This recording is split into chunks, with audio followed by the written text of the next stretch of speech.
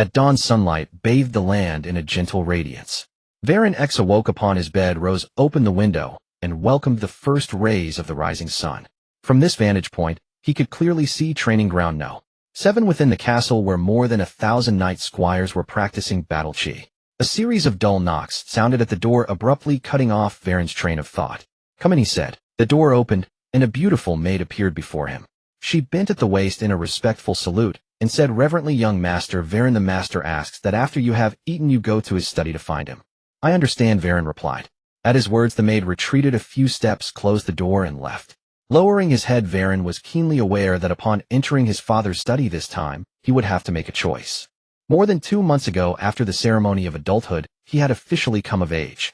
Aside from the heir already designated, the other children of the family were required upon reaching adulthood to make their choice. The first option was to become the current heir's guardian knight, swearing under the witness of the goddess of life never to betray. The second was to leave the family and become a pioneer, venturing to the borderlands to build a foundation of his own. The final choice, made under the family's recommendation, was to join the kingdom's direct knightly order and serve. If not for this special soul skill, guidance of fate, I might well have chosen the first option, remaining within the family and idling my life away, Veyrin murmured to himself. As a transmigrator, Veyrin had received fate's boon upon coming of age. After a period of experimentation, he had roughly discerned the special function of guidance of fate. At 8 o'clock on the first night of every month, a melodious female voice would sound in Veyrin's ears, informing him of a piece of valuable information.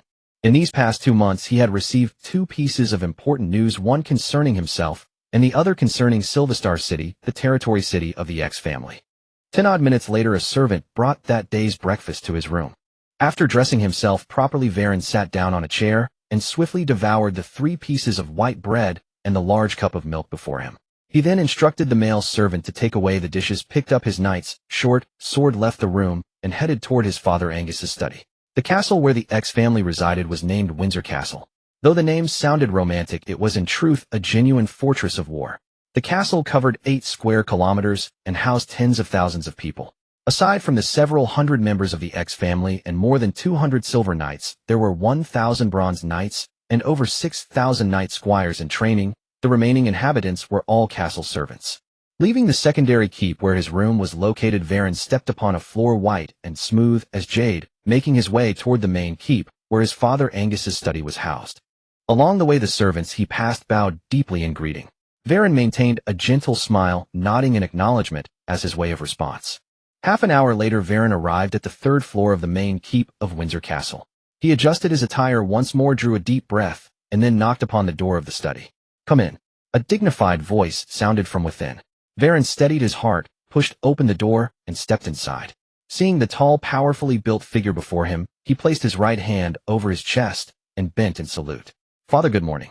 The 6th-generation patriarch of the X family, the current Eagle Earl Angus, turned around to face his 5th son. His tone carried unquestionable authority as he spoke. "Veyrin, my dear son, what is your choice?" "Father, I choose to become a pioneer knight and bring new glory to the X family." Veyrin straightened his back, met his father's majestic gaze, and answered with firm resolve. "That does not accord with your nature." The Eagle Earl Angus widened his eyes, fixing his son with a sharp stare as he questioned him. "Father, perhaps after reaching adulthood, I have grown. I wish to be like an eagle, to venture out and carve a career of my own," Veyrin replied, forcing himself to remain composed under the pressure of his father's golden knight aura. Since his son had already made his choice, Angus, as a father, no longer intended to interfere. He withdrew the faint aura he had released and said, according to the rules set down by the 1st-generation X-Patriarch, any adult child who chooses to become a pioneer knight may remain within the castle for only 3 months. As your father, I can permit you to stay in the castle 1 extra month. 2 months from now, you must leave Windsor Castle. "I understand, father. If there is nothing else, I will take my leave." Seeing his father's nod of agreement, Veyrin turned and prepared to go. "Your information spared Silverstar City from a major loss. The subsequent reward will be delivered to you together with the support," Angus suddenly said as Veyrin reached the doorway. "Yes, father," Veyrin replied once more, then closed the study door behind him and departed. The instant the study door shut, a shadow stalker appeared before Angus, dropped to one knee, and reported, "Master, no other forces have been detected around young Master Veyrin. Do you require further investigation? This matter ends here. All records are to be destroyed." Angus ordered, his hands clasped behind his back as he addressed the shadow stalker. "Yes, master." As soon as the words left his lips, the shadow stalker's figure vanished from the room. A gentle smile softened Angus's austere features as he murmured to himself, "Veyrin, my child, I hope you truly can open up a new world and spread the glory of X." Elsewhere, after leaving his father's study, Veyrin strolled through the castle pondering where he should go next. Before reaching adulthood with only middling talent, he had intended to remain within the family, living out his days in idle comfort, never once truly considering this question. Now that he had made his choice, he had to plan carefully to set his course, so as not to rush about like a headless fly. Next, I'll go seek out Elder Miller, who manages the destinations of family members, and ask him for useful information, he decided aloud. Veyrin gazed up at the sky and murmured to himself. Every pioneer leaving the family would pay a visit to Elder Miller, that living relic of the X clan, who had reached the venerable age of 320. However, before that he would first have to go to Silverstar City to handle a certain matter. The second message, granted by guidance of fate, told him that in Silverstar City, 2 weeks from now, in Residential House No. 308 in the Western District of Silverstar City, 2 groups will conduct a transaction. The commodity will be 2 youths whose hearts are in harmony, one golden-haired, one silver-haired, possessing immense potential. The strongest among the parties involved will be bronze mid-tier. If you save these 2 youths, they will become your wings. Arriving at the stables, Veyrin had a groom lead out a horse for him. He swung into the saddle, ordered the guards to open the castle gate, and spurred his mount forward, leaving Windsor Castle behind as he rode towards Silverstar City, 30 kilometers away. Relying on the brick and stone paved highway, Veyrin needed only 20 minutes to reach the city that sprawled over 30 square kilometers and housed more than 300,000 people. As the second largest city in the X family's domain, Silverstar City maintained a permanent garrison of 8,000 soldiers responsible for safeguarding its security. The officer at the city gate saw Weyland galloping toward him and abruptly sprang up from his chair, shouting loudly to his subordinates, "Quick, clear the passage. My lord is going to pass through here." Several slothful soldiers snapped back to their senses and moved quickly, driving the civilians and merchants waiting to enter the city off to the side, clearing the western gate until it flowed unobstructed. Like a gust of wind, Weyland rode his horse into the city. Once the lord had entered, the gate officer ordered the soldiers to resume inspections and tax collection, then laid back down on his chair to bask in the sun. After entering Yinxing City, Weyland briefly oriented himself, then headed straight toward his destination, the security office of the Western District of Yinxing City. Before long, a grand and imposing building appeared before Weyland. A guard on duty at the gate stepped forward, took the reins of Weyland's mount, and led it to an open space nearby, producing fine fodder to help the horse regain its strength. Weyland paid this no heed and walked straight into the security office, instructing someone to summon the security chief Hirbeck. A short while later, a burly man wearing a half-cuirass, a low-ranked silver warrior, emerged from a room and saluted Weyland, who was only at the mid-bronze rank, saying, "Young Master Weyland, how may I be of service?" "Beck, I came to the city to handle a matter and need to borrow a squad of security soldiers from you," Weyland stated directly, without beating around the bush. After hearing this, security chief Beck immediately called a warrior over and instructed him, "Inform Captain Aikman of the 6th Squad that he is to assemble his men at once and gather in the courtyard." "Yes, my lord." After striking his chest and salute, the warrior dashed off. A few minutes later, a squad of 15 warriors clad in iron armor assembled in formation in the courtyard. Among them, a middle-aged man whose strength was comparable to Weyland's stepped forward and offered a chest salute to security chief Beck. "My lord, Captain Aikman of the 6th Squad reporting." "Aikman, from here on you will accompany young Master Weyland and assist him," Beck ordered. "Yes, my lord." Aikman turned toward Weyland and said respectfully, "I await your commands, young Master Weyland." Weyland let his gaze travel up and down this battle-hardened warrior and nodded in satisfaction. After bidding farewell to security chief Beck, he led the 15 security officers, all of them professionals, toward a street in the Western District, preparing to carry out a crackdown on the underworld there and incidentally secure some personal profit. In a residential house in the Western District of Yinxing City, several local gang members were conducting a transaction with 2 strange men dressed in black robes. "The sack contains exactly the goods you wanted," the gang leader said. At his signal, one of his underlings opened the sack, revealing 2 youths inside, one with a head of golden hair, the other silver-haired.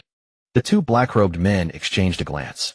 One stepped forward to examine the youths, and after confirming they were correct, the other tossed a cloth pouch to the floor, which landed with the distinctive clink of gold coins. One of the underlings promptly stepped up, picked it up, and placed it respectfully into his boss' hand. "That concludes the deal, each of us shall." Suddenly the door of the house was kicked open. A handsome black-haired man burst in, short sword in hand, shouting loudly, "There's a traitor!" No, everyone drop your weapons, and don't move. The two groups their transaction just completed turned toward the uninvited intruder. They grabbed their respective weapons ready to teach him a harsh lesson. At that moment the gang leader caught sight of Aikman following closely behind, and his expression changed drastically. He shouted, "It's the security squad, run." No sooner had he spoken than the gang leader abandoned all concern, smashing through a window to escape. A moment later a shrill scream sounded from outside, draining the color from the faces of the three gang members who had started to move. Terrified, they put down their weapons with trembling hands, clasped their heads, and lay flat on the ground. That had unmistakably been their boss' voice, and it was clear he was no more. The two black-robed men stepped back a few paces, drawing the swords they carried, and resolving to resist to the very end. Seeing this, Weyland gestured for Aikman not to act, intending to personally deal with the pair. Gripping his short sword tightly, he used the cramped space of the room to his advantage and dispatched them in just a few swift moves. Standing to the side, Aikman had watched Weyland's entire bout. It was straightforward and clean, without the slightest hint of hesitation, drawing an involuntary exclamation from him. "Young Master Weyland, impressive swordsmanship." "You flatter me." Weyland flicked the blood from his blade, slid it back into its scabbard, then walked over to one of the black-robed corpses and removed the masks the two had been wearing. Who exactly were they putting on such an air of mystery? At the same time, Aikman stepped closer out of curiosity, and when he saw the black three-leaf clover mark on the black-robed man's forehead, his expression changed dramatically. "Young Master Weyland, these two corpses are tied to some important matters. Would you allow us to take custody of them?" "Do as you please. What I came for is this," Weyland replied. Weyland walked to the sack and carefully examined the two beautiful youths, finding them consistent with the information he had received. To his surprise, both bore slave marks stamped on their foreheads. Without wasting any more time, Weyland lifted the two youths into his arms and left. As he passed the doorway, the security soldiers at the entrance saw him cradling the two handsome youths and began whispering among themselves. "Young Master Weyland came all this way just for these twin youths, didn't he?" one of them muttered. "Most likely. I heard some nobles have." Another started to say when Aikman emerged from the house, and seeing his men gossiping barked, "Silence. Take these people back." Those who had been preparing to delve into further speculation shut their mouths at once and lowered their heads to carry out their duties. Elsewhere, Weyland set the two youths on his mount, then swung himself up into the saddle. Just as he was about to leave, Aikman approached carrying a pouch of gold coins and respectfully asked, "Young Master Weyland, these are the confiscated coins. You divide them among yourselves," Weyland said. "I don't need them. Consider it payment for the brothers' hard work." "Our thanks, young Master Weyland," the other security men said excitedly when they heard. After returning to Windsor Castle, Weyland led his mount back to the stable, then carried the two youths in his arms as he returned to his own room. Along the way, the servants they passed were greatly astonished to see Weyland holding two youths in his arms, yet none dared to comment. In the castle, those who casually gossip about their master are seen as having grown tired of living. Once in his room, Weyland laid the two youths on the bed. After waiting a while, and seeing no sign of them waking, he turned to leave, intending first to visit Elder Miller to seek a good direction for his future endeavors. After a fairly long walk, Weyland arrived at the entrance to the underground stronghold. He handed his weapon to the guards at the door, and after being searched was granted permission to proceed below. Before him stretched a dim tunnel, its walls carved with the names and deeds of X's family members who had made outstanding contributions. As a family with a 700-year legacy, the X's family currently boasted 5 counts, 17 viscounts, and 33 barons. In all things there is a hierarchy of importance. The branch to which Weyland belonged happened to be the main line of the X's family, while the other 4 counts formed collateral branches, together composing the vast X's clan.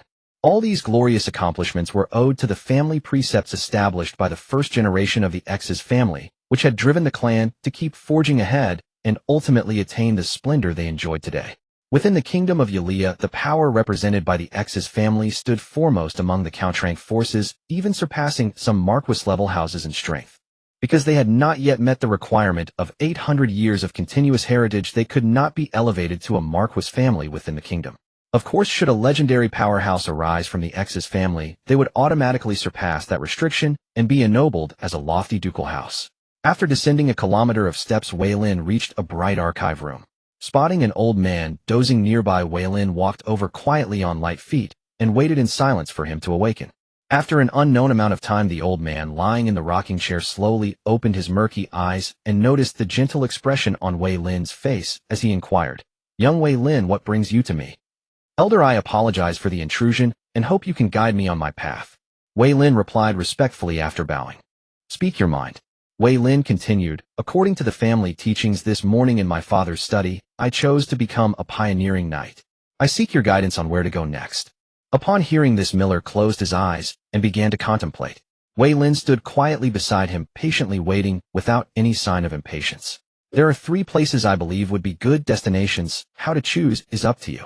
Wei Lin took out the paper and pen he had prepared earlier, focusing intently on Miller as he awaited his next. The first location is the Grey Wasteland situated at the northwestern border of the kingdom.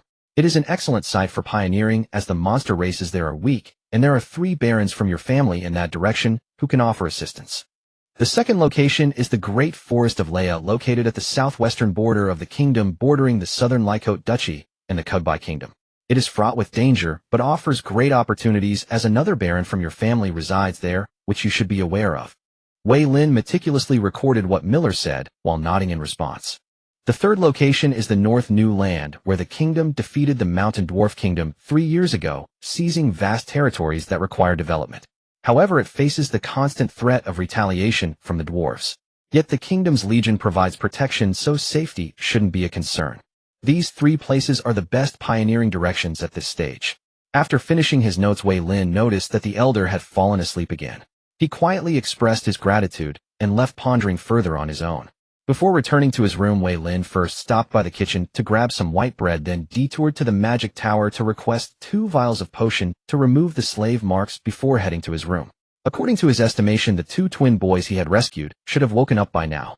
Arriving at the door of his room, Wei Lin paused, sensing something was amiss. It was quiet, too quiet. Then Wei Lin forcefully kicked the door while stepping back a few paces.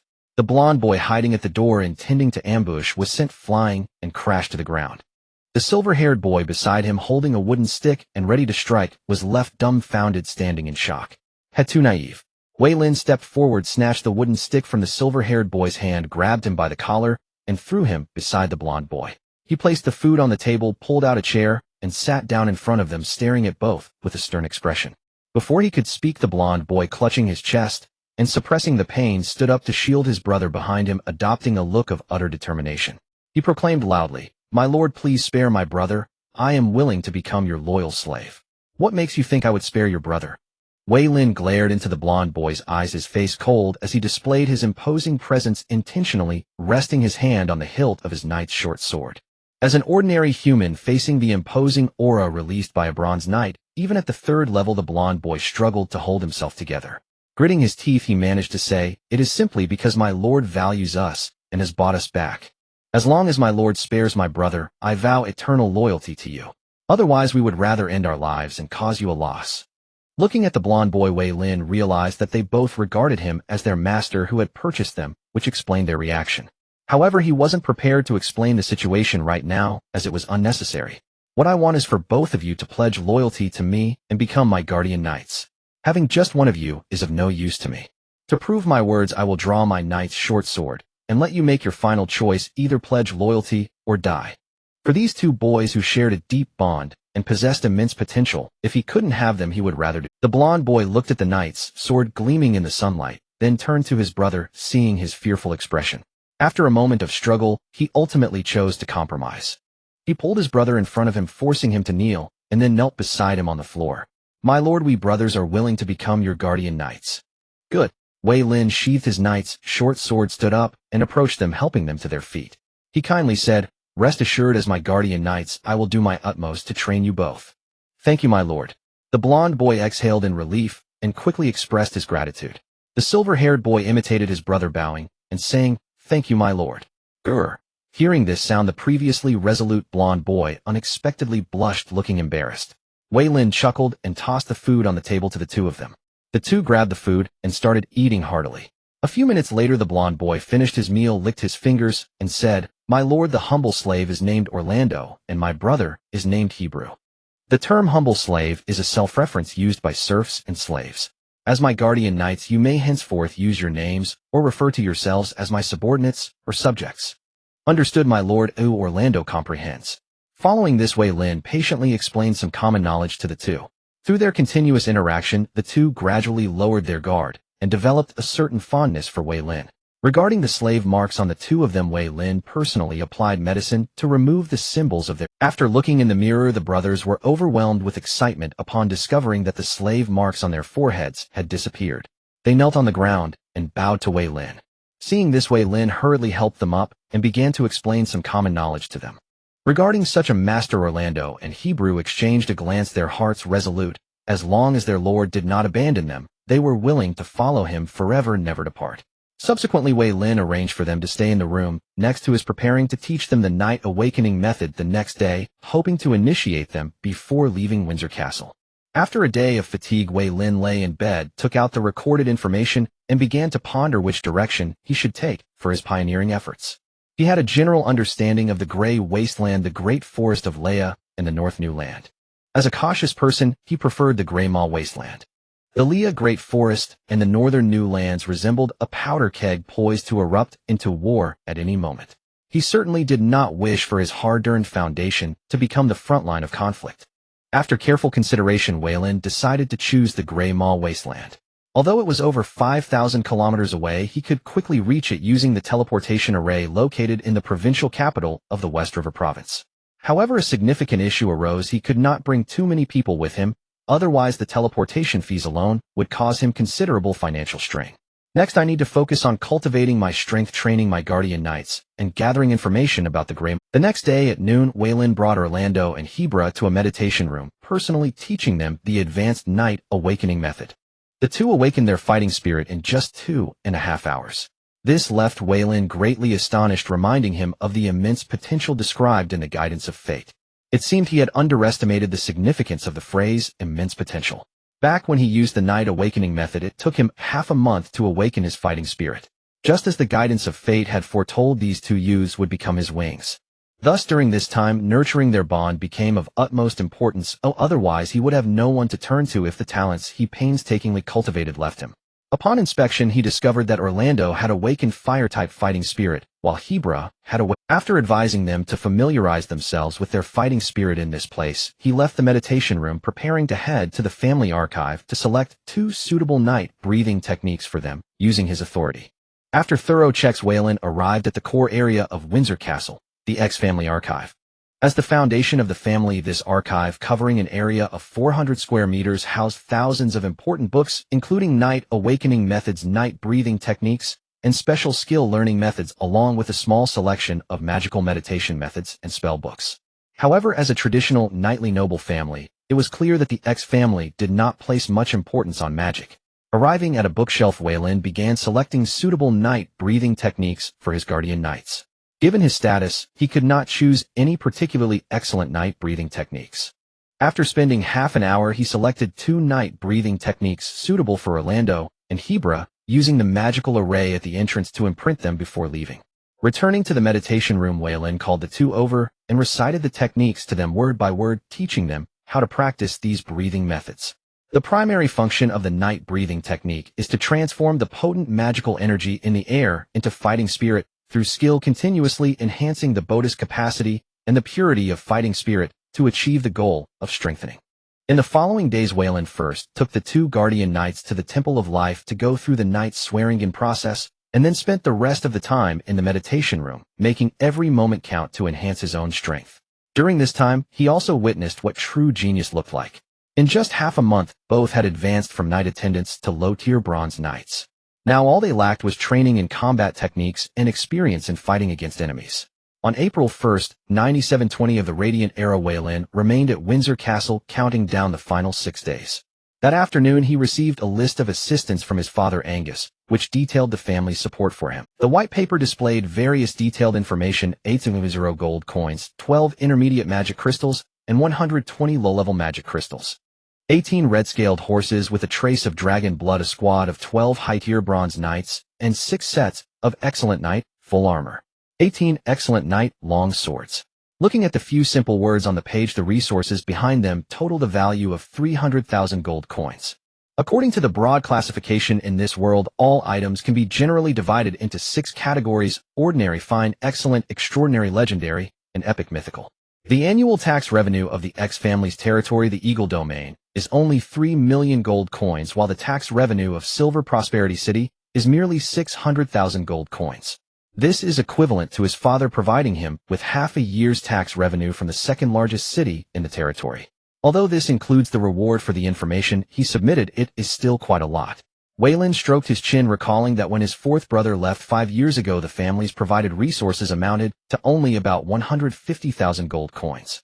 Adding to the wealth I have saved over the years, my initial funds amount to 300,005 gold coins, enough for me to make a bold move and navigate the initial stage of expansion.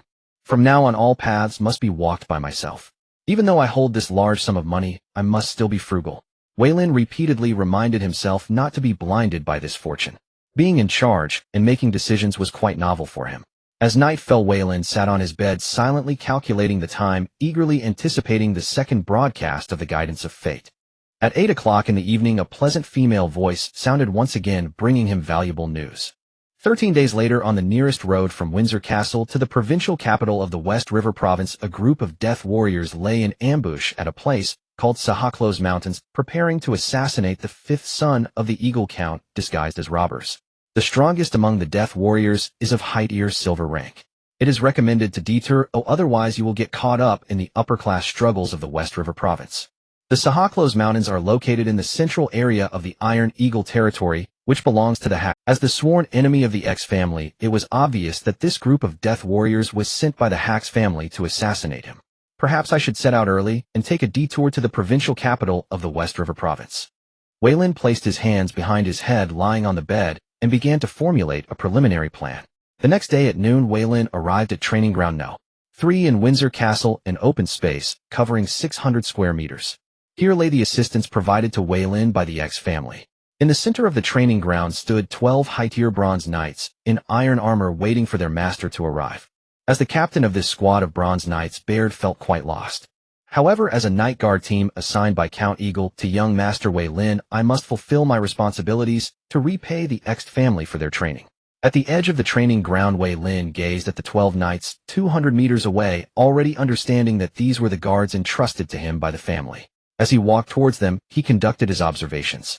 The 12 individuals were all quite young, roughly between 24 and 28 years old, indicative of their extraordinary talent.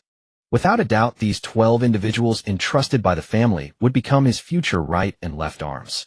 According to Waylon's knowledge, cultivating a team of bronze knights from scratch would require no less than several thousand gold coins. Moreover, the 12 individuals must possess superior talent, otherwise no matter how well trained, they would merely be a group of useless individuals. The priestess of the goddess of life, standing nearby, saw Waylon approach, raised her staff, and solemnly proclaimed in the presence of the goddess of life, "The oath begins. Draw swords." Upon hearing this, Baird commanded loudly. The other 11 drew their knightly long swords, placing them against their chests, saluting Waylon. Seeing this, Waylon also drew the short sword he carried, holding it upright against his chest, gazing sternly at the 12 individuals. "I, Baird, I, Andrew, I swear by my honor in the presence of the goddess of life that I will do my utmost to fight for this person before me, fulfill my duties, and uphold the spirit of knighthood. Wherever the sword points, that shall be my direction. I, Waylon, as your oath recipient, accept your loyalty, never to part. May the goddess of life witness this." A sacred radiance flashed, enveloping the 13 individuals. An invisible bond connected the fates of the 12 individuals to Waylon. "The oath is complete. May the great goddess of life protect you." The old priest declared the end, and then, guided by a steward, went to rest. The 13 sheathed their swords, marking the conclusion of the oath. From this moment on, these 12 high-ranking bronze knights would share their fates, with Waylon sharing honor and disgrace alike. "Gentlemen, you have chosen me, and I will not let you down." Waylon scanned the 12 individuals, memorizing their faces. He then approached the weapon storage box, opening the lid to reveal the exceptional, knightly long swords inside. "As your lord, this is the gift I present to you. Additionally, here are the red phosphorus horses. Each of you may select one as your steed. I hope you will become my sharp blades, expanding my territory." "Thank you, my lord." The 12 responded in unison. Unbeknownst to them, Count Eagle witnessed all of this from a window in the main fortress. Angus felt immensely pleased with his fifth son's actions. For those loyal to him, he must be generous and not stingy. This is the way to win the hearts of subordinates in the shortest time. On the battlefield, it is always your knights who shield you from swords. Your wife, your children, even your brothers cannot do this for you. This is a lesson Angus has gradually learned over the past 30 years. You all go prepare Tomorrow morning, we will depart, leaving Windsor Castle to head to the provincial city of Shia. As you command. The 12 responded respectfully, thumping their chests with their right hands and slightly bowing their heads. Watching them depart, Wei Lin began to count the remaining items, ensuring everything was in order before ordering the servants to load them onto the carriage outside his residence in the secondary fortress. He then headed to the main fortress to prepare to bid farewell to his mother. After all, this separation could last a long time before they meet again. Just like his fourth brother, who left 5 years ago and never returned, struggling in an unknown place. Silent until he surprises everyone. This was Wei Lin's evaluation of his fourth brother. His perseverance and talent truly warranted such an assessment. His mind continuously replayed how to say goodbye to his mother. Before he knew it, he arrived at his mother's door. Gently pushing it open, he saw his mother Elisa sitting by the window, weaving a silk scarf with the sunlight. The head maid beside her saw Wei Lin's arrival, lowered her head, and quietly spoke a few words. Elisa stopped her work, raised her head, and looked at Wei Lin. For some reason, despite having prepared many words in his heart, he suddenly found himself unable to speak. Mother, I will leave tomorrow. Yes, I know. My little eagle has grown up and is ready to soar. You have your own goals to strive for, and I hope you can return in glory. That day will come, Mother. Wei Lin stepped forward, embracing his mother for a final farewell. All the words unspoken converged into this embrace. Not knowing how long it took, Wei Lin left her room, holding the silk scarf his mother had given him. Afterwards, he went to his father's study to inform him of his departure, receiving his advice and blessings. After bidding farewell to his parents, Wei Lin returned to his room, asking his 2 underage guardian knights to pack their things in preparation for the departure tomorrow. On April 3rd, 9720 of the Radiant Era, at the east gate of Windsor Castle, Wei Lin, dressed in light cloth armor and riding a tall red phosphorus horse, gazed at a corner of Windsor Castle, commanding, loudly set off. Under his command, 6 carriages, 12 knights of the guard team, and 2 underage guardian knights formed a simple convoy, leaving Windsor Castle and heading toward the provincial city of Shia. The Shia province lies in the southern hinterlands of the Aaliyah Kingdom, covering an area of 950,000 square kilometers, featuring 2 marquee territories, 3 count territories, and over 100 viscount and Barren territories interspersed among the 5 major noble lands, acting as a buffer zone. To avoid the Sahaklos mountain range located in the territory of Iron Hero, Wei Lin decided to detour through the adjacent mountain forest, avoiding ambushes from hostile forces on the road as he made his way to Shia province.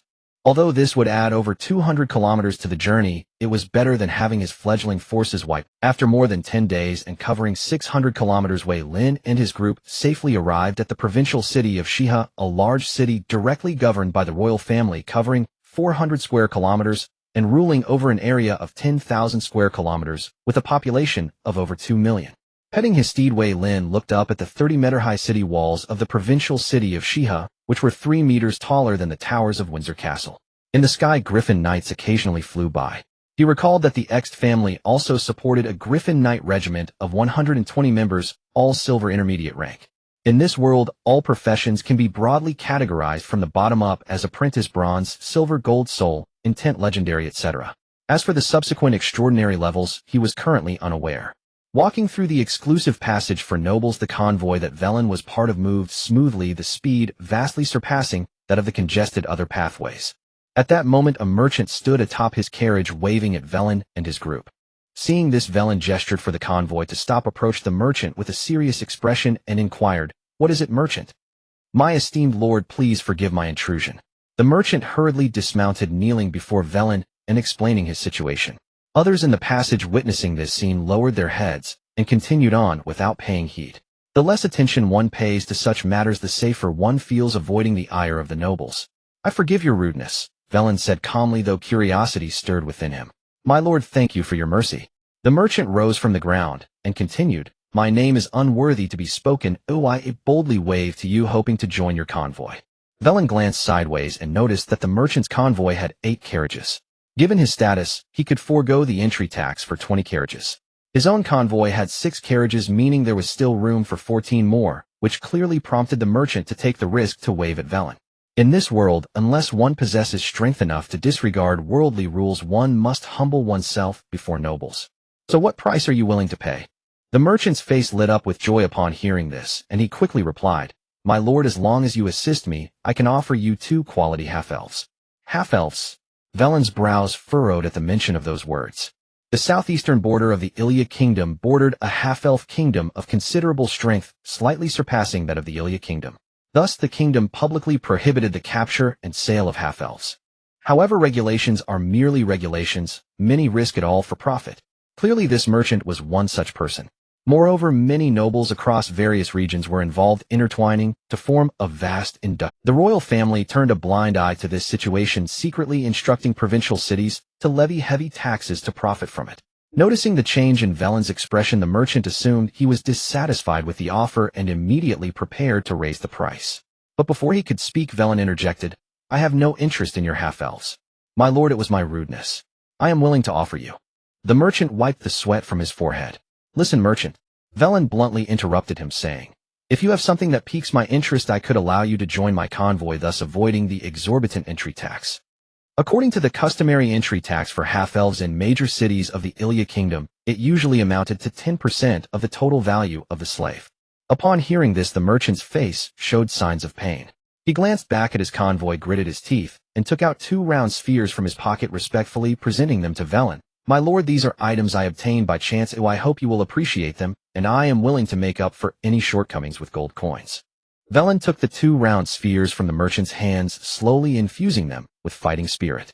There was a slight reaction, but it quickly returned to calm. Although the reaction was minimal, he still sensed it. From the merchant's expression, it was evident that these items were worth quite a bit. However, it was still necessary to extort a little, as one should not miss out on the money of a slave trader. "Merchant, you may join my convoy, but you still need to make up 1,000 gold coins to secure this opportunity." "Thank you, my lord, thank you." The merchant, looking excited, quickly produced 10 100 gold coin vouchers issued by the Royal Bank of the Ilya kingdom, which bore miniature magic arrays and special marks for authenticity. Veyrin examined them carefully, placing them along with the 2 spheres into his pocket, and urged the red phosphorus horse to leave the area. Seeing this, the merchant hurriedly instructed his subordinates to follow behind Veyrin's convoy through the noble passage to the city gates. At the city gate of the Western River Province capital, the officer, noticing the eagle banner of the Eeks family on Veyrin's carriage, waved to stop the city guards from inspecting, allowing them to pass. "My lord, this slave trader has 8 carriages, meaning at least 30 half-elves.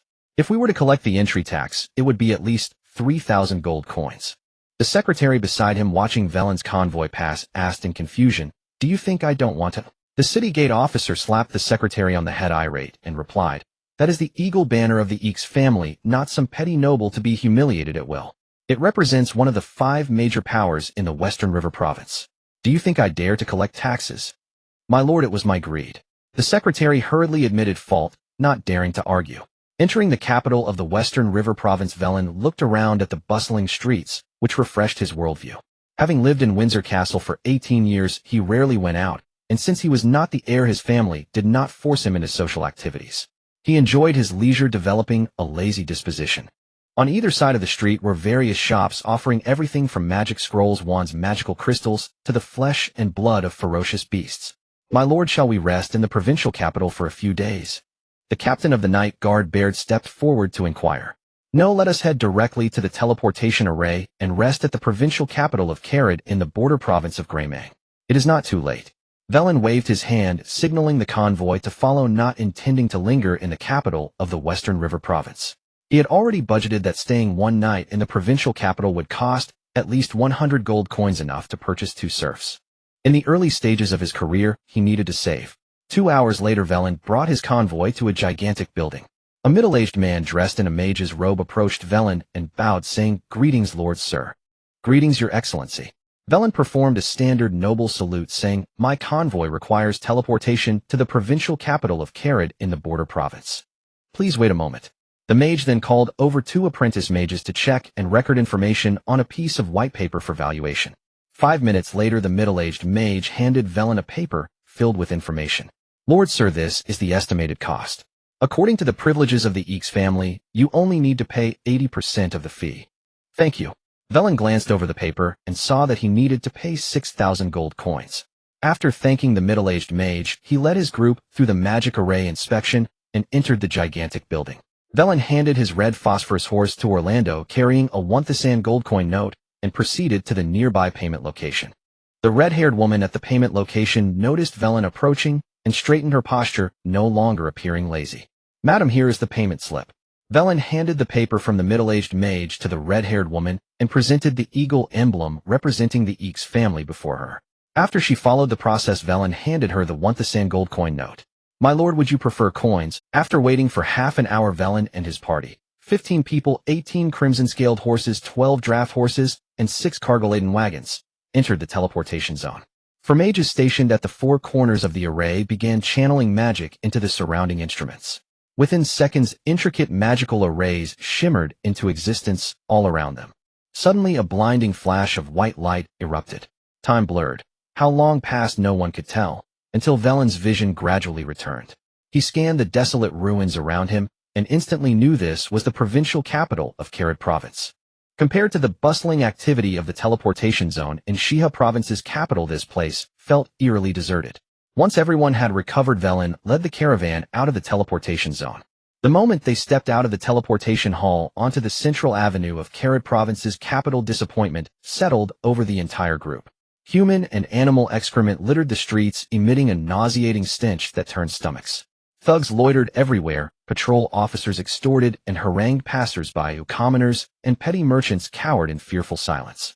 My lord, is this truly Carve province's capital? Its squalor dwarfs even the most wretched slum of Silver Prosperity City. Bird, captain of the nightly escort, stared in disbelief.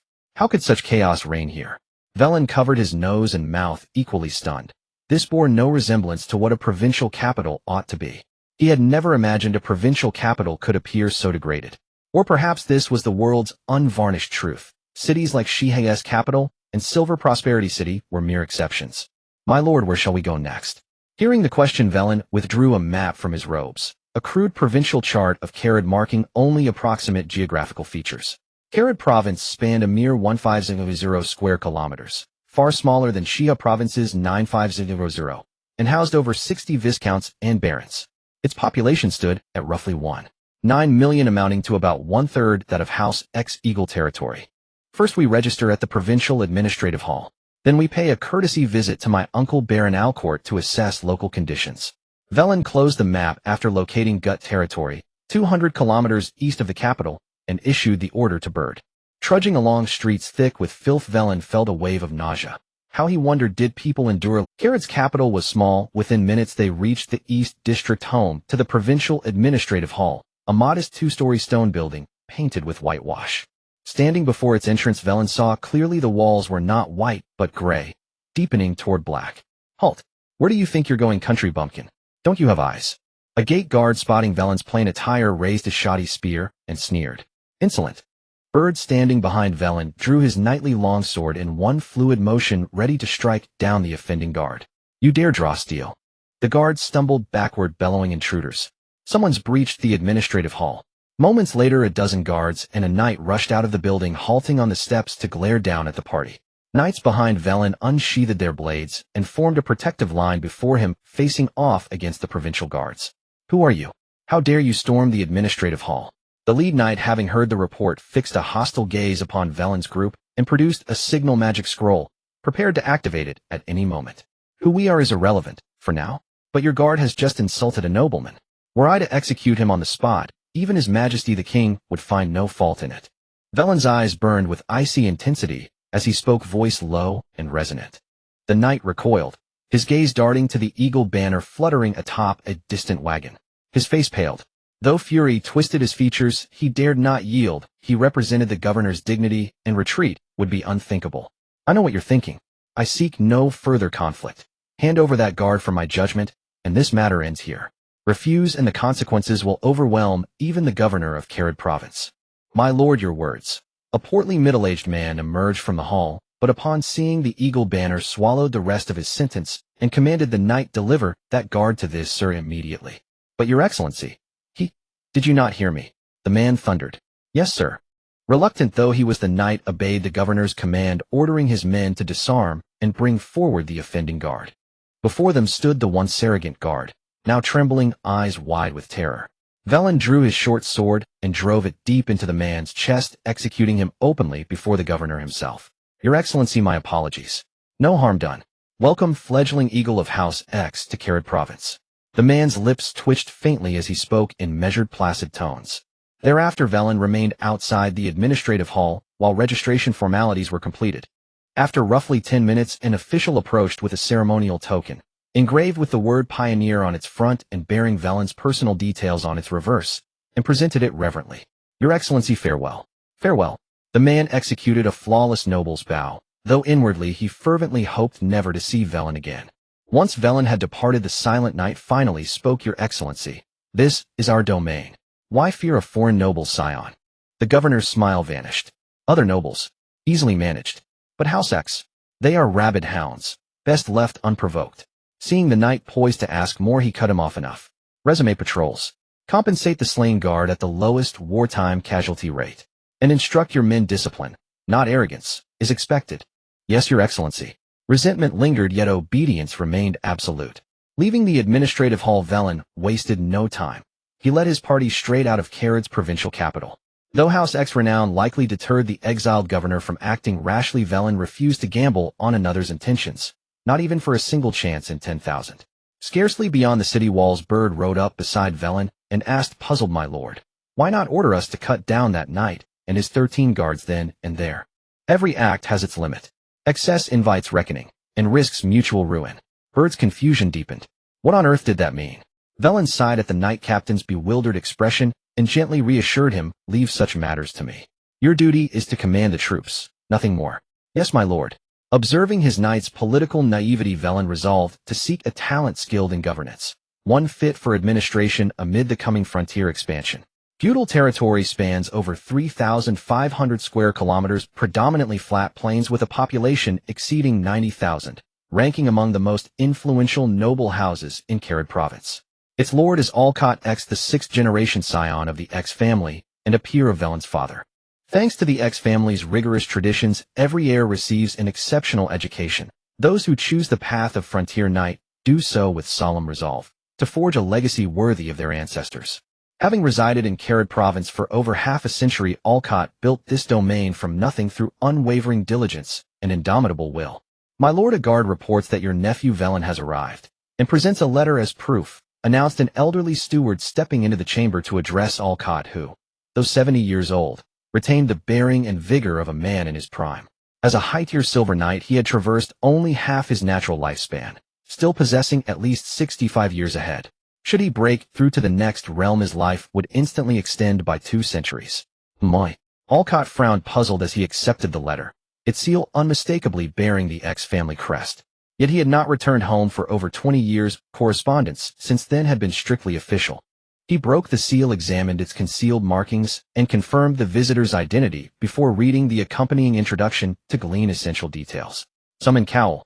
I shall greet my nephew alongside him, Alcott said, adjusting his attire with deliberate care before instructing the steward. Yes, my lord. The steward stepped forward to assist with his garments, then withdrew to fetch Cowell, the firstborn heir. At that very moment, at the eastern gate of Feudal City, the heart of Feudal territory, Veyrin surveyed the immaculate streets, struck by the unmistakable dignity of the X lineage. Observing the townsfolk, flush-cheeked, well-nourished, he realized they fared far better than peasants under other nobles along his journey. Belda, it seems my uncle possesses extraordinary ambition. Indeed, your grace, replied Belda, captain of the knightly escort. Moments later, a broad-shouldered, middle-aged man strode forward with commanding presence. Alcott himself, flanked by several knights, and the same elderly steward. It is an honor to meet you, uncle. I am Veyrin X, fifth son of the Eagle Count. Veyrin stepped forward, bowing slightly, a gesture of profound respect toward his elder. A pleasure, Veyrin. How fares Lord Angus these days? Alcott boomed with warm laughter. All is well. Under father's governance, Eagle territory grows ever stronger. Veyrin paused, then added, allow me to introduce my finest son, Cowell. Alcott took Veyrin's hand warmly and introduced them. Greetings, cousin, murmured Veyrin, instinctively extending his right hand. Cowell hesitated a heartbeat, then reciprocated with equal formality. Though intrigued by this novel greeting, Alcott, ever the dignified patriarch, refrained from inquiry. Ah, uncle, cousin, on this first meeting I bring you a token of goodwill. Orlando stepped forward, bearing an exquisitely crafted casket, which he opened slowly to reveal 3 medium-grade magic crystals nestled within. Far too generous, Alcott exclaimed, genuinely startled. In Carad province, a single medium-grade magic crystal commanded 5,000 gold coins. 3 amounted to 15,000. His entire territory yielded but 30,000 gold coins in annual tax revenue. Uncle, you flatter me. As a newcomer, I rely entirely upon your guidance and intelligence. Veyrin smiled, his sincerity evident. After courteous protest, Olcott accepted the gift, entrusted it to his steward, and led Veyrin by the hand toward Gudel Castle at the city's center. En route, Olcott displayed unprecedented warmth, attentive, animated, and deeply engaged. Veyrin manpower is paramount when pioneering new lands. As a return gesture, I present you with 200 serfs, 20 carts of grain, 200 pikes, and a meticulously detailed map of Carve province. Many thanks, Uncle Olcott. Veyrin beamed. His timing, impeccable for manpower, was precisely what he lacked. Soon thereafter, a grand banquet commenced within the castle's great hall. Many thanks, Uncle Olcott. Veyrin beamed. His timing, impeccable for manpower, was precisely what he lacked. Soon thereafter, a grand banquet as the banquet's honored guest, Veyrin drew rapt attention. No fewer than 30 radiant young women cast coy glances his way. Yet he had resolved before age 30 marriage held no place in his plans, unless an alliance offered truly irresistible strategic advantage. Thus he declined every proposition for fleeting intimacy. Veyrin, you might. Well, loosen your reins a little, Cowell murmured, raising his goblet with a knowing smile. No, cousin. A chaste knight honors marriage by preserving its sanctity, even before vows are. Cowell chuckled awkwardly at his earnest cousin. Very well, I'll leave you to your principles. Veyrin merely shook his head, smiling faintly as Cowell departed. Each soul walked their own path. He bore no mandate to steer theirs. When the feast concluded, Veyrin followed Olcott to his study for a 2-hour nocturnal discourse, then retired under the guidance of servants. Late that night, lying awake in bed, Veyrin contemplated his next course, weighing paths, possibility. Per Olcott's intelligence, the optimal frontier lay southwest of the Greymire wastelands, fertile plains rich in resources, but swarming with low-tier monsters, rendering colonization perilous. Though decisive, Veyrin withheld final judgment. He planned to visit 2 other ex-barons within the fortnight, gathering further insights before committing to any direction. After 3 days in Gudel territory, Veyrin bid farewell to his uncle. Amid heartfelt farewells, he departed with his retinue and the 200 serfs, bound for his next destination. All 200 were able-bodied men, each fetching 33 gold coins on Carve's open market. They could serve as shock troops in battle, or as laborers taming wilderness and sowing fields. With their numbers swelling the caravan, Veyrin slowed the march to accommodate their pace. Fortunate was he to have Belda, an officer steeped in military discipline, who divided the serfs into 20 disciplined squads, each assigned distinct duties, ensuring order and cohesion. Day by day, the 200 evolved, posture sharpening, coordination tightening, though their true battlefield mettle remained untested. The first day of May, year 9720 of the Radiant calendar, a date of quiet significance. That night, Veyrin sat beside a crackling fire, still and watchful. Above him, the moon hung full and luminous, until precisely 8 o'clock, when a melodious feminine voice echoed once more in his mind. In the southwest direction of the gray mist wasteland, a goblin king appeared, consolidating the goblins in the area to prepare for revenge against the humans who had encroached upon their home, planning to launch an attack on the southern part of the Cadro province within a year. We cannot go southwest for now. Weyland shook his head helplessly, realizing that the warning from his uncle was more serious than he had anticipated. Seeing Willin's dejected expression, Orlando approached and asked, "My lord, is there a problem that requires Orlando's assistance?" "It's fine. I'm all right. You just need to focus on your training so you can help me in the future," Weyland said as he ruffled the boy's golden hair, encouraging him to continue training and honing his skills. At that moment, the captain of the night guard, Baird, approached and reported to Weyland, "My lord, according to the map provided by Barren Olcott, the upcoming road is a hotspot for bandit activity, and we need to increase our vigilance. I'll leave the reconnaissance and protection along the way to you. This is a good opportunity to capture some slaves, as we need manpower for our expansion. Rest assured, my lord, I will make proper arrangements." On the road that Weyland had to take, a group of bandits gathered together, over 100 of them armed with swords and daggers, lying in wait among the bushes along the roadside, greedily watching the road and anticipating the arrival of their prey. "Boss Cook, there are 30 minutes left until those fat sheep pass through here." A bandit ran over to report to the leader of this operation, Cook. "Tell the brothers to get ready. If we succeed tonight, we'll have enough men, women, and drinks." This statement elicited cheers from the surrounding bandits, but under Cook's scolding they fell silent again, quietly waiting for the prey to walk into their trap. Half an hour later, a convoy appeared on the road, slowly approaching the bandit ambush point. Weyland, riding on horseback, observed his surroundings, feeling that something was off. "Bear, don't you think it's too quiet around here?" Weyland asked. "My lord, it is indeed quiet. There might be an ambush. Should we stop and let the knights investigate?" Baird urged his horse forward, coming next to Wylan, his keen eyes scanning the area, before he replied, "No need. Those bandits should be hiding in the bushes ahead. Just prepare everyone for battle." "Yes, my lord." Slowly the convoy drew nearer to the bandit ambush site. A bandit leader looked at the massive convoy, particularly at the 200 militia armed with spears, feeling a bit hesitant. He advised Cook, the bandit chief, "Boss, they have so many people, should we?" "Shut up. This is a task assigned by the higher-ups. It must be completed. Besides, they are just serfs. They are nothing but empty shells. What is there to fear?" Cook threatened, "If you dare to say more, I will cook you." The bandit leader, fearing Cook, spoke tremblingly. He had seen Cook cook several of his rebellious comrades, and he did not dare to provoke the chief's wrath. As the convoy drew closer, Cook held his breath, gripping his wolf-fawn club tightly, staring ahead and waiting for the perfect moment. "Kill!" With a single command, hundreds of bandits sprang up from the bushes, charging recklessly towards the convoy. "Engage the enemy." Baird, the captain of the night guard, drew his knight's sword and shouted loudly. Led by their respective squad leaders, 200 serfs quickly formed two defensive lines using the 26 carts as support. Though there was some initial chaos, Wylan was quite satisfied. He no longer expected much. After all, they were merely serfs who had trained for less than half a month. Was it realistic to compare them to a professional army? Outside the formation, 11 knights drew their long swords, charging forward on their red phosphorus steeds to confront the bandits' heathen. With a crack, several heads flew into the air as the headless bodies of the foremost bandits stumbled a few steps before collapsing to the ground. Faced with 11 bronze knights, the bandits, composed mostly of ordinary people, stood no chance of fighting. Seeing this, the bandit leader Cook brandished his wolf-fawn club, moving closer to one of the knights, aiming to kill one to bolster the morale of his subordinates. After slaying 2 bandits, Knight Andrew sensed a strong bandit attempting a sneak attack and gathered his strength. Bandit leader Cook seized the opportunity, pushing off the ground to accelerate fiercely. With a crack, a head flew high, and Cook, the bandit leader, showed excitement. But why was he rising higher and higher, as if that headless corpse was his own body? As a mid-level bronze warrior, Cook met his demise on the battlefield. The surrounding bandits, witnessing their powerful leader's head being severed by a single sword, immediately scattered in all directions, fleeing in panic.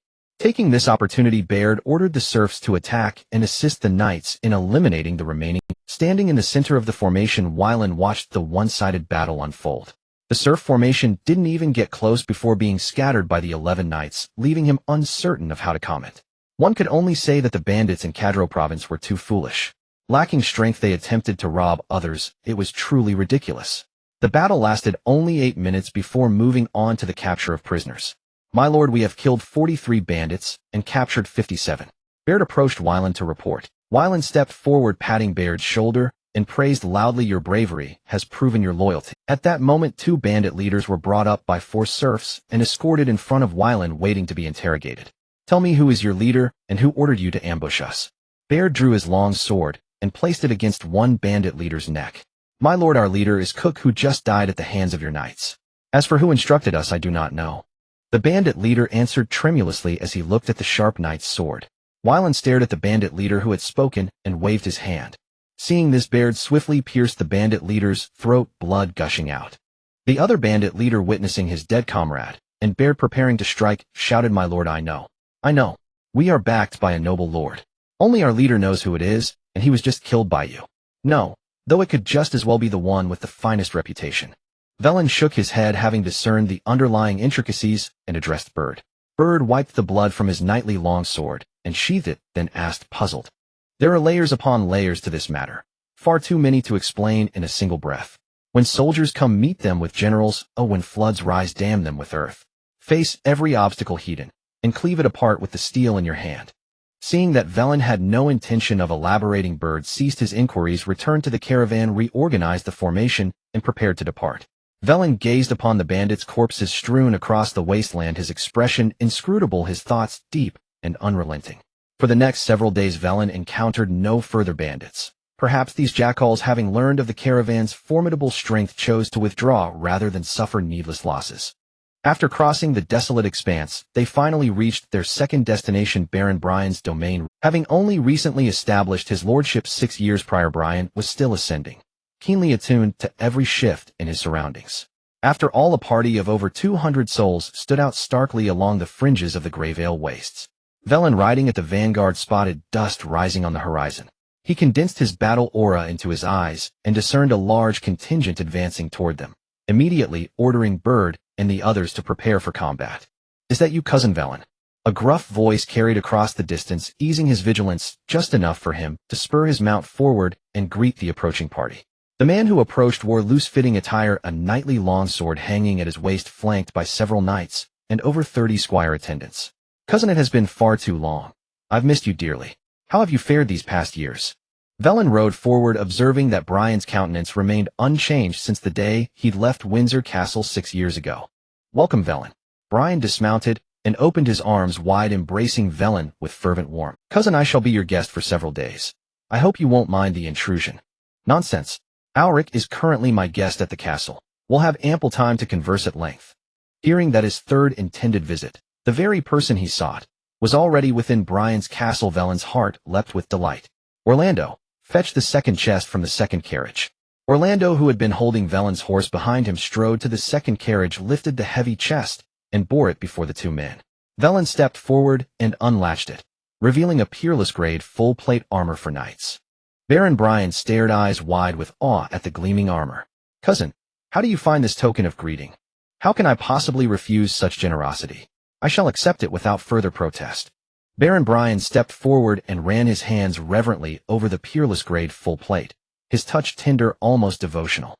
Hearing those self-contradictory words, Veyrin recognized the same familiar man, unchanged and perhaps sensing his own impropriety before outsiders. Brian cleared his throat lightly to dispel the awkwardness, then instructed servants to carry the chest away.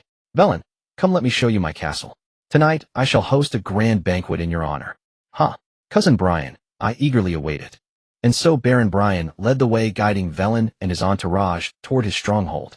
After traversing some 10 kilometers, they arrived at a compact, yet functionally formidable war fortress, its walls studded with iron barbs to deter climbers. Moreover, the ramparts bristled with an astonishing number of crossbows and ballistae. In an open field near the castle, over 1,000 able-bodied youths trained under the supervision of several knights, practicing rudimentary thrusts. Judging by their attire, they were commoners from Ridgehold. Following Veyrin's gaze, Brian smiled and explained, "Veyrin, the borderlands are unstable. These preparations exist solely to repel monstrous incursions. Cousin, you've accomplished much in these 6 years. Naturally, I am Brian, after all, the man destined to become the 6th Earl of House Exis." Flattered by Veyrin's praise, Brian preened openly. Then, as if struck by sudden recollection, he asked bluntly, "Veyrin, did you not declare as a boy that you'd remain forever in Eaglehold? Why then have you taken up the mantle of a frontier knight?" "It's a long story, best left untold. Let us simply say I've had a sudden awakening." "Precisely. A true Exis man must become a frontier knight, carving out his own domain, honoring our ancestors." "Enough, cousin. Let's speak of that later. First, please show me inside your castle. I'm already eager to explore your fortress." Veyrin hastily cut off Brian's monologue, shifting the subject, dreading he might drone on for hours. Upon entering the great hall, they found a refined-looking man seated quietly in an armchair sipping tea. "Veyrin, this is Alric. He's a—" Barren Brian scratched the back of his head, momentarily stumped on how to introduce him properly. Well-prepared, Veyrin shot Brian an exasperated glance, then stepped forward and embraced the stranger warmly. "Cousin Alric, it is a true pleasure to meet you." "The pleasure is mine, brother." Taken aback by the sudden embrace, Alric paused, then swiftly returned it with equal sincerity. Brian, standing nearby, offered an embarrassed smile. He had always struggled to keep track of the family tree, often mistaking relatives for one another. "My lord, the banquet is prepared. Please proceed to the reception chamber," announced the white-bearded steward, bowing deeply before Barren Brian. "Veyrin, Alric, the feast awaits. Let us dine first, talk as we eat, and perhaps, Veyrin, you might recount the events that have shaped our house over the past 3 decades. Barren Brian gestured warmly for the two men to follow him into the reception chamber. At the banquet, Veyrin and Alric conversed animatedly, discussing everything from royal politics and geography to neighboring realms, leaving no topic untouched. Watching their easy rapport, Brian beamed with genuine joy. His cousin and his brother getting along so splendidly filled him with heartfelt satisfaction. Yet what he did not know was that beneath their effortless camaraderie lay mutual wariness, each performing flawlessly the role of devoted kin. As the banquet drew to a close, Veyrin, weary to the bone, made his way to the chamber Brian had arranged for him. Lying upon the bed, eyes closed, he reviewed the evening's exchanges, cross-referencing them with intelligence gathered from Baron Alcott, and concluded that the Greyvale Wastes offered the optimal starting point. His sole prerequisite was safety. Everything else came secondary. Both Brian and Alric unanimously recommended venturing northwest into the Greyvale Wastes, a direction diametrically opposed to Baron Alcott's counsel. Guided by the Fates' revelation, Alcott's suggested path was untenable, leaving only the northwest route viable. Thus was there truly any choice at all. Were he to disregard risk entirely, the southwestern reaches of the Greyvale Wastes would offer a promising alternative. Enough! I choose safety first. Northwest it is. Guided by the Fates, once my strength ascends, the entire Greyvale Wastes will fall beneath my dominion. What need will I then have for choices? Having resolved his course, Veyrin drifted into sleep. The next day Waylon slept until late morning. After finishing the food brought by the servant, he eagerly went to find Brian and Alec to discuss purchasing supplies. However, before that, Waylon had someone bring over a red phosphorus horse as a gift for Baron Alec to strengthen their relationship. This would make it much easier to ask him for help in the future. At this moment in the castle study, Brian and Alec were sitting across from each other. Alec, what do you think of Waylon? I can't tell. Based solely on our interaction last night, I can't make a judgment, Alec replied after thinking for a few minutes, ultimately shaking his head. You can't see it, but my cousin is quite outstanding and values family ties. He's just a bit lazy. After 6 years apart, he came back and gifted me a set of top-notch knight's armor worth 12,000 gold coins. But I'm troubled. I don't know how to reciprocate, Brian said, looking at Alec with eager eyes. Well, if you want to give a gift in return, it's simple. I noticed that the people he brought don't have protective armor. You could use 100 sets of leather armor as a return gift. Alec covered his forehead, looking at this big fool, not knowing how to respond. Ha ha ha, you are indeed clever. It was wise to invite you to replan the layout of the villages in the territory. Brian laughed heartily and said excitedly, My lord, Lord Waylon requests you and Lord Alec to go to the training ground. Suddenly the butler's voice came from outside, stopping Brian's laughter. Let's go see what Waylon wants with us. Brian got up first and walked toward the door. Alec followed closely behind, thinking that since Waylon invited him over, it should be to give a gift, and he began estimating how to reciprocate appropriately. At the training ground, Waylon approached Alec as he saw the two arriving and said, Cousin, what do you think of this horse? It's well-fed and strong, containing a hint of red dragon bloodline, with great potential for growth. If placed on the market, it would be worth 20,000 gold coins, Alec commented based on the horse's appearance. Cousin, you have a good eye. This is a gift from me to you, though I hope you like it. Alec calmly replied, Since it's from you, I will accept it. As a return gift, I will give you 60 carts of grain and a batch of iron farming tools, plus a detailed map of the Huangshe area in the northwest of the Grey Desert. Waylon was momentarily stunned upon hearing this. How did he know that he chose the northwest of the Huangshe area in the Grey Desert as the direction for development? He raised his head to meet Alec's smiling gaze and sighed, inwardly smiling as he said, Thank you for your assistance, cousin. Meanwhile, Brian seized the opportunity and said with a smile, Waylon, I don't have anything good. My territory mainly has iron mines, so I will give you 20 sets of iron armor, 150 sets of leather armor, and 100 iron swords as my return gift. I hope you won't mind. Thank you, cousin. As expected, Alec looked at this generous big fool again, not knowing what to say. Brian ignored his gaze, feeling quite pleased to see his relatives happy. That afternoon, Brian delivered 20 sets of iron armor, 150 sets of leather armor, and 100 iron swords to Waylon. At a camp outside the castle, Waylon picked up an iron sword and tested it against a wooden post, finding the quality to be excellent. He then checked the iron and leather armor, confirming they were all high-quality products among the ordinary grade, with no inferior items. According to the market value in the Carve province, these items were worth 15,000 gold coins, and during a war, they could potentially sell for 30,000 gold coins. My lord, with this batch of weapons, our initial expansion efforts will be much smoother, said Baird, the captain of the night guard, excitedly staring at the weapons. Next, I will leave the training of these 200 men to you. I hope they will play a more significant role in actual combat. My lord, please rest assured. Baird showed excitement and left the castle with several knights to gather the serfs outside the castle, eagerly starting the training. With nothing to do, Waylon returned to his room, opened the map of the Huangshe area in the northwest of the Grey Desert that Alec had given him, and carefully studied it, contemplating the best areas for development. As for the 60 carts of grain and batch of farming tools promised by Alec, they would arrive at Brian's castle within half a month. Thus, Waylon prepared to shamelessly enjoy food and drink at his cousin Brian's place, making ample preparations. The Huangshe area in the northwest of the Grey Desert covers a total area of 600,000 square kilometers, equivalent to 4 times the area of Carve province, with a major river, the Huangshe River, flowing from southeast to northwest, merging into an unknown distant place. The closer one gets to the river, the more fertile the land becomes, and correspondingly, the more monsters there are. In areas away from the river, the land is relatively barren, but it can still produce crops, although the yield is not high. For wheat, about 150 gene can be harvested per mu of land. According to Weiland's calculations from his past life, an adult needs to consume 400 gene of wheat annually just for sustenance. However, this is a different world and most of the people are enslaved without freedom. As long as they don't starve to death, theoretically 1 mu of harvested wheat combined with wild vegetables is sufficient to sustain a quality serf. No, this idea is too evil. I have morals. If I go too far, how can I fit in with my family? Weyland shook his head, pushing the thought out of his mind and refusing to dwell on it.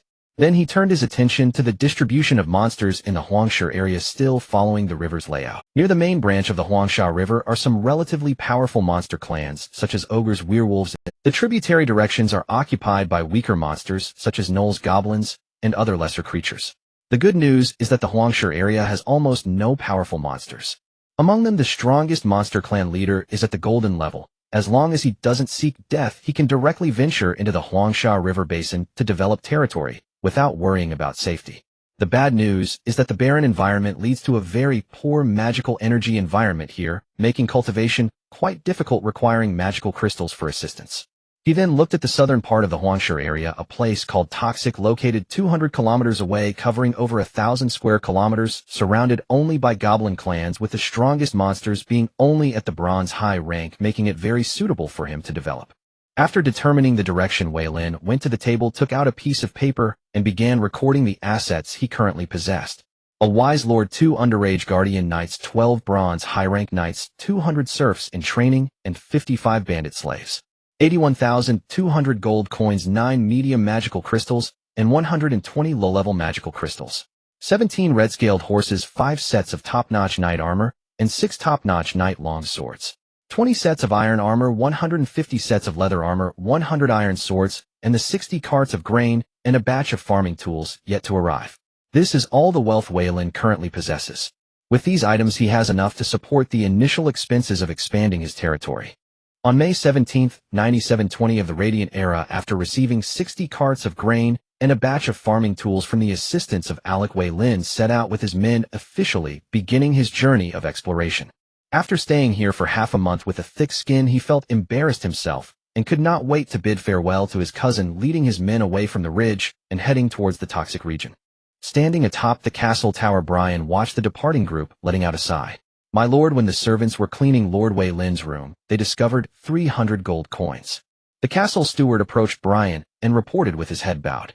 Hearing this, Brian was taken aback for a moment, then forced a bitter smile and said he must have feared I would not accept it if given in person, so he resorted to this underhanded tactic.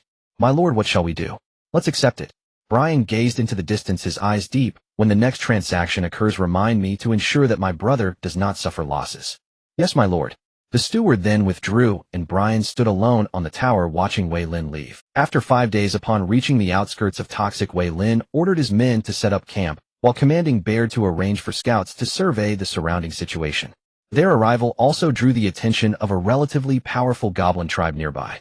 2 days later, within a tent, Weylin summoned all 12 of his knights for a simple military meeting. Due to the rudimentary facilities, everyone sat cross-legged on the ground. Gentlemen, after 2 days of reconnaissance, the general situation around us is as illustrated. Please share your thoughts. In the center, several wooden boxes were assembled into a makeshift table upon which lay a simple map covering the basic situation of the surrounding area of over 100 square kilometers. The map marked goblin tribes of various sizes. Roughly counting, there were no fewer than 20. The largest had over 300 goblins, while the smallest had dozens, totaling more than 2,000 goblins. My lord, I believe we should concentrate our forces to eliminate the strongest tribe. In this way, even if the remaining goblins sense the crisis and unite, they will not pose a threat to us, and may even fall into infighting. The captain of the Night Guard, Baird, pointed to the largest tribe on the map and offered his opinion. Indeed, that makes sense. The goblin race is greedy and despicable, especially preying on the weak. If we eliminate their strongest, the other tribes, even if they unite, will fall into infighting due to the lack of a strong leader and can be defeated one by one. Hearing this, Weylin nodded and then looked at the others, seeking more diverse opinions. However, he overestimated the intelligence of this group, as the other 11 looked around and then all turned to Weylin with blank expressions, revealing their foolishness. As expected among these 12, only Baird is fit to be a commander, the others are at best suitable. Nevertheless, he was content. As the saying goes, it's easy to find a soldier, but hard to find a commander. A true leader is even more rare. This theorem holds true in this world known for its strength. Of course, with sufficient power one can shatter all schemes and plots. If Veyrin had 1,000 bronze knights, he could directly charge through slaughtering all goblins in this land, and easily claiming it without needing to deliberate over strategies. After waiting a few minutes without anyone speaking, Veyrin looked around in disappointment, and said, "We will adopt Baird's suggestion this time. Prepare to take action starting tomorrow." "Yes, my lord." The group replied loudly, and then exited the tent, returning to their own quarters to prepare. Outside the tent, Orlando and Hebra, acting as guards, saw the others leave and lifted the curtain to enter the tent. "My lord, do you have any troubles?" Seeing Veyrin's dejected demeanor, Orlando stepped forward to inquire. "It's nothing, just a bit frustrated that there are so few clever people among my subordinates." Hebra, noticing this, curiously asked, "My lord, are those knights all that foolish?" "Shut up, Hebra," Orlando reprimanded softly, then turned to Veyrin to apologize, saying, "My lord, my brother speaks without thinking. Please forgive him. It's fine, just don't voice such things in public." "Yes, my lord." Hebra, realizing the issue, quickly responded. "All right, both of you go prepare as well. In this operation against the goblin tribe, you should also join and gain some experience. Merely practicing without actual combat will not benefit your growth." "Yes, my lord." Orlando and Hebra took their leave from Veyrin and exited the tent. Once back in his own tent, Orlando pulled his brother into a corner and sternly admonished, "Hebra, what were the 6 words I told you?" Looking at his brother's expression, Hebra averted his gaze and stammered, "Speak, less do more." "Then what have you accomplished today?" "Brother, Hebra lowered his head. "Sigh." Orlando looked at his brother and said helplessly, "There must not be a next time. The Lord treats us as family, others do not necessarily feel the same. Always remember these 6 words." "Understood." Hebra nodded heavily, following his elder brother to prepare for tomorrow's battle. Since awakening his fighting spirit, the two had trained for less than a month and a half, and they were already intermediate bronze knights. Their progress was astonishing compared to Veyrin, who estimated that within a year his 2 underage guardian knights would become silver knights. Moreover, with the pledge of the guardian knights and the witness of the goddess of life, he was not afraid of rebellion from the 2 guardians. Besides, Orlando and Hebra had no reason to betray him. In the Stone Tribe, within a luxurious cave, a goblin chief holding a staff looked panicked after hearing the report from the goblin scout. "Did you see clearly? There are hundreds of them. Elder, those humans really number in the hundreds, each armed. I would stake my life on it. What shall we do now?" The goblin chief paced back and forth, contemplating strategies. Must he flee again? Over 30 years ago, his tribe faced human pioneers and had to migrate for the first time. More than 10 years ago, he encountered human pioneers once again, leading to another migration. Now he had reached this place, yet still faced human pioneers. "Great goblin god, please guide your humble follower." The goblin chief knelt before the idol, praying earnestly, yet the hideous idol showed no response. Helpless, the goblin chief stood up, a fierce expression on his face, preparing to save himself, not just for his tribe, but also for the precious salt mine he had so laboriously discovered. He then commanded loudly, "Bring the leaders of the nearby tribes to me. I must discuss great matters with them to defend our territory." "Yes, chief." Several goblin warriors around the cave responded, and then left. At dawn the next day, the entire camp marched out en masse. Only 20 armed serfs remained behind to guard the base. 13 bronze knights, 2 squire knights, 180 armed serfs, and 55 expendable slaves. 250 combatants in total. "Most likely. I heard some nobles have." Another started to say when Aikman emerged from the house, and seeing his men gossiping, not a trace of panic crossed the faces of the armed serfs. Instead, their eyes gleamed with fervent anticipation for battle against the goblins. The reason lay in Veyrin's solemn promise: any serf who severed the heads of 3 goblins would be publicly emancipated and granted full citizenship as a freeman.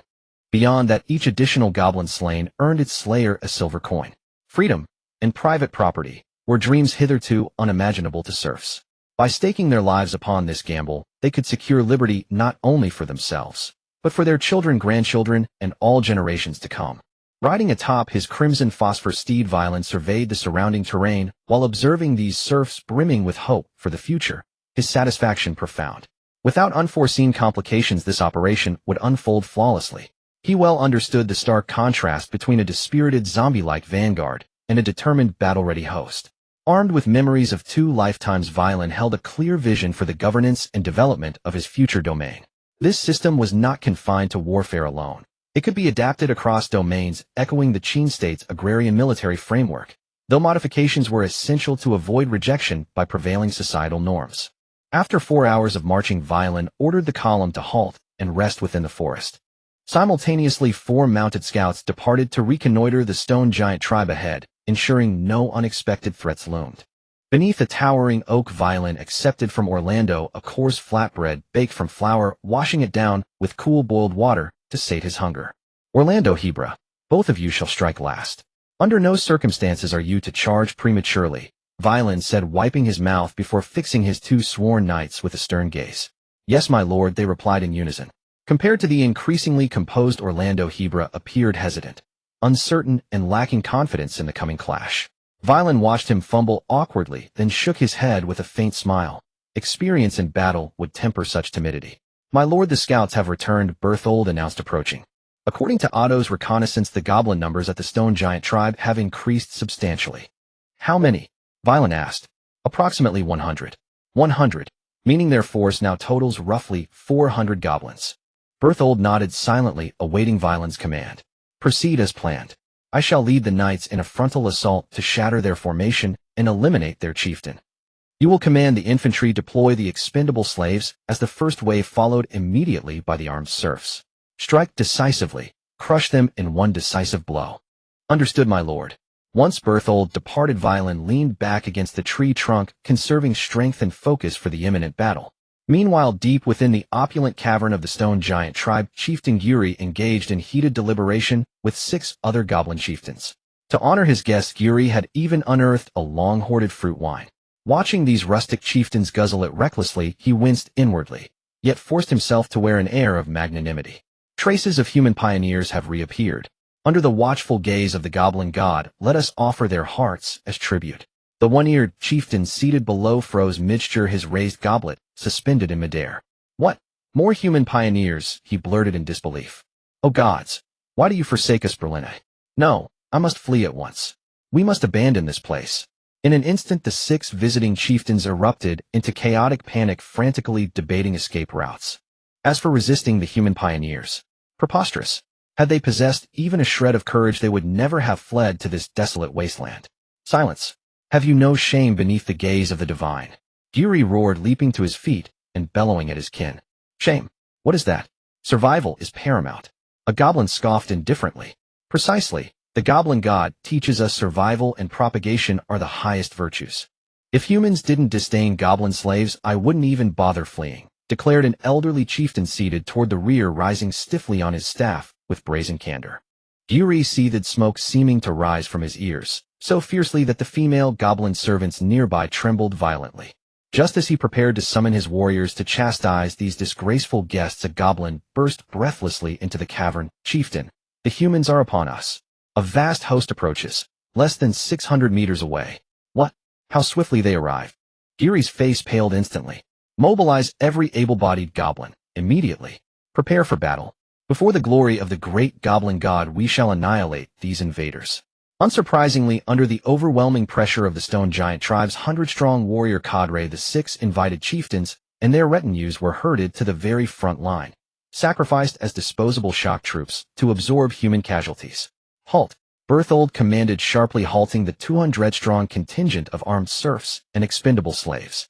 At 300 meters distance, they locked gazes with the sea of green-skinned monsters.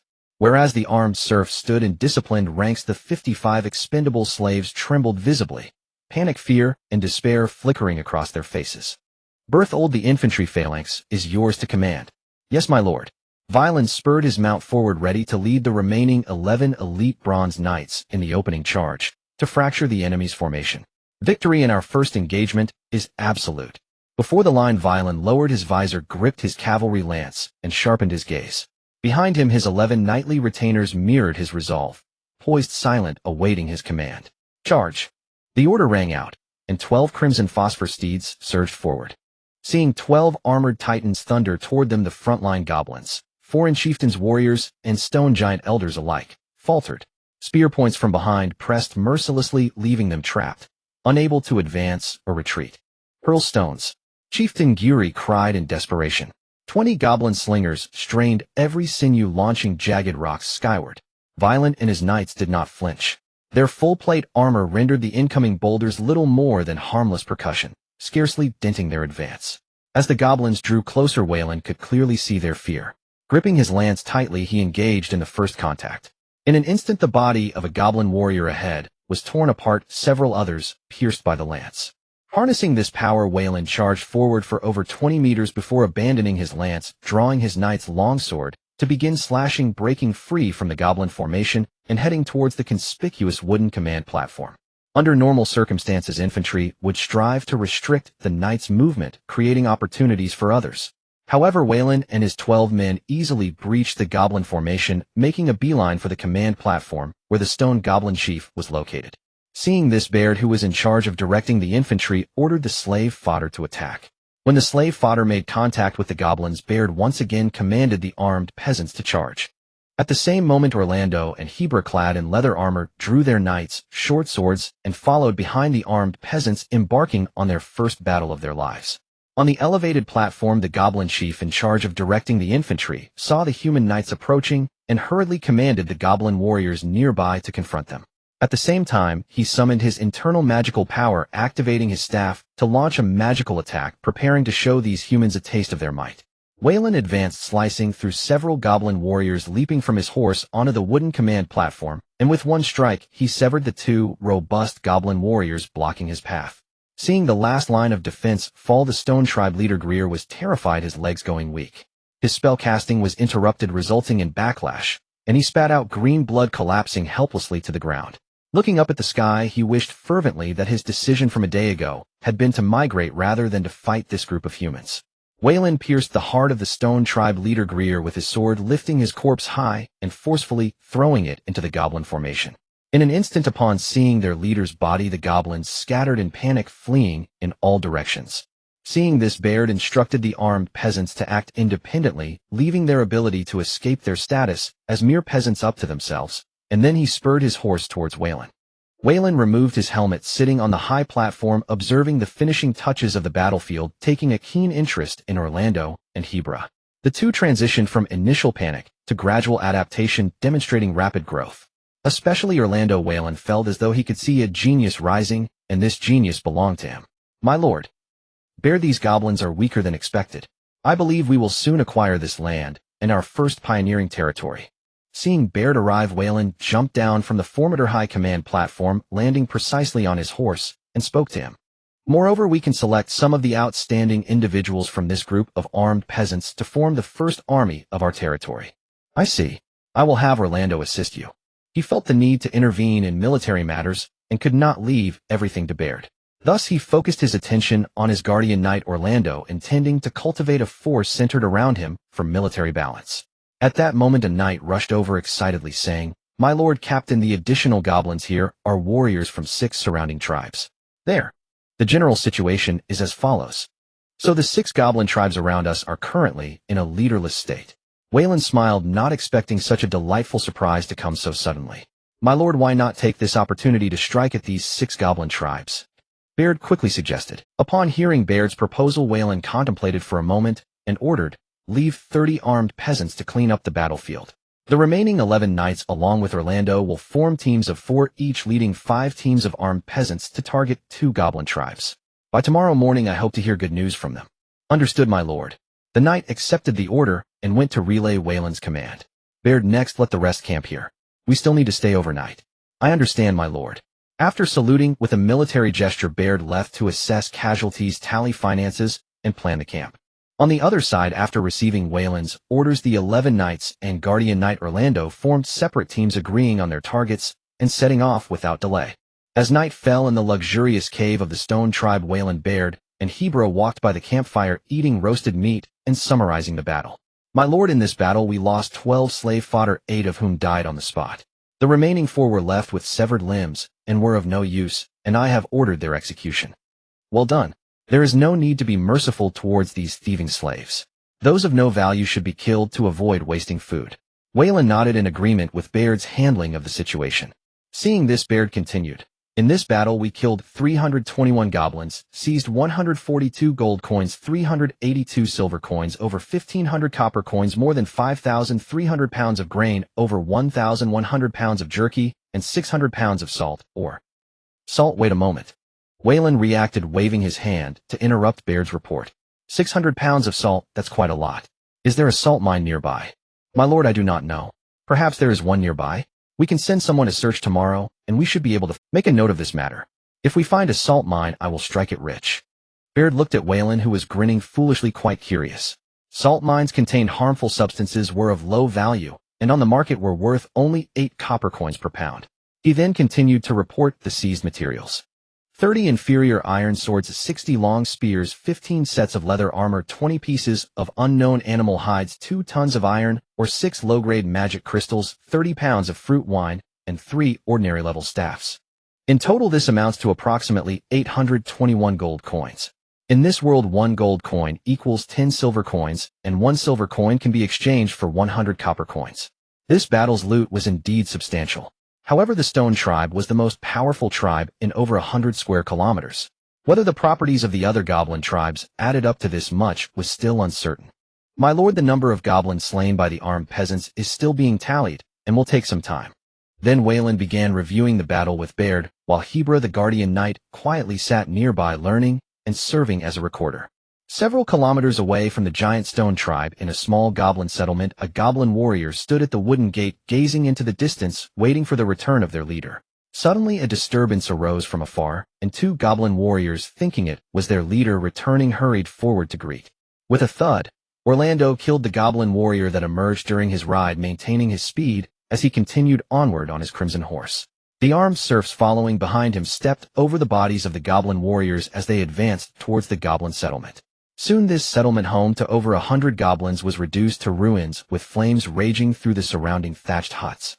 The armed serfs following behind him stepped over the bodies of the goblin warriors as they advanced towards the goblin settlement. Soon this settlement, home to absolutely, even the young ones have been dealt with. Clean up the battlefield, gather all resources, and we will return to the giant Stone Tribe overnight. Yes, my lord. Orlando, seated on his horse, observed the busy serfs around him, contemplating the gains and losses of this operation. 3 hours earlier, during the attack on the first goblin settlement, he had been observing from behind 3 knights, learning their combat techniques. This time he led 50 serfs into battle alone, executing a night raid, while the enemy was still unprepared, striking with the speed of lightning as he infiltrated their settlement. He knew that being able to independently lead an attack on this small settlement was possible because the 3 knights voluntarily held the perimeter to prevent any surprises, a benefit of his status as a guardian knight. Without the protection of his lord, he would be just an ordinary slave, incapable of earning the respect of the lofty knights. One day, I will make my lord proud through my own efforts. Orlando clenched his fists, silently resolving this. The next morning, Veyrin awoke in the cave, looking at the sunlight streaming and realizing it was getting late. Outside the cave, 14 knights sat on the ground. Knowing their lord's habits, they did not disturb his sleep, but quietly discussed the events of the previous night. Veyrin dressed and stepped out of the cave, immediately spotting Orlando engaged in lively conversation with several knights, which brought a smile of satisfaction to his face. "Good morning, my lord," the others said as they saw Veyrin rising to pay their respects. "Sit down, everyone, it's a rare nice day today." Veyrin gestured for everyone to take a seat, joining them as he smiled, and said, "It seems your actions yesterday went well, which puts my mind at ease." Baird, seeing this, took out a paper filled with names and handed it to him. "My lord, this is the count of goblins killed by the serfs. 79 have met the conditions to become free citizens, and 25 have killed more than 3 goblins, including one who killed 8, being the highest among the serfs." "Oh, call him over so I can see." A knight stood up and turned to bring the serf over. "What about the casualties among—" Veyrin placed the yellowed paper on his lap and inquired of Baird. Baird responded promptly, "My lord, 7 were killed and 11 were injured. That's acceptable, exceeding my expectations. After all, they are just a group of serfs. Although they have had over a month of training, we shouldn't hold too high of expectations." Veyrin gave a fair evaluation after hearing this. At that moment, the departing knight returned with a young serf. "My lord, this is the serf who killed 8 goblin warriors." The knight reported with cupped hands, and then sat down. "What is your name?" "Master, this humble slave is called Kyle." The young serf knelt on the ground, responding to Veyrin with a trembling voice. "Kyle is the serf who killed the most enemies. I offer you 2 choices." Veyrin raised 2 fingers and smiled at the serf. "Please, master, do Do tell. The first choice is that I will have someone teach you a night awakening technique. If you awaken your battle chi within half a month, I will take you as my squire. The second choice, as I promised earlier, is to grant you freedom from your serf status, reward you with 5 silver coins, and provide an additional 3 silver coins as an incentive. After hearing this, Kyle prostrated himself on the ground, showing a struggling expression. The surrounding knights looked at the serf with keen interest, eager to know his choice. Sitting nearby, Orlando watched Kyle, seemingly seeing his former self. If not for the Lord, he might still be living a life worse than that of pigs and dogs. My lord, I choose the first option. A wise choice. Veyrin pointed at Kyle and turned to Orlando, saying, he is now entrusted to you. Yes, my lord. Orlando stood up to take on this task, feeling somewhat puzzled as to why the Lord chose him over the experienced knights nearby, but since it was the Lord's command, he must accept it unconditionally. All right, gather the remaining serfs. Veyrin stood up and brushed off the dust from his pants, instructing me. After a moment, 173 serfs were all assembled. In front of the formation, a wooden box was opened, revealing shining silver coins that captivated the attention of all the serfs present. I promise you, for each 3 goblin heads you bring back, your serf status will be pardoned. On top of that, for every additional goblin killed, you will receive a silver coin. Today is the day to fulfill that promise. In this battle, 79 will be pardoned. They are lucky, but also brave. Immediately, Veyrin took out the list and announced loudly, and every serf mentioned wept with gratitude, kneeling on the ground to thank their lord for the pardon. Among them, 24 will receive the silver coin rewards. The farmers present looked at each companion stepping forward to claim the silver coins from their lord with envy. The battles ahead will continue, and whether you can escape your serf status depends on yourselves. After the pardon ceremony, Veyrin delivered a brief speech to the remaining serfs to inspire their spirits.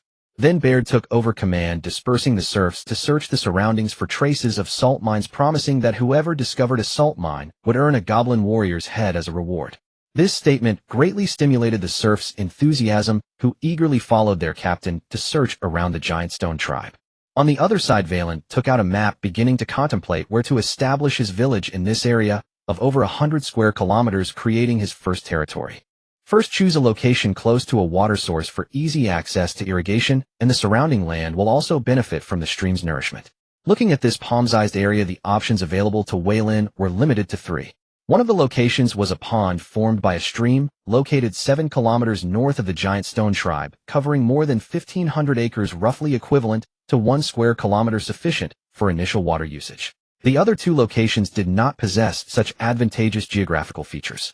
This is the place. Let's bring people for exploration this afternoon to select the site. As for the surrounding goblin tribes, they were no longer a threat. Perhaps these green-skinned monsters had already begun to migrate.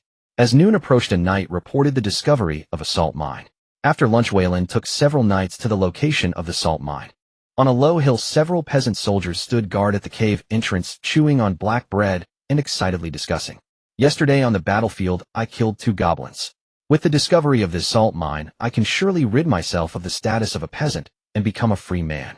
Alas, I don't have such good fortune. I only have credit for discovering the salt mine, and I don't know when the next battle will be. Don't be discouraged. The master is expanding territory, which will surely involve many battles. Perhaps tomorrow we will accompany the knights to exterminate the surrounding goblin tribes. I hope so. Once I rid myself of the status of a peasant, I must. Look, it's the master. A peasant soldier mid-sentence shouted as he saw a figure approaching in the distance. As Veyrin drew near, a peasant stepped forward to lead the red phosphorus horse, while the other 2 immediately reported, Master, this is the salt mine, and there is no danger inside. Well done, keep up the good work. Veyrin dismounted and encouraged the 3 peasant soldiers, then led Baird. After walking over 100 meters, a cave of more than 100 square meters appeared before them, with walls entirely made of salt. He stepped forward to sense the aura, and within his perception range there was nothing but salt, all of high purity. With only a rough refinement, it could be sold as medium-quality salt. As for the surface layer, which contained more harmful impurities, it occupied only a small portion. This salt mine has a considerable reserve. It's truly an unexpected joy. Baird, somewhat skeptical, also sensed the area, his face changing abruptly as he hurriedly said, My lord, this is indeed a treasure land that must be strictly defended. I suggest using those ruthless bandit slaves for mining, with troops stationed outside for protection.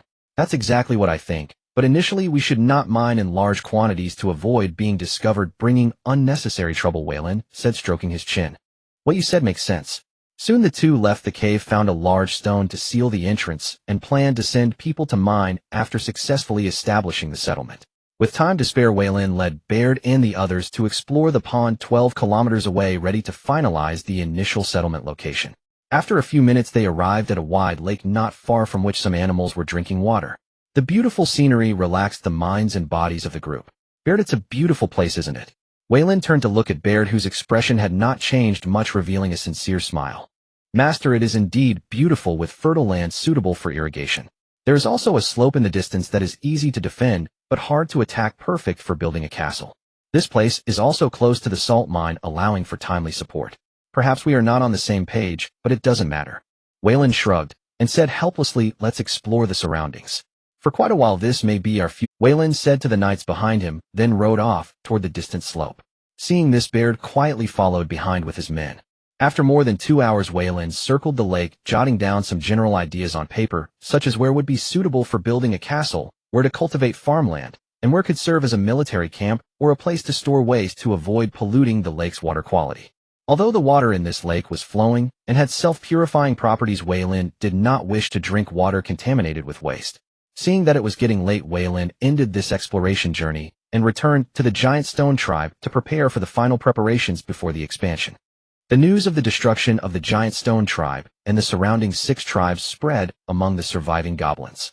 As Veyrin expected, the remaining goblin tribe leaders did not choose to resist upon receiving the news. Instead, they prepared to migrate, heading further west.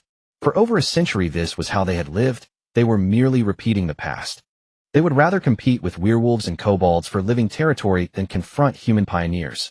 Fighting other races, even if they lost, they could become slaves and survive. Opposing human pioneers meant that failure could lead to death and extinction. Such cases were far too common over the past century, embedding this memory deep within the goblins of the Grey Mangrove Plains. In the following days, migrating goblins were seen everywhere on the fringes of the toxic region. Thousands of green-skinned monsters crept out at night, leaving the barren land they had lived on for over 30 years. Some goblin tribes from other regions, upon hearing news of human pioneers appearing again, began to prepare for migration. They were uncertain whether this signified another large-scale expansion by humans, or if it was better to leave. Thus, with Veyrin's efforts alone, hundreds of goblin tribes and thousands of goblins in the outskirts of the Huangshe region were forced to migrate. For deeper monster tribes, this move was a feast, as they could harvest a large number of slave tribes, increasing their combat strength and food reserves. However, none of this mattered to Veyrin. What he needed to do now was to establish the first village, the first farmland, the first castle, expand his territory, and complete the assessment in 4 years to be promoted to a baron, becoming a true noble in this world. After returning to the giant stone tribe, following discussions among the group, mainly with Veyrin narrating, while others nodded occasionally, Barren offered his insights during the meetings. On May 27, 9720 of the Radiant Era, construction work began as Veyrin transported materials from a camp over 10 kilometers away. The lake at the center of the initial territory was named Lake of Star Prayers by Veyrin, symbolizing the light. Divided by the river, Veyrin planned to cultivate 9,000 acres of land on the north and south sides of Lake of Star Prayers, with rice to be planted close to the lake and wheat further away. Considering the lake's dry and wet seasons, he specifically chose to cultivate farmland 600 meters from the water's edge. Additionally, 2 villages were to be established north and south, centered around the farmland. Due to a lack of manpower, Veyrin decided to focus on the southern side of Lake of Star Prayers before considering the north once he had enough workers. He had already planned his castle to be built in a defensible location to the northeast of Lake of Star Prayers. With insufficient manpower at the moment, these plans were set aside to be revisited after the village construction was completed. Gazing at the sun in the sky, Veyrin, dressed in a shirt, observed the progress of the serfs, while simultaneously conducting a real-time evaluation, correcting and refining his plans. He was the only one in the entire team capable of handling these tasks. If he didn't do it, no one would. Currently, we should be in a normal water period. During the flood season, the river will rise about a meter, extending 300 meters towards the riverbank, leaving a usable area 300 meters wide between the farmland and the Lake of Star Prayers during the flood season. Veyrin stood on the riverbank, surveying the area, believing it suitable for constructing several fish ponds. Barren, accompanying him, looked at the fish ponds Veyrin planned on paper and curiously asked, "My lord, why build ponds here? The fish won't provide us with enough economic value." Food. This area can be developed to channel a tributary from upstream surrounding this 300-meter zone, with the other end connecting downstream, to create a flow of water. This will allow us to raise fish that provide a more abundant food supply. Veyrin pointed upstream, with a pencil sketching a river channel 200 meters wide and 3 meters deep, approximately 5 kilometers long. However, my lord, we lack manpower, Baird stated frankly after a moment of thought. Then let the knights dig. It will be a good opportunity to train their strength. In this place lacking extraordinary resources, we can only rely on our own efforts. Baird, seeing the look in Veyrin's eyes, closed his mouth. If he dared to suggest again, Veyrin would surely have someone bring a shovel for him to start digging the river channel on the spot.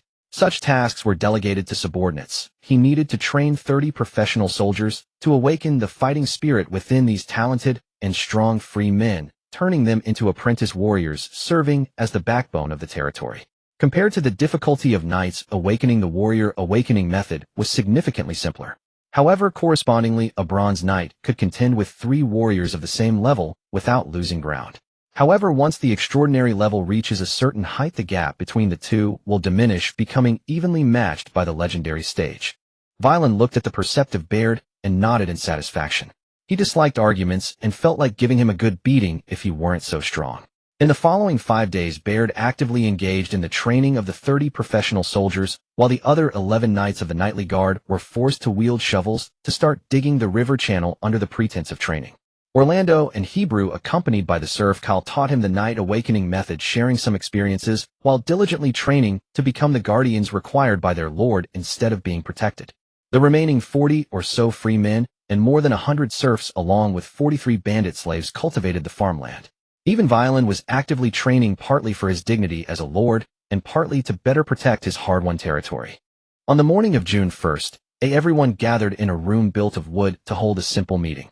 My lord Baird, sitting in the first position to Veyrin's left, stood up to report 13 out of 30 soldiers have awakened their fighting spirit, becoming apprentice low-level warriors, while the remaining 17 have all touched the threshold. Regarding the farmland, 2,750 acres have been cleared, leaving 2,250 acres to reach your initial cultivation plan. Veyrin nodded in satisfaction at the progress of the tasks and signaled Baird to sit down. At the beginning, he had made simple plans based on the existing population. According to his plan, each free man or serf would have 20 acres of land. Unlike serfs, free men have 10 acres of private land, which they can freely decide what crops to plant, while the other 10 acres are tax land required to grow officially designated crops. All harvests from this land are to be paid as taxes, and they must meet a certain quantity, with any excess being kept by themselves, and any shortfall to be made up by the free men, ensuring they cannot engage in dishonest practices. Serfs, on the other hand, only have 4 acres of private land, barely enough to feed themselves, with the other 16 acres being tax land, held to the same standards as free men. Veyrin also made detailed plans regarding the soldiers' salaries. Each soldier's salary consists of 3 parts: the harvest from 2 acres of tax land. Secondly, 3 silver coins per month. Thirdly, rewards for defeating enemies in battle. The last point applies equally to serfs who join during wartime. Then the knight sitting in the first position to Veyrin's right with dark skin stood up to report, my lord, the river channel around Lake of Star Prayers has been excavated for 800 meters, with another 2,700 meters of work remaining. Good, well done, my knights. Keep up the good work. Once the river channel is completed, we can initiate the second phase of the construction plan. Veyrin smiled with excitement. The other 11 knights present looked at their lord with wry smiles. However, they harbored no feelings of dissatisfaction or resentment, as their lord had given them far too much. 6 low-level magic crystals, enough for them to cultivate for 3 years. What complaints could they possibly have about digging this 3,400-meter river channel? My lord, we currently have 6 cartloads of food and 56 mules worth of food, totaling 85,200 pounds. With a daily consumption of 530 pounds, we can sustain ourselves for 160 days, sufficient to last until the harvest. After hearing Orlando's report, Veyrin began to summarize. In another half-month, we can initiate the second batch of construction plans. By the end of the year, we aim to establish 2 villages and cultivate 18,000 acres of farmland, driving away goblins within a 30-kilometer radius of Lake of Star Prayers, reaching a population of 1,200. This will be our future home. I hope everyone will do their utmost to build our territory. Indeed, my lord. Afterward, the meeting was adjourned, with those digging the river channel continuing their work and those training soldiers focusing on their tasks. In the evening, Wei Lin stood by the window of a wooden cabin, gazing at the night view of the Qixing Lake, feeling his body and mind relax. 3 months later, 3,000 kilometers west of Qixing Lake, a fierce battle broke out between 2 red dragons and a golden dragon, causing monsters to riot which would assault the northwest province of the Ilya Kingdom in 6 months. Most of the monsters heading towards Qixing Lake were werewolves, with the highest strength being low-tier silver. In 6 months a crisis will arrive. Hearing this news, Wei Lin felt as if he had been struck by lightning. He came here seeking safety, yet could not shake off these impending troubles. Now 2 paths lay before him. The first was to halt the development of Qixing Lake and seek a safe place to evade danger, but this would waste a year. The second was to continue development. As long as one person reached low-tier silver within 6 months, he would have the capability to defend the territory of Qixing Lake. Pacing back and forth in the room, Wei Lin suddenly stopped, his gaze sharp, looking deep into the wilderness. It took so long to have a beginning. How could I give up? It's just a group of werewolves, or I refuse to believe I can't defend Qixing Lake. However, to enhance the territory's defensive strength, he had no choice but to purchase slaves to bolster his power. Additionally, blacksmiths, carpenters, masons, and urgently needed architects must also be bought back, aiming to build a fortress that is easy to defend and hard to attack within 6 months. The next morning, as usual, Wei Lin practiced in the clearing in front of the wooden cabin. Suddenly, he reached a certain critical threshold. Then Wei Lin suddenly opened his eyes wide, a smile breaking across his face finally broke through. My diligent training over the past month has not been in vain. He had advanced from mid-tier bronze to high-tier bronze, and the fighting energy within his body had increased by a notch. Coupled with the strong recovery and endurance of wood element fighting energy, this signified that his confidence had increased further. At this moment, Orlando and the Hebrew brothers approached with a young man. "My lord, your subordinate is here to report." Wei Lin stood up and looked at Kyle, who was behind Orlando, and nodded. "Good, awakening fighting energy in half a month and becoming a knight attendant, a not bad talent." Kyle knelt on the ground respectfully, stating, "Thank you, my lord, for giving Kyle this opportunity. I swear by my life to remain permanently loyal to you and never betray you." After hearing this, Wei Lin handed the sword to Orlando, helped Kyle up, and said with satisfaction, "You earned all this. I said that if you awakened fighting energy within half a month, I would take you as my knight attendant. From now on, you and Orlando can call me my lord." "Thank you, my lord." Kyle, with excitement and reverence in his eyes, bowed respectfully to Wei Lin. "Orlando, my lord." Kyle's fighting energy attribute is fire. "I will leave his further training. I will follow your orders." Wei Lin looked at the gradually maturing Orlando, patted his shoulder, and reached into his pocket, pulling out 7 mid-tier magic crystals from his spatial ring and handing them to him. "My lord, what is this?" Orlando looked at the 7 mid-tier magic crystals in his hand, his eyes wide. He had witnessed the other 11 knights work tirelessly in exchange for a low-tier magic crystal, willing to do the laborious task of digging canals. "I said, as my guardian knights, I will focus on nurturing you too. 4 of these are rewards for you 2 brothers, while the other 3 are for the training resources of the 3 of you. Trouble is coming. You must expedite your strength enhancement." "Yes, my lord." The 3 responded in unison. 2 days later, the first phase of the farmland reclamation plan would commence, followed by the process of dividing the fields. In a clearing, 39 free men, 124 serfs, and 42 expendable slaves gathered, gazing at the wooden board marked with squares. Aside from the bandit slaves, everyone else's eyes were filled with anticipation. 5,000 acres of land were divided into 250 squares of 20 acres each by Wei Lin. "Due to your efforts, we will complete the reclamation task by early June, and these lands will be granted to you. Next, each of you will draw lots to determine the land you will cultivate." Then Orlando began reading names one by one, starting with the free men, followed by the serfs.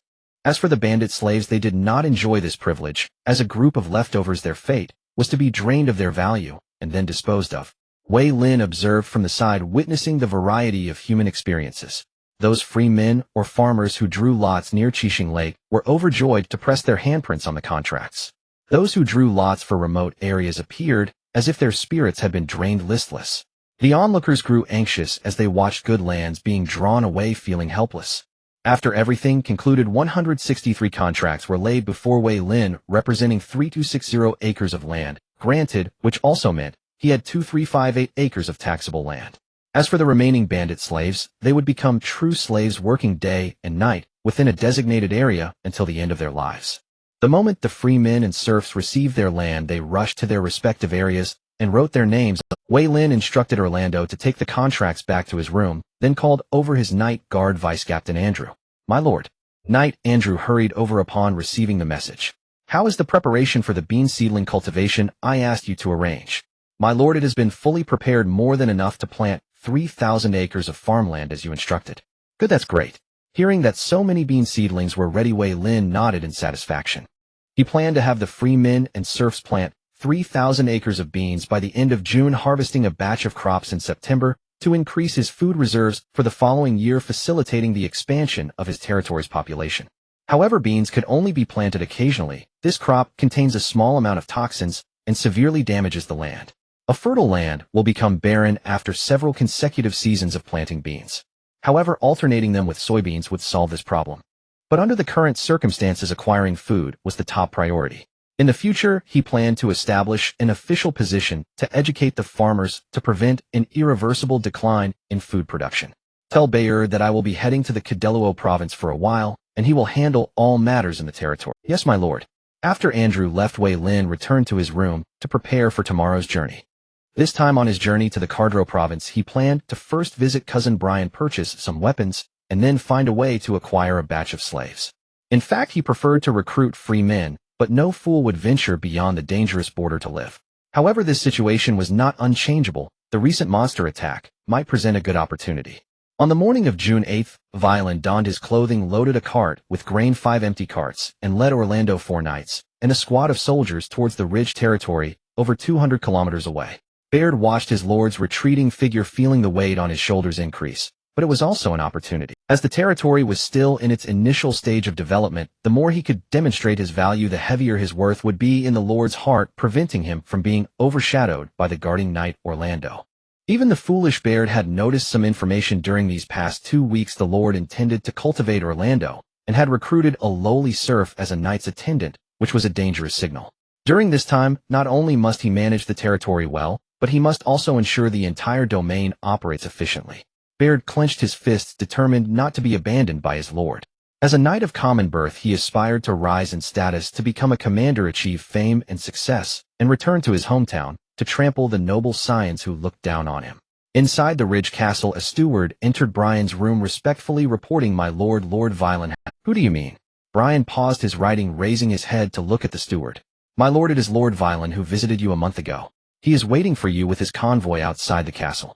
He arrived in just over a month. Could he have encountered some unforeseen circumstances?" Brian stood up and walked towards the castle gate, a worried expression appearing on his face. Halfway there, the steward, seeing his lord's anxious demeanor, explained, "My lord, there's no need to worry.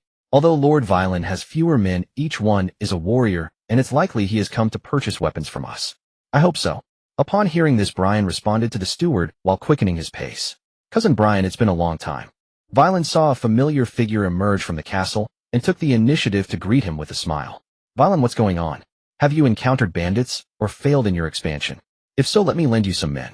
Brian noticed the bloodstains on Veyrin's attire and that he had brought far fewer men than last time, along with over 20 bound bandits. "Thank you for your concern, cousin.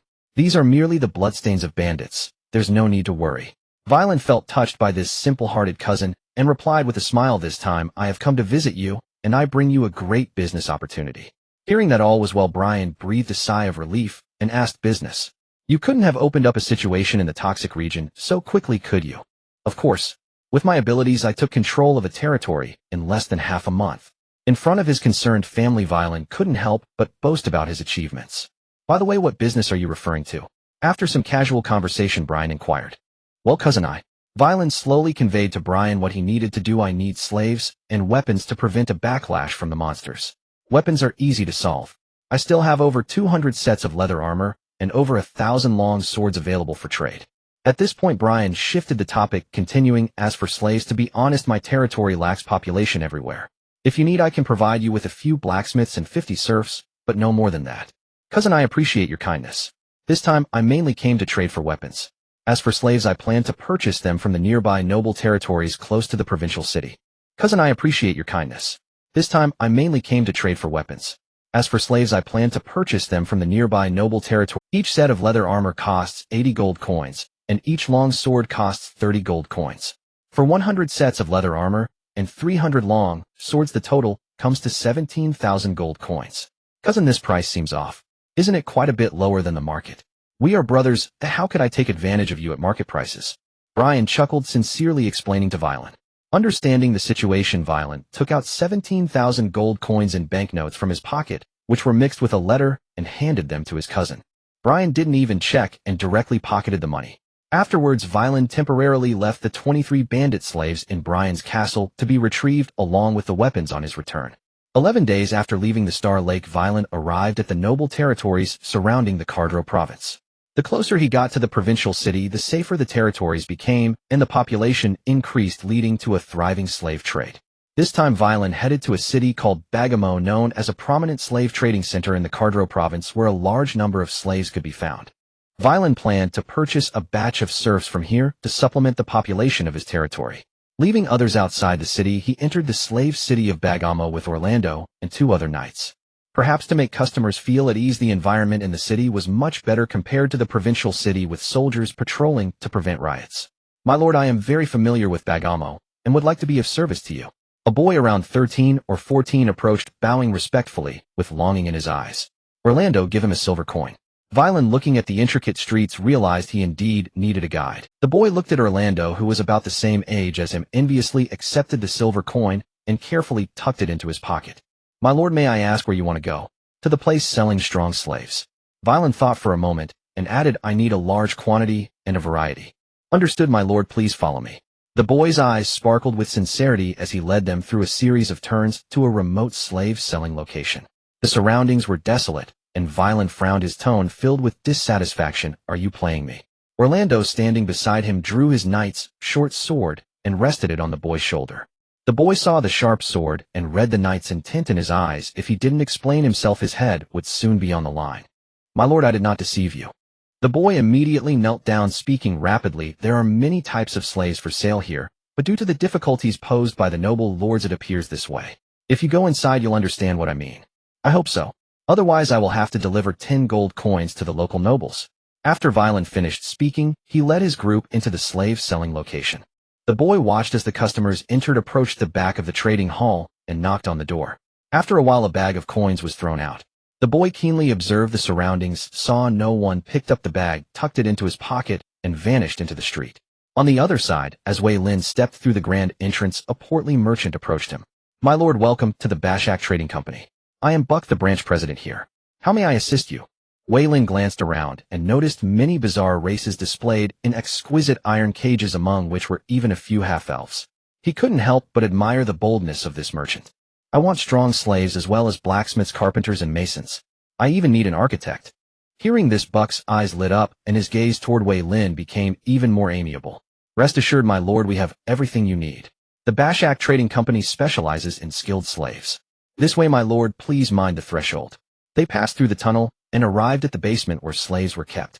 There were also patrolling enforcers whose strength was comparable to Orlando's.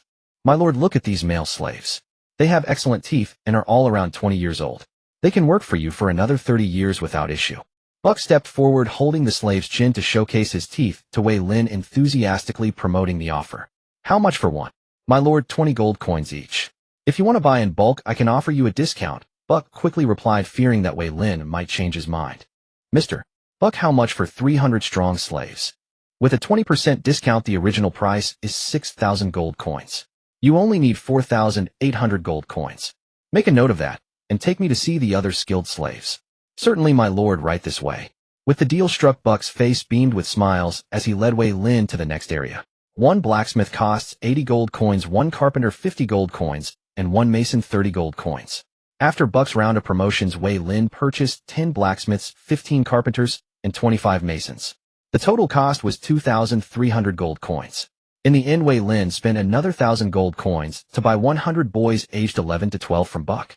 Loyal followers must be trained from a young age to instill them with values, and these boys were just right. "Buck, where are the architects I need? Take me to see them." After browsing around and purchasing what he needed, Veyrin couldn't help but ask Buck, as the next stage involved the construction of his castle. Without an architect's planning, he feared it might collapse halfway through. Upon hearing Veyrin's words, Buck showed a troubled expression. "My lord, there is one architect slave within the company, but she is quite expensive and a half-elf. Are you sure you want to purchase her?" "Half-elf? It doesn't matter as long as she is useful. I have no prejudice against her race." Veyrin waved his hand, indicating that he didn't mind the slave's race as long as she held value. Seeing this, Buck led Veyrin and his companions deeper into the basement. They passed through a secret room and arrived at a separate chamber. "My lord, please look. This half-elf girl is the architect, proficient in various constructions and skilled in building all types of castles. If you purchase her all at once, we can also gift you a special carriage. Veyrin approached the iron cage, crouched down, and looked at the beautiful half-elf girl. He felt a stir. The half-elf girl's eyes revealed despair, indifferent to everything around her. Buck, noticing Veyrin's long silence, anxiously continued, promoting, "My lord, she is still a virgin. You can take her home as an architect or for other uses." "How much?" 3,500 gold coins, and you can take her. Additionally, the Bashak Trading Company will gift you a specially made carriage. Upon hearing this, Buck hurriedly spoke. "All right, I'll buy her. Have all the slaves I requested sent to the city outskirts." Veyrin stood up, pulled out 11 1,000 gold coin notes, and handed them to Buck. Looking at the gleaming gold notes, Buck's eyes sparkled as he respectfully accepted them. After carefully checking, he cautiously tucked them into his pocket. "Here, my lord, these are 4 100 gold coin notes. Please accept them." Subsequently, Veyrin left the place with his subordinates. As they walked, Orlando suddenly inquired, "My lord, the Bashak Trading Company clearly has issues. Why did you still choose to trade here? There shouldn't be any other problems." Veyrin stopped and replied to Orlando, "The issue must be with that half-elf slave. Perhaps the local nobles covet her, and a conflict arose because they couldn't agree on the price. After all, not everyone has as much money as you, my lord." Veyrin smiled as he stroked Orlando's gold. "Yes, my lord, I understand." Outside Bagamo, in a manner, Kazak, the son of the governor of Kadurlo province, invited his friends for an outdoor banquet. "My lord, I believe within a few days the Bashak Trading Company will send that half-elf woman to your door." Kazak raised his glass and chuckled in response to a young nobleman beside him. "If I, Kazak, set my eyes on something, there's nothing I cannot obtain." Just the thought of getting a half-elf girl worth 3,500 gold coins without spending a penny made his heart flutter. At that moment, the steward approached Kazak and whispered, "Young master, the half-elf girl has been bought by Who? Who bought her?" Kazak tightened his grip on the wine glass, his face turning fierce. "It was a pioneering knight, reportedly." "What? That mutt dares to steal what I've reserved. He must be seeking death." Before the steward could finish, Kazak erupted in furious curses, eager to rally his men to annihilate his rival. "Young master, the other party is a member of the Ikes family. Oh, we can't afford to provoke them." The steward, seeing Kazak prepare to leave, hurriedly finished his words, fearing he would cause more trouble. Upon hearing that the other party was from the Ikes family, Kazak's heart immediately sank. He recalled over a month ago when a member of the Eagle family came to Kadurlo province and killed a soldier right in front of his father. His father could only laugh it off, not daring to pursue the matter. Later, he was summoned to the study and sternly warned not to provoke them. Although their family was a count family compared to the Ikes family, it was the difference between a tiger and a mouse. Within the kingdom, not all count families were equal. Strong as the Eagle family, they were mightier than most marquis families. Weak as his own Dosky family, they were only slightly stronger than some newly ennobled count families. "Boss, since the other party is so ungrateful, why don't I take some men and retrieve that half-elf girl for you?" A young nobleman beside Kazak, seeing his bad mood, quickly offered to impress his boss. "Shut up, my affairs are none of your concern." As soon as he finished speaking, Kazak left in a fit of anger. The butler, seeing this, hurriedly followed. Only a bewildered young noble was left standing there, confused as to why the usually arrogant and domineering leader was behaving so unusually today. "Young master, how should we proceed next?" The butler caught up with Kazak and inquired. Kazak replied with a fierce yet cowardly tone, "Let's let that pioneering knight go this time.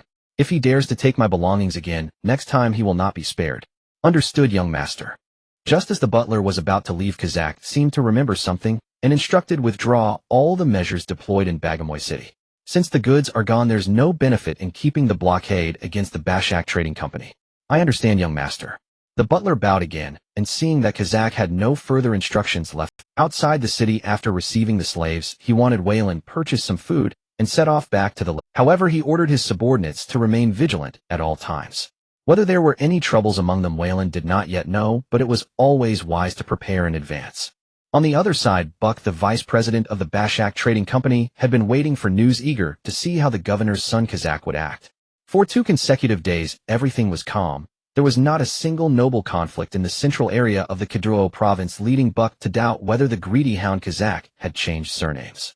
Only after learning that the other party had even withdrawn the blockade measures did Buck finally realize the seriousness of the situation.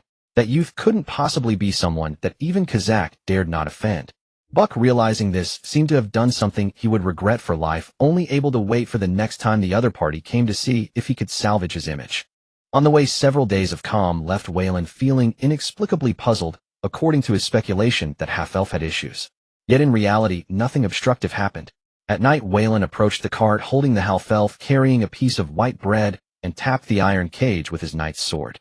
The half-elf girl snapped out of her daze looking at the knight who had been bringing her food for several days, seemingly the one who had purchased her. "Here you go." Wayland handed her the white bread and water bottle. The half-elf girl did not hesitate taking the food from Wayland and began to eat it slowly. "I have no interest in your body, you can rest assured of that." Wayland looked up at the moon in the sky and said, "My territory is in its early stages of development and needs architects for planning. As long as you serve me diligently for 10 years, I can grant you freedom. After all, I spent 3,500 gold coins to buy you from the slave trader." The half-elf girl paused her eating and looked at Wayland, speaking in the common tongue. "My name is Eunice." Her light voice rang in Wayland's ears. He turned to look at Eunice, nodded, and then left. The subsequent journey was uneventful aside from a few reckless bandits which added several dozen bandit slaves to Wayland's possession. Nothing unexpected occurred. 6 days later, Wayland arrived again at the Ridge Castle, retrieved 100 sets of leather armor and 300 long swords from his cousin Brian, and took back 23 slave bandits held in prison, heading towards the Lake of Prayer over 300 kilometers away. On June 21st, as the sun set, Wayland returned to the Lake of Prayer with a group of over 500 people. After being away from home for more than half a month, everything around was well managed by Barren. 5,000 acres of farmland had been cultivated, with 3,000 acres planted entirely with beans and an additional 2,000 acres planted with a fast-growing root vegetable. Wayland dismounted his horse, approached the edge of the field, and gazed at the lush greenery, his weary heart relieved. Upon receiving the news, Barren ended his training and hurried to Wayland's location. "My lord, welcome back." Wayland stepped forward to help Barren, who was half kneeling in greeting, and said with appreciation, "You have worked hard these past half a month. It was all thanks to the detailed plans laid out by my lord. I merely followed the instructions. It cannot be considered hard work. During my absence, did any unexpected events occur?" Wayland walked towards the village while inquiring with Barren. After hearing this, Barren immediately replied, "Most goblin tribes within a 30-kilometer radius have migrated away, leaving vast areas uninhabited, which has caused an increase in some wild beasts. Be sure to maintain vigilance. At this stage, our manpower is scarce, and we cannot afford any losses. Additionally, for the half-elf girl I brought back, assign her a room and try to meet her needs. I will go rest now." "Understood, my lord." After returning to the village, Wayland entered his small wooden house, ready to get a good night. After Wayland left, Barren ordered the slaves brought back to be settled and dispatched a group of soldiers to guard them to prevent any escapes. For the half-elf girl Eunice, Barren followed Wayland's instructions, assigning her a separate wooden house and ordering 2 knights to guard her just in case. The next day, Wayland glanced at Eunice, who was drawing plans, and then turned his attention to the affairs of the territory. First, he selected 120 strong slaves from 300 and mixed them with 30 soldiers from the territory to form a 150-man infantry squad. The 120 slaves entering the infantry squad would still retain their status as slaves. To be freed from their slave identity, they must kill 3 goblin warriors or become advanced apprentice warriors. There was no other option. This decree greatly stimulated the spirits of the 120 slave soldiers. Moreover, for the other slaves, Wayland similarly promised them that as long as they worked diligently for 3 consecutive years, completing task quotas, or killed 3 goblin warriors in battle, they could also be freed from their slave status. As for the 10 blacksmiths, 15 carpenters, and 25 bricklayers purchased, Wayland had different standards for their release from slavery. Thus, every one of the hundreds of slaves arriving at the Lake of Prayer was filled with hope. With a goal to strive for, each person burst forth with unprecedented enthusiasm. With the examples of those who had already been freed, they chose to believe the words of this young lord. As for the 100 youths purchased from the Bashak Trading Company, Wayland planned to have Orlando and Hebrew train them. Using his knight attendant Kyle as an example, he aimed for them to awaken their fighting spirit within half a month remaining to be trained as future members of the Knight Order, while those unqualified would still serve as apprentices to artisans, contributing their value. In the afternoon, Wayland summoned both the blacksmith and carpenter to prepare for the creation of a powerful long-range weapon to deal with the wolfmen that would arrive in 5 months. On a spacious open area, 25 craftsmen sat quietly on the ground, attentively listening to the Lord's explanation. "I call this weapon a bed crossbow. Its general shape is like this, but the specifics of how to operate it will be up to you to complete." Pointing at the crude drawing on the wooden board, Wayland spoke without a hint of embarrassment. Its components include a hinge, a traction rope, a trigger, a front bow, a main bow, a rear bow, and a pulley. The specific principles will be for you to study. I will give you 3 months to complete the weapon's construction. If you succeed, I will grant you freedom from your status as slaves. If you finish within a month, I will reward you with a woman for you to reproduce. At these words the eyes of the 25 craftsmen gleamed with greed. Completing this weapon meant not only becoming commoners, but also receiving a woman from the Lord. Rest assured, my lord, we guarantee to complete the task you have assigned within a month. Joseph, the 32-year-old carpenter, stood up to represent the other 24 craftsmen. Due to his age and extensive experience, he was appointed by Veyrin as the leader of the carpenter group. Another named Smith, aged 28, was in charge of the blacksmith group. As long as you complete the tasks I assign, I will not skimp on the rewards. Veyrin looked at the craftsmen present and promised once more. He believed that as long as the rewards were substantial enough, these individuals' enthusiasm would be ignited to the utmost, and perhaps results could be achieved within half a month. Afterward, Veyrin designated a work area, ensuring that Baird would provide the necessary materials and tools, striving to complete the bed crossbow as soon as possible.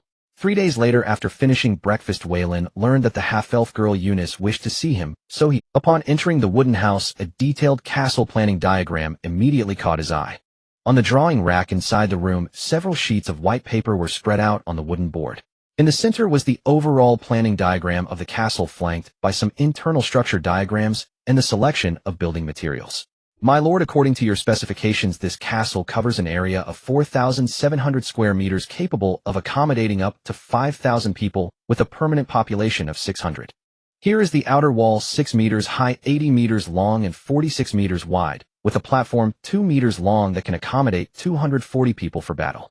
Every 30 meters a small arsenal will be set up, connecting to the next level for storing weapons and food. Behind this is the inner wall, 9 meters high, 63 meters long, and 34 meters wide. As per your request, extra platforms jutting outwards have been designed. Within this section of the city wall, there are a total of 31 platforms that can simultaneously accommodate 230 people for battle. After finishing the introduction of the city walls, Veyrin followed Eunice's pointing direction and looked towards other parts of the castle. A large arsenal, barracks, the Lord's chamber, hall, kitchen, water storage area, grain warehouse, restroom, weapon repair area, wine cellar, and stables all are included. On the topmost level of the castle, 6 large platforms will be established to enable Veyrin to place large bed crossbows for attacking incoming enemies. Eunice, how long will it take to construct this castle? Veyrin turned to the half-elf girl and asked. With 25 masons and 200 humans, the construction of this castle can be completed within 3 years. No, that is too long. Veyrin shook his head, stating that with only 5 months left until the wolfmen attack, he had to finish the castle before then. Then what time frame does my lord expect? 5 months. The castle must be completed by the end of November. Upon hearing this, Eunice softly replied, if it's just for defense, the other constructions can be paused. We will only build the outer and inner walls, plus the water storage area, grain warehouse, restroom, weapon repair area, and stable. 5 areas. We can forego external aesthetic enhancements and other areas, and if we increase the workforce by 200, we can finish within 5 months. After hearing this, Veyrin began to contemplate the current state of his territory. The combined total of free citizens and serfs was 343, and there were 107 slave bandits. The fields needed manpower, and preparations for salt mining also had to begin, so only 143 serfs and 57 bandit slaves could be mobilized. Altogether, only around 200 people could be mustered. Then Veyrin considered the troops that Baird was. No, the salt mine requires labor, and perimeter patrols also need manpower. The army cannot be used to construct the castle. After pondering for a while, he quickly dismissed this idea. Eunice, I will entrust the construction of the castle entirely to you. The 25 masons will follow your orders, but temporarily, we only have 200 people. I will find a way to increase the workforce. You can start by selecting a site for construction. Yes, my lord. The half-elf girl was momentarily taken aback by Veyrin's appointment, then accepted. Afterward, Veyrin left the wooden house, thinking about where to find more manpower to address the shortage of labor in his territory. In the following days, under the direction of the half-elf girl, the 200 workers and 25 masons were divided into 9 small groups, with 25 people in each group. 3 groups were responsible for quarrying stones, 2 groups were in charge of transporting materials, and the last 4 groups handled construction work. After much contemplation, Veyrin suddenly had an idea. He could use cement to fill the material gap, but he quickly abandoned the thought. He knew some of the formula, but only some. Limestone, clay, and iron or powder needed to be finely ground and mixed in proportion, followed by a series of steps to become cement, but he did not know how to do it. Furthermore, there was not enough time to experiment slowly. Forget it for now. We'll cross that bridge when we come to it. Perhaps a solution will present itself in a few days. Setting that aside, Veyrin decided to organize manpower for small-scale salt mining to increase the territory's income. When he set out from his family, he had 85,000 gold coins in hand. After a series of expenses, only 53,000 gold coins remained now. With only expenditures and no income, he felt quite uneasy. On the morning of June 26th, Veyrin led 2 knights, 3 squads of soldiers, and 60 slave bandits towards the salt mine located 12 kilometers southeast of the Lake of Prayer. After 2 hours they arrived at the salt mine location. 2 knights moved forward, removing the boulders blocking the entrance to open the passage. While patrolling the salt mine surroundings, Veyrin discovered numerous wild beasts, many of which were on the brink of evolution. I must find a time to clear them out, otherwise their growth will become a significant trouble. After slaying several gray wolves, Veyrin wiped the blood off his knight's sword while murmuring to himself. On the 3rd day at the salt mine, after seeing the first batch of salt being excavated, the camp gradually fell into a routine. The camp's perimeter was formed by sharpened wooden stakes driven into the ground, effectively preventing wild beasts from intruding. Numerous traps were set near the wooden fence, serving to prevent the escape of the fugitive slaves and to deter wild beasts from breaching the camp. On the last day of June, with 3 carts of salt, a team of soldiers, Veyrin returned along the road to Lake Ch. Having passed today, it would be the first day of the new month. He eagerly anticipated what important news fate might reveal to him, hoping it could solve the difficulties in castle construction. Upon returning to Lake Chishing, Veyrin instructed the soldiers to store the salt in the warehouse, then began to patrol the territory, inspecting the construction results from the past few days. "My lord, I have some thoughts, and would like to seek your permission." Upon seeing his master arrive, Baird stepped forward and bowed to Veyrin. "Go ahead," Veyrin replied, nodding in satisfaction as he observed the soldiers training diligently in the training grounds. "My lord, the number of apprentice warriors in the squad has exceeded 30, reaching 37. I wish to select 20 of them to don iron armor and train them with more rigorous methods to unleash their potential, transforming them into sharp blades in your hands. The 20 sets of iron armor stored in the warehouse are just gathering dust. Why not put them to use?" Veyrin patted Baird's shoulder and left the training ground with a smile. "Thank you, my lord." Baird felt a surge of excitement knowing that his plan had come to fruition. On the other side, Veyrin was well aware of Baird's thoughts. Orlando was training 112 or 13-year-old children, nurturing a force centered around himself. Seeing this, Baird would inevitably choose another direction to break through and demonstrate his worth. He was quite pleased to witness such healthy competition. On the night of July 1st, a melodious voice once again echoed in Veyrin's ears. 15 kilometers east of Lake Chishing, 30 meters underground, there is a small secret silver mine with a reserve of 200 tons. What? A secret silver mine? Upon hearing this news, Veyrin's eyes sparkled. This was far more valuable than the salt mine. Secret silver as a rare material appears silvery white, sturdier than steel, yet remarkably lightweight, with excellent energy conductivity and the ability to break shields. When forging weapons, incorporating a small amount of secret silver can elevate the weapon by 1 or 2 levels. This 200 tons of secret silver mine is conservatively estimated to yield 3,000 gene of secret silver. According to the current market value, 1 gram of secret silver is worth 4 gold coins, making this small secret silver mine worth 6 million gold coins, equivalent to 2 years' worth of taxes from the X family. Even so, this is hard currency, valuable yet scarce. We must arrange for excavation as soon as possible to avoid long nights filled with dreams and being discovered by others. Taking out a map, Veyrin discovered that 15 kilometers east of Lake Chishing was a territory bordering a barony, only 15 kilometers from the boundary. He was still in the pioneering stage. According to the kingdom's regulations, there was no boundary for expanding knight territories, meaning if the other party discovered this location and sent troops to occupy it, they would not bear any legal responsibility. Although he had the support of his family, it was due to a lack of sufficient benefits to tempt others to take risks. With this in mind, Veyrin decided to mobilize personnel tomorrow to excavate this secret silver mine located 15 kilometers away and personally oversee the operation until the excavation was complete. After a night passed, just as dawn broke, Veyrin ordered Baird to leave 2 squads of soldiers to ensure the safety of Lake Chishing, while the remaining 110 followed him as they departed. Receiving such orders, Baird was quite puzzled, but as a loyal knight, he did not question the reason. He left 2 squads of soldiers under the command of 2 knights to maintain order and security in the territory before following Veyrin. After 3 hours following the detailed map of the Huangshe region provided by his cousin Alec, Veyrin located the site. Baird, you lead the men to establish the camp and start mining tomorrow. Veyrin put away the map and instructed Baird beside him.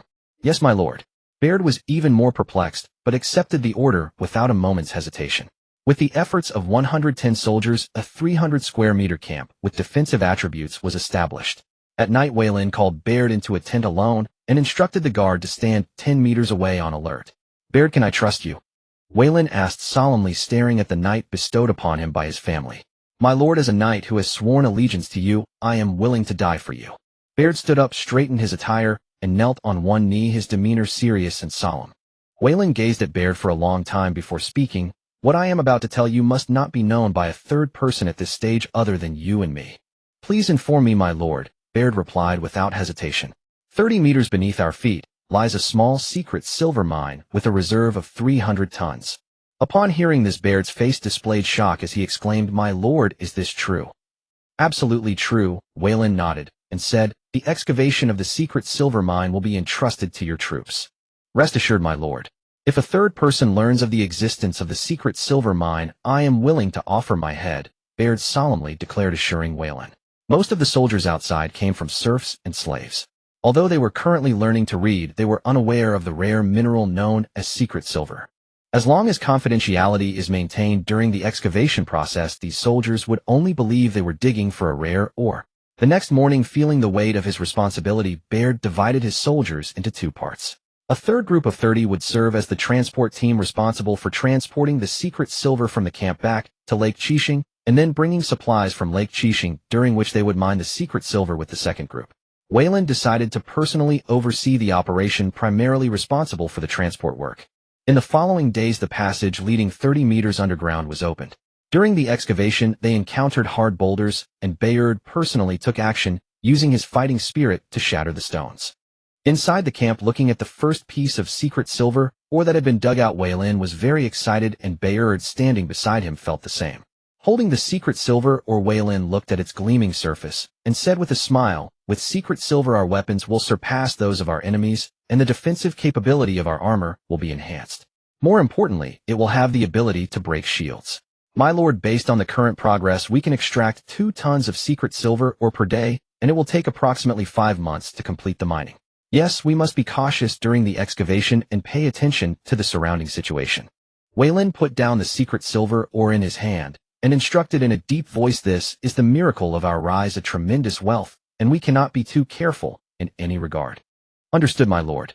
Veyrin pounded his chest and bowed seriously. The following days went smooth. However, as fate would have it, their excavation activities caught the attention of the Lord of the Cleveland Baronial. Is it not suspicious for a group of well-equipped soldiers to camp in the desert for over half a month, at that moment in the administrative center of the Cleveland Baronial territory, within a small, yet exquisite castle? Brandon Hodgson listened to the knight's report, a look of confusion appearing on his face as he asked, "Have they really been staying in the wilderness for over half a month? There are no signs of them leaving so far." "Yes, my lord. They have been stationed here since early July. Due to the extensive security perimeter they established, we cannot ascertain the situation clearly. However, from a distance, it seems they are mining." "Mining?" Brandon Hodgson suddenly stood up and inquired again, "Are you certain that the pioneering knight is indeed mining?" "My lord, I assure you on my honor," the knight said gravely as he looked at Brandon. "At night you send someone to observe closely. I need to know the exact information." "Yes, my lord." After the knight left, Brandon sat down again, rhythmically tapping on the table, speculating about what kind of ore they could be mining. As he continued to think, Brandon's expression grew sharp. This place was only a few kilometers from his territory, and if there were truly valuable mines, he would not hesitate to seize them. Near sunset, in the border area of the Cleveland Baronial territory, a 6-man team, dressed in black, armed with knives, swiftly advanced across the wasteland towards Bayard's camp. As time passed, the sky gradually darkened, and with the clouds obscuring the moonlight, the surroundings fell into darkness except for the camp's firelight. The Cleveland Baronial Territory's reconnaissance team lay in wait 300 meters from the camp, ready for the right moment. "Captain, the area has been thoroughly surveyed and 3 traps have been found located here, and here." A member of the black-clad team approached the apprentice, high-ranking knight, reporting. While circling the locations, the apprentice knight noted that these 3 locations were quite tricky. Fortunately, one of his subordinates was trained to recognize these trap layouts, otherwise they would have been discovered before getting close to the camp. "Pass the word down. Our main task is to gather intelligence. If we are discovered by the enemy, we must retreat at the first opportunity." The other 5 nodded silently, closed their eyes to rest, and awaited the arrival of the deep night. At 12 o'clock, the most drowsy hour, Bayard, as usual, armed himself and began his first patrol of the night. Beneath the camp lay a secret silver mine, and as long as the excavation was not completed in a day, they could not afford to relax for a moment. As usual, he first inspected the sentries to check for any guards dozing off, then began to patrol the surrounding area, confirming whether there were any uninvited guests. Just then the reconnaissance team woke up, avoiding the 3 traps as they moved closer to the camp. Who? Veyrin's ears twitched slightly, and he suddenly looked towards the northwest, shouting loudly. The patrolling soldiers immediately reacted, holding their spears and coming to the side of their Night Lord, taking a combat stance. In the darkness, the reconnaissance team lay flat on the ground, not daring to move. The leading apprentice knight was drenched in cold sweat, not expecting that at the most exhausting moment someone would still be so alert. He began to pray in his heart that the other party was merely misjudging the situation and would not come to check. Gazing into the darkness, Bayard snatched the spear from a nearby soldier's hand and hurled it towards the direction of the reconnaissance team. There was a moment of silence, and no sound was heard. He couldn't help but touch his head, wondering if he was overthinking it. "My lord, should I go check it out?" the squad leader beside him respectfully asked. "Yes." Then the 10 men moved out in formation according to their training, advancing towards the direction where Bayard had thrown the spear. On the grass, a black-clad figure was pierced in the thigh by a spear, but was held tightly by a companion, not daring to make a sound. Seeing that there was someone coming, in order to save his own life, the apprentice knight could only wave his hand to signal the other 5 to begin retreating. After a few minutes, the squad leader approached Bayard with a bloodied spear and reported, "My lord, there is human blood on the spear. Tonight we have intruders. Continue patrolling. I will check the warehouse." As soon as he finished speaking, Bayard quickly moved towards the warehouse at the center of the camp. "My lord." The 2 men stationed at the warehouse immediately saluted as they saw him. "Have you spotted any strangers?" "No, my lord. Here apart from us there is no one else." Bayard furrowed his brow, pushed the door open, and checked the secret silver or mined over the past 2 days. There were no losses, and he breathed a sigh of relief. "It seems someone has discovered the signs, and even sent people to scout. I must report to my lord as soon as possible." Subsequently, Bayard decided to guard this place tonight to ensure the safety of the warehouse. The next morning, when Veyrin arrived at the camp, Bayard, sporting dark circles under his eyes, reported the events that had transpired. As expected, it should be the work of the Cleveland baronial territory. "My lord, how should we respond next?" Bayard asked. The Cleveland baronial territory covers an area of over 1500 square kilometers with a population of 13,000. The lord is Brandon Hodgson, who openly commands 16 bronze knights, 63 knight attendants, 20 archers, and 300 soldiers. According to standard procedures, they might also have to face over 1,000 peasant soldiers. After some thought, Veyrin immediately ordered, "Have everyone cease mining the secret silver, and await my further instructions. Additionally, send someone back to the Lake of Prayer to summon the other 6 knights. I plan to set up defenses in front of the camp to ensure they cannot return." "Yes." In the territory of Barren, Cleveland, within the castle, Brandon immediately gathered the knights and army after receiving the news. Wherever a high-ranking bronze knight is stationed, there are certainly abundant mineral resources. Thanks to the assistance of 3 relatives, the other nobles of the Kidro province discovered that this fledgling of the X family only commanded 3 high-ranking bronze knights. Believing he had seized the initiative, Brandon Hodgson decided to take them by surprise, assembling an elite army to encircle over 100 of the enemy and seize this unknown mine. Believing he had seized the initiative, Brandon Hodgson decided to take them by surprise. At the forefront stood 12 bronze knights, including 3 high-ranking bronze knights. Along with Brandon himself, they formed the strongest 4 in Barren Cleveland's territory.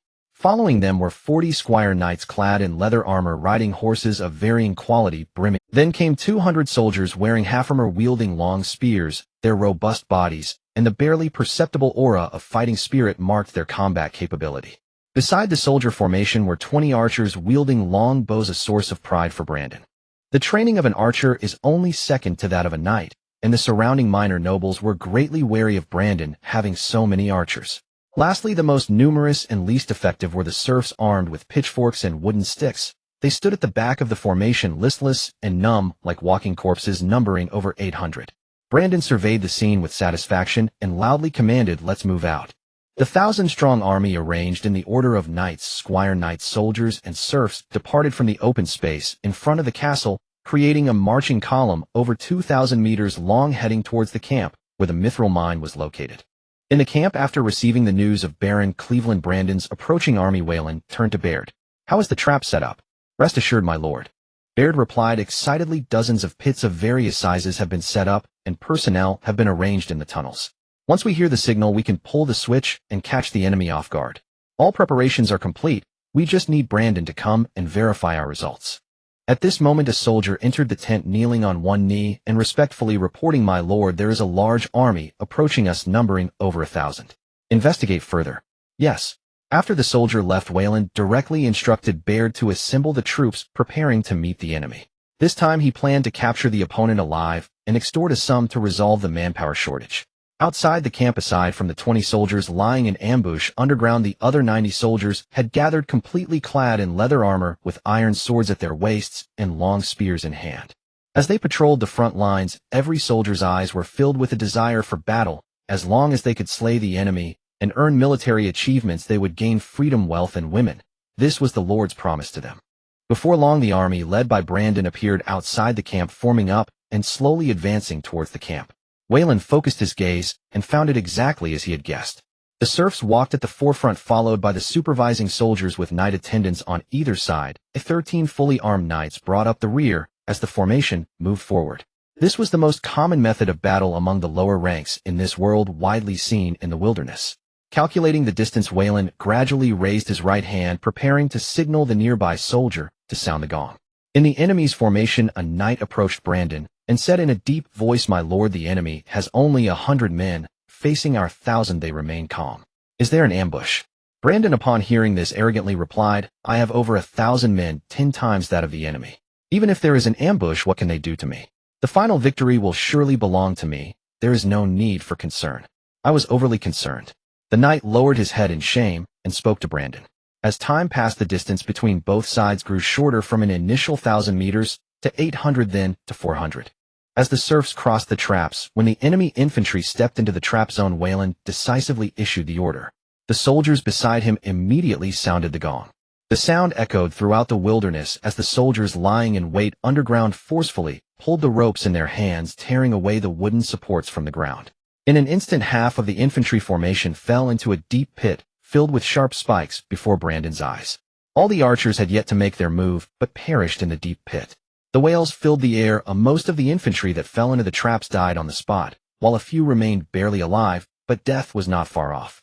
The surrounding soldiers witnessed the gruesome deaths of their comrades. Their spirits, somewhat dazed, but gradually came to their senses under the knight's scoldings. But Wayland would not give them the chance to regroup. Pulling down their masks and leveling their lances, he led the remaining 6 knights in a full-speed charge. At the same time, the infantry behind them hurled their long spears at the disordered serfs, then drew their iron swords and followed behind Wayland to charge. "No. Spare me, spare me." "Ah." Puffed. The emaciated serfs watched as their bodies were pierced, shattering under the overwhelming force. Stepping over the bodies of these serfs, Wayland maintained his speed, grabbing a thrown-long spear and hurling it towards the enemy infantry formation. He pierced through several infantrymen, causing the composed Brandon to erupt in fury. Did the enemy truly believe they could defeat his army of over 1,000 with just 100? "You lot hold back the other knights. I will personally defeat this arrogant fool." Brandon lowered his helmet, spurred his steed, and charged towards the rampaging Wayland. Having slain a few infantrymen, upon seeing the main target approach, Wayland discarded the long spear in his hand, drew his knight's sword, and charged at him. In the moment of clash, Wayland used special techniques to knock the opponent off his mount, forcing him to stumble back several steps on the ground. "Kid, I underestimated you." Brandon, steadying himself, adjusted his stance, his tone now grave. Wayland jumped off his horse without uttering a word and swiftly charged at him. "Good courage. Today let me test the strength of the X-family's knights." Brandon gathered his energy, channeling his fighting spirit into his knight's sword, preparing to confront the enemy heathen. After several rounds of combat, Brandon gradually became exhausted and gasped for breath, but he dared not relax in the slightest. A single mistake could cost him his life. "Oh." A familiar voice sounded as Brandon turned to the side, only to see one of his guardian knights slain, his head soaring high into the air. The other subordinates around gradually found themselves at a disadvantage, with one of the enemy knights overpowering several of their own. At this moment, he finally understood that the intelligence he believed to have discovered was entirely false, all of it a ruse set by the enemy to confuse the nobility of the Cardro province. At this very instant, Veyrin seized the opportunity, channeling the last of his fighting spirit, which clung to his knight's sword, rushing towards Brandon with ferocity. A few soldiers witnessing the scene positioned themselves in front of their dazed lord in an attempt to block the attack, but were instantly cleaved in two. The piercing wails jolted Brandon back to reality as he desperately raised his sword to defend. The sword in his hand was knocked away, his helmet fell to the ground, and kneeling on the ground Brandon gazed at the bloodied sword by his neck. Sitting down in despair, he reluctantly said, "You have won."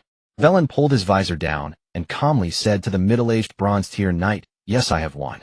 Seeing their lord defeated and captured, the soldiers and knights around him dropped their weapons and began to surrender. Baird, wiping the thick blood from his face, shouted, "Confiscate their weapons and bind all these people." Seeing the situation under control, Veyrin sheathed his knight's sword and ordered that Brandon be bound and taken back for strict confinement. This battle came swiftly and left just as quickly, lasting merely an hour.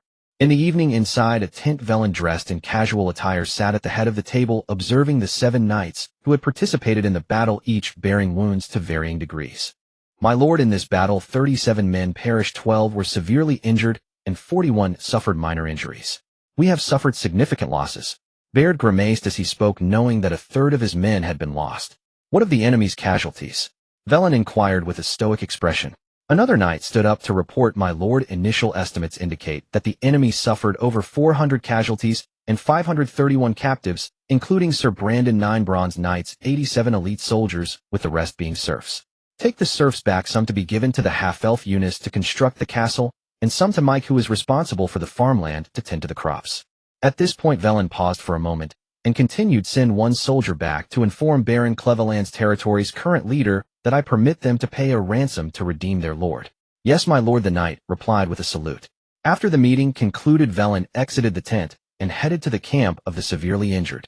Looking at the pale-faced soldiers lying on the ground, barely clinging to life, Veyrin's cold heart felt a twinge of pain. He was not one of those nobles who viewed human lives as mere trifles. He retained a basic sense of morality within him.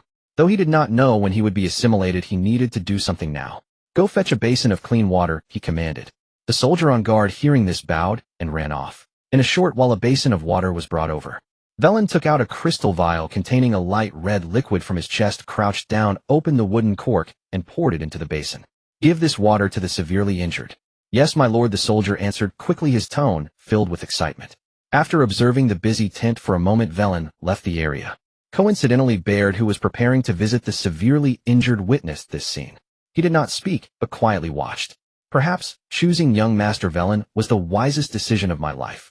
My lord, the brothers' conditions have improved, and their breathing has stabilized." A military medic with some medical knowledge approached Baird excitedly to report. "I understand. As for the life potions entrusted to you by our lord, if there is any left, send them to the lightly injured." "Yes, my lord." The next day, in the Cleveland barony within the castle, a young man heard the report from a soldier and displayed a look of disbelief. "How is this possible? My father led over 1,000 men. Oh, how could they be defeated by just 100 of the enemy? Young master serfs have been returning one after another. This must be the truth." The old steward beside him advised. Seated at the head of the table, the middle-aged noblewoman, her hands trembling uncontrollably, forced herself to appear calm and said in a low voice, "Old bull, send my orders, place the castle under martial law, and summon the other 4 knights back." "Yes, my lady." After the steward left, she turned to the soldiers and continued to inquire, "What demands did the enemy have to release my husband and the other knights?" "My lady, the enemy did not specify, only informing the messenger that negotiations will take place on the morning of July 19th at the border. You may leave now." "Yes."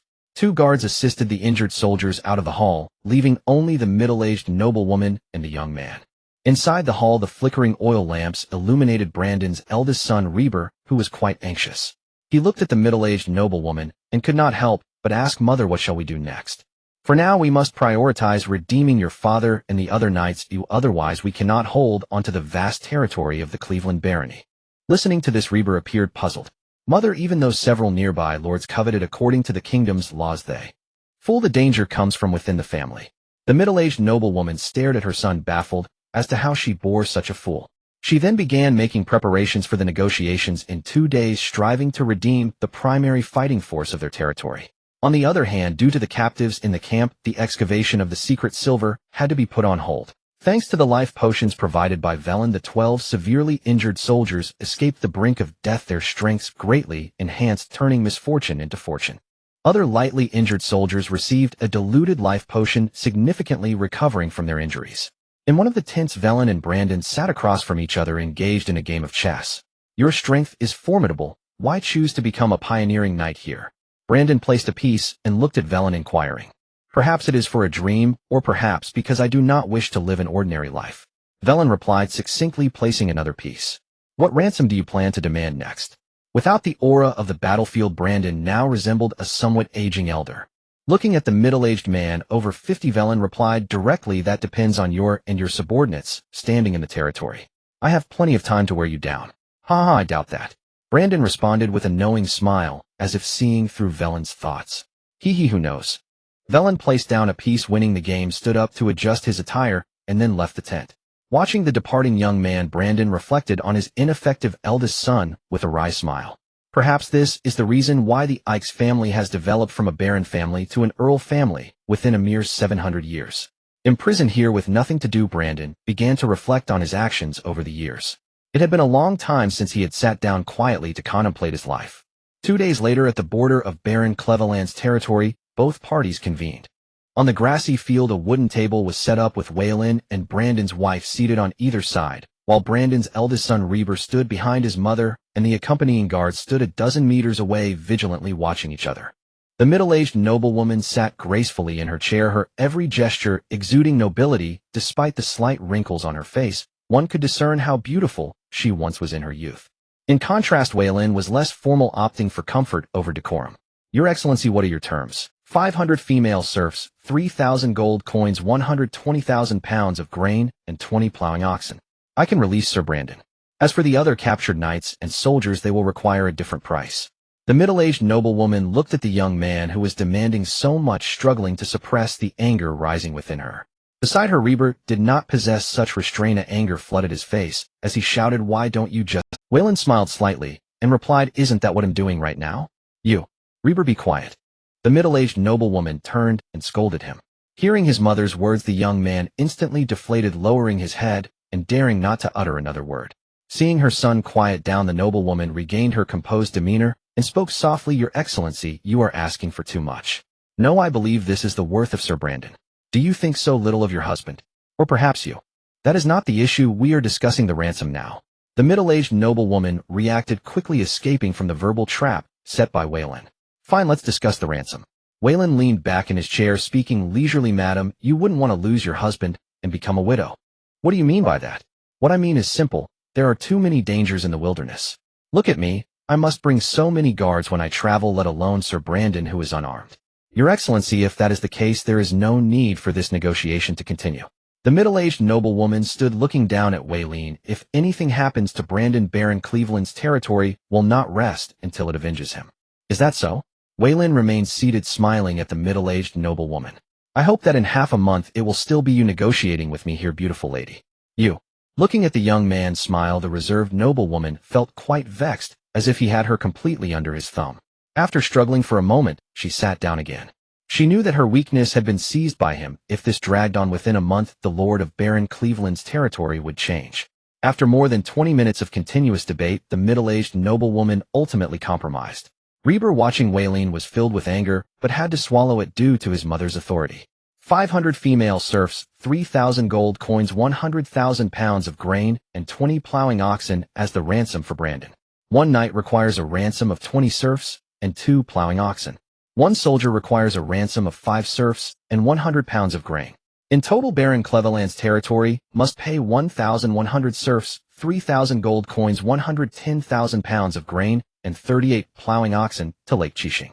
Finally, the middle-aged noblewoman picked up a pen, feeling a strong sense of humiliation, and signed her name on the contract. This time, Barren Cleveland's territory experienced a significant loss, losing 1/10 of its overall wealth, which had taken her husband and father-in-law 80 years to build. "Very well, madam. In 3 days at this location, you will see your husband, Sir Brandon." Veyrin put away the contract and left with his men. Watching the enemy leave, Reber unwillingly said, "Mother, this is a betrayal of father. He will not allow you to do this." "You." Seeing his mother raise her hand, Reber simply shut his eyes, but did not back away. The middle-aged noblewoman, seeing this, slowly lowered her raised right hand. After an unknown amount of time, Reber opened his eyes, looked at his departing mother, then turned to look at Veyrin's retreating figure in humiliation, mounted his horse, and followed the group. On the return journey, Baird rode up excitedly, and said, "My lord, this time we have made a huge profit. With so many resources, the construction progress of the castle will accelerate significantly. While that may be true, we still have a battle to fight before achieving true stability." Veyrin replied to Baird, glancing at the silent wilderness. "My lord, are you referring to Brandon?"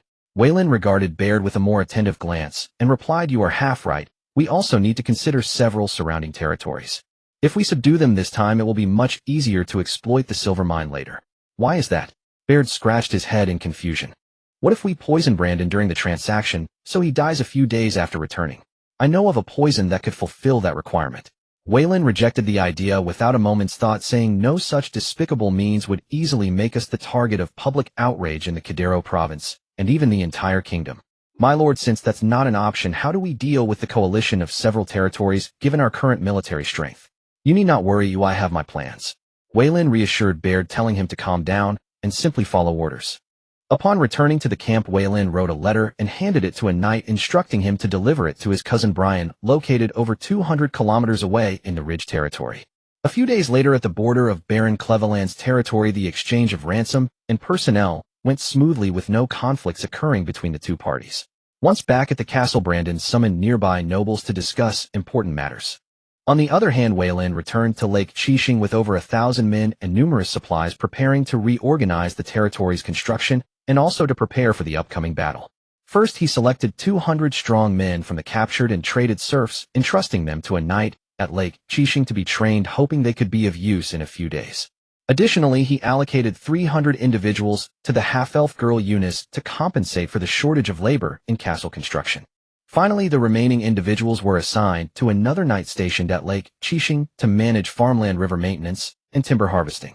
The next morning, as soon as Veyrin got up, Orlando excitedly rushed over to deliver good news. "My lord, the tasks you assigned to the craftsmen have been completed." Rubbing his sleepy eyes, Veyrin instantly became invigorated, saying, "Quick, take me there." Soon the two arrived at a venue where all the blacksmiths and carpenters had been waiting. Upon seeing Veyrin's arrival, they all bowed in respect. Joseph, the leader of the carpenters, stepped forward and respectfully introduced, "My lord, this is the finished crossbow." Veyrin stepped closer, observing the crossbow, which resembled the images from his past life memories. "Bring me a spear." Upon hearing this, a carpenter immediately brought forth a spear, while the other two carpenters vigorously turned the pivot to draw the bow by twisting the rear axle, then loaded the arrow and prepared to fire.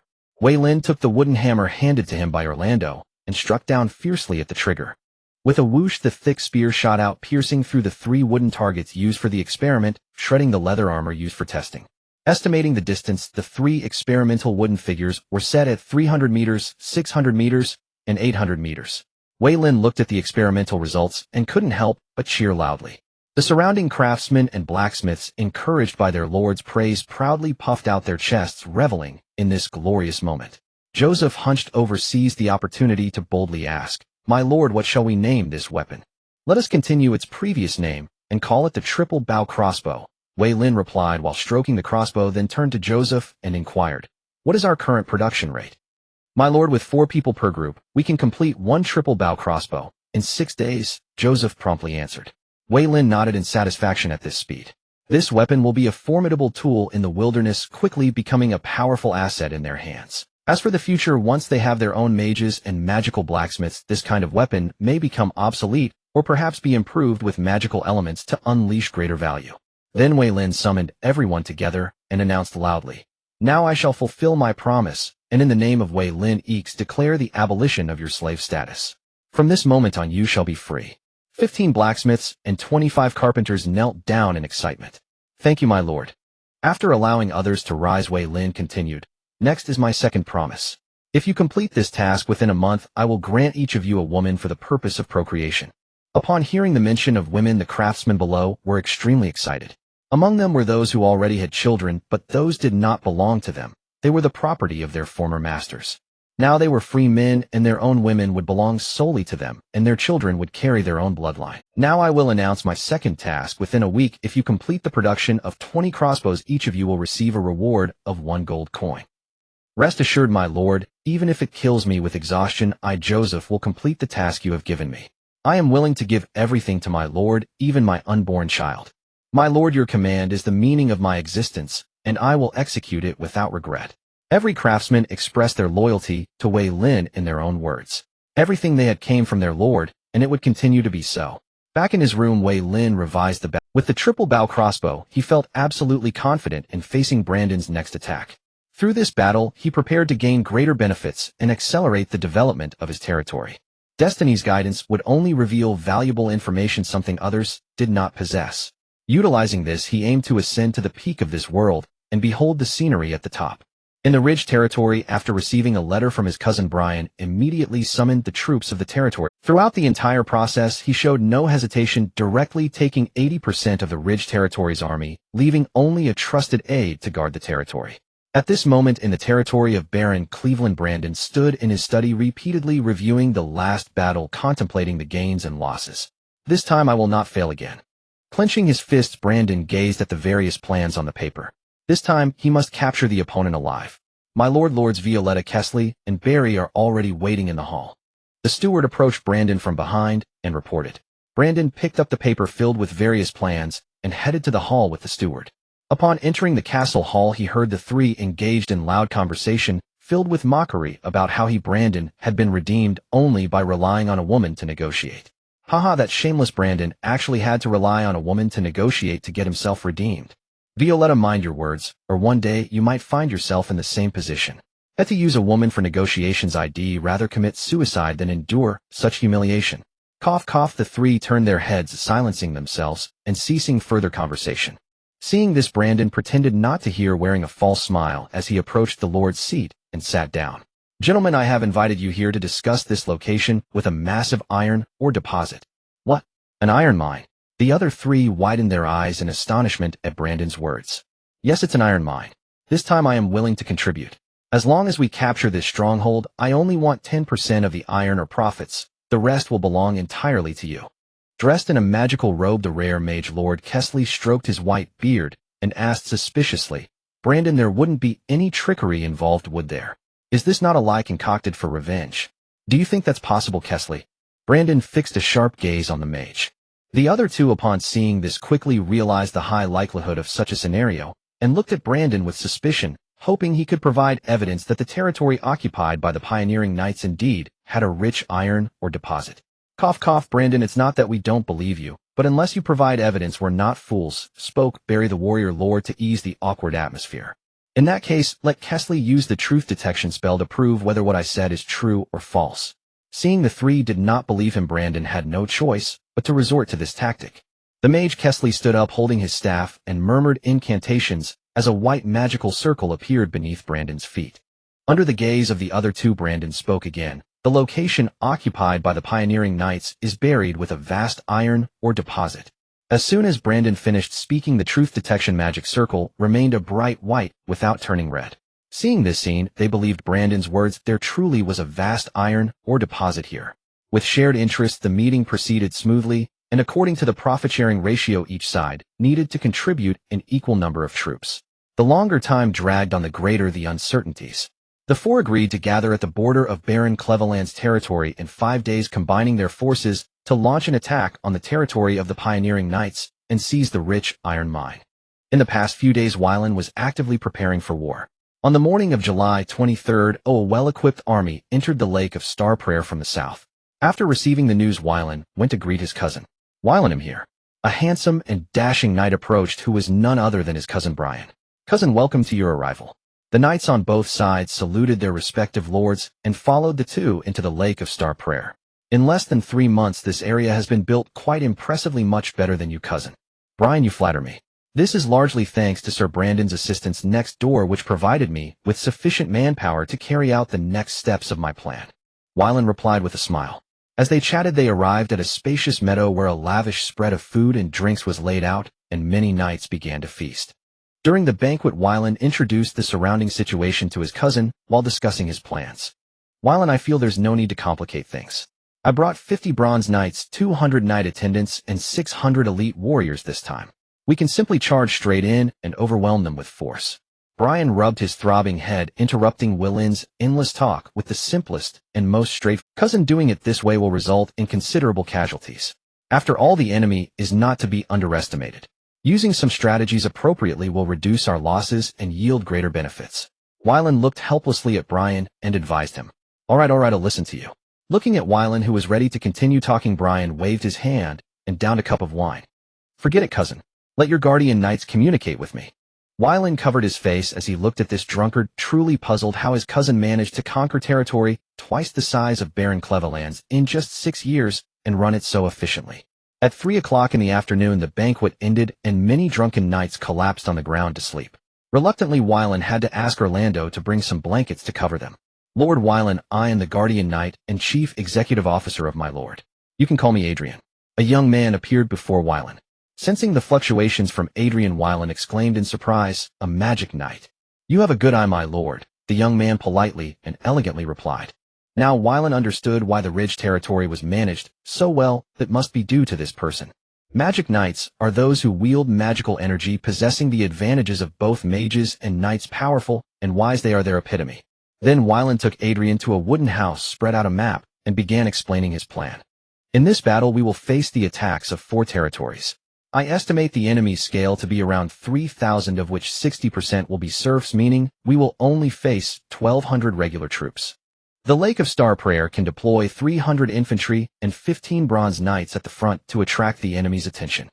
As for you, the enemy is unaware of your existence, so you can ambush from the side, waiting for my signal to attack from the flank and raid their command center, shattering their core forces. Adrian, upon hearing this, curiously asked, My lord Wylan, forgive my bluntness, but can your 300 men withstand the enemy's frontal assault of 3,000? You need not worry about that. Oh, I have my own methods to deal with it, Wylan said mysteriously with a smile. This action piqued the curiosity of the magic knight, who was eager to know how they could block 3,000 with just 300. After entering the Lake of Star Prayer, he had already determined that there were no silver knights present. Knock, knock, knock. Hearing the knocking, Wylan said, Come in. Orlando pushed open the door and reported, My lord, we have captured 6 fleeing serfs, all of whom were slaves traded back a week ago. Demote them to third-class slaves and assign them to the salt mine after the war. Understood. After Orlando left, Adrian understood that these people were likely spies planted by the enemy in the Lake of Star Prayer. Upon discovering the presence of a foreign army, they were eager to escape and report back. However, he was more interested in this young knight. At only 13 years old, he was already a mid-tier bronze knight, a talent so remarkable that it was astonishing. On July 25th, under the bright sun, the 4 lords gathered their subordinates at the border of Barren Cleveland's territory. 60 bronze knights, 300 knight attendants, 1,000 warriors, and 3,000 serfs formed the main force for this expedition. Veyrin, Cecily, and Barry were all full of energy, as if they could already see the dawn of victory. Such a powerful force made them doubt that a newly emerged pioneering knight could withstand it. However, Brandon felt something was amiss. None of the spies placed among the serfs had returned, which made him uneasy. This time we must destroy that brat and take revenge for Brandon. Ha! Veyrin looked proudly at Brandon and openly spoke in front of everyone. The subordinates under Veyrin raised their weapons, provocatively staring at Brandon's army, flaunting their bravery. My lord, a knight furiously pointed at Veyrin and said to Brandon, Forget it, I sense something is off. Let's slow down our pace. Brandon was not angry at Veyrin's little tricks. He issued orders to the knights. He had long passed the age of youthful impetuosity. How could he fall for such provocations and run into a meat grinder? Seeing this, Veyrin wisely chose not to continue scolding his subordinates to be quiet. Move out.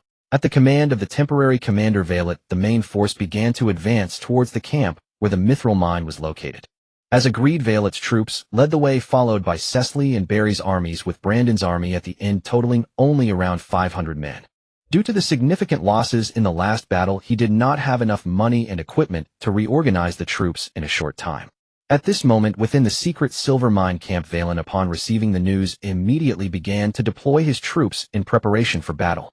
According to the plan, Brian led the troops away from the camp, circling to the flank 3 kilometers away, waiting for further instructions. The sun hung high in the sky, and the approaching enemy army came into view, slowly advancing towards them. Veyrin, mounted on his horse, looked at the 3 ballistae hidden behind the soldiers, feeling confident about the upcoming battle.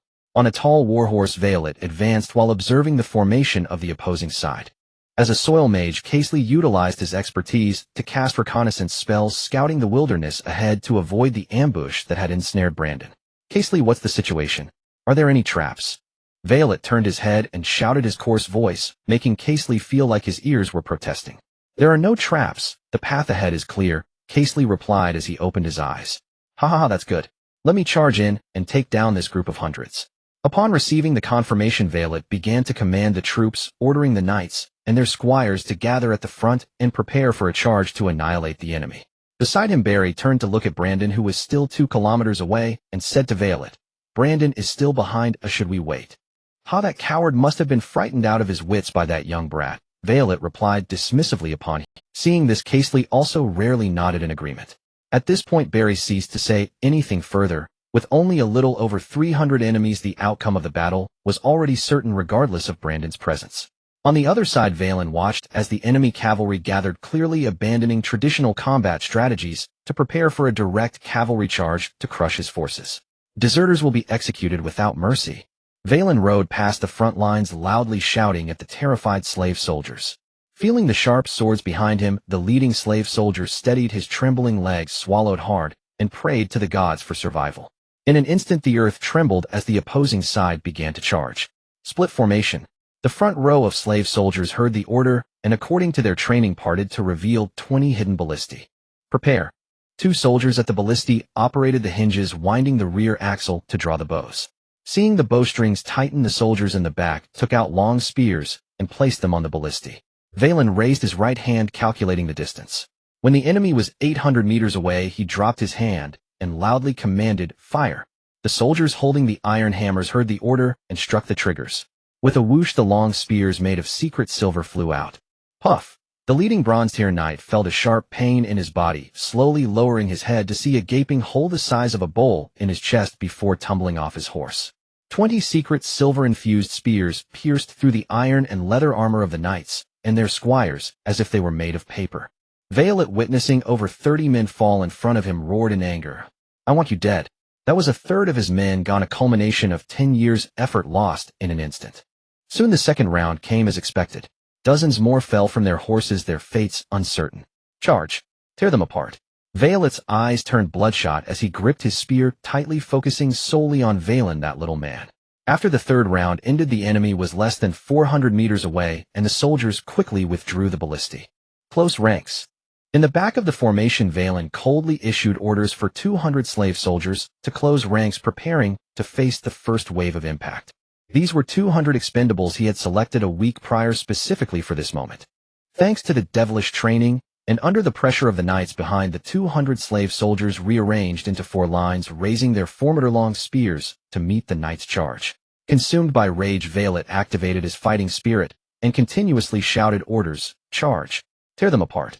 In an instant, the first row of 10 or so slave soldiers was reduced to mere scraps of flesh, while the following dozens were hurled into the air from the force of the impact. Kill! Kill! Kill! Entering the fray, Veyrin discarded his spear and swung his knight's swords, slaughtering the slave soldiers while advancing toward the hill where Veyrin was. "Signal." "Yes, my lord." Barren took out a magical signal flare and shot it into the sky.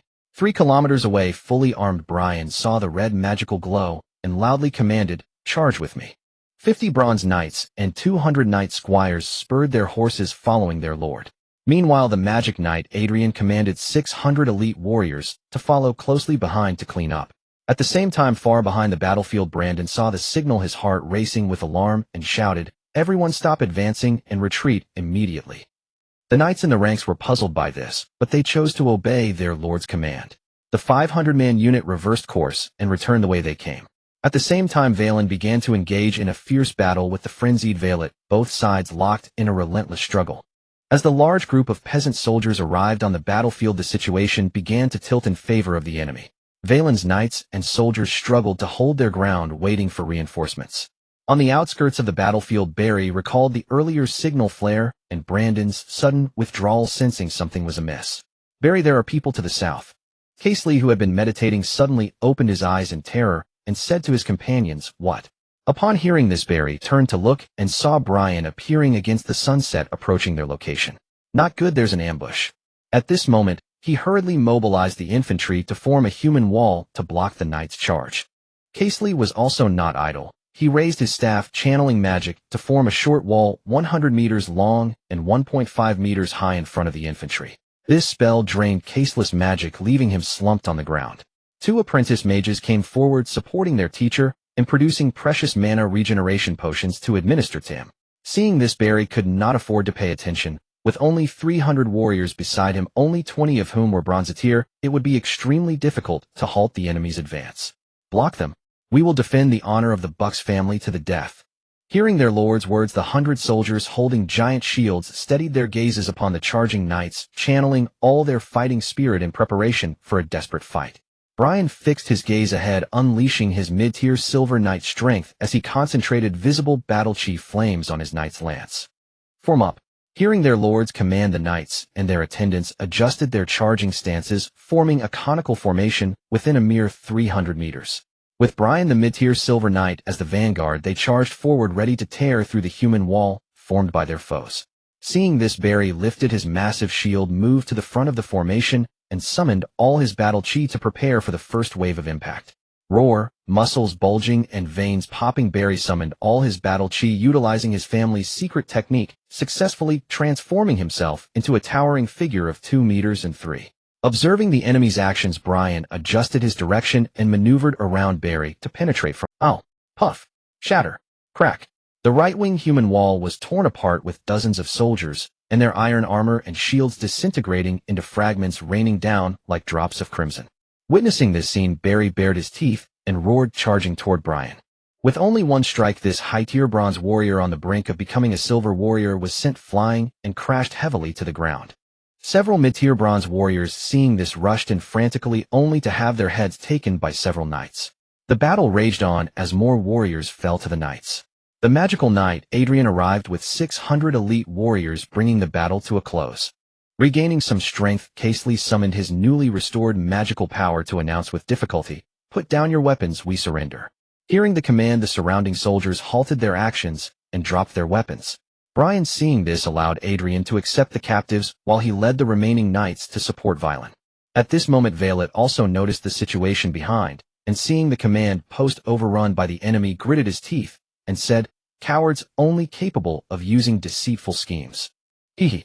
Veyrin simply smiled in response, mocking this intellectually savvy yet physically lacking knight. "Ah, you bastard, I'm going to kill you." He had always been the one to mock others, never had anyone dared to mock him. Seeing Veyrin's contemptuous smile made Veyrin furious, disregarding the situation of defeat, and launched another attack at Veyrin. Wiping the smile from his face, Veyrin gripped his knight's sword tightly, ready to face the enemy. Minutes later, Brian arrived on the battlefield, easily concluding the fight. He saw his struggling adversary being taken down single-handedly by his cousin, leaving Veyrin somewhat dumbfounded by the displayed prowess. "Cousin, you're actually a mid-tier silver knight. Really? Did I not mention it?" Brian scratched his head and smiled innocently. Sigh. Veyrin momentarily didn't know what to say. Had he known earlier, he would have followed his cousin's advice and charged straight in without needing any tactics. "Forget it, cousin, it's still my intelligence work that fell short." "Oh, I see. Despicable scoundrel, you two." Brian swatted him with the back of his sword, sending the muscular knight sprawling into unconsciousness. After 10 minutes, the battle finally came to an end. Counting the captives revealed that Brandon was missing. That old fox is quite clever, leaving with a backup plan. After learning the circumstances, Veyrin could only smile wryly, estimating that the experience from the last battle would become a lifelong psychological shadow for Brandon. "My lord, what shall we do next?" Bear, drenched in blood, approached Veyrin to report. "According to the old rules, we'll select a soldier from their trio to send back, and negotiations for ransom will occur in 3 days." "Yes, my lord." Soon after, the camp became lively again. Aside from Veyrin, whose hands and feet were bound and mouth stuffed with cloth, Casely and Barry enjoyed noble treatment. Veyrin this time were receiving treatment just like Brandon. "Oh, we'll have to rely on a woman to negotiate." Whoa. Veyrin was furious, but his mouth was sealed shut. "Do you think Brandon anticipated an ambush and slipped away early?" Barry, looking at his bandaged arm, inquired of Casely. "Actually, the enemy had informed us about the ambush long ago, we just didn't pay attention." Casely recalled the previous signal flare, showing a bitter smile. "Sigh, indeed, in battle one must think, otherwise we end up in this situation. Clearly we had the advantage, yet now we've become captives." Barry was equally troubled. He had lost over half of his troops, and wondered how long it would take to recover. Whoa. Sigh. Whoa. 3 days later, both sides engaged in preliminary negotiations to discuss the terms of the ransom. 6 days later, both sides completed the transaction, and Veyrin released the 3 lords. All the knights, knight attendants, and warriors received their items in exchange. As for the captured serfs from both sides, no one paid any attention. The richness of the ransom made Veyrin experience the feeling of becoming suddenly wealthy overnight. 1,500 male serfs, 500 female serfs, 20,000 gold coins, 400,000 pounds of grain, 3,000 pounds of fine wine, 200 plow oxen, 60 war horses, 500 bolts of cloth, 30 bolts of silk, 300 sets of leather armor, and 500 long spears, totaling a value of 200,000 gold coins. This was equivalent to draining 1/10 of the wealth from 3 noble families. According to the distribution principle, Veyrin obtained 40% of the items, which comprised 1,000 male serfs, 500 female serfs, 400,000 pounds of grain, 100 plow oxen, 20 war horses, 300 bolts of cloth, and 200 sets of leather armor. The remaining items all belonged to Barren. For the spoils of war, Veyrin only requested 600 serfs, 80 sets of iron armor, 200 sets of leather armor, 50 knights, swords, 120 horses, and 300 long spears. All else belonged to his cousin. On the afternoon of July 31st, a grand banquet was held on the grasslands of the Lake of Prayer Stars to celebrate this victory. At dawn the next day, Barren departed from the Lake of Prayer Stars with his troops and spoils, returning to the Ridge territory. Meanwhile, the excavation work at the mithril mine commenced simultaneously. On the way back, Adrian approached Barren, asking in confusion, "My lord, it's clear that Lord Veyrin's territory has secrets. Why not allow the subordinates to investigate further to gather more intelligence?" "Adrian, I can permit you to do many things, but regarding matters about Veyrin, if he is unwilling to tell me, why should I seek to learn so much?" Barren replied indifferently. "But my lord." Seeing that Adrian wanted to continue, Barren raised a hand to interrupt him and asked, "All right, let's not dwell on this. Come back and have a good drink with me. It's been a long time since I had such a satisfying battle." "All right, my lord." Adrian, seeing this, could only give up and not pursue the matter further. At night, lying on the bed, Veyrin felt an unprecedented sense of ease. After 2 battles, the population of the territory reached 4,000, and the armament had significantly improved, enhancing the strength of his knights, which brought joy to everyone. Next, Veyrin planned to form 300-man infantry units and 100-man archery unit, while intensifying the training of knight attendants. Through these 2 battles, he realized that he had too few knights under his command to form an effective charge. Recalling the hundreds of knights and knight attendants commanded by his cousin on the battlefield, he couldn't help but feel envious. At 8 o'clock, a melodious voice once again brought him valuable news. 15 days later, 30 kilometers west of Lake Chishing, a group of centaurs would be grazing a herd of azure-purple horses in this area, with 1 brown centaur at the low silver rank. Upon hearing the news, Veyrin suddenly sat up in bed. The azure-purple horses had good stamina, strong carrying capacity, and gentle temperaments, easily able to bear over 1,000 pounds. Most importantly, as long as the compatibility reached the standard, these horses could establish a brief mental connection with their knights, providing greater value on the battlefield. The only difficulty was that among this group of grazing centaurs, there was one at the low silver rank, which posed a significant challenge. "Fortune favors the bold, while the timid starve. As long as I prepare in advance, I don't believe I can't kill a low silver centaur." Veyrin was determined to obtain the azure-purple horses at all costs. With half a month's time, he had sufficient opportunity to set traps along the expected path of the centaurs.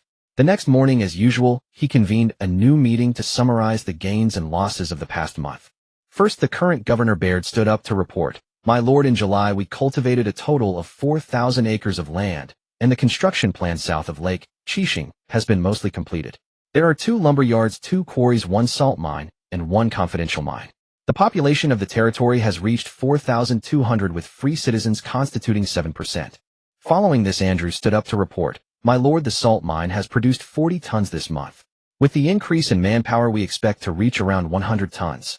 My lord, 2 sides of the outer castle walls have been completed.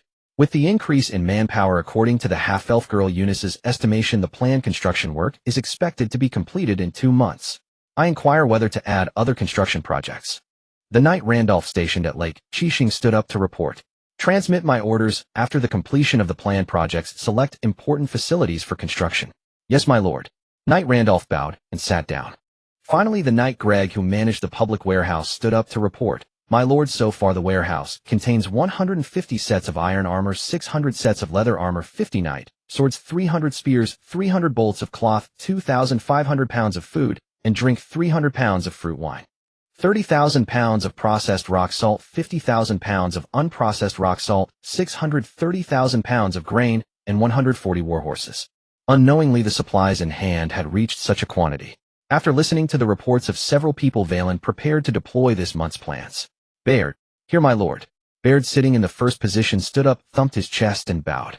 In the coming month, I need you to reorganize the military of the territory with a quota of 400 men, forming small teams of 10 and medium teams of 50, creating 6 medium infantry units and 2 archery units. Additionally, urge the craftsmen to continue building 3 crossbows, the more the better. Understood. Following this, Veyrin began issuing orders to the knights with positions. Finally, he surveyed the room and said solemnly, Hebre. Sitting in the last seat, Hebre woke up and stood up, saying loudly, My lord, I plan to assign 140 warhorses for you to manage, assisting your brother in training knight attendants. Understood. Upon hearing this, Hebre responded loudly. After such a long time, he could finally do something to serve his lord. This meeting is adjourned. Orlando stays behind. 14 knights stood up and left the wooden house in succession. After everyone had left, Veyrin looked at Orlando, who seemed to have grown a few centimeters taller. How have those kids been trained this month? How many have reached my specified standards? Orlando immediately replied, My lord, out of 100 youths, 17 are qualified, while the remaining 83, as instructed, have all been assigned to craftsmen as apprentices. Not bad. A 17% qualification rate is already higher than my expectations. He had originally thought that if 10 out of 100 youths were qualified, it would be good enough, but unexpectedly, there were 17. Veyrin recalled a survey he had seen a few years ago at Windsor Castle, which recorded the results of knight and magic academies in the royal capital, conducting inspections of towns surrounding the capital to check the cultivation talents of common children. The conclusion was that for every 100 youths, 70 reached the threshold to become warriors, 5 reached the threshold to become knights, and 1 reached the threshold to become mages. As for other rare professions like Adrian the magical knight under his cousin Brian, 1 might appear among 300,000. By the way, what is your cultivation progress? Facing Veyrin's inquiry, Orlando did not hesitate and truthfully replied, My lord, I have currently reached the threshold of mid-bronze and expect to break through to high bronze in about half a month. All right, let me know if you need anything. Thank you, my lord. Then Orlando left, leaving Veyrin alone in the wooden house. Through the window, he gazed at the beautiful scenery of Lake Chishing, gradually feeling more relaxed. The next primary task was to set traps, ambush the centaurs, obtain the azure purple horses, and strengthen his own power. 2 days later, after the territory was back on track, Veyrin took 2 knights and headed 30 kilometers west of Lake Chishing to scout the terrain and formulate an attack plan. Knowing oneself and knowing the enemy ensures 100 victories. Along the way, aside from encountering a few stray goblins, all the rest were mindless beasts that became food for them. Standing atop a hill looking down at a lush green prairie where occasional gnolls and goblins roamed, Veyrin took a pencil and spread out a sheet of paper to begin recording the surrounding terrain. Overall, the terrain was high on both sides and low in the middle, flat, with surrounding low shrubs and weeds, leaving almost no spots for ambush. It seems I must find another place to set the trap, using bait to lure that low silver centaur over. The next moment, Veyrin knew the answer. Let's go take a look nearby. Veyrin led the reins and took his 2 subordinates to another. The next moment, Veyrin knew the answer. Let's go take a look nearby.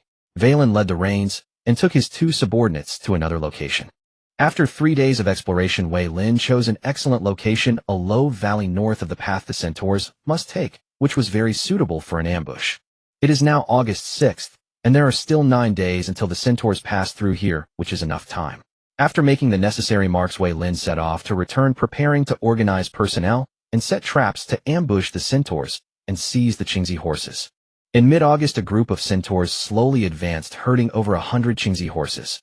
Young master, the scouts report that there is no danger ahead.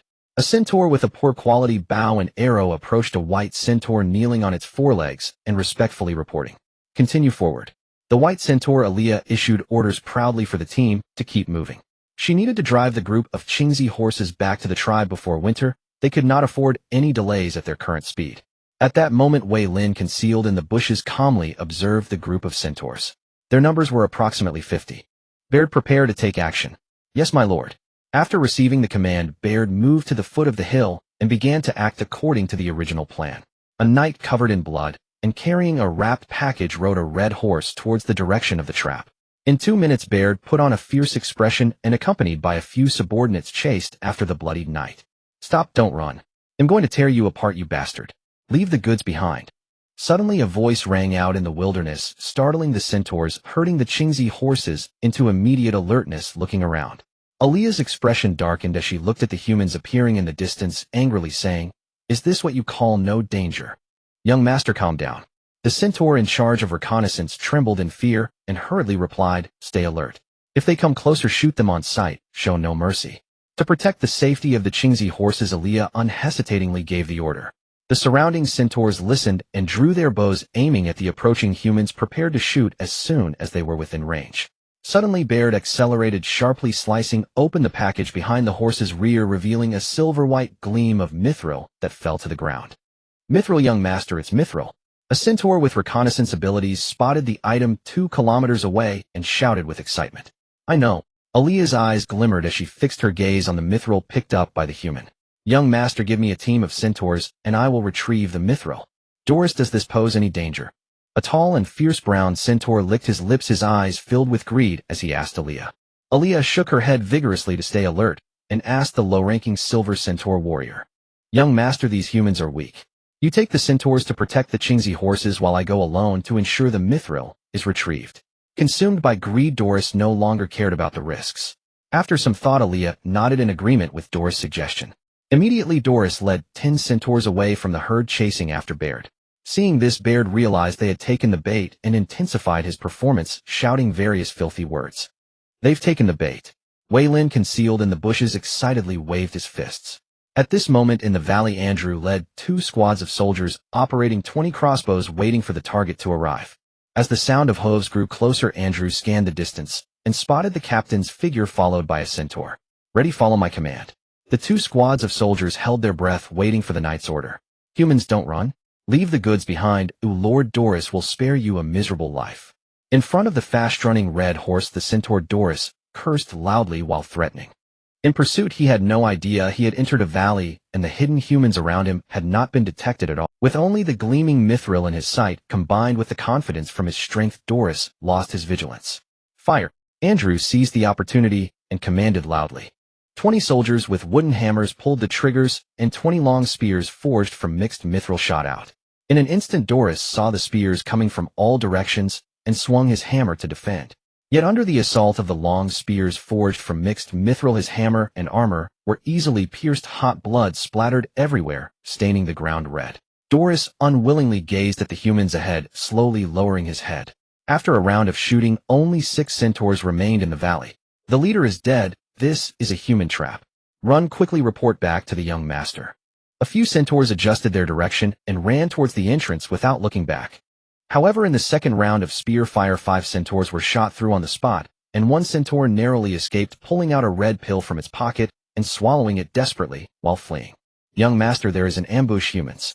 A spear flew in, piercing through the centaur's body and pinning. The white centaur, on high alert, looked at the humans suddenly emerging around them, and the crossbows appearing on the distant hill, holding bows and arrows, preparing to unleash their power. Veyrin, riding on his warhorse, kept his eyes fixed on the distance. "My lord." After a standoff of over 10 minutes, Barren arrived at Veyrin's side, with 2 squads of infantry and 20 crossbows, tossing the head he was carrying onto the ground. "Doris."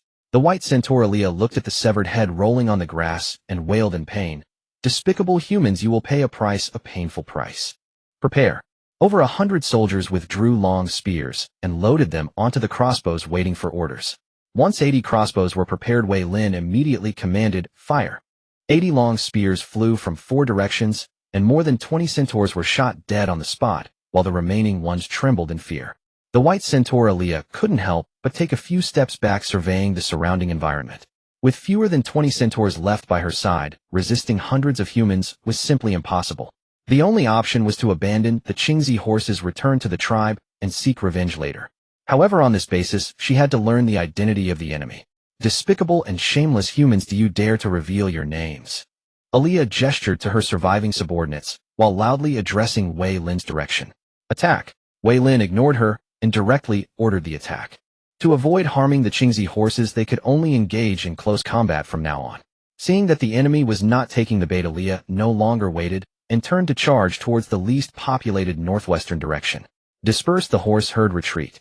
A few centaurs blew their bone whistles, causing the Qingzi horses to become agitated and scatter in all directions. Seizing this opportunity, the other centaurs followed their young master, breaking through towards the northwest. "My lord, shall we pursue them?" Barren rode up to Veyrin and inquired. Looking at the barely visible centaur, Veyrin shook his head and commanded, "Let the others capture the Qingzi horses and pay no heed to the fleeing centaur. The entire process was protected by masks, so the opposing party could not obtain any useful information. However, on the way back to the territory, it was necessary to take a detour to prevent the possibility of being followed. As night approached, a total of 137 King's horses were gathered, including 17 stallions, 106 mares, and 14 foals. Veyrin was very satisfied with this number. Given time relying on these mares, he could breed thousands of King's horses and form his own knightly order. At this moment, the escaped Aaliyah did not leave directly, but hid in the surrounding bushes, preparing to follow and gather information to find a target for revenge. Despicable humans, I will make you pay a painful price. Aaliyah lay hidden in the grass, gritting her teeth as she spoke. The slain silver warrior Dolis was one of her only 2 steadfast supporters dying in this unknown place. With the loss of the King's horse herd, she feared returning would reduce her to a mere tool for marriage with other centaur clans. She was unwilling, very unwilling. For several days, Veyrin continued to circle according to the original plan, heading towards the neighboring province of Sipolo, next to the Kajuro province. He had long noticed the centaur trailing behind and planned to lead them astray. The western border of the Sipolo province was the main expansion direction of the Harks family. As the marquis family of the Taishong territory in the West River province, they were bitter rivals of the X family. A week later, after noticing the centaur had left, Veyrin began to turn north along the border back to the Lake of Stars. At this moment, the Harks family members in the western border of the Sipolo province were still unaware that they were about to face revenge from a powerful centaur clan. On the morning of August 25th, a group returned to the territory. My lord. Orlando and Hebrew bowed respectfully upon seeing the returning Veyrin. Not bad, your strength has made a breakthrough. You are indeed the guardians I selected. Veyrin praised loudly, patting the shoulders of the 2. The 8 knights behind them widened their eyes. These 2 had reached in less than half a year what had taken them 6 or 7 years of cultivation. At that moment, the mysterious orb they carried reacted. The 2 mysterious orbs obtained from merchants at the entrance of the West River province emitted unusual fluctuations. Could it be? Veyrin looked at Orlando and Hebrew, suddenly comprehending something. Better make sure to settle the King's horses we brought back, and let the stallions and mares mate as soon as possible. Yes, my lord. Subsequently, Veyrin took his 2 guardian knights to a room and took out the 2 orbs. In an instant, the 2 orbs floated in the air, slowly drifting towards the bewildered brothers. My lord, what is this? Orlando involuntarily stepped back, inquiring with confusion. These things should be related to you. Try to make contact, perhaps you will gain something unexpected. Veyrin stroked his chin and said slowly. After hearing this, Orlando and Hebrew extended their right hands, grasping the orbs, closing their eyes to channel their fighting spirit. In an instant, the blinding light caused Veyrin to instinctively shield his eyes. The 2 were enveloped in the light, and after 10 minutes the glow faded, revealing 2 silver knights before Veyrin. Thank you for your lord's grace. Orlando and Hebrew knelt partially on the ground, reverently responding. In a state of confusion, Veyrin scratched his head, questioning, what is this? Explain the reason. Seeing this, Orlando stepped forward and began to explain the origins of the mysterious orbs. These 2 orbs were caught in spatial turbulence and arrived in the subcontinent of Sinopus, containing precious and rare battle core techniques. Thanks to the battle core merging with them, their strength was forcibly enhanced. Now they could use the battle core to contract knightly attendants, transforming their fighting spirit into a seed to be sent into the bodies of others as a secondary core, forming a connection hub. In this way, during battles, Orlando could form battle formations with these contracted individuals, linking their fighting spirits to create battle beasts for combat. Now, how many can you contract? In response to Veyrin's inquiry, Orlando replied, without hesitation, my lord, my current limit is 30. My lord, I can contract 25. Hebrew followed up, his tone slightly dejected. Whom you can freely choose among all the knightly attendants. Recently, I will have Baird send a group to purchase a number of youths to return. Thank you for your lord's generosity. Orlando and Hebrew knelt down, bowing their heads in gratitude. Veyrin, seeing this, hurried to help the 2 up, smiling as he said, I told you, once you become my guardians, I will train you to the best of my ability. In the future, you 2 will form a knightly order centered on the contracted individuals, and I will fully support you. My lord, we shall become the sword in your hand, loyal to you for eternity until the moment we fall. Orlando and Hebrew looked at Veyrin with reverence and respect, expressing heartfelt words. Looking at the 2 youths gradually growing, he perhaps began to understand what the wing's destiny had guided him to mint. In the following days, the 3,000 acres of bean tubers and 2,000 acres of vegetable roots planted 3 months ago gradually matured. Veyrin placed great importance on the first batch of mature food crops, personally organizing free men and serfs to carry out the harvest. Looking at the mountain-like piles of bean tubers and vegetable roots, Veyrin revealed a smile. My lord, the joy of harvest always brings pleasure to the body and mind. Barren looked at the abundant food with nostalgia in his tone, expressing his sentiment. Indeed, harvesting is joyful and signifies the success of the first step in expanding my endeavors. Veyrin picked up a bean tuber, brushed off the dirt on it, and with a gentle pull broke it in half, handing one piece. Taking a bite, the refreshing taste and sweet juice reminded him of his childhood eating sweet potatoes in his past life. After 5 days of harvest, the 3,000 acres yielded 1.35 million gene of bean tubers, averaging 450 gene per acre. The 2,000 acres of land produced 400,000 gene of vegetable roots, averaging 200 gene per acre. According to the previously established tax rules, he would receive 810,000 gene of bean tubers and 320,000 gene of vegetable roots. The date has arrived at September 1st, another beginning of the month. Since leaving Windsor Castle in April, 5 months have already passed. Unknowingly, he has expanded from an initial team of 15 to now possessing a territory of over 4,000 people. Everything is worth it. One day, I will become the sovereign of this wilderness. The Greylite Wasteland, according to the information gathered by the legendary wizard High Ruler from the royal capital 200 years ago, spans an area greater than 2 kingdoms. This means that the entire wasteland is the foundation of a kingdom. Likewise, the wasteland is teeming with monsters, and the combined legendary power of various races is 3 times that of the Ilya kingdom. Even so, due to the fact that the various races within the Greylite Wasteland are mortal enemies, they can only temporarily unite to resist external forces, but pushing back is utterly impossible. Moreover, with several other countries surrounding the Greylite Wasteland, the legendary power of these monster races is even more hesitant to act recklessly. In response, the Ilya kingdom has also introduced the Frontier Knight Code, gradually encroaching upon the wasteland. Success means gaining vast lands and enhancing the strength of the kingdom. Failure merely results in the loss of some bronze and silver-level pioneers, which is not a significant loss. This policy has continued for 150 years, and a century ago a turmoil occurred, ultimately forming the provinces of Cadro-Sipulo, the Duchy of East Lunsa Province, and Dani Province, together constituting the west of the Ilya kingdom. Lost in thought about the path ahead, time unknowingly reached 8 o'clock, and a familiar and pleasant sound echoed once more. 150 kilometers southwest of the Lake of Prayer Stars, over 200 mountain dwarves are escorting a batch of mountain copper, with the highest power among them being a silver high rank. Mountain copper. The mountain dwarves, are they returning from the wasteland to the Iron Furnace Dwarven Mountain Kingdom, or heading from the Iron Furnace Dwarven Mountain Kingdom to the wasteland? Upon hearing this news, Veyrin fell into deep thought at that very moment. Did the dwarves discover a mountain copper mine in the wasteland and secretly transport it back to their homeland? Or are they engaging in undisclosed transactions with the monster races in the wasteland? In any case, I am determined to seize this batch of mountain copper. After a few minutes, Veyrin no longer hesitated and made up his mind to seize the shipment. Relying solely on his own power would be akin to seeking death. However, he has family, and the presence of 3 relatives gives him significant confidence. Early the next morning, 3 knights each carried a letter leaving the Lake of Prayer Stars for the territories established by the 3 heirs of the X family in Cadro Province. In the following period, Veyrin was not idle. He initiated the construction plan in the north, opening up 9,000 acres of farmland in preparation for next year's grain planting. He also summoned craftsmen mixing in a small amount of secret silver to remelt the weapons stored in the warehouse, enhancing their quality and strengthening the army.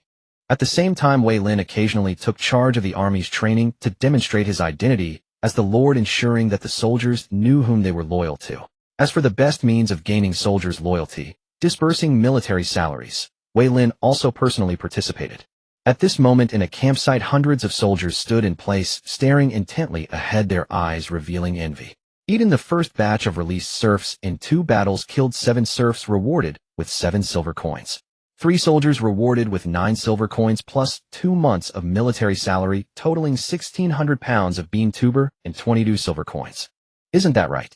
Looking at the reserved apprentice high-rank warrior in front, Veyrin explained with a smile.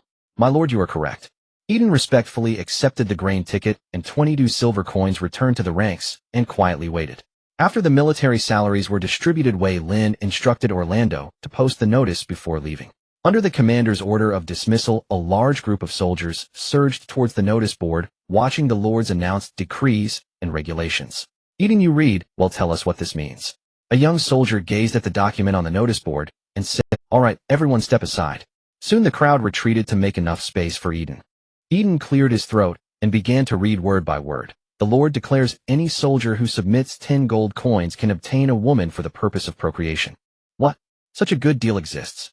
I heard that free men need 15 gold coins to exchange for a woman. Being a soldier is great. Not only can one practice magic as a warrior, but also enjoy such privileges. It's not that being a soldier is good, but the Lord is merciful. Relying solely on military salaries, we can marry a wife in at most 2 years. Every soldier present without exception came from a slave background, and they all had a unique sentiment regarding starting a family and having their own descendants. At this moment, Eden began to contemplate how much wealth he possessed. 1,600 pounds of bean tuber at a purchase price of 1 copper coin per pound could yield 1,600 copper coins, which is equivalent to 16 silver coins. Plus the 22 silver coins he just received, he has 38 silver coins in hand.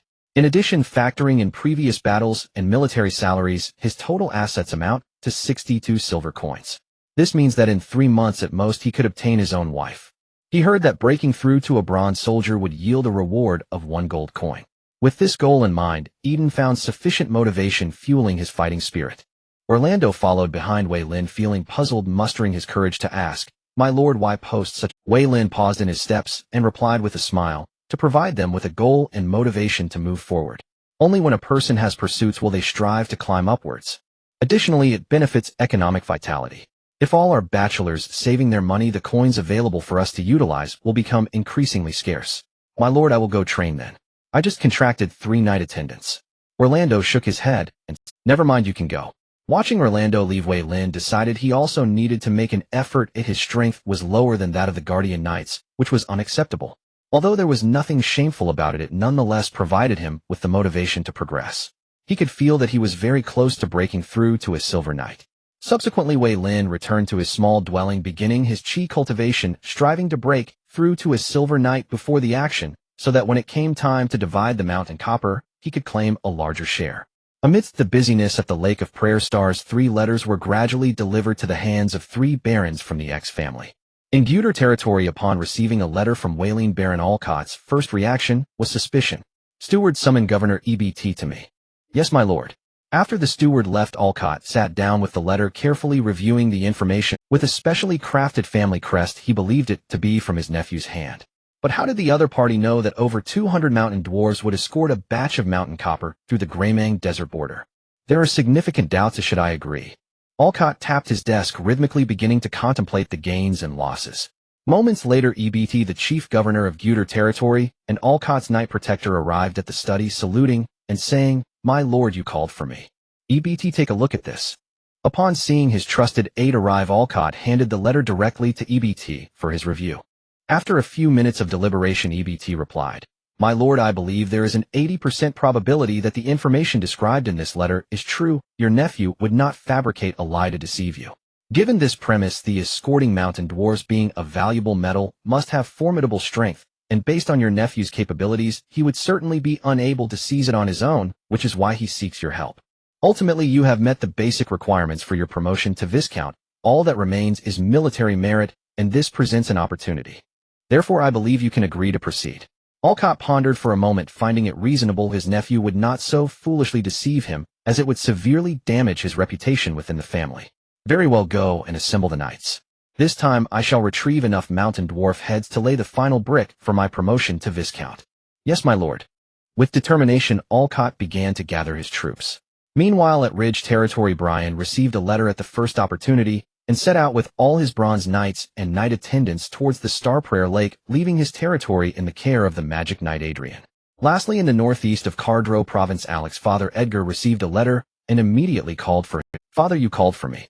Upon hearing this, Edgar opened his eyes, looking at his eldest son, and inquired, "Wayland Eeks, the 5th son of the contemporary family, what do you think?" After hearing this, Alec was stunned, unsure why his father was asking about this matter.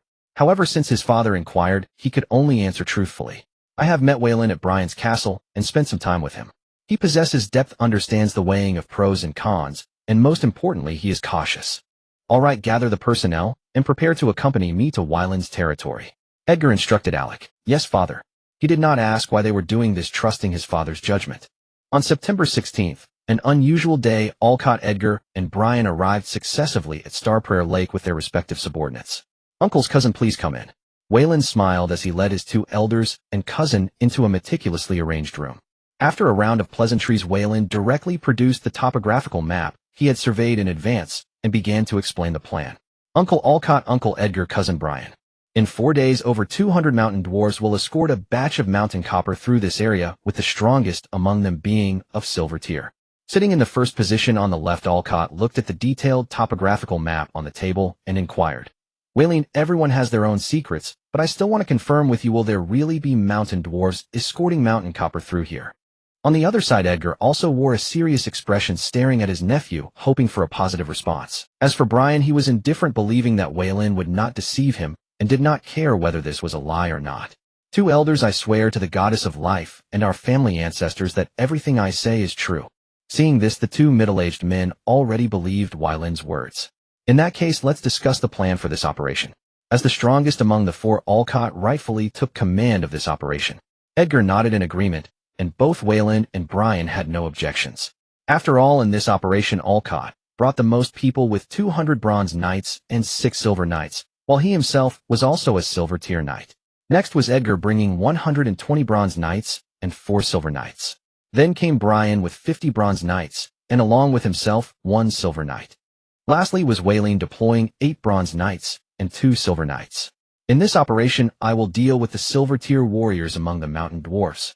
Edgar and Brian, you two lead the remaining silver knights to contend with the other silver tier mountain dwarf enemies. As for Waylon and Alec, you are responsible for leading the bronze knights to encircle and suppress the remaining mountain dwarf transport personnel. Given that our actions will undoubtedly provoke retaliation from the other side, we must keep this information confidential and ensure that not a single mountain dwarf escapes. Waylon, seeing that Alcott had finished speaking, asked, Uncle, can we take this opportunity to frame this matter on the centaurs? In the conference room, everyone looked at Waylon with confusion. Explain further. Seeing this, Waylon took out a bone token from his pocket inscribed with the name Doris and marked with the unique emblem of the Centaur clan. Alcott recognized the token at a glance and inquired curiously, the token of a Centaur silver warrior, where did you obtain this? Uncle, I cannot tell you this, but we can use this opportunity to incite conflict between the mountain dwarves and the centaurs, thus clearing our suspicions. Waylon, such actions are easily exposed and could bring us significant risks, Edgar cautioned, clarifying the implications.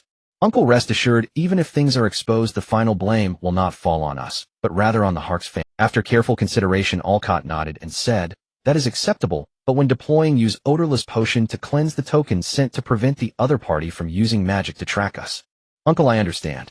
The next day, 378 bronze knights and 14 silver knights, well supplied, left Star Prayer Lake, heading southwest for 150 kilometers to ambush the mountain dwarfs and seize the rare metal mountain copper. On the afternoon of September 20th, a group of mountain dwarves slowly advanced across the wilderness, escorting 30 sheep carts. The leading mountain dwarf rode a goat, wielding a heavy hammer, vigilantly scanning the surroundings to ensure the safety of the convoy. Now reaching the border area of the humans, the cargo they were escorting forced him to be cautious. Suddenly, hundreds of knights who had been hiding in the surrounding wilderness rose up, throwing their long spears and launching an attack. The entire process was swift, and over 30 mountain dwarves were impaled on the spot before they could react. Enemies are attacking. Everyone defend. Protect the oars. The leading mountain dwarf swung his hammer and shouted orders loudly. Seeing the humans emerging around him, even he with a lack of intelligence realized that the news of their escort had leaked, and they had been ambushed by this greedy group. Orcourt locked onto his target and charged at the leading mountain dwarf.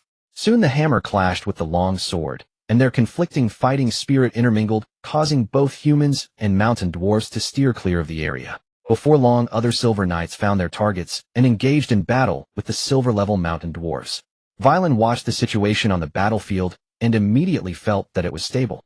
With a numerical advantage of many to 1 and 2 to 1, they held an absolute upper hand both in high-end combat strength and on the lower battlefield. Damn humans, you are courting death.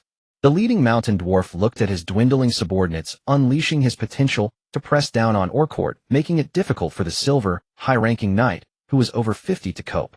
Edgar, Brian, come help me. 2 mid-level silver knights, having dealt with their opponents, immediately rushed to support Orcourt. Facing the siege of 3, the mountain dwarf leader gradually fell into a disadvantage, and Orcourt seized the opportunity to sever his arms. Oh, damn it. The mountain dwarf leader looked around, finding only a few subordinates left, most of whom had perished at the hands of the humans. Humans, you will pay the price. Marquis Darlag will definitely find you. How well, he must find us first. The next moment the mountain dwarf leader was killed, and the remaining mountain dwarves met the same fate, all perishing beneath the blades. Afterward, everyone began to clean the battlefield, collecting the heads of the mountain dwarves and gathering the bodies of their fallen comrades. To avoid unexpected situations, the group did not linger and prepared to return to the Lake of Prayers before distributing the spoils. Once the main force departed, Veyrin discarded the centaur insignia, cleaned with a cleansing potion in a hidden patch of grass, serving as a false lead. On the way back for safety, Sake Orcourt chose to make a detour at the border of the Cypro province, providing the enemy with false information. At the Lake of Prayers, in a wooden cabin, Veyrin placed the statistics of casualties and the number of resources on the table, officially starting the spoils distribution meeting. Orcourt, the temporary commander, unhesitatingly took on the role of host for the spoils distribution con. The spoils of war will be divided into two parts. One part will be the heads of mountain dwarves, and the other part will consist of mountain copper Nubian black goats with horse heads, and weapons and equipment. I propose we divide them based on different ratios. The heads of the mountain dwarves will be divided according to the number we have slain. Other resources will be allocated based on contribution ratios. The other three nodded in agreement upon hearing this. Seeing their reaction, Orcourt continued, "In this battle my group suffered the loss of 17 bronze knights with 23 bronze knights injured. Edgar lost 11 bronze knights and 9 bronze knights were injured. Brian lost 6 bronze knights with 13 bronze knights injured. Veyrin had 3 injured bronze knights. In total we collected 237 mountain dwarf heads, 83 of which were subpar, 148 were bronze level, and 6 were silver level." So, half an hour later the meeting concluded, and each person received their share of the spoils. From this battle, Veyrin obtained 6 carts of mountain copper, or totaling around 12 tons, 12 Nubian black goats, 6 goats with horse heads, 30 sets of dwarf weapons and equipment, 1 silver-level mountain dwarf head, 16 bronze-level mountain dwarf heads, and 26 mountain dwarf heads. At this stage the heads of these mountain dwarves were of little use, but they would prove invaluable when he became a baron and sought to be promoted to viscount. In the kingdom of Ilya, one can be promoted to nobility based on military achievements up to the duke level. Of course, there are time limits for each rank. For example, the X's family as a count family has long met the standards to become a marquis based on their strength and military achievements, yet their family only has a history of 700 years, still 100 years short of the 800-year requirement. The day after the spoils distribution ended, the three gradually led their respective troops away from the Lake of Prayers. As everyone departed, Veyrin entered farming mode, continuing to develop his territory, overseeing the construction of a castle and organizing military training. To prepare for the werewolves' arrival in 2 months, Veyrin even began organizing civil and serf training sessions to quickly replenish troops in case of casualties. "My lord, you called for me," Baird said as he entered Veyrin's study, clasping his chest in salute. Veyrin paused his writing and instructed Baird, "I have a task for you next." "Please command, my lord." "In the next 2 months, I need you to lead the army to organize collection teams to gather everything usable within a 10-kilometer radius. Remember, destroy everything that cannot be collected, leave not a trace behind." "Yes, my lord." After receiving his orders, Baird promptly left the study. Veyrin stood by the window, gazing at the calm lake surface, muttering to himself, "In 2 months let the land be barren, there shall be no food left. I will see how this group of invading werewolves will solve it." With just over 2 months remaining until the monster attack, he had to accelerate his pace and enhance his strength. Soon, on the evening of October 1st, fate guided Veyrin once again to valuable news. There is a cave at the bottom of the Lake of Prayers where the 7-colored life flower grows. The 7-colored life flower. Veyrin rose from his bed, approached his desk, opened a drawer, and took out a book containing many magical. Quickly, he found the information he desired. The 7-colored life flower is a rare magical plant said to be favored by the goddess of life. It can rapidly heal injuries, repair hidden bodily damage, restore bodily functions, and extend one's lifespan, making it an extremely rare magical plant. Moreover, the 7-colored life flower can enhance the magical talents of the one who consumes it. Its value is immense, and the discoverer is advised to submit it to the Temple of Life to gain the goddess' favor. Seeing the last sentence, it was evident that the church had added that part. No normal person would believe that anyone would submit such a valuable magical plant to the church just to gain illusory honors.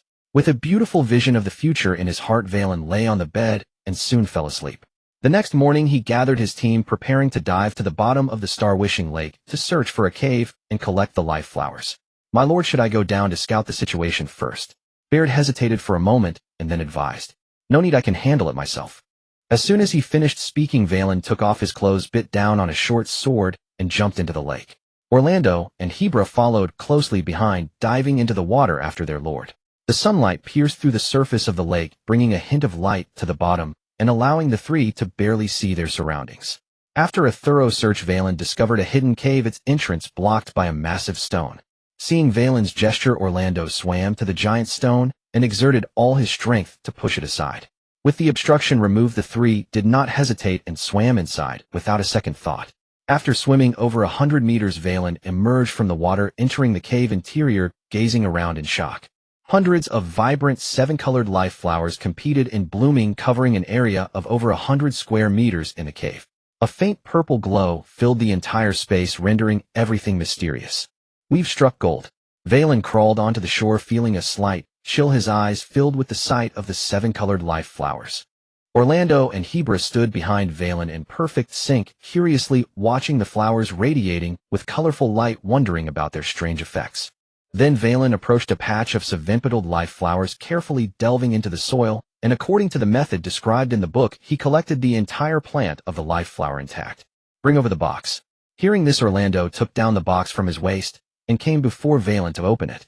Veyrin, moving gracefully, placed the complete life flower into the box. According to the book, the blooming of 7 petals with a faint 7-colored light was a sign of the life flower's maturity. For a period afterward, Veyrin led the two as they collected the mature life flowers in the cave. Throughout the process, they were exceedingly cautious. The immature life flowers needed protection to avoid damage from careless handling, as these precious magical plants were fragile.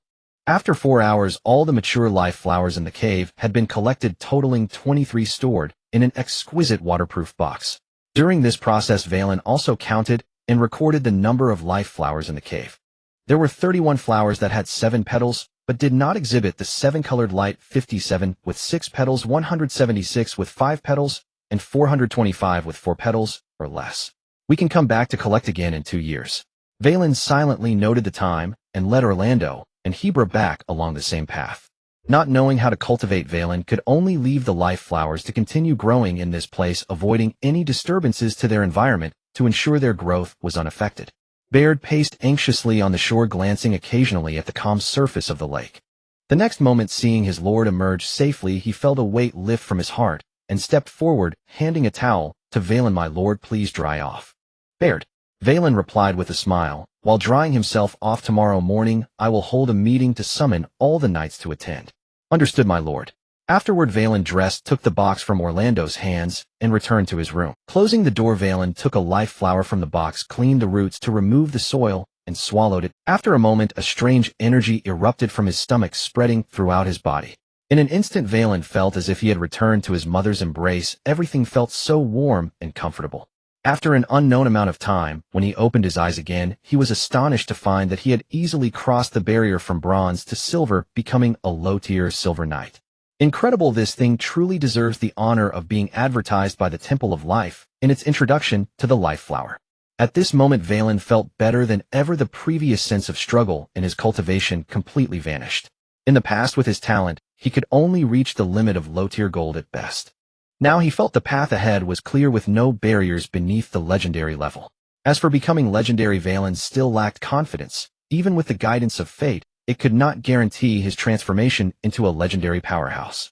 The reason being, the elevation from soul intent to legend required something known as the world's favor, which meant contributing to the world to gain the pathway for promotion. Otherwise, he would be stuck here. As for how to gain the world's favor, there were many methods, such as resisting demon invasions, killing otherworldly invaders, purifying the wicked necromancers, and so on. In terms of composition, he seemed to be the otherworldly invader. Would he have to kill himself? Forget it, I'll focus on cultivating and becoming a soul intent level powerhouse first, then think about other matters. Afterward, Veyrin got up from the ground, checked the time, and stared at the hourglass on his desk, somewhat in disbelief. 12 hours, at least 12 hours have passed. The next moment, he looked out the window. The sky was hazy, clearly just dawn. "So I spent 20 hours after swallowing the life flower." Knock, knock, knock. The door was knocked on, and Veyrin calmly said towards the door, "Come in." Baird, standing outside, pushed the door open, clasped his chest in a salute, and respectfully said, "My lord, everyone is gathered, and is waiting for you to preside over the meeting." Veyrin picked up the box, and with Baird headed to the meeting room. Upon entering the meeting room, everyone stood up to salute. Looking at Orlando and Hebra seated in the 2nd and 6th positions, Veyrin nodded in appreciation.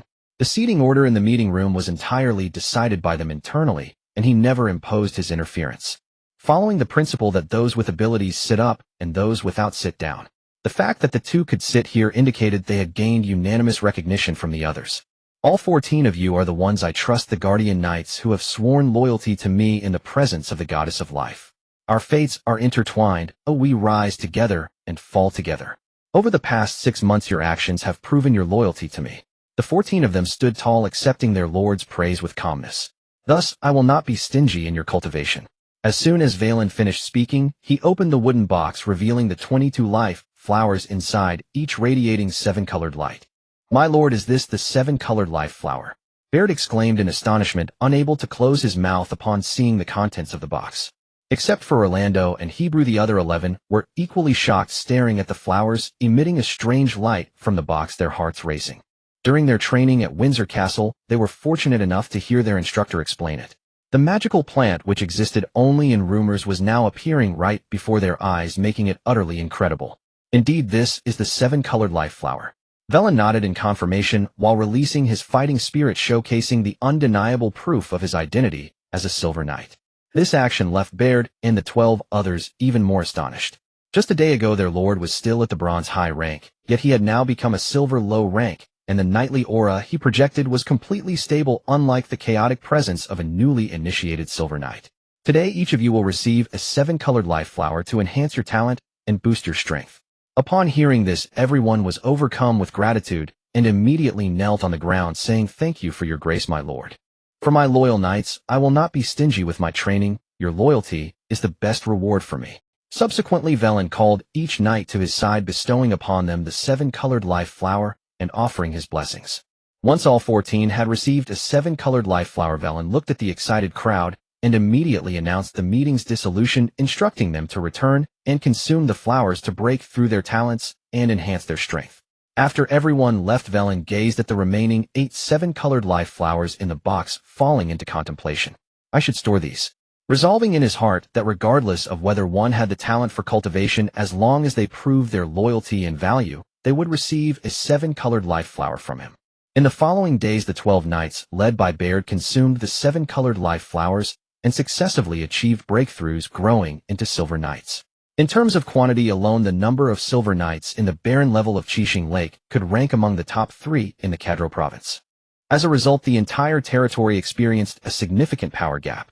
"This won't do. There isn't a single bronze level knight in the territory. Continuing like this could lead to trouble." Subsequently, Veyrin issued a public announcement as the Lord, allowing Baird and the other 12 to recruit knight attendants with a maximum of 6 for each, and he would bear the corresponding resource allocation. At present, Veyrin could not gather thousands of knight attendants at Windsor Castle to be taught by specialized Silver Knights. On one hand, he lacked the talent in this area, and on the other, he lacked the resources to do so. Thus, he could only rely on this ancient system of inheritance, nurturing bronze knights gradually through a Onetamini model. To stimulate their enthusiasm, Veyrin also issued an announcement setting a 1-year deadline. The more bronze knights a knight trained, and the better their quality, the more magical plants they would be rewarded.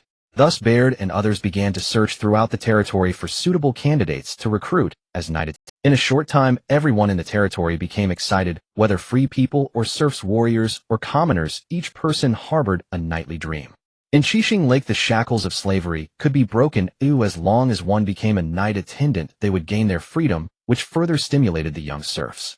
Of course, those in the third category of slaves, like bandit slaves, held no hope whatsoever. The population age group in Qixing Lake was very healthy, with most being between 15 and 20 years old, thanks to Veyrin's emphasis when demanding ransom from the defeated nobles.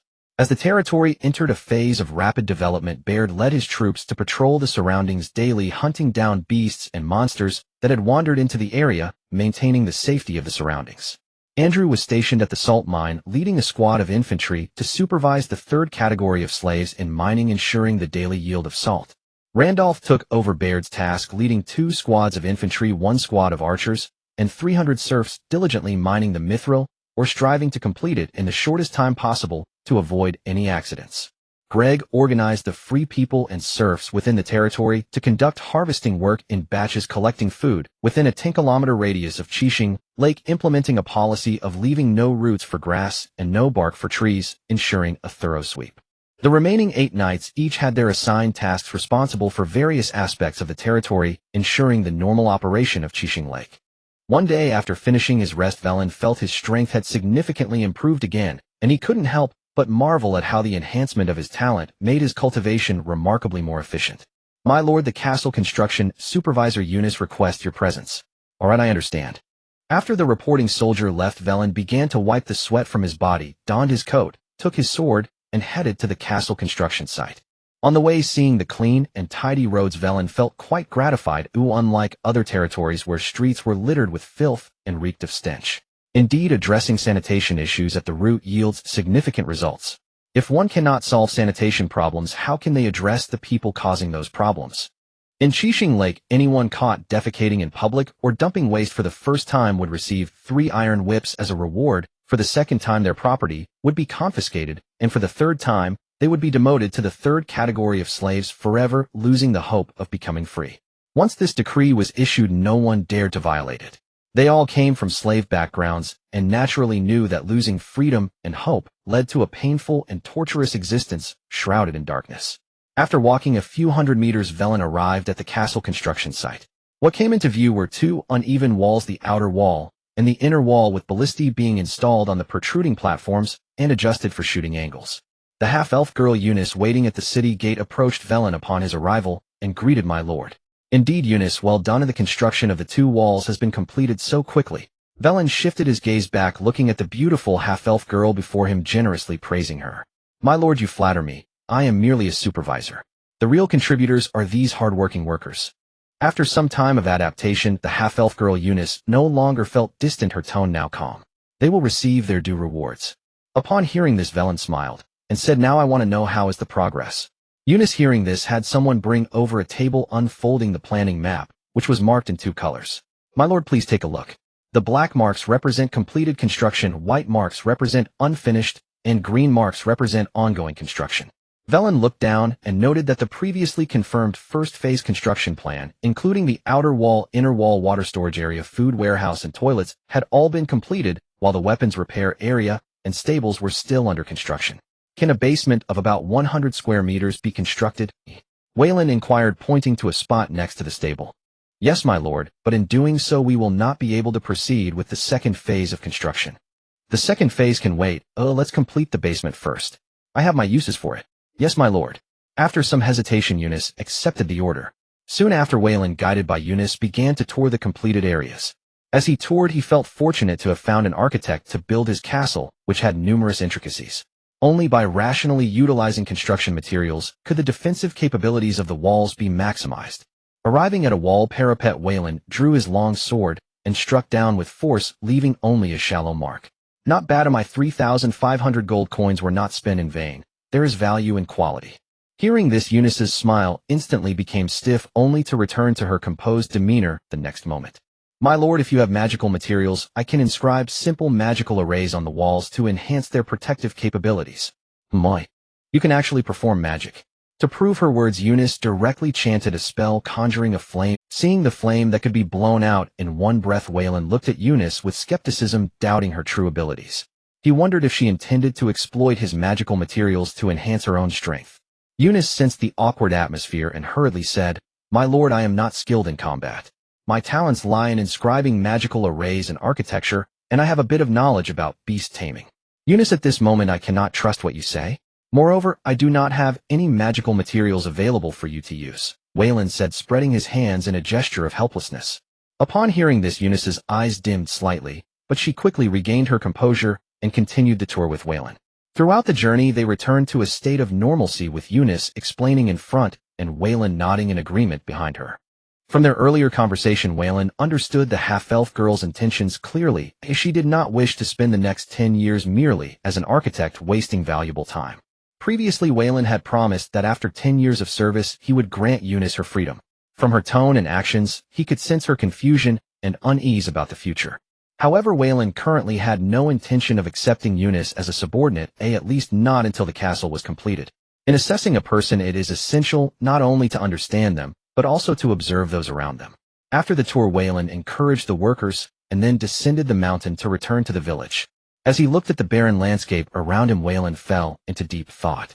He wondered if, after his strength increased, fate would extend his time. This question had arisen when he broke through to the rank of Silver Knight. He still had no way of knowing and would have to wait until the beginning of next month to verify. Upon returning to his residence, Baird rushed over excited and reported, "My lord, we have discovered an iron mine." "Where is it?" Weyland was momentarily taken aback before quickly reacting and pressing for details. "It's 11 kilometers to the north, concealing a tunnel that descends over 100 meters underground.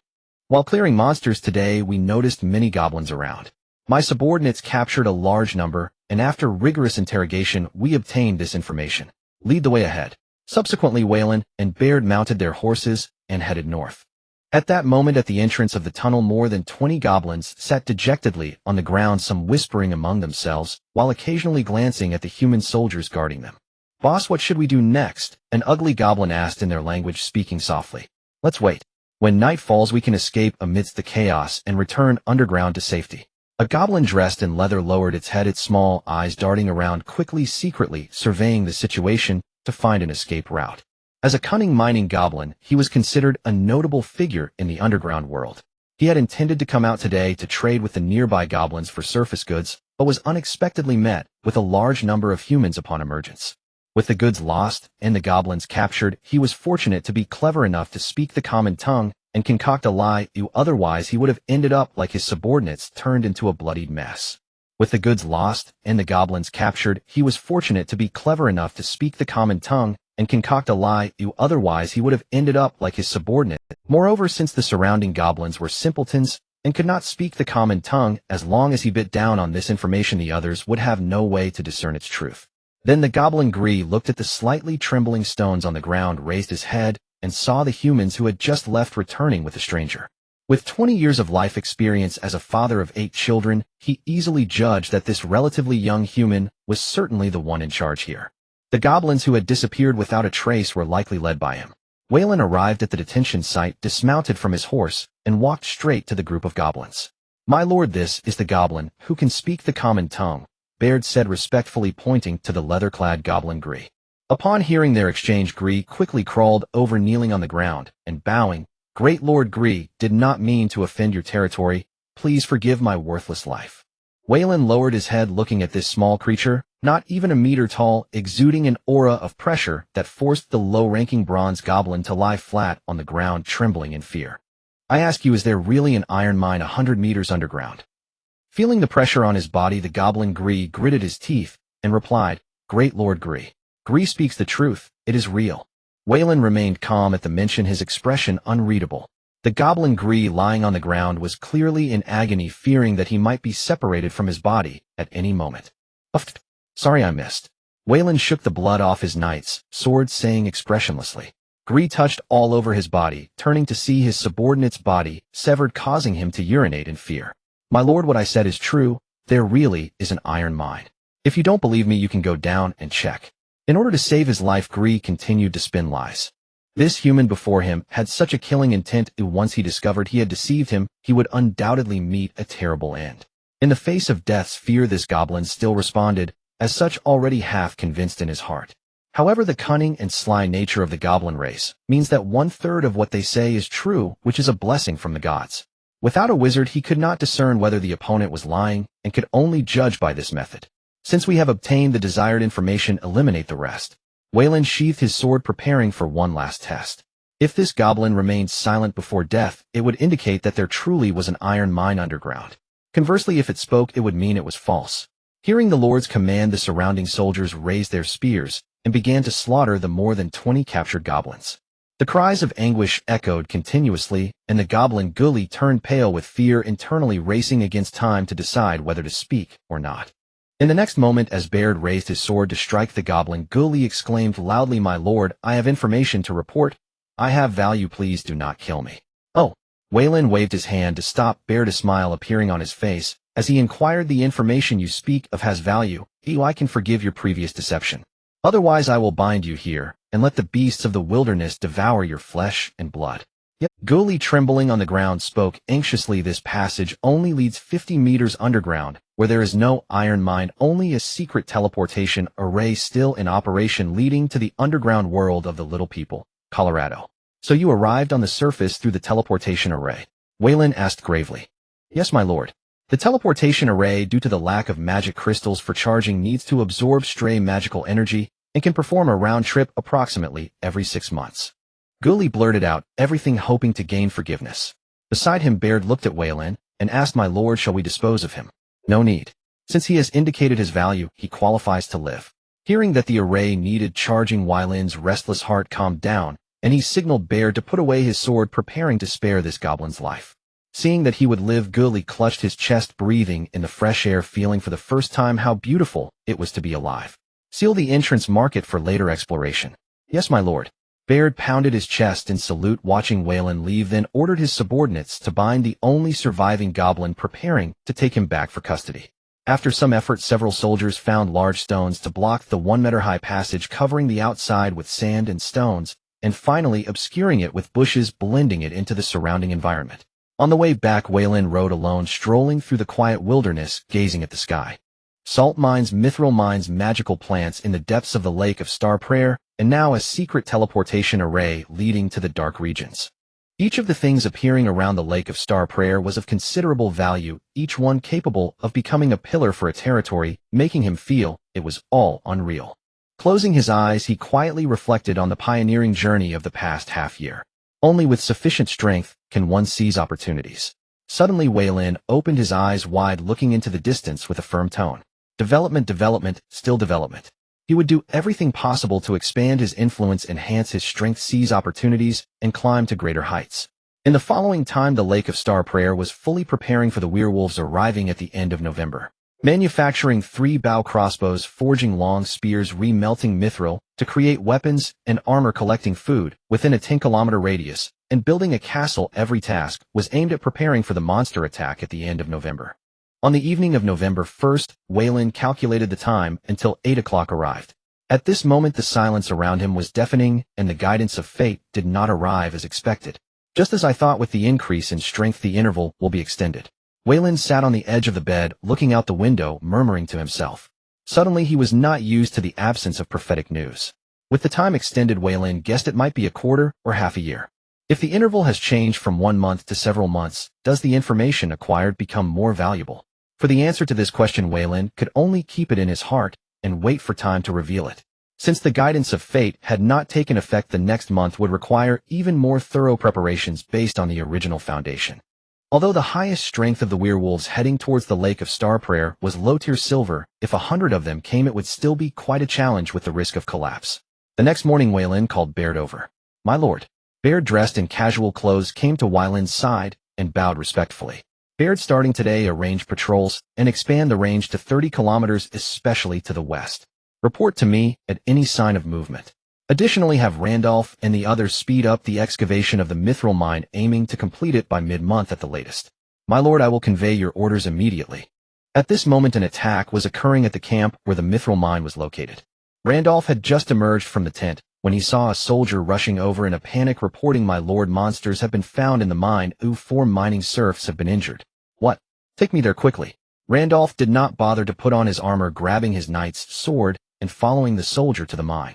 After traversing over 100 meters of winding and twisting tunnels, Randolph reached the incident scene at the fastest speed. A dozen soldiers surrounded 2 yellow giant lizards, restricting their movement. Rock giant lizards. Randolph was taken aback. How did such monsters appear in this cursed place? However, judging from their external size, the 2 giant lizards were only 3 to 4 meters long, indicating they had just hatched. If they had been adult rock giant lizards measuring 16 to 17 meters in length, and possessing the strength equivalent to gold rank, they would have been a catastrophic presence. Hiss! The 2 rock giant lizards seemed to sense a threat, starting to retreat, while warily watching Randolph. Then Randolph held his breath, concentrated, and unleashed his fighting spirit, forming a crimson aura around his knight's sword. In the next moment, he suddenly accelerated and charged at one of the rock giant lizards. Slash! The rock giant lizard let out a roar, gathering rocks in its mouth, preparing to attack. However, the young rock giant lizard's magical attack was easily evaded by Randolph. The knight's sword struck sparks against the scales of the juvenile rock giant lizard, surprising Randolph. Its scales were even stronger than armor. Taking a few steps back, he looked solemnly at the two beasts. Damn it must have consumed mithril, enhancing the defense of its scales. Randolph took a deep breath, gathering strength for a second assault.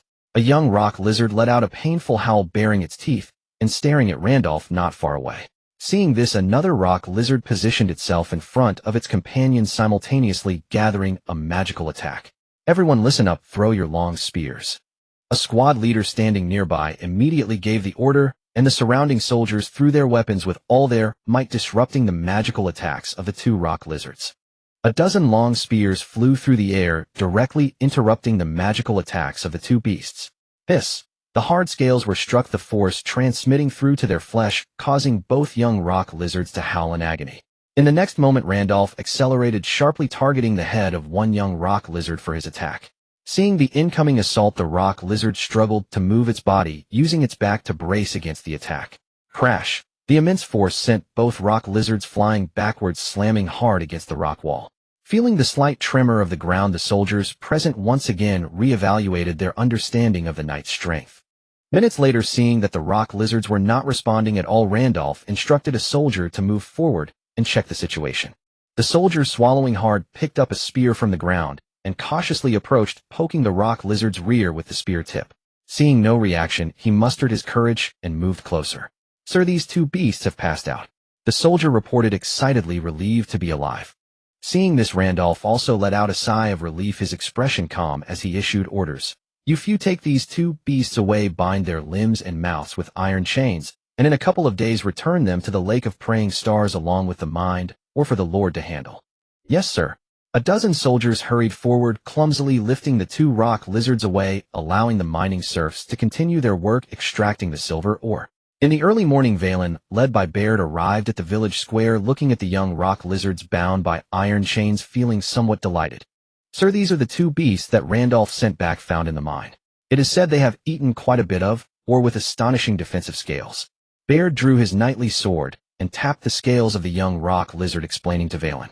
Listening to the clanging sound, Veyrin preliminarily judged that these two rock lizards were quite tough. He turned to Barren and said, "If we train these two young rock lizards as war beasts, they could serve unexpected purposes in the future." "My lord, we do not have a beast tamer." How do we train them?" Barren showed a troubled expression upon hearing this. Without professionals, he feared they would harm their own personnel on the battlefield. Veyrin stroked his chin, realizing this was indeed a problem. Suddenly, he remembered that the half-elf girl had some knowledge about beast taming a few days ago. "Barren, go fetch Eunice." "Yes, my lord." Barren instinctively turned to leave, but suddenly returned, asking in confusion, "My lord, who is Eunice?" "That half-elf girl." Veyrin facepalmed, speechless as he stared at his steward. Suddenly, Barren understood and quickly left the square, heading towards the castle construction site, feeling awkward to linger for even a moment. Afterward, Veyrin approached the struggling rock lizards, curiously observing the monsters he could only see in the illustrated guide. Unlike ordinary rock lizards, these two had a black coloration adorned with silver network patterns, with faint white stripes from the chest to the abdomen, and the front half of their tails predominantly silver. Given this situation, they must have devoured a significant amount of silver, or leading to their mutation, or perhaps evolution. This occurrence is not uncommon in the world. Many monsters ingest magical plants or strange ores, resulting in mutations that give rise to different abilities. The two rock lizards gazed at the terrifying human before them with fear, finding him even more frightening than the previous human attacks. "Woo woo woo." One of the lizards made a sound, its tone carrying a tone of supplication. This surprised Veyrin greatly. Such mindless monsters were actually begging for mercy and trying to act cute. It was quite strange. Could the silver or have evolved their brains? If so, perhaps taming these two mutated rock lizards would become much easier. Half an hour later, Barren brought the half-elf girl to the square. "Sir." Veyrin wasted no time and said to Eunice, "Earlier you mentioned you know how to tame." Eunice stared at the 3-meter-long rock lizard, somewhat frightened, but thinking of the future, she gathered her courage and said, "Yes, sir. I have some knowledge of beast taming. My sister is a beast tamer, and I am willing to try taming these two rock lizards. I hope you succeed." Veyrin turned to Barren and instructed, "Have someone remove the iron chains." Barren complied, personally stepping forward to undo the chains, granting one of the rock lizards a brief period of freedom. Then Eunice stepped forward, gathering gentle magical healing light in her palm, with a heart full of anxiety slowly approached. The rock lizard looked at the pointed-eared girl before it, feeling no threat, thinking it could easily crush her. With its walnut-sized brain racing, the rock lizard's confused gaze became clear as it glanced at its sister nearby, deciding to make a bold choice. "My lord, be careful." Seeing the rock lizard charging towards him, Veyrin placed his right hand on the hilt of his knightly sword, preparing to unleash his strength for a fight. In the next moment, the rock lizard came to a halt before Veyrin, lying down on the ground, exposing its belly resembling a dog. This scene left not only Veyrin and Baird bewildered, but even Eunice was equally dumbfounded.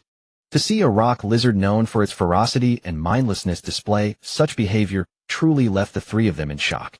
Nearby, dozens of soldiers did not share the same sentiments. In their eyes, the fearsome monster had actually submitted at their lord's feet, indicating that the Lake of Praying Stars must be a place blessed by the goddess of life. "My lord, this. It." Baird stepped forward, momentarily at a loss for words. Veyrin said nothing, moving beside the rock lizard, and tentatively reached out to stroke its chin. "Looks quite like a dog." Wylan stood up, gazing at the rock giant lizard, speaking to Baird and Eunice. Soon after, another rock giant lizard was unchained, lying on the ground, just as docile, showing no signs of ferocity. "Go fetch some wolf meat," Wylan instructed a nearby soldier, while eyeing his new pet. Moments later, 2 soldiers arrived with 2 buckets of wolf meat smeared with mineral salt, prepared for curing, and poured it onto the ground beside the rock giant lizard. The 2 rock giant lizards stared at the wolf meat on the ground, drooling with expressions of desire, yet they dared not make a move. "Ha ha, quite sensible indeed." Wylan stepped forward, picked up a piece of meat, and tossed it to one of the rock giant lizards. The rock giant lizard opened its mouth wide, swallowing the wolf meat in one gulp, licking its lips as it gazed longingly at its new master. Baird stood by, calmly observing the scene, firmly believing that the master must be under the protection of the goddess of life, for it was unexplainable why these mindless beasts would show submission so readily. Eunice, on the other hand, was utterly shocked. In her 50-plus years of life, she had never witnessed such a phenomenon. This ferocious beast, usually snarling even at legends, now behaved like a little puppy, which was hard for the half-elf to accept. However, Eunice knew she had missed another opportunity, uncertain when the next chance would come. Thinking about the next 10 years where she would only be a diligent laborer architect, a sense of darkness enveloped her life. As for escaping with numerous silver knights at the Starfall Lake, that thought was no different from seeking death. During the interaction, Wylan named the 2 rock giant lizards. The one with the white hue was named Little White, and the one with the yellowish complexion was named Little Yellow. "Be good, I will build you both a home next. Now follow the 2 caretakers to the lakeside to clean yourselves." Once the rock giant lizards left, Wylan noticed Eunice beside him and smiled, saying, "No credit, but still labor. I will have Orlando send you a low-grade magic crystal later." "Thank you, my lord." Eunice slightly bowed in gratitude before returning to the castle construction site. At this moment, the silent Baird spoke up, asking, "My lord, I feel there is no need to treat the half-elf with such care. If they dare complain, a good beating would suffice. If they dare to flee, just cut off their legs." "Ha ha, Baird, your idea is a bit extreme." Wylan laughed in response, his tone devoid of reproach. He neither supported nor opposed Baird's suggestion. "All right, I have my own set of principles for dealing with a..." More than 30 kilometers west of the Starfall Lake, 3 warriors sat around a campfire, chatting and passing the time. "Captain, I heard your money is almost enough. You'll soon be able to..." More than 30 kilometers west of the Starfall Lake, 3 warriors sat around a campfire, chatting and passing the time. "Captain, I heard your money is almost enough. You'll soon be able to buy a woman." One soldier looked at the squad leader with envy, his words filled with admiration. Eden smiled while polishing his iron sword, replying, "Soon after this month, I will be able to start a family. Captain, when you get married, don't forget about us brothers." The younger soldier took a sip of water and said, "Rest assured I won't forget you." What it felt like to have a home was something Eden, born a serf, had never. At that moment, another patrolling soldier returned to the camp, pale-faced and trembling on horseback. Eden quickly supported his comrade, who was about to fall off the horse. "Marshal, hurry and bring some water." Oh. After a flurry of activity, the scouting soldier recovered and urgently said to Eden, "Captain, there are many wargs, countless wargs coming toward us, probably still more than 10 kilometers away." "Did they spot you, eh?" Eden asked in a deep voice. "They shouldn't have. I observed from a distance, and upon noticing something was wrong, I immediately turned back." "That's good." Eden sighed in relief and instructed the other soldiers, "Quickly pack up. We need to leave here immediately and return to the Starfall Lake to report to Lord Baird." Upon hearing this, everyone extinguished the campfire, packed the iron pot food and tents, tying them to their horses, and leaving at the fastest speed. At 3 in the afternoon, Wylan, who was training in the castle courtyard, paused upon seeing Baird rushing over. "My lord, the sentinels report a large number of wargs approaching the Starfall Lake, still 30 kilometers away." Wylan, upon hearing this, showed no signs of surprise. He had already been aware of it all. To prepare for the wargs' arrival, he had long since moved most of the food and supplies from the village below to the castle for a quicker evacuation. Baird, notify everyone that from now on the Starfall Lake is under war status, and the remaining people should all retreat to the castle, distributing weapons to the strong serfs. The war has begun. "Yes, my lord." That night Wylan's orders were proclaimed. Throughout the night the Starfall Lake was brightly lit. Under Baird's command the freemen and serfs leading their own properties retreated to the castle on the mountain. Wylan stood on the inner city wall watching the bustling crowd on the mountain road, constantly pondering how to profit from this turmoil. The western provinces of the Ilia kingdom would face attacks. According to his conjecture, the first to be hit should be the Linsa province, while the Cadro province, a minor player, would likely see fewer monsters. Recalling a century ago, over 1 million monsters from the gray miasma wilderness drove countless goblins and kobolds invading the western border of the Ilia kingdom, delivering a heavy blow to the pioneers of that time. However, the upper echelon of the kingdom expanded over 2 million square kilometers of territory thanks to this turmoil. The Linsa province, spanning an area of 750,000 square kilometers, was established as a royal direct-controlled province even under the circumstances back then. Today, as the most important hub between the gray miasma wilderness and the Ilia kingdom, the Linsa province is bustling with commerce, and its capital city is known as the Pearl of the West, making it the prime target for these monster coalitions. A golden dragon and 2 red dragons waged war. It's hard not to suspect that the defeat of the golden dragon led to the outbreak of this war. Regardless of the reasons behind it, now was not the time for a mere silver knight like him to explore. What he should consider next was how to thwart the warg's attack and protect his people and properties. 30 kilometers from the Lake of Star Prayers, over 3,000 werewolves gathered here, resting and recovering their strength. In a dilapidated tent, a black-furred werewolf sat in the main position, watching the noisy clan leaders below, already used to the scene. "We are about to enter the world of humans thanks to the grace of Lord Varus. This time I will feast heartily. The tender flesh of human nobles makes my mouth water just thinking about it. Wealth, the gold of the human world, is calling out to me." The clan leaders of more than a dozen werewolf clans talked excitedly, each wolf having different desires. At this moment, a tall werewolf walked in, kneeling on one knee, waiting for the leader's orders. The werewolf leader Logus opened his eyes after meditating, causing a stir around him. The tent instantly fell silent, and not a single clan leader dared to speak. "Commander, the scouts report that there is a human territory 30 kilometers ahead." "Time." The werewolf sitting in the first position quickly reported, "Commander, it is currently 6 in the morning. 1 hour later we set off to conquer the human territory and feast." "Yes, Commander." All the clan leaders of the werewolves stood up, bowed, and then left the tent one after another. As the sun rose, over 3,000 werewolves ran silently across the wilderness towards the lake of Werewolf leader Logus rode on the back of a large werewolf, watching the advancing army, determined to seize the first human territory. Accompanied by the gentle breeze, he could not help but recall the story of the Battle of Linsa told by his father. 100 years ago, under the command of the gods of more than a dozen wild monster races close to the border of the human kingdom of Ilia, all monster clans exerted their utmost strength, gathering 1 million monster coalition forces, driving millions of goblins eastward. In the early stages they swept through human territories, capturing countless slaves and food. But soon a turning point appeared. The goddess of life worshipped by the Ilia kingdom personally intervened, causing the gods of various monster races to withdraw, afraid to act rashly. In recent years humans have continuously expanded, compressing the living space of monsters, and a new turmoil is about to. Thus the monster clans retreated and humans won the victory of this war, seizing vast lands that. In recent years humans have continuously expanded, compressing the living space of monsters, and a new turmoil is about to arise. Logus, the werewolf leader, looked at the unfamiliar surroundings, clenching his fists. As a werewolf with some status, he was well aware that this action was merely a probe. In fact, this probe had happened multiple times. This was just the first test. As for the reason, he did not know. Cannon fodder, just cannon fodder. As a low-ranking silver warrior, he should not have such a high position leading a team. However, as cannon fodder, the offspring of the Great Lord, could not go so. Only he, a werewolf with no presence and mediocre strength, could serve as the leading commander. Even the werewolves under his command were all impoverished fools who had been tricked into coming here. Survive, just survive. Upon reaching the human border area, what he needed to do was simply to survive. At the castle on the cliff of Lake Star Prayers, Veyrin stood at the top, gazing at the approaching werewolves in the distance, gritting his teeth. At least over 3,000 werewolves, that's quite a challenge. At this moment Barren approached him respectfully, reporting, "My lord, various traps have been set up in the village enough to give these werewolves a hard time. How is the stone stockpile? Can it sustain several battles?" Veyrin turned to Barren and asked in a deep voice, "My lord, the stones are piled high in the castle courtyard enough to support 4 rounds of intense battles." After hearing this, Veyrin nodded and continued, "Let everyone take the time to rest. We may not have any spare time coming up."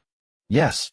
In the castle, aside from 500 soldiers, another 2,000 young men were organized, armed with spears, and some were given leather armor and iron swords, acting as overseers and grassroots commanders.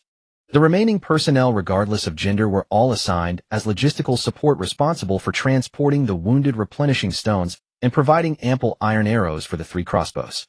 Approaching noon, werewolf leader Logus stopped outside the village and shouted loudly, "Stop advancing." Some werewolves obeyed the order, maintaining a basic formation, approximately 500 cultivated by Logus during a month of long marching.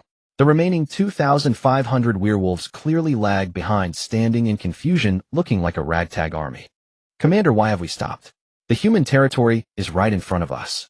A low-ranking silver werewolf clan leader stepped forward, greed in his eyes, staring at the distant village, and asked in confusion. Logus said nothing, jumped down from the large werewolf, and kicked the speaking werewolf clan leader away. The surrounding dozen or so low-ranking silver werewolves lowered their heads, not daring to speak. "My words are orders." Logus looked around coldly and said, "Now bypass the village. The target is the castle on the hill. Seize it." "Yes, Commander." All the werewolves replied loudly, not daring to hesitate in the slightest. On the castle walls, Veyrin noticed the werewolves starting to maneuver around and said, "Barren, sound the drums. Prepare for battle. We have encountered an opponent." "Yes, my lord." Barren's expression was also grim. He did not expect the enemy to bypass the village directly. Had their efforts last night been in vain? Bang, bang, bang. Team 1 up on the walls, Team 2 rest. In various areas of the castle, knights responsible for guarding the walls issued orders to the officers upon hearing this sound. In the next moment, the once silent castle became loud with personnel in action. Within just 10 minutes, more than 800 guards had taken their positions on the walls. It was not that Veyrin did not want to arrange more people for defense, but the outer and inner walls together could only accommodate so many people fighting at the same time. An hour later, a large number of werewolves arrived 1 kilometer from the castle. Those green crawlers dared to report false information. Roasting them would be too good for them. Logus gazed at the castle, feeling quite miserable, recalling a goblin tribe he had conquered a few days ago, where the information received indicated that this place had been occupied by humans half a year ago. Damn crawlers, can this castle be repaired in half a year? A werewolf looked at the leader with fear and asked, "Commander, should we attack?" "Attack. Let the 3rd and 4th squads advance, test the enemy's strength." Logus pondered for a moment and gave the order. "Yes, Commander." Immediately, over 1,000 wolfmen stepped forward, wielding various weapons. The tall and mighty wolfmen held iron chain, maces, and flails as their weapons, while the more slender among them carried wooden wolf-tooth clubs adorned with iron pieces. A large portion brandished wooden sticks and stones. "Attack!" At the command of Ragus, the 1,000-strong wolfmen launched their assault. The disordered formation stretched for several kilometers in width, charging towards the castle in a magnificent wave. At the highest point of the castle, Veyrin stood with his sword planted in the ground, calmly observing the attacking wolfmen below. The inner city wall housed 20 heavy crossbows, fully prepared with personnel in position, awaiting the Lord's command. Veyrin raised his right hand, calculating the distance. When the leading wolfmen were only 600 meters from the outer city wall, he decisively lowered his hand. 20 strong soldiers wielding wooden hammers suddenly struck the triggers, and 20 iron arrows flew forth with a whoosh. A whoo! Several towering wolfmen were pierced by the iron arrows, their momentum unabated as they continued to pierce through several more of their kind before finally coming to a halt. Ragus watched expressionlessly as 12 blood-red paths appeared within the attacking ranks. His thoughts, the scent of blood permeated the battlefield, invigorating the wolfmen's frenzied bloodline, causing them to lose their last shred of rationality and hasten their attack. Seeing this from the outer city wall, Barren loudly commanded, "Form shields." Over 200 soldiers, hearing the order, raised their ironclad wooden shields, tightly gripping their long spears, preparing to meet the first wave of attack. The heavy crossbows on the inner city wall continuously fired, inflicting casualties on the attacking wolf. Reaching the edge of the city wall, some wolfmen threw down the stones in their hands while others began to climb the walls with their sharp claws, preparing to scale the 6-meter-high outer city wall. The stones struck the wooden shields with loud bangs, and every now and then chain maces and flails were hurled onto the city wall, sending the soldiers supporting the shields flying. Baird felt helpless in response to this. Some of the soldiers were newly conscripted serfs and freemen. Although they had undergone some training, they had not successfully cultivated the warrior awakening method to become true warriors, and their combat abilities were inevitably not as solid as those of real warriors. Seeing that some wolfmen had already climbed halfway, Baird immediately commanded loudly, "Throw stones." Soldiers hiding behind the shields grabbed large boulders and came to the edge of the city wall, hurling the heavy stones weighing over 100 pounds down. Many wolfmen were struck by the stones falling from the city wall and letting out cries of pain. The battle continued from noon until afternoon, and as night fell, Ragas ordered his subordinates to issue a retreat command. Awoo! The attacking wolfmen halted, dragging their fallen comrades' bodies away like a receding tide. Seeing the enemy retreat, the defending soldiers at the outer city wall collapsed onto the ground, gasping for breath and wiping the sweat from their brows. Baird shook the blood off his knight's sword and sheathed it, counting the casualties to report the defensive situation. The surviving 600 wolfmen dragged their fallen comrades' bodies back to camp, where the long-awaited wolfman cook received the bodies and began to start a fire for cooking. On their journey, they had feasted on the goblins and gnolls, accompanying them, occasionally raiding a goblin tribe to replenish their food supplies. Upon reaching the boundary of human territory, the gnolls and goblins had already finished eating. They had hoped to swiftly seize a piece of human land to solve their food problem. However, they did not expect such a situation to arise. Furthermore, with the surroundings being barren, lacking even tree bark to eat, they could only resort to consuming the bodies of their fallen comrades. Commander, food. A tall wolfman respectfully handed Ragas a roasted wolf leg. "This is a reward for you." Ragas looked at the roasted wolf leg with disgust and said expressionlessly, "Thank you, Commander." The wolfman, upon hearing this, left excitedly with the roasted wolf leg. Ragas looked at the other wolfmen who were joyfully consuming their kin with undisguised contempt. Despite not considering these beasts as his own kin. From the situation this afternoon, humans used a type of long-range crossbow. It is uncertain whether it is a large-scale armament or a unique technique of this human noble. With ordinary wolfmen, it is impossible to take this human castle. We must let those minor clan leaders take the field. Tomorrow, Ragas planned to conduct a probe. If they could not seize the castle in one breath, they would bypass this place and continue eastward. He came here on a scouting mission with no need to clash directly with humans. Moreover, even if they were cut off on their way back, he only needed to abandon these fools and lead his trusted subordinates away. He still did not believe that humans could completely seal off all passages leading to the Greymang Desert. Inside the castle, Veyrin was inspecting while listening to Baird's report. "My lord, in this afternoon's defense battle, we consumed a total of 160 iron arrows and 1/5 of our stone reserves, with 86 personnel casualties, including 23 fatalities, most of whom died in combat with the wolfmen. In addition, we took advantage of the night to venture outside the city and collect the wolfmen's heads, obtaining 167 ordinary heads and 57 bronze-level heads, while the remaining bodies were taken back by the enemy. According to incomplete statistics, this battle caused over 400 wolfmen fatalities." Veyrin paused, speaking solemnly. "Today may have been a test from the enemy, while tomorrow is key. Prepare all knights, as silver-level wolfmen may take the field tomorrow. Additionally, properly preserve the wolfmen's heads with lime. Such hard-won military achievements must be stored well. Promotions and selling to other nobles will yield good returns." "Understood, my lord." After Baird left, Veyrin wandered around before returning to his room. Sitting in a chair, Veyrin closed his eyes to rest, reflecting on the observations he made during the day. The leading wolfman possesses a certain level of intelligence, whether it is circumventing villages to avoid unknown dangers or using cannon fodder for probing enemy weaknesses. It shows a certain caliber. This does not align with Veyrin's stereotype of wolfmen being mindless brutes. "I hope the enemy is brainless," Veyrin said, helplessly holding his head. To prevent a night raid by the wolfmen, the entire castle was brightly lit, with all soldiers keeping their weapons close, resting with blankets on the city wall, allowing for both shifts and ready responses to battle at any moment. Baird, the overseer of Star Lake, patrolled the outer city wall every 2 hours to ensure everything was. As dawn broke, over 2,000 werewolves finished the remaining meat, assembling in formation under the bellowing of their clan leader. Rogers rode on the back of a werewolf, flanked by 2 burly werewolves who held a chain hammer as a makeshift weapon rack. "Commander, the assembly is complete, awaiting your orders." A werewolf clan leader stepped forward, speaking respectfully. As the sunlight illuminated the outer walls of the castle, Rogers dismounted from the werewolf, picked up his weapon, and commanded loudly, "Attack." The 2,000 werewolves howled and surged toward the castle like a tide. Rogers, wielding the chain hammer, followed behind, ready to join the fray himself. Other silver-grade werewolves hid within the ranks, preparing to launch a surprise attack as they climbed the city walls. As before, the 3 crossbows fired first, shooting a volley of iron arrows toward the werewolves. Shwoo! An iron arrow whizzed past Rogers, piercing through the 2 personal guards behind him. Upon hearing this, the other werewolf guards quickly dispersed, no longer surrounding Rogers. In just 2 kilometers after sacrificing hundreds of werewolves, within 5 minutes they successfully reached the outer wall area. In the next moment, some werewolves began to throw stones and weapons to disrupt the castle's defenders, while others started to climb the walls.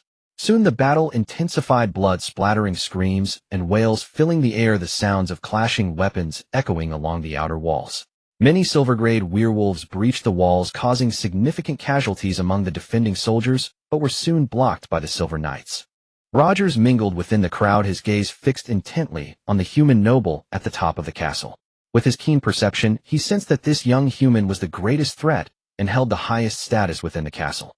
If he killed him, capturing the castle would be a piece of cake. "Chief." A werewolf presented a bloodied iron arrow to Rogers, handing it over respectfully.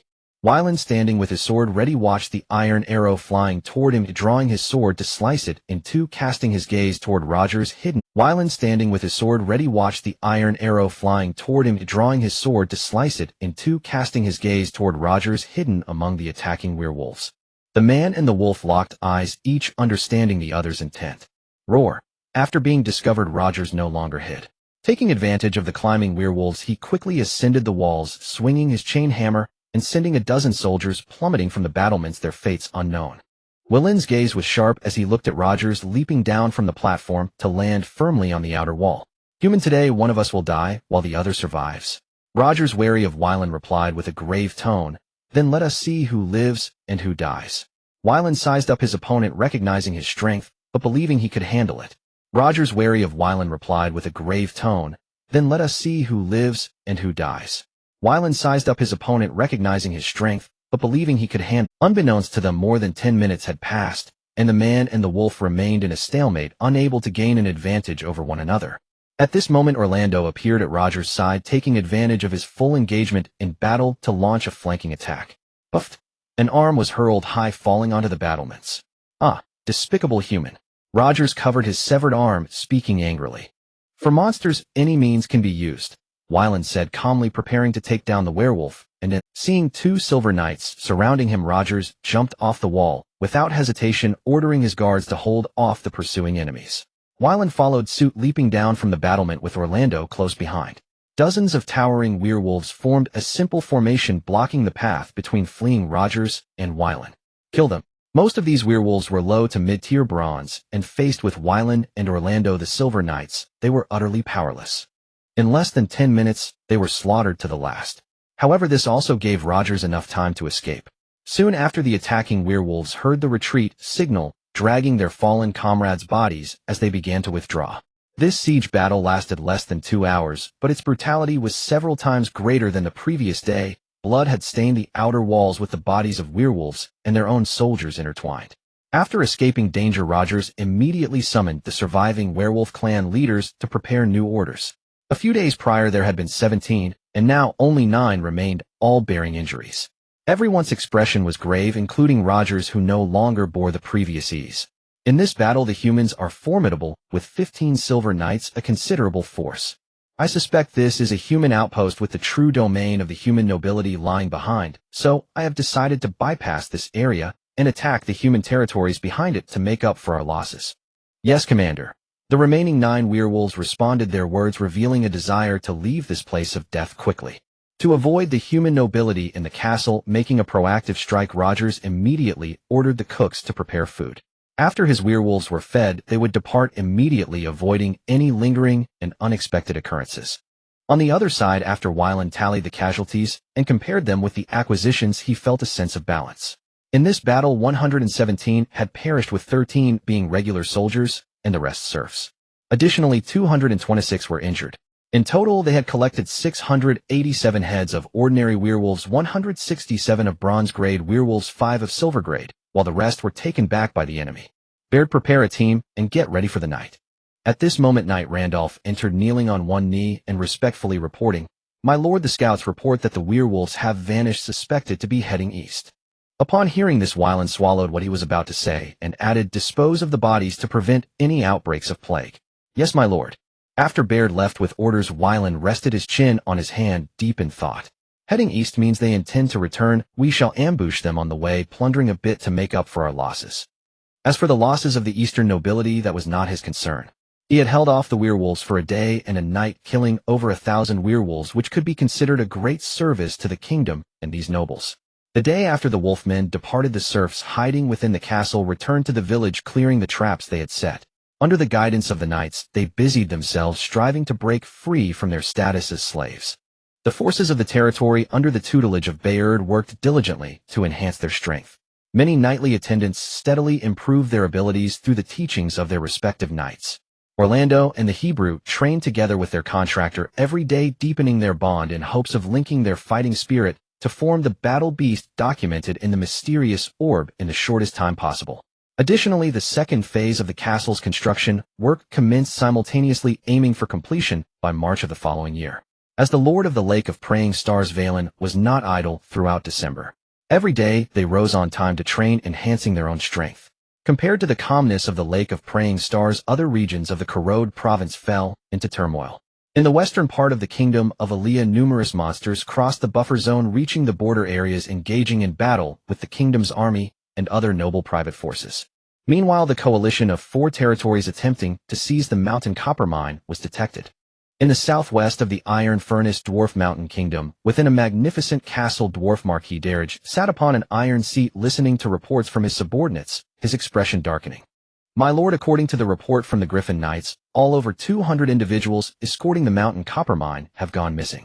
Using the search magic scrolls you provided, the last trace of them was found 200 kilometers from the border of the human kingdom of Alia. This is the item retrieved during the search." The dwarf took out a centaur warrior's token from his bosom and presented it with both hands. Standing to the left of Dwarf Marquis Darrage, a silver-armored high-ranking warrior descended the steps, took the token, and respectfully handed it to the Dwarf Marquis. Darrage carefully examined the token and immediately recognized it as a unique token of the Centaur clan, made from the bones of a centaur warrior, symbolizing the inheritance of the centaur tribe. What else was found? The dwarf, kneeling in the center of the hall, lowered his head and replied, "My lord, besides this item, no other clues were discovered. It seems these rats are quite cautious, even using scent removal potions."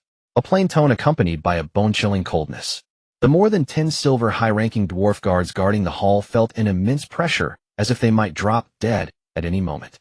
The reporting dwarf positioned at the center faced the overwhelming aura of Dwarf Marquis Darrage, pressing his body to the ground, but daring not to make a sound. After a moment, a golden mid-tier dwarf warrior entered the castle hall and knelt to receive orders. "Carrick, my lord." The golden mid-tier dwarf warrior Carrick replied loudly, "I will give you 300 hammer warriors, 1,000 goat knights, and 3,000 dwarf warriors to recover tenfold my losses from the centaur clan." "Understood." Carrick caught the token that Darrage tossed over, bowed respectfully, and then left the castle. After a few more minutes, Darrage spoke again. "Monitor the human market. As soon as there is news of a transaction involving the mountain copper mine, report to me immediately." "Yes, my lord." The reporting dwarf replied, scrambling away from the location. Darrage rhythmically tapped on the iron seat, producing a banging sound, and said nonchalantly, "A low-level framing scheme. Don't let me find out who you are. As for why I know the truth, there's a reason to attack the centaurs." After all, he could not afford to lose his interests without recourse. If the culprit could not be found at this stage, then he would recover tenfold from the most direct and apparent target. This batch of mountain copper was extracted from a sparse and scattered copper mine in the wilderness, transported once every month. To avoid accidents, the person in charge of the escort was merely a silver, high-ranking dwarf warrior. Within his territory, every golden tier warrior was the focus of attention from all sides and could not afford to go missing for long. In another 10 years, His Majesty the King will launch a war to reclaim the lost territories from the kingdom of Alia. I must hasten my pace to gather minerals, forge weapons, and train troops to gain substantial benefits in the war. 5,000 well-equipped troops left the territory of Dwarf Marquis Darrage heading west toward the Grey Rune wasteland directly toward the territory occupied by the Centaurs.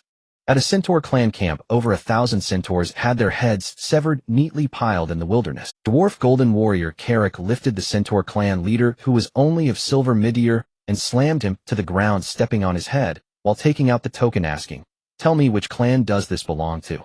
"Dirty and despicable dwarfs, this is the Grey Rune wasteland. My God will surely punish you." The Centaur clan leader glared fiercely at Carrick, unafraid of death. "As for the Centaur god Charon's crown, I have no intention of offending, but that is not a reason for you to disrespect me." Carrick waved his hand, and over 20 Centaur cubs were smashed into a pulp by his hammer. "If you tell me which Centaur clan this token belongs to, I can leave a seed for your clan." "You wish." Then over 100 captured Centaurs all died under the hammers of the dwarfs. The arrogant Centaur clan leader was also crushed by Carrick, and a sharp tooth was taken as a trophy. Next, Carrick led the troops onward, plundering the Centaur clans, seizing horses and other valuable items, searching for the Centaur clan that possessed the token. After consecutively annihilating 6 Centaur clans and killing over 4,000 Centaurs, Carrick finally obtained the information he sought. As a small branch of the Twilight Hammer clan, one of the 13 chosen clans of the Centaur god, the Maglam clan boasts a population of 15,000, with 8 Centaur clans as vassals, thriving near the borders of the Iron Furnace Dwarf Mountain Kingdom. Recently, clan leader Mamu of the Maglam clan learned that his daughter Aaliyah's azure horse had gone missing, and he immediately deprived the other party of their young lord's status, imprisoning them in anticipation of a marriage alliance with a neighboring clan next year. Furthermore, Mamu was actively preparing, selecting brave Centaur warriors and archers, so that when the human border monsters withdrew, he would lead a large army to retaliate fiercely against the humans. As for now, he could not go and did not dare to go, afraid of being treated as cannon fodder. At this moment, the dwarf army led by Carrick was also approaching the Maglam clan, unaware that they were about to face a devastating blow. It has been more than half a month since the wolfmen left the Lake of Praying Stars and continued eastward. During this time, the Lake of Praying Stars returned to its former hustle and bustle, improving the castle, cultivating farmland, constructing water channels, mining salt, and patrolling the territory. Every night, under Weyland diligently fulfilled their respective duties. As the Lord Weyland was not idle either. After the battle with the wolfmen, he deeply realized his lack of combat skills. Therefore, he established a strict daily routine for himself, handling territorial affairs in the morning, practicing with other knights in the afternoon, and engaging in combat training at night, seizing every moment to improve himself. In late December, the reconnaissance team returned to the Lake of Praying Stars, bringing Weyland the latest intelligence from the province of Cadello. In the castle hall, the reconnaissance team leader, Mike, a low-ranking silver knight, respectfully reported to Weyland. "My lord, there are 5 groups of monster armies attacking the borders of the province of Cadello, targeting the border fortress Montas, our territory of Lake of Praying Stars, and 5 other locations with the largest number of monsters facing the border fortress Montas, exceeding 30,000 monsters." Weyland inquired, "What is the situation in the inland areas of the province?" "It is chaotic, very—" Mike pondered for a moment before responding. "Nobles in various regions are fiercely resisting the monster attacks, with some being defeated and fleeing, and even some running away at the first sight of danger. Especially as one gets closer to the provincial capital, this phenomenon becomes increasingly evident. Haha, it seems that over 100 years of peace has dulled the courage of certain nobles." Weyland chuckled, sneering at the performance of some nobles. "This upheaval may lead to the reclamation of territories from many noble families in Cadello province, or the replacement of heirs by their masters." However, this held little significance for him. "What about the group of wolfmen I asked you to keep an eye on?" "My lord, that group of remnants left the Lake of Praying Stars, heading east, consecutively breaching several noble territories. It seems that due to their insufficient strength, or having learned from their experience attacking the castle, this group of wolfmen only plundered the surrounding villages and towns, neglecting the noble castles, thereby accumulating a substantial amount of wealth. I returned this time after learning that the wolfmen plan to bypass the Lake of Praying Stars, heading back to the wilderness from the base rock mountains 60 kilometers to our south, carrying their looted wealth and populace. Is the information reliable, eh?" Weyland immediately became attentive, staring at Mike and asking sternly. "Absolutely, my lord. I captured a low-ranking silver wolfman clan leader and learned this information from him." Weyland's expression grew contemplative, finding the situation somewhat peculiar and wondering if they would change direction as a result. Mike stood quietly by, waiting. "What is the specific time frame?" "The information obtained from that wolfman indicates that the approximate time should be early January, but the exact time is unknown." Continue your reconnaissance with your men. Report to me immediately if anything happens. Yes, my lord. After Mike left, Weyland approached the map, examining the surrounding areas of the Lake of Praying Stars. He could not determine whether the Wolfman leader would change his mind upon discovering his subordinate's disappearance and leave from another location. If he hurriedly led a large force to the base rock mountain for an ambush, now would it be counterproductive? Let's wait a while, and now is not the time for rash decisions. Subsequently, Weyland instructed Bayard to mobilize the territorial army and prepare for departure, awaiting his orders regarding the specific time.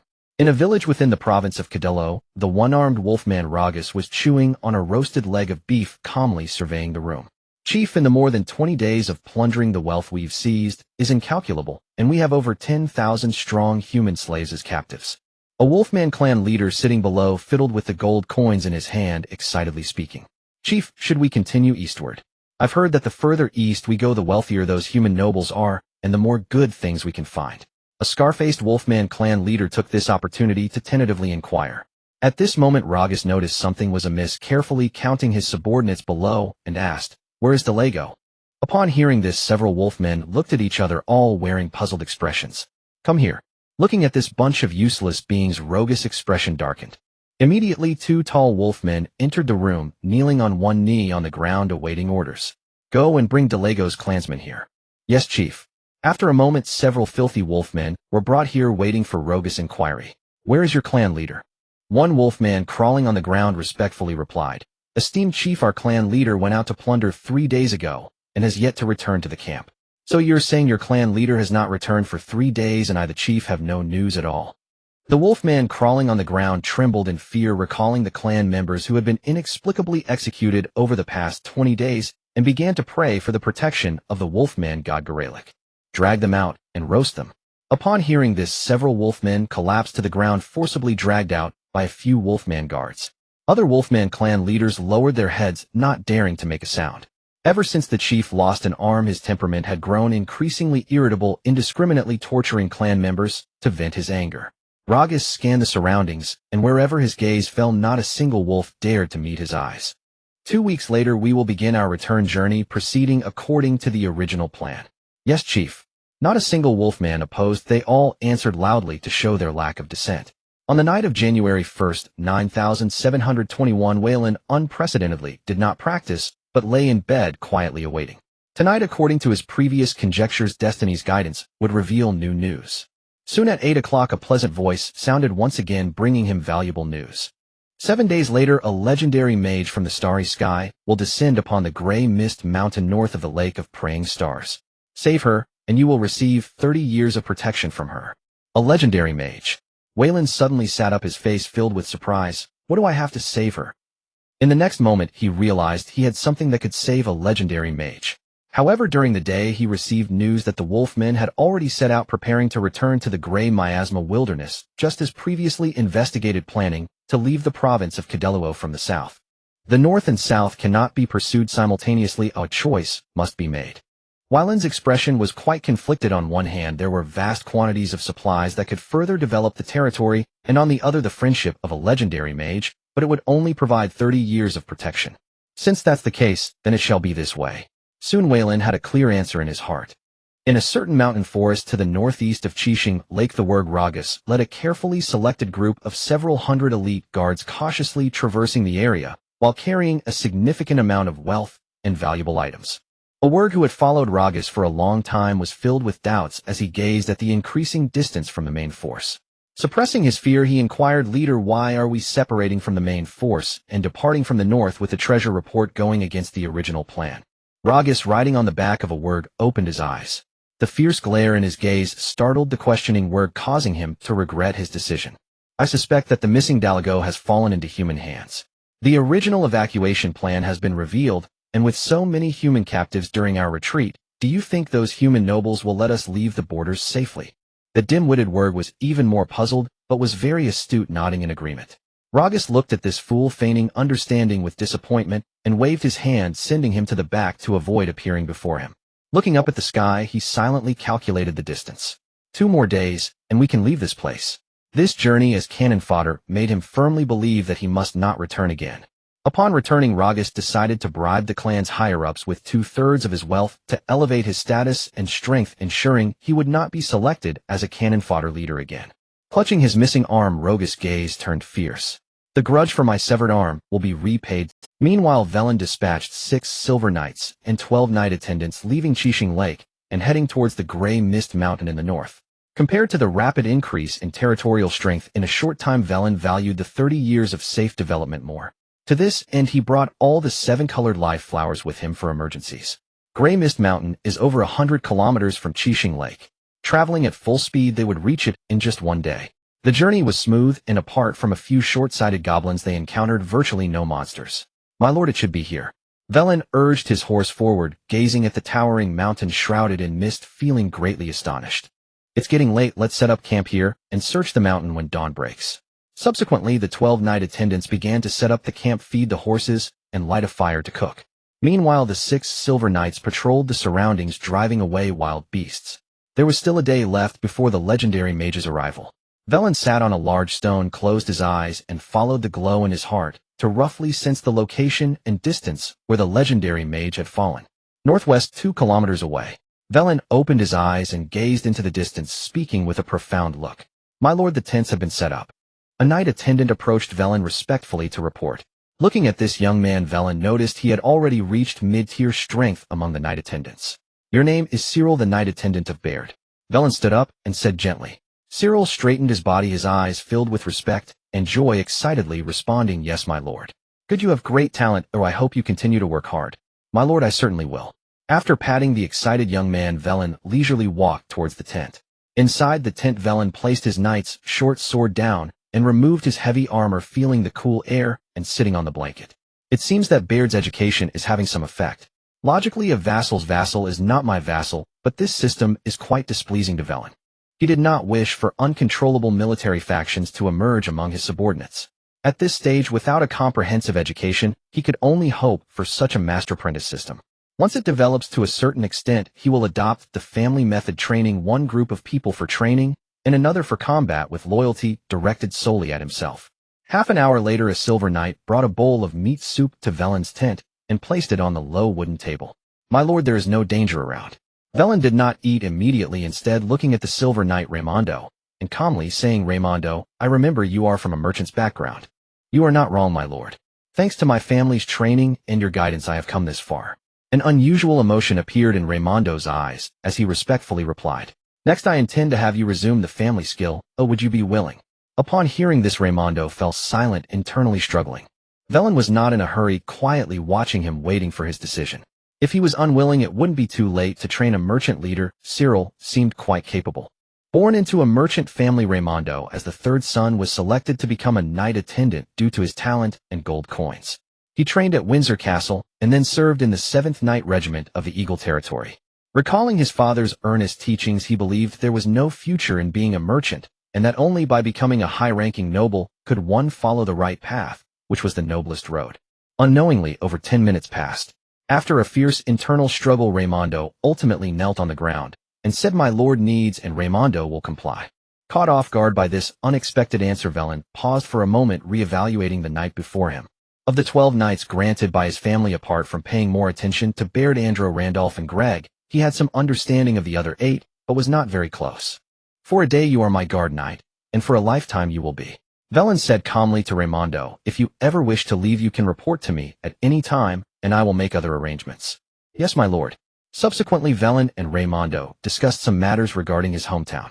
After Raimondo left, Veyrin picked up the slightly cool meat soup and began to savor it slowly. The selection of the merchant team is determined. Next, we will establish a merchant team to sell mineral salt and develop the pillar industry of the territory. However, before that, I need to personally conduct business in the Cartero province once. Firstly, to establish connections with other nobles in the province and gather intelligence, and secondly, to confirm the trade routes, preferably establishing mutual communication between merchant teams to avoid multiple tolls and road taxes. On the morning of the 2nd day, Veyrin left a few people to guard the camp and took the others northwest, preparing to welcome the guardian of the next 30 years. Meanwhile, several hundred wargs resting over 10 kilometers away from Grey Mist Mountain emerged. In the Grey Mist Mountains, Wei Lin arrived at the designated location.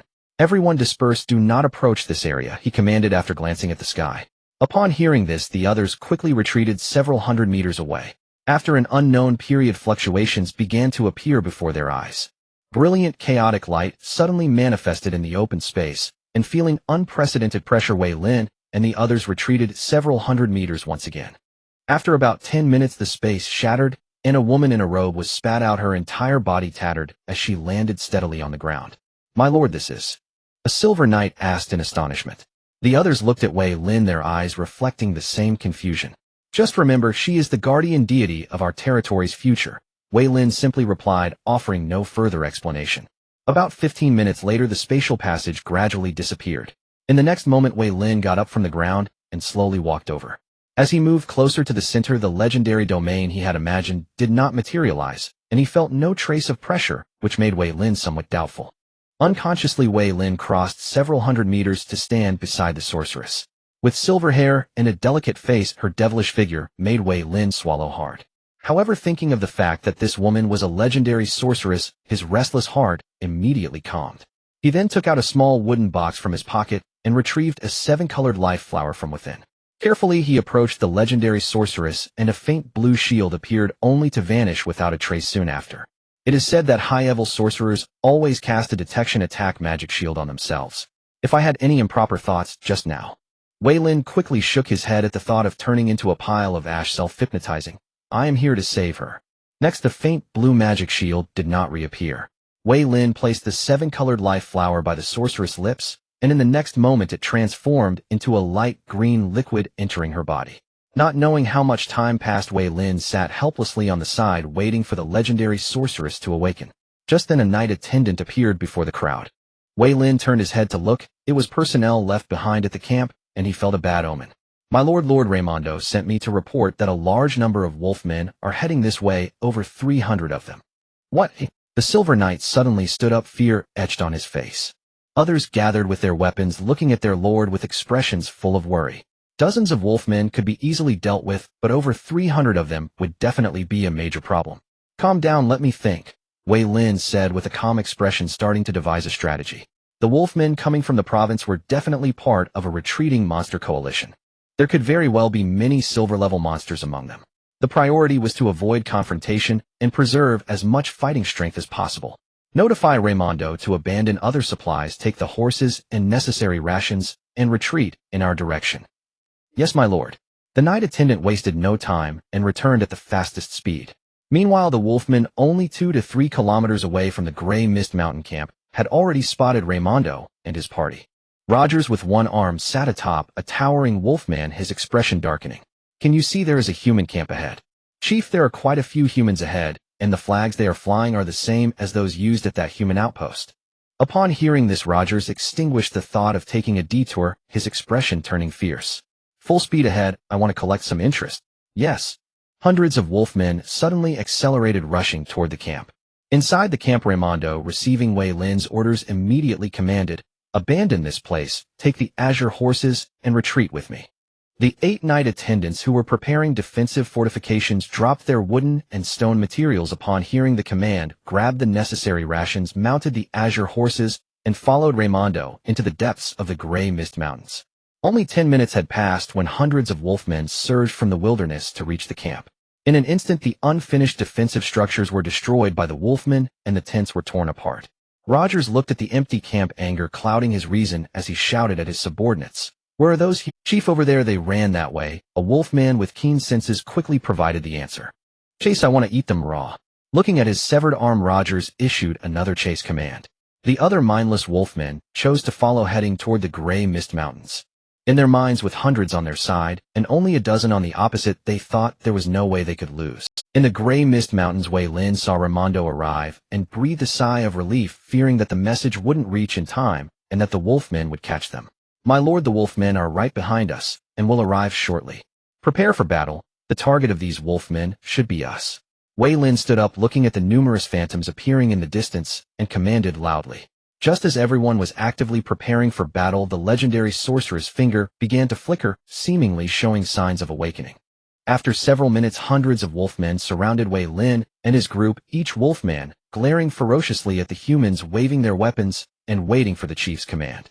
Wei Lin drew his knight's long sword from his mount, preparing for battle. To survive this situation, he needed to eliminate the opposing leader first, causing chaos among them, to create an opportunity for escape. Of course, if the legendary sorceress woke up at this moment, the current situation would be easily resolved.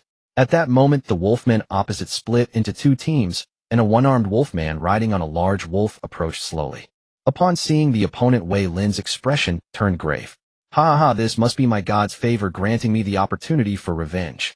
Roger's face became deranged as he roared, "I will tear you apart, salt you, and savor you slowly." Hearing the common tongue of the other side, Wei Lin gripped his knight's sword tightly, waiting for the right moment. With 7 silver knights on their side, there was a chance to forcefully eliminate the opponent, but the 12 knight attendants would definitely be unable to manage. Advance, crush them utterly. Enragas's face lit with fervent excitement as he waved his lone arm, commanding his troops to charge. Knowing instantly, the Knoll warriors swung their flails and morning stars, roaring fiercely as they surged forward.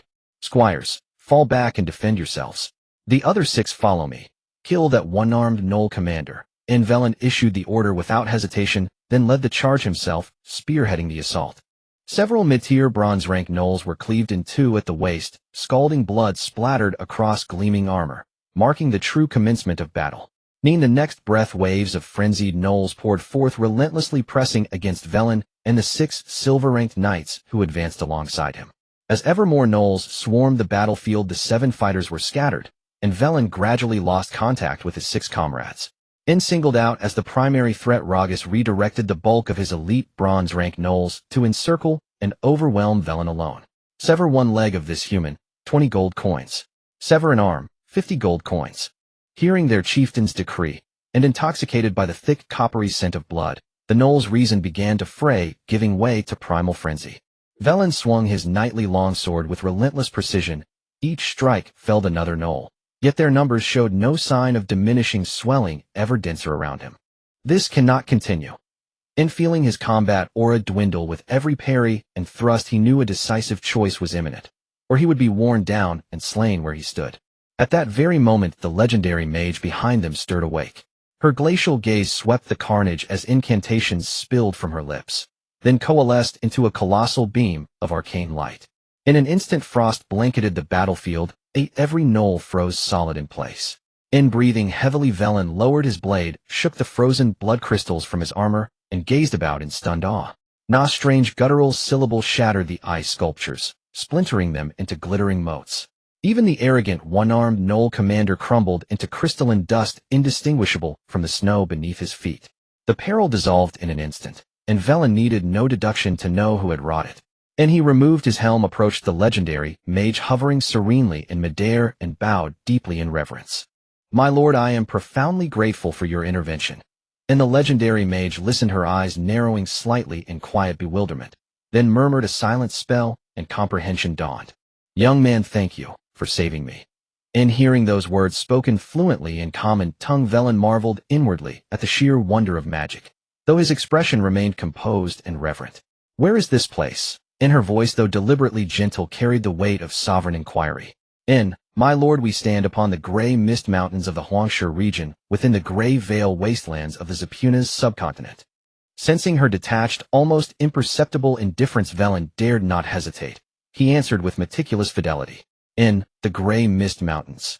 She affirmed it with quiet certainty, even as her mind already grasped far more than he could fathom. "An emergency egress. Indeed, I have crossed the star-flecked void into this world.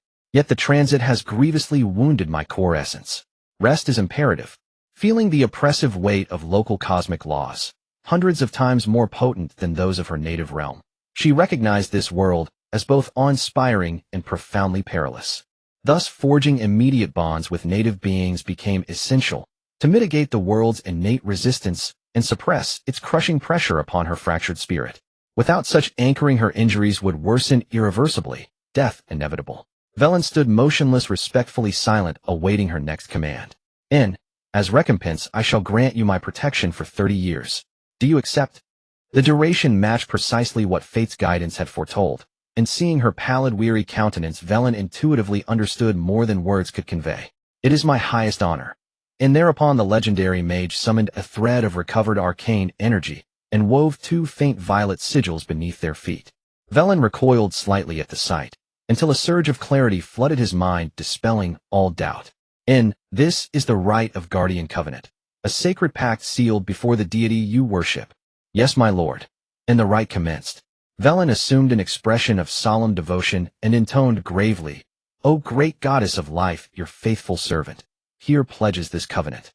Bear witness, divine one. After a litany of sacred oaths, a radiant beam enveloped them both. And simultaneously the 12 squires and 6 silver knights dropped to their knees, bowing their heads in reverent silence before the divine presence. Within Veyrin's field of vision, the legendary mage seemed to perceive something unseen. Her aloof features softened into profound reverence as she declared with ceremonial gravity, I, Anastasia, Archmage of Frost, swear to safeguard Veyrin and his domain for 30 years, ensuring his absolute safety in exchange for, and the remainder dissolved into incomprehensible resonance in Veyrin's ears, as if syllables themselves had unraveled. Accepted. Na voice resonant with sovereign authority filled the air. Then the gentle radiance. When the rite concluded, Archmage Anastasia alighted gracefully upon the earth, studying the young man before her with open curiosity, words forming on her lips, yet remaining unspoken. From this moment forth I shall shield you and your domain until 30 years have passed, and henceforth you may address me as Anastas. Her gaze, now warm and attentive, held none of its earlier detachment or austerity as she spoke. And yes, my lady. Veyrin inclined his head in respectful assent, his understanding now complete. And Raimondo, gather all intact coin and supplies from the vicinity. As Raimondo turned to depart, Veyrin called after him urgently, select only the highest value items. And, as you command, lord. Their mounts were few. Carrying all goods from over 300 knolls was impossible. Only treasures of exceptional worth would be taken, the rest buried on site to be reclaimed later. As ambient warmth returned, the ice crystals melted. Blood streamed down the mountainside, while much more seeped deep into the soil, nourishing the hardy flora of the gray mist mountains. Archmage Anastasia observed the bustling scene, then flicked her wrist, summoning a throne of flawless translucent ice.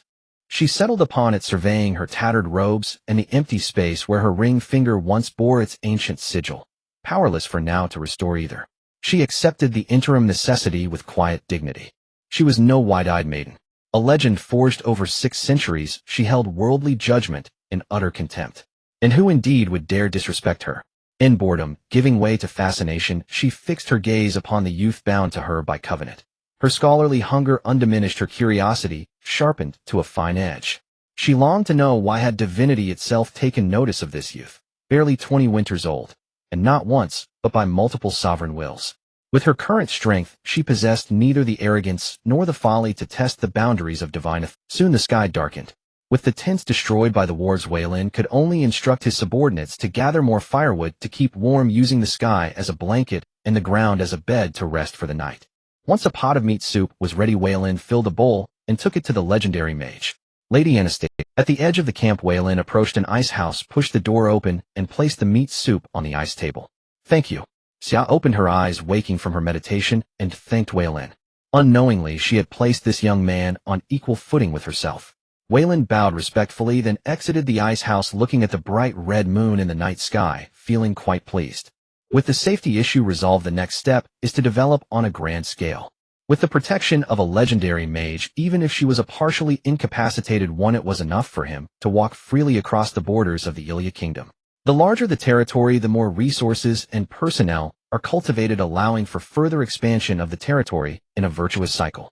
If the Lake of Stars could yield 7-colored life flowers, then other places must hold undiscovered treasures that could rapidly enhance strength. With the guidance of destiny, he would surely become the 6th Earl of his family within 30 years. At this moment, Raimondo approached Weyland excitedly, holding a stack of papers. My lord, we have struck it rich this time. Not so fast, let's eat first, then we can discuss it slowly, Weyland said cheerfully to Raimondo. As night fell, Weyland and Raimondo sat by the campfire, beginning to discuss how to handle the batch of goods.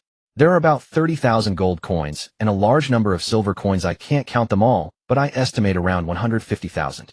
256 excellent grade knight swords, 136 sets of excellent grade armor, 983 low-level magic crystals, 17 mid-level magic crystals, 1 high-level magic crystal, and 376 magic pearls.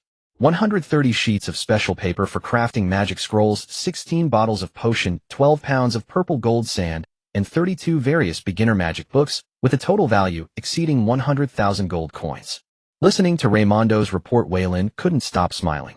This time was truly unexpected fortune. He had already given up on leading his troops south to seize the resources plundered by the wargs, not expecting that the warg leader would creatively take the essence and leave the province of Cadelro from the north.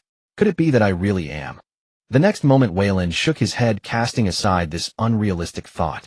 It was better to plan the upcoming development sincerely and grow step by step. Take 50 sets of knights' swords and armor, and bury the rest on the spot, marking it well. After we return, we will send someone to retrieve it. As for the other items, take everything, nothing can be left here. My lord, I will go and instruct them right away, Raimondo said excitedly, immediately getting up to instruct the knight attendants to prepare to dig pits to bury the knight, swords, and armor. Leaning against the trunk of a large tree, Veyrin looked at the ice house not far away, feeling an unprecedented sense of ease. 2 days later, Veyrin returned fully loaded with the seized goods. Outside the village, the 2 rock lizards training saw their master returning, abandoning their handlers, and ran over excitedly. Xia followed beside Veyrin, curiously observing the surroundings and buildings. Her first impression was cleanliness, which completely changed her previous stereotype of towns being filthy. Veyrin, as a lord, you must be quite competent. Hearing this, Veyrin smiled and said, Lady Anastasia, you flatter me. On the long journey, the towns I have visited rarely have such a clean and comfortable environment, Anastasia said calmly, looking at Veyrin. At this moment, seeing the 2 rock lizards run over, Veyrin squatted down and curiously stroked their chins. Oh, interesting. Can I borrow your pets for a couple of days for research? Feeling immense pressure, the 2 rock lizards trembled in fear and buried their heads in the dirt. Seeing his pets nearly scared to the point of urination, Veyrin soothed them, while saying, Ladies, in their current state, they clearly cannot assist you with your research. I think it's best to forget it. Anastasia nodded, no longer paying attention. Seeing the other party's lack of persistence, Veyrin breathed a sigh of relief, finding her quite reasonable, which would help avoid many unnecessary troubles in the future.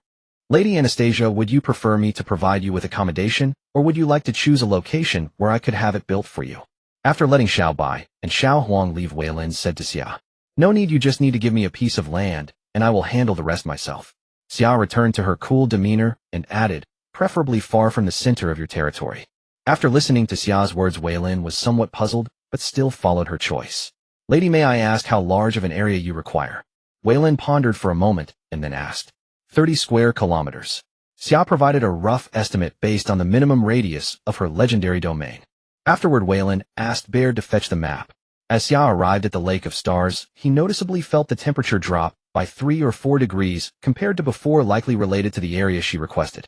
Xia stood to the side, watching the young nobleman sketch 2 locations on the parchment. Being unfamiliar with the writing of this world, she could only wait for Veyrin to clarify. Lady, please take a look. Veyrin put away the pencil and explained to Xia. These 2 places, I believe, are suitable locations. One is 11 kilometers north of the Lake of Stars, and the other is 30 kilometers to the west. Then it's this one. After examining it, Xia extended her fair finger and pointed to the location 30 kilometers west of the Lake of Stars. Veyrin slightly nodded. The entrance to this dark region, with this powerful figure's protection, should be easy to develop. However, developing the dark region would have to wait until after 3 to 5 years before it could be considered. Right now, his territory did not have the extra strength to undertake such dangerous tasks. The urgent task was to seize this great opportunity to expand the territory. Lady, this 30 square kilometers of land can be your private territory for you to manage as you see fit. Hearing this, Xia nodded in satisfaction. Subsequently, Veyrin personally took Xia to the guest room in the castle for a brief rest, and tomorrow he would take her to the destination. After everything was done, the sun had set. After finishing dinner, Veyrin summoned Baird to the study, preparing to understand the movements of the Southern Warg Army. He had already consumed the essence, and now he was eyeing the population. Baird entered the hall, bowed, and reported, My lord, the Wolfman army encountered the kingdom's troops at the border and has been eradicated. However, according to the intelligence I gathered, this coalition of nobles from the Syrope province seems quite disappointed. Of course they should be disappointed, Veyrin replied with a smile. Baird was somewhat perplexed. It seemed that his lord was already fully aware of the situation, truly a man favored by the goddess. Baird, notify everyone, we will hold a territory meeting in 3 days. It is time for us to expand westward, Veyrin instructed as he stood up. Additionally, go select 20 young women who I have used for them. Yes, my lord. After Veyrin nodded, Baird left, returning to his room to rest. The next morning, Veyrin instructed Baird to prepare some necessary supplies, and had Raimondo retrieve half of the items obtained from the wolfmen to load onto the carts to be sent 30 kilometers to the west. My lord, I do not understand. Raimondo approached Veyrin and expressed his confusion, seeking an answer. These items, while valuable, were unexpectedly acquired, originally confiscated by Lady Anasta. We are fortunate to receive half of them. Veyrin explained to Raimondo, sensing a cold aura behind him. Standing not far from the convoy, Xia listened to the noble youth's words, a flicker of unusual emotion passing through her eyes, yet she remained silent. Lady, good morning. Veyrin turned slightly and noticed Xia bowing respectfully. Hello, Veyrin. Since everything is ready, let us set off. Yes. Under Veyrin's command, a squad of soldiers escorted 12 carts filled with various supplies along with 20 carefully selected attractive female serfs to the Silver Ice region, a name specifically designated by Veyrin for this 30 square kilometer area. An hour later, Veyrin arrived at a hill 2 kilometers from the entrance of the dark region where a moderately sized river flowed, serving as a water source for the Silver Ice area. Not bad, Xia commented, then began to channel her magical energy, drawing the surrounding magic toward this location. Veyrin stood aside watching as water gathered around, and under the manipulation of the legendary mage, a castle made of ice was created from nothing in just half an hour. Surrounded by snow and ice, all the plants turned into tiny ice crystals under the chilling aura. The others stood dumbfounded at the miraculous scene. Veyrin, this will be my future residence. You may come to seek my assistance anytime, and I will fulfill our contract. Veyrin respectfully replied, then pointed to the 20 attractive female serfs nearby, continuing, Lady, these are my gifts to you, my servants. I hope you accept them. Xia turned and extended her right hand, a magical array enveloping the 20 female serfs, as she declared with authority, Do you wish to be my ice servants? We do, the 20 female serfs answered in unison. As soon as the words fell, the magical array activated, enveloping the 20 individuals.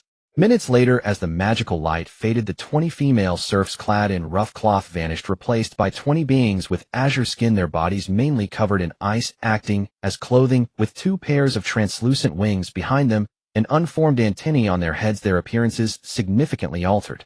As for their strength, Veyrin sensed that what was once ordinary humans had now attained the intermediate bronze level and were still growing. The 20 unknown beings opened their eyes, kneeling on the ground, bowing towards Xia and respectfully saying, We greet our master. Xia noticed Veyrin's confusion and explained with a smile, They are no longer humans, you may call them myself. Veyrin closed his mouth astonished and said, My lady, your ability it. Do not worry, I know what you... Xia interrupted Veyrin with a wave of her hand, continuing, There are many restrictions to transforming into ice servants. I did not expect this transformation to be so thorough, without any deformities, perhaps thanks to you. Veyrin gazed at Xia's smile, feeling a bit dazed. This is my contract partner. As long as he comes, you must not obstruct him. Yes, master, the 20 ice elves responded. Finally, Xia took a token from her chest and handed it to Veyrin, saying, This is a token of trust. At critical moments, it can block 3 attacks from legendary beings and intimidate certain ill-intentioned parties. Considered payment for these items. Thank you, my lady. Feeling the residual warmth of the token, Veyrin did not hesitate to express his gratitude. He then bid farewell to Xia and, accompanied by Barren and the others, returned to the Lake of Praying Stars. On the way back, Raimondo looked at Veyrin with admiration and excitedly said, My lord, you truly are far-sighted. With these items you have gained a treasure. Haha, this time it was worth it. Barren, standing beside him, appeared confused, looking at his lord, and Raimondo, unable to comprehend the situation, he couldn't figure out why. 2 days later, in the castle's hall, 14 low-ranking silver knights took their seats according to their ranks. Veyrin looked at everyone gathered and directly called the meeting to order. As of now, we have a population of 4,500 troops, 83 knight attendants, and 15 silver knights. We have ample food and weapons, a stable foundation, and protection from powerful individuals. It is indeed the right time to expand our territory. Within a year, we must not only fully develop the 150 square kilometers of land around the Lake of Praying Stars, but also continue to expand our territory. We will also establish buffer zones on the periphery, leaving enough space. The other 14 silver knights understood their lord's intentions. Last time, at the initial establishment of our territory, we could abandon unnecessary items and preserve our living forces. However, as the territory expands, we cannot replicate this action every time. Thus, we must defend our territory from external threats to minimize losses. My lord, I wonder how much land will need to be developed this time, and how large the buffer zone should be. Barren looked at Veyrin and spoke.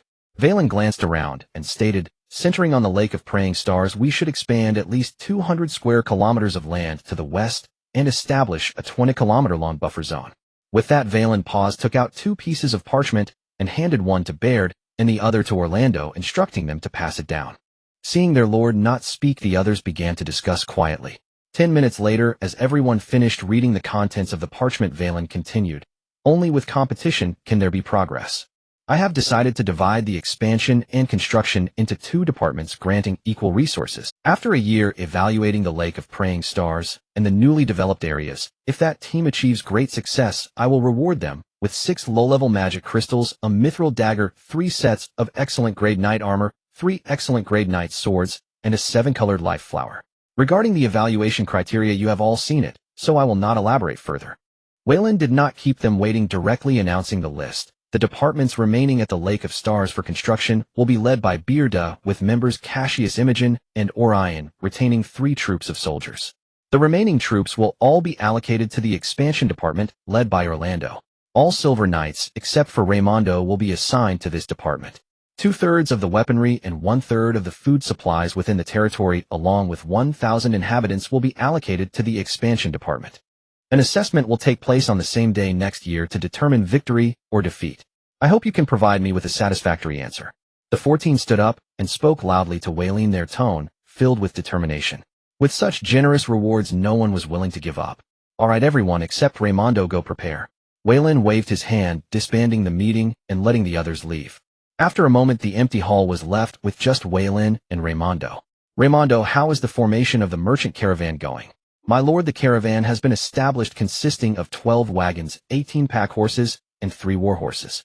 Personnel-wise, there are 12 drivers, 15 assistants, 15 caravan guards, 2 cooks, and 1 doctor, with some medical knowledge, totaling 46 people, including myself." Wayland nodded and said, "I will give you 2 days to select some goods, and then I will take you to establish trade routes." "Understood, my lord." Raymondo bowed, and then left the hall. On the other side, after leaving the hall, Orlando took his brother back to the village encampment below the mountain, preparing for today's training with his contractor. "Brother, this is a great opportunity to prove ourselves, to show the Lord our value," Hebel said excitedly, while waving his fists as they walked. "It is an opportunity, but also a responsibility." Orlando turned to look at his brother, his expression calm, without much excitement. "There are only 4 people on Beard's side apart from the Lord and Raymondo. All the remaining high combat forces are almost entirely under my command." Seeing his brother's expression, Hebel restrained his emotions and asked, "Is there a problem?" "No problem." Orlando shook his head and said, "This is an opportunity for us to train under the Lord's guidance, leading the expansion of the territory. We must seize it, otherwise we will just be left beside the Lord as guards." "What's wrong with being a guard?" Hebel looked at his brother in confusion.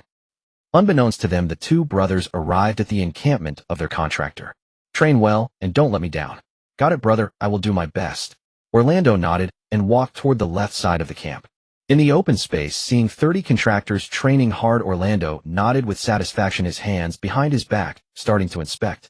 The 30 boys aged 13 to 14 intensified their training upon seeing their contractor arrive. As former slaves and serfs, they yearned to become useful individuals rather than worthless trash.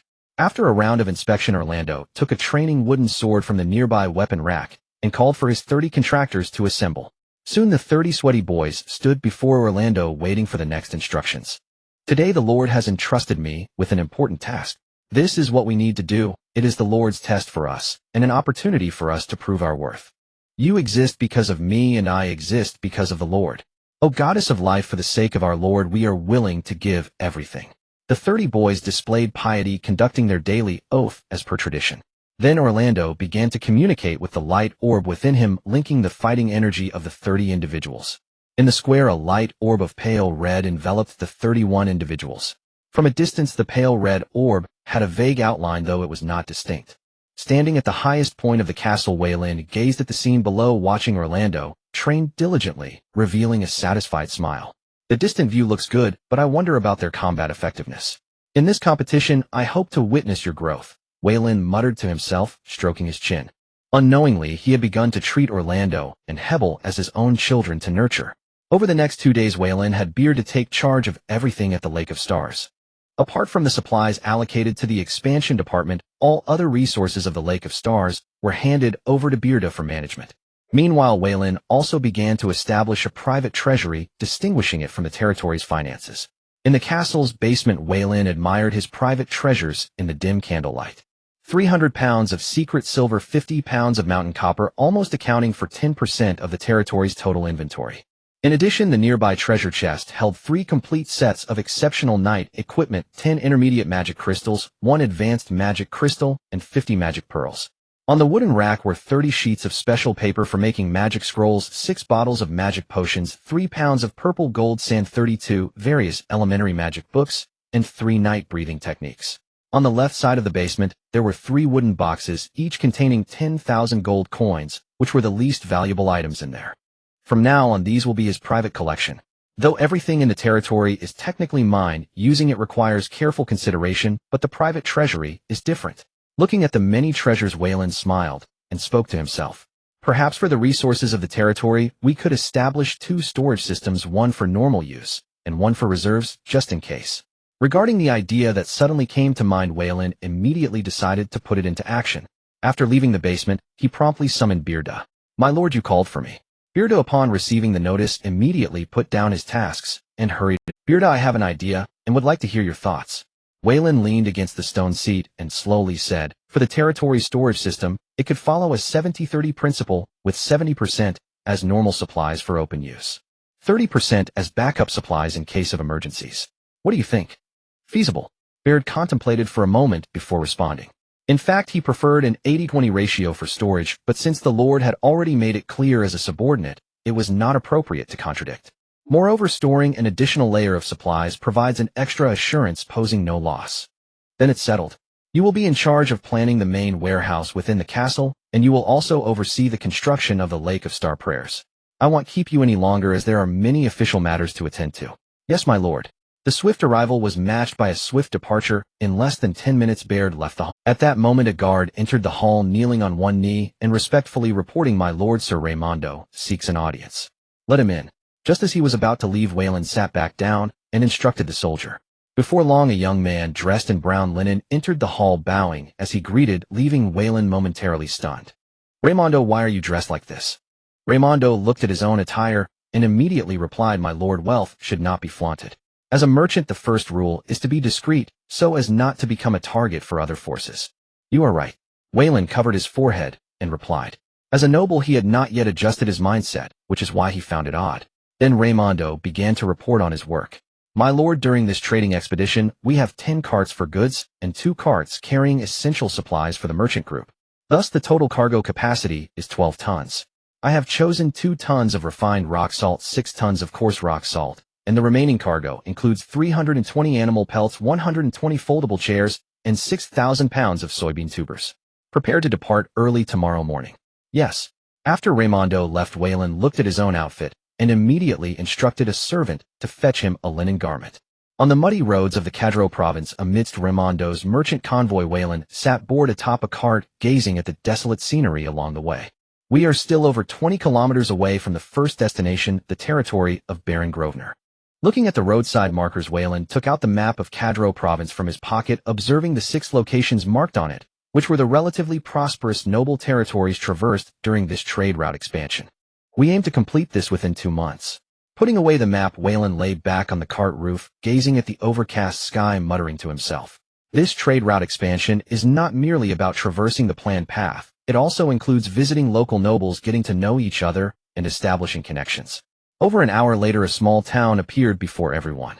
At the city gate, hundreds of commoners and merchants were lined up, waiting to enter the town. The territory of Barren is led by the Grosvenor family, a small family that has existed for less than 100 years, spanning 3 generations, with only this 3,000 square kilometers of land.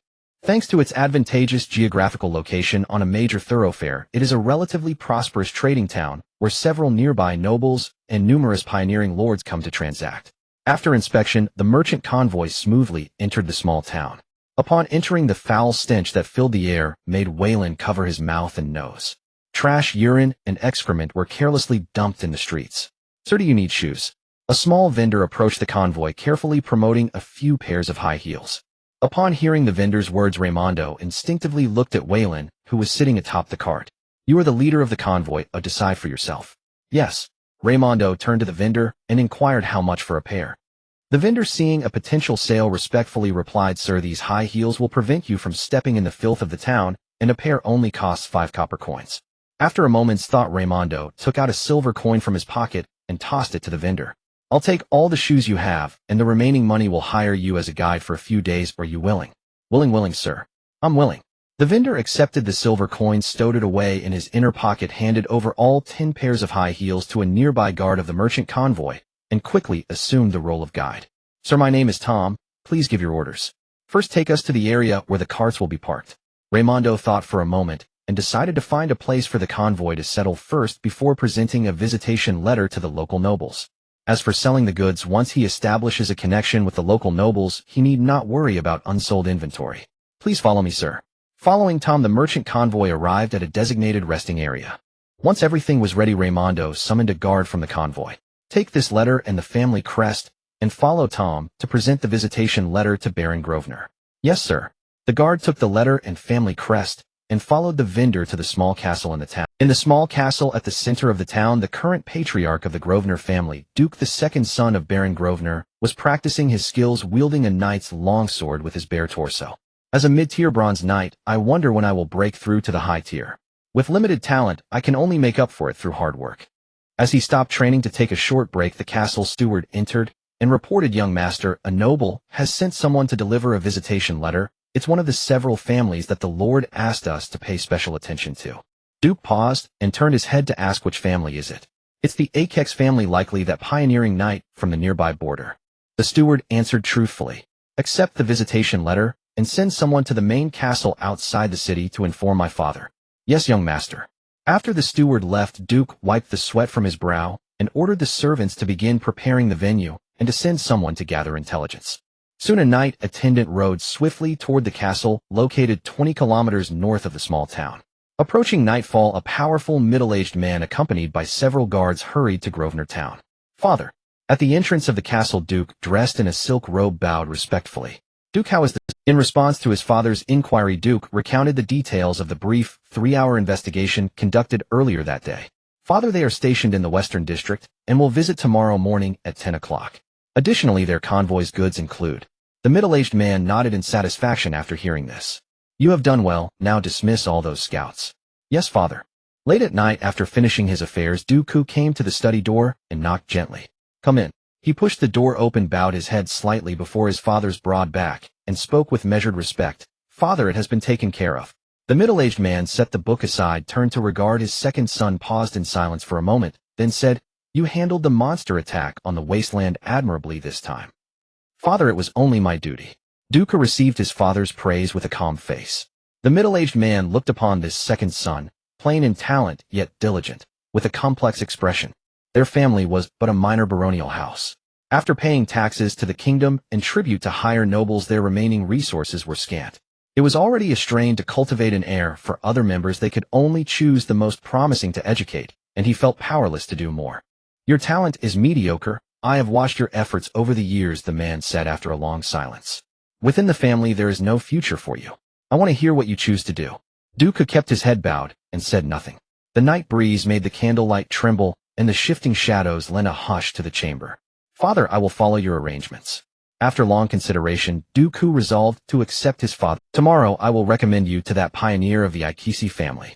Whether you succeed will depend on yourself." "Yes, father." Dooku bowed and withdrew from the room. Walking the dim corridor, a melancholy settled over him. The wild beast attack a little over a month ago had taught him many things. The pioneer from the Ikisi family had in under a year founded a frontier settlement. In defending his territory, he displayed such formidable martial prowess that the jackalmen retreated and turned their raids toward the interior. He still recalled the battle from a month past. Were it not for the town walls and the garrison, even 300 jackalmen would have overwhelmed the small town. "I hope he will take notice of me." He could find no remarkable quality in himself beyond his industry. 6 hours later the sun rose. Wei Lin climbed from bed dressed and stepped outside his room. "Sir, are you wearing that one outfit?" Lei Mingdua, who had been waiting at the door, asked with some puzzlement. Wei Lin yawned. "Changing is bothersome. This will do." After breakfast, he set out with Lei Mingduo and 2 caravan guards, 4 in all, toward the town center to pay a visit to the local lord. They passed through filthy streets and arrived at a comparatively clean castle square. A plainly dressed steward stepped forward at their arrival and asked with courtesy, "Are you Lord Wei Lin?" "Yes, that is me." The steward, noting the youth's composed manner and lack of arrogance, breathed a quiet sigh. "My lord, please follow me." The Baron has been waiting some time. Wei Lin followed the steward into the castle, traversing a broad stone causeway, and entering a simple, unadorned hall. A middle-aged man rose to greet the linen-clad youth as he entered, Duke standing just behind him. Fledgling of the Ikisi family, welcome to our domain. He added, I am the local noble Baron Wysyke Jeluafuna. Wei Lin touched his chest with his right hand, inclined his head in a small bow, and spoke gently, Baron, I bring my respects. Forgive my intrusion. Haha. Your arrival honors me more than the other way around. After a few civilities, Baron Wysyke seated Wei Lin with warmth and ordered servants to bring out fine pastries and good wine. Lei Mengduo stood quietly behind Wei Lin. The two caravan guards waited outside the hall. Duke, standing a pace behind his father, glanced up and took in the imposing young man at Wei Lin's side. He could not at all discern the fellow's true strength and found himself inwardly startled. Then Wei Lin, may I call you that? Wysyke asked with a smile. Baron Wysyke, call me as you please, Wei Lin replied gently as he settled into the ornate chair. This is the bearing of an old noble house, Wysyke murmured, observing a youth both powerful. His mind drifted to memories of his grandfather summoning scions of great houses to collect tribute, and he shook his head with a faint ruefulness. They then discussed the state of Kadiloo province. Wei Lin, who had remained in the region for over a month, gleaned many useful tidings. Most significant of all was the revelation that the kingdom had stationed a Silver Knight Order in the otherwise obscure Kadiloo province. By the kingdom's military organization, a Silver Knight Order comprised 3 Golden Knights, 300 Silver Knights, 3,000 Bronze Knights, and an uncertain number of knight attendants, numbering roughly between 5,000 and 10,000 in total. Baron Wysyke, my visit serves 2 purposes: to pay respects to the Jeluafuna family and to discuss commerce. After some circling, Wei Lin disclosed the mission's aims. Wysyke exhibited no surprise. He had already suspected as much. What goods do you bring? He inquired. Although he already knew the intelligence, Wysyke maintained decorum and posed the question politely, as in salt, refined from rock salt. Lei Mengduo, standing behind Wei Lin, produced 2 small cloth pouches from his belt and set them upon the long wooden table. Wysyke, seeing the offering, abandoned pretense, took the pouches and carefully poured their contents onto. The refined salt appeared as white crystalline grains uniformly sized. Wysyke rubbed some between his fingertips, dry, not damp, fine and smooth, then tasted a pinch. His eyes lit with surprise. Superb quality. What price do you ask? Whatever you deem fair, Wei Lin replied. Wysyke did not answer at once. He inspected the other pile of coarsely processed salt and weighed its worth in his mind. After a moment, Wysyke pointed to the refined salt and said, for this variety, I will offer 25 copper coins per gene. As for the other kind, somewhat bitter, coarse in texture, but still superior to the market's rock salt, I will pay 10 copper coins per gene. Wei Lin found the offer close to his own estimate and was about to continue negotiating when Wysyke interrupted with a different matter. Wei Lin, commercial matters can be settled later. I have a personal favor to request. Please speak. He clipped off the words at his lips, staring blankly at Wysyke before forcing himself to speak. Wysyke, wearing an apologetic expression, said, I would like to introduce my second son, Duku. Oh. Wei Lin appraised the young man, who puffed his chest out behind Wysyke, surveying him from head to toe. Mid-level bronze strength, steady and unremarkable.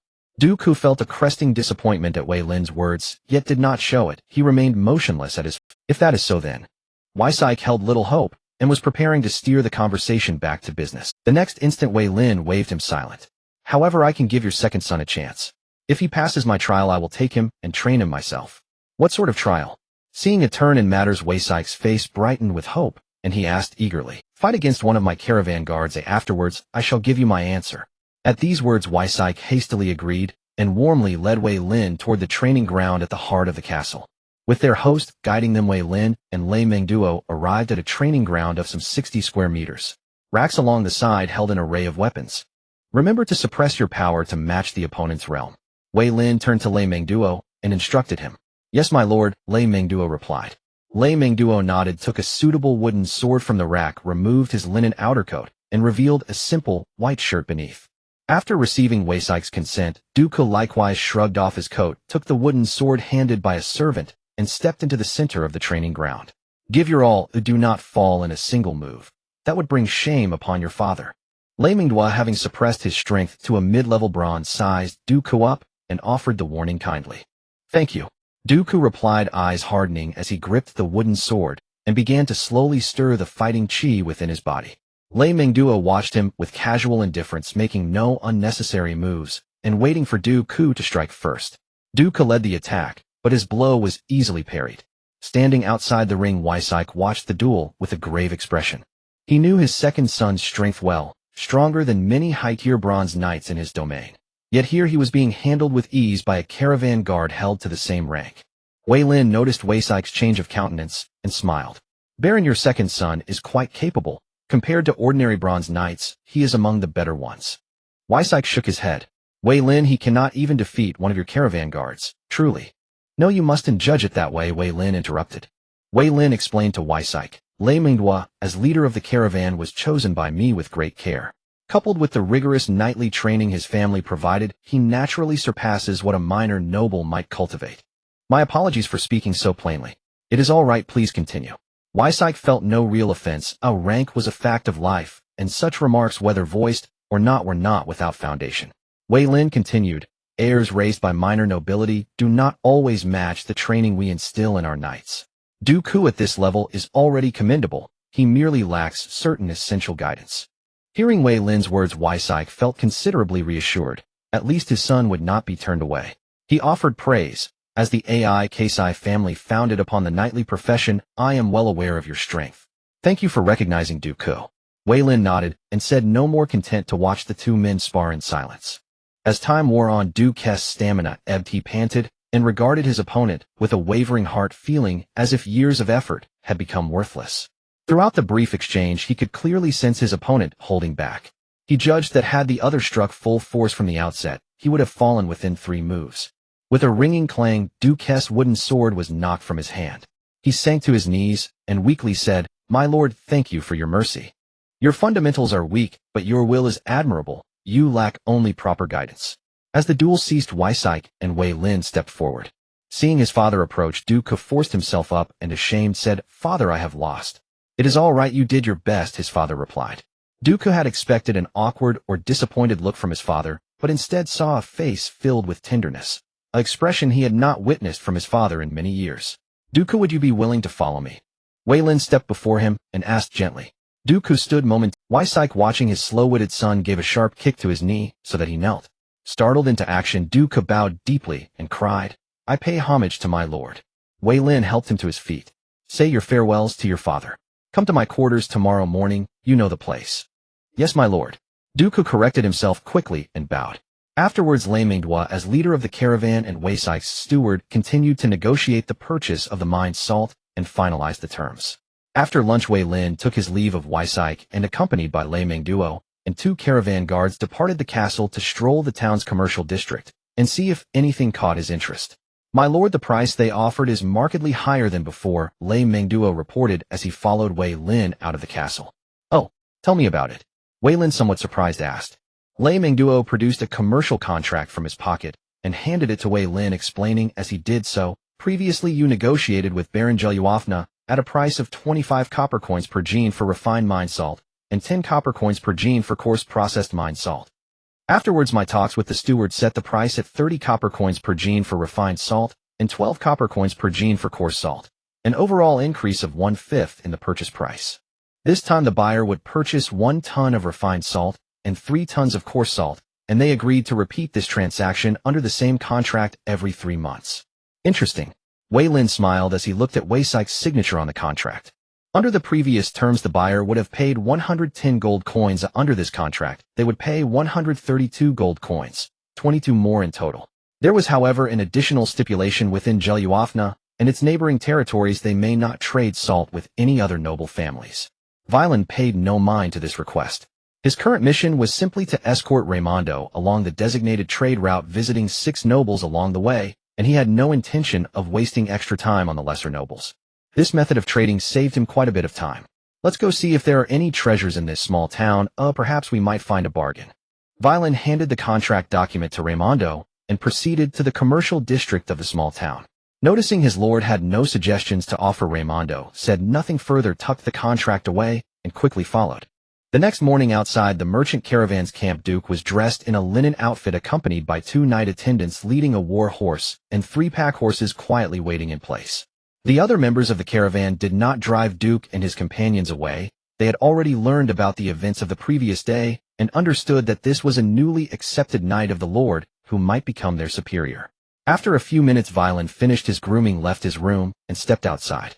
Upon seeing his liege, Duke immediately approached, clasped his hands over his chest, and bowed, saying, "My lord, Duke reports in. Whom you look well recovered." Veyrin nodded in acknowledgement, observing Duke's spirited demeanor. "Raimondo, I leave Duke in your care. Train him well." "Yes, my lord." Raimondo calmly accepted the task, then led Duke to a nearby open area, preparing to conduct basic training for him and his 2 night attendants. Veyrin looked at the overcast sky, feeling quite pleased. Quiet, cool, and gentle, he thoroughly enjoyed this kind of weather. Over the next few days, based on the conditions of the territory and the information collected, Veyrin signed another business deal with Baron Grosvenor Wisk. The investigations over the past few days had given Veyrin a rough understanding of the predicaments faced by other lesser nobles and pioneers in the border regions. They were caught off guard by the sudden attacks from the monsters of the Grey Maw wasteland. The loss of property coupled with threats to their safety made them eager to sell their serfs in order to leave the Cartero province. There were still quite a few of these people, more than 30 in the border regions surrounding Grosvenor. They had come to the Cartero province to pioneer, seeking stability. Now that such a situation had arisen, these weak pioneers were forced to cut their losses by selling serfs and other remaining supplies for money in order to leave this place as soon as possible. Who knew when those departing monsters would return? Even if the kingdom dispatched a Silver Knight order later, it would not prevent these pioneers from fleeing this dangerous place. As a result, a large number of serfs flooded the market, causing the price of slaves to plummet. Previously, a robust male slave cost 15 gold coins, while female serfs cost 12. Now they only required half that price, and often came with children. Even so, there were more sellers than buyers, creating a surplus.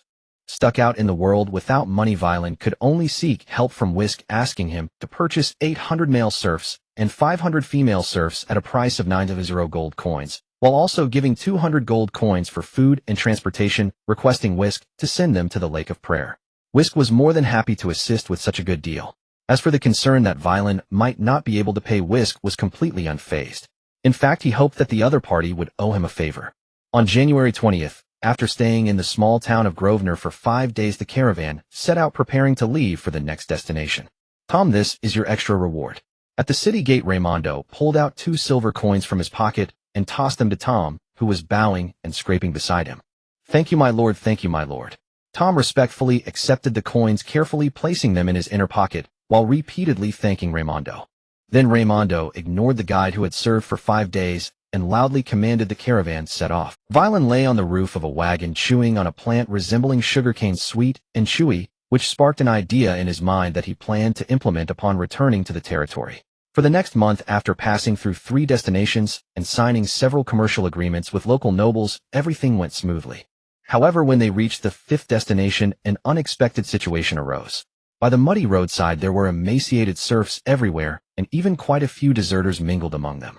"My lord, I found out what happened," Raimondo said, gravely approaching Veyrin to report respectfully.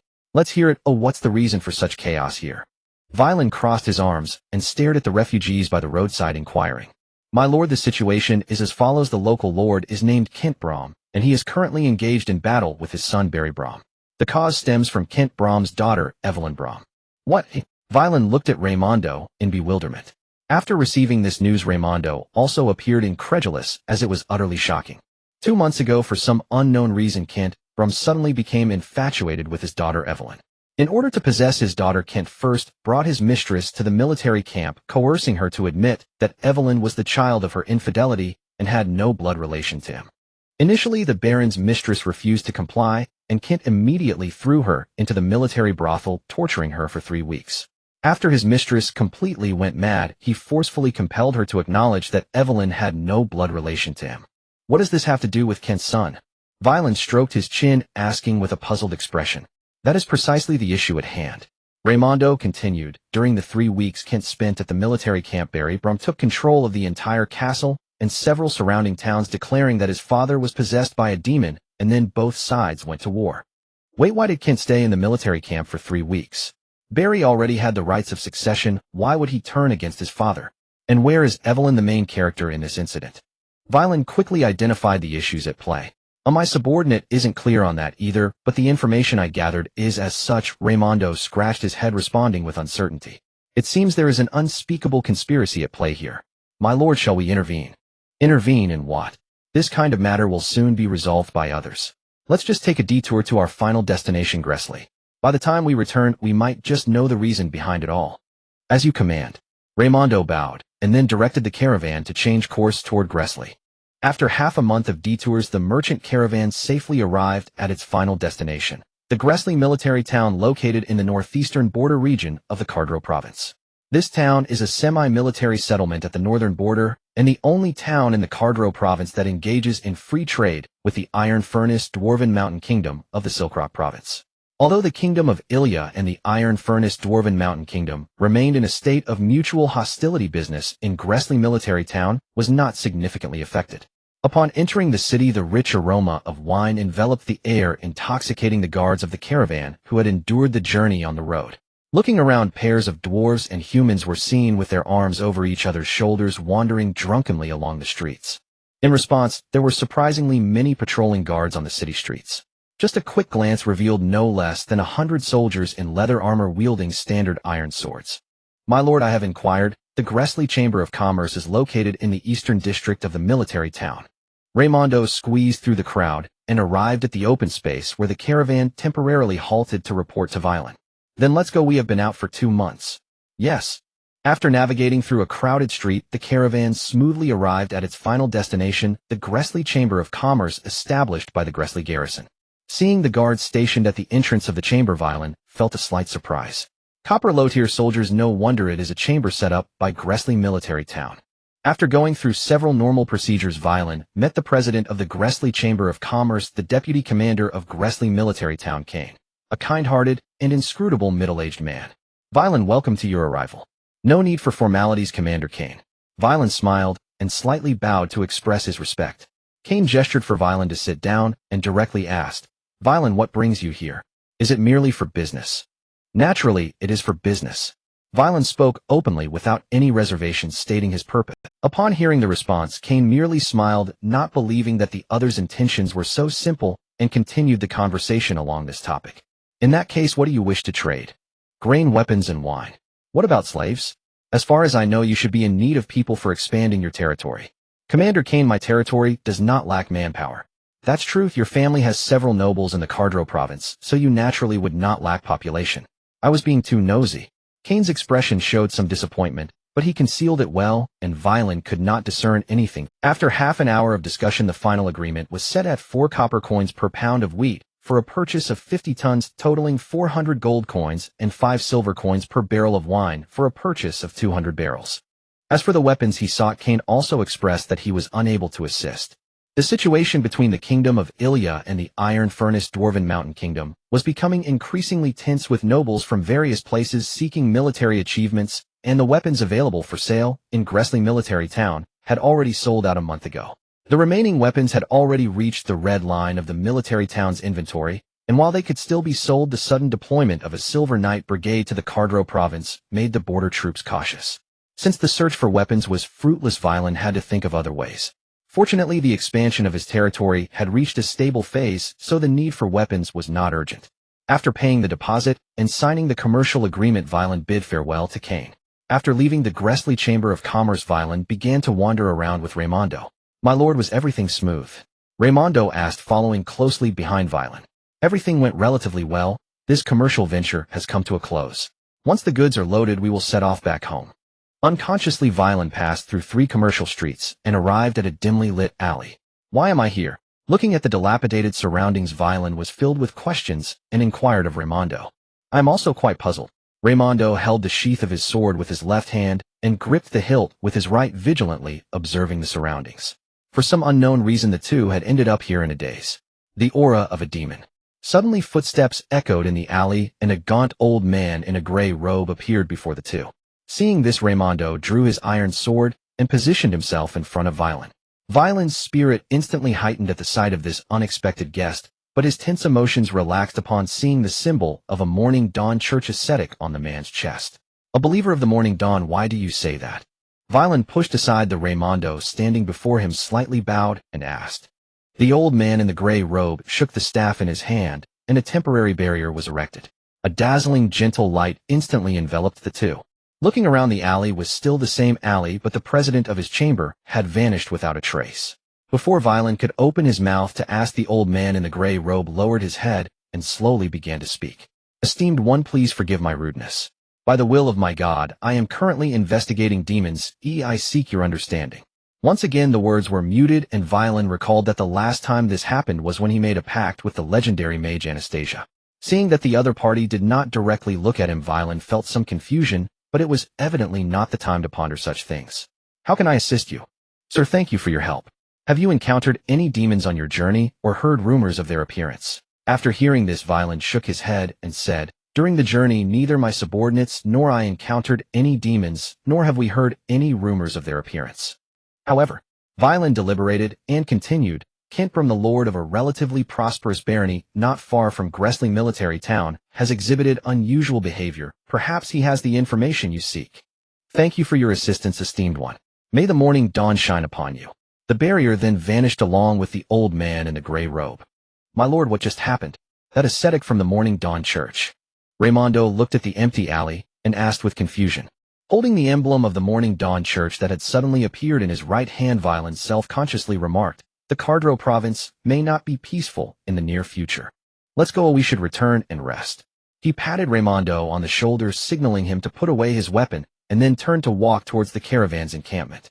At this moment, the figure of the old man in the gray robe appeared outside Gresling military town, first praying to the god of morning dawn, then casting a deep glance at the town before moving towards his destination. Meanwhile, a well-equipped army of around 3,000 soldiers set out from the provincial capital, headed straight for the internally troubled Kent territory. 2 days later, after completing the transaction with the Gracely Trading Company, Veyrin couldn't wait to lead the company back home. To avoid any unforeseen circumstances, he deliberately steered clear of Kent territory. Although this move would increase the time cost, it prioritized safety. Sitting in the carriage, Veyrin carefully examined the simple transaction form prepared by Raimondo, lost in thought.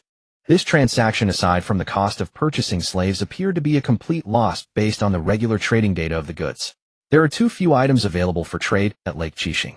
Riding on horseback, Raimondo nodded and said, my lord, those folding chairs will soon be replicated by them, and they won't be available as trade goods next time.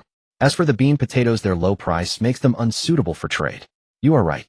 Veyrin set aside the simple transaction form, fell silent for a moment, then spoke, relying solely on mine salt, even if beautifully crafted, cannot sustain future development. We'll consider how to resolve this when we return. At this stage, the only tradable item at Lake Chishing is mine salt. To continue expanding the variety of goods aside from venturing deeper into the Grey Fong wasteland, we can only focus on processing techniques. Veyrin stroked the somewhat rough ceramic and decided to start experimenting in this area to see if he could create exquisite pottery. This is just one direction, we must also consider other potential avenues for development. Just as Veyrin was lost in thought, a scout from the trading convoy returned quickly to report, my lord, the area ahead is blocked by the military and passage is temporarily impossible. Which army is it? Veyrin raised his head to look at the convoy guard, inquiring. My lord, the opposing army carries the kingdom's flag and the noble banner. I am too inexperienced to discern which army it belongs to. The guard reported truthfully. Raimondo, upon seeing this, said, my lord, the army bearing the kingdom's flag should be the direct troops from the Cadro province, or perhaps the Silver Knights dispatched by the kingdom. The noble banner likely belongs to a temporarily summoned noble army from the surrounding area. Veyrin nodded in response. Based on his speculation, it seemed that there had indeed been a disturbance in Kent territory, leading to military blockades and searches here. However, lacking information at this stage, he couldn't make any rash decisions and could only proceed cautiously. Subsequently, under Willin's direction, Raimondo led the trading convoy slowly toward the blockade. The Rockfall Hills, as the outermost node of the blockade, were guarded by a coalition of a small squad of knights and several hundred local noble troops. Captain, another trading convoy is approaching ahead. Should we? A knight lifted the tent flap and reported to a young female knight with short black hair. Didn't I say? No matter what it is, even a dog, it must be thoroughly checked. Flora X's polishing her weapon said impatiently. As a high-ranking silver knight, she could have been cleaning up the damned remnants of demons in Kent territory, but was unexpectedly thrown into this wretched place. See, Captain, that trading convoy bears your family's banner. Should we check them too? The knight glanced at their captain and mustered the courage to continue reporting. Not you. Flora paused mid-sentence upon hearing it was related to her family, then stood up, sheathed her sword, and ordered her subordinates lead the way. Oh, I will check personally. Yes. The knight responded and quickly turned to lead the way. Flora adjusted her short hair, donned her black helmet, pulled down her visor, and followed her subordinate out of the tent. Outside the checkpoint, the guards watched as the commoner in linen garments unabashedly surveyed the camp. Remembering the busy appearance of the night earlier, they obediently closed their mouths, no longer daring to scold as they had before. Wylan surveyed the makeshift camp before him. It was obvious which were the noble troops and which were the kingdom. The tents in the left area were neatly arranged, and aside from the patrolling personnel, everyone else was engaged in necessary training, clearly indicating they were part of the kingdom's army.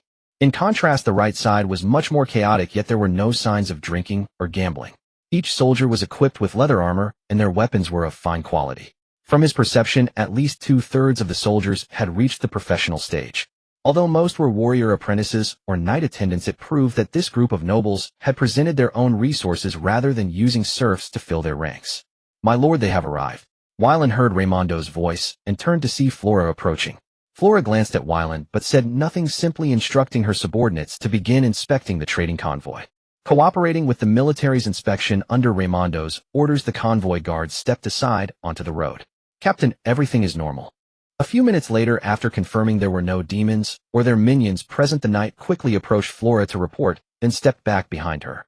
Flora, upon hearing this, turned her head slightly to stare at Wylan. "Are you from the X's family?"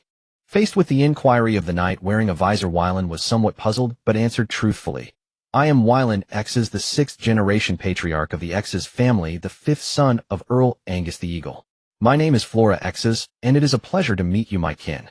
Flora removed her visor and said gently, "I belong to the lineage of Baron Andusi, and according to seniority, I belong to the 6th generation. You may call me Aunt if you don't mind."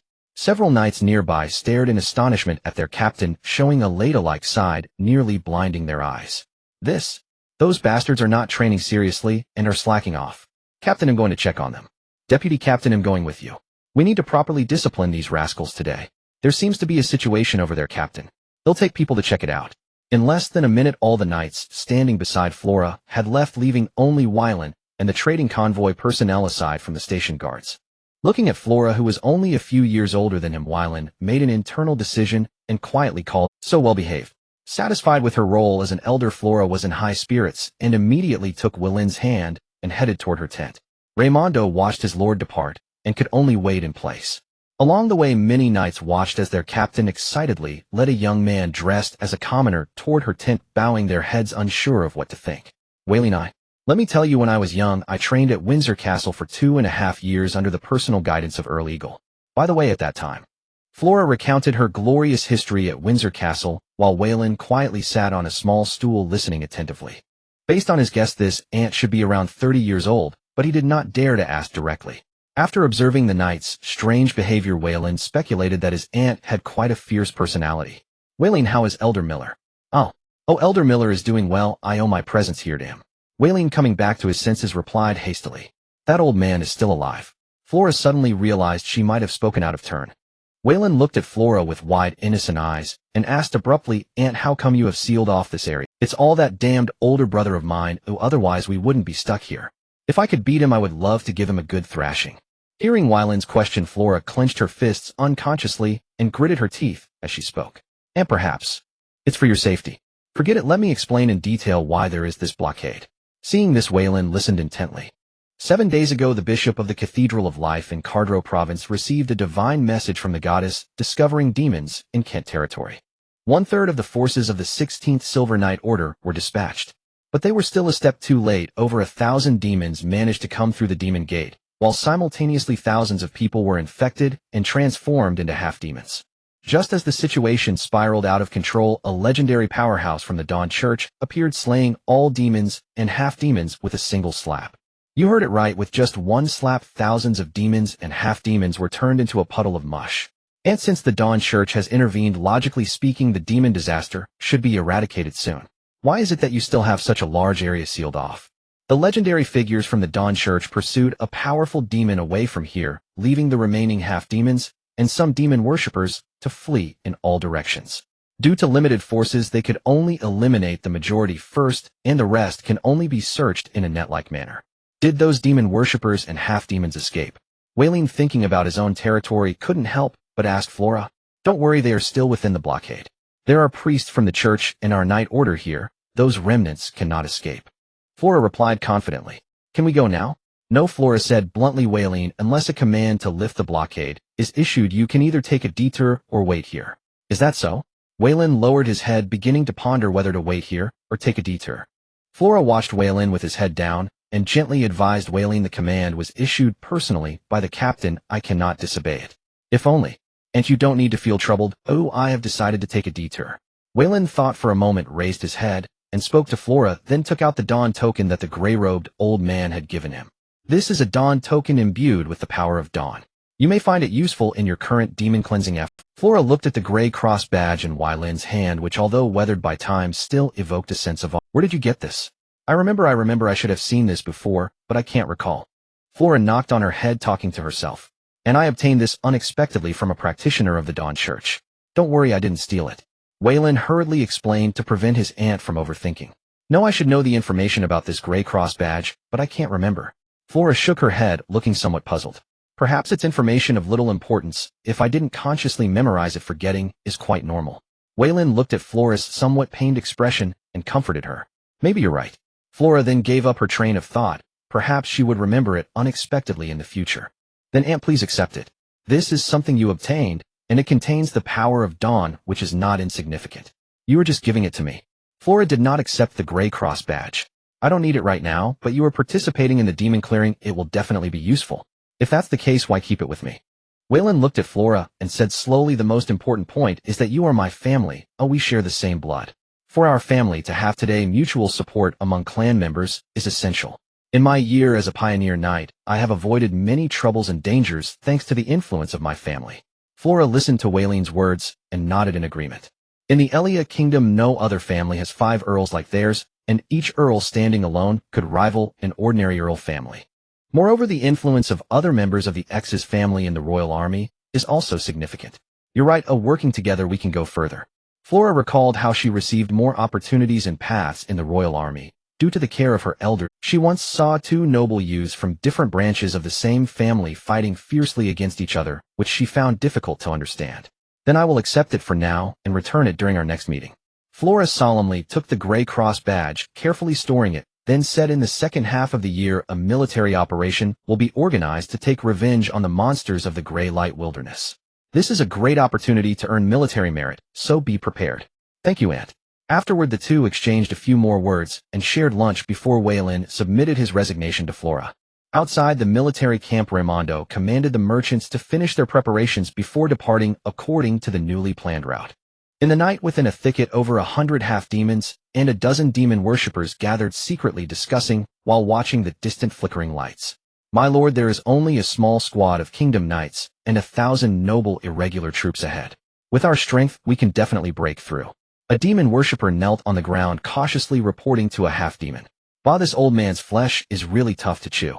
The half-demon spat out the human flesh in his mouth, glaring at the demon worshipper with his green eyes.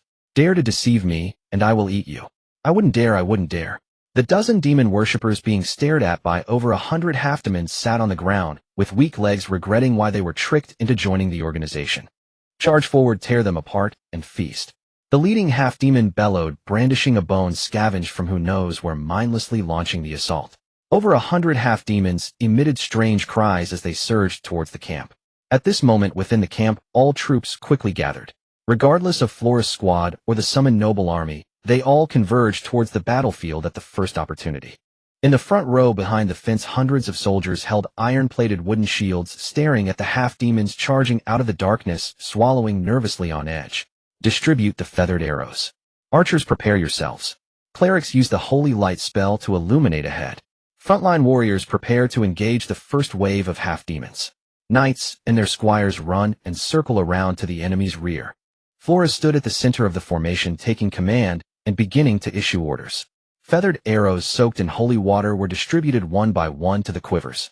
Fire. Under the illumination of the holy light spell, the figures of the half-demons became clear. Over 100 archers received the command, drawing their bows to shoot. The leading half-demon with black skin was riddled with feathered arrows, the pain from the holy water burning further, inciting these wretched souls. Roar. After a dozen half-demons were purified, the wooden fence was destroyed, and the first row of soldiers holding wooden shields began to engage. Crawlers, embrace the glorious evolution. The three-turtle half-demon leader swung a bone club, sending 7 or 8 soldiers flying easily, tearing a gap in the shield wall to clear the way for the advancing half-demons. Silver Peak, damn it, how did he escape? Flora gritted her teeth as she gazed at the black beast before her. Sir Flora, what should we do? With our strength, we can't hold them off at all. A noble's expression was grave as he fixed his gaze on the half-demon, gritting his teeth. Here the strongest among them was only Flora, a high-ranking silver. The other 2 vice-captain knights were merely low-ranking silver.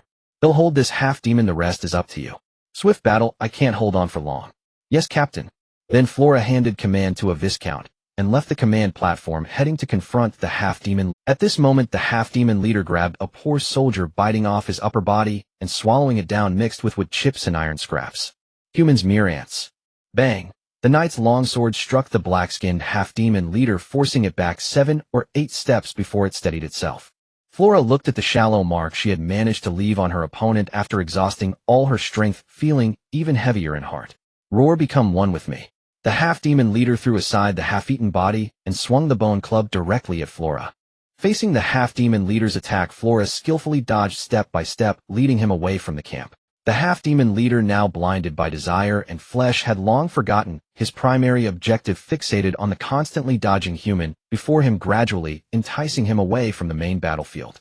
Let the cavalry attack. Swift battle, Sir Flora can't hold out for long. The Viscount, who took over command, began issuing orders to encircle the half-demons and their demonic worshippers on the battlefield. After several mistakes, seeing the human ant becoming increasingly agile, the half-demon leader roared, a portion of his left arm suddenly vanishing, resulting in a dramatic increase in speed. As the bone club drew closer, Flora ignited her fighting spirit, channeling it into her knight's sword, forming a flame shield. Bang! Under the immense force, the flame fighting spirit shield lasted only 3 seconds before shattering, sending her entire body flying over 100 meters away. Human, accept the glorious evolution, merge with me. It is your best destiny. Spit. Looks like I'm going to die in this godforsaken place today. Feeling the intense pain coursing through her body, Flora peeled off her bloodied mask, gazing at the approaching half-demon leader, self-mocking. It's just that this death is not dignified. I wonder if those little brats can find my bones. Sensing the scent of blood from the high-ranking silver knight, the half-demon leader's mind raced. His body instinctively told him that if he devoured the woman before him, he would break free from his shackles, becoming a golden-level demon, a glorious cannon fodder under the abyss, escaping the humiliation of his half-demon identity.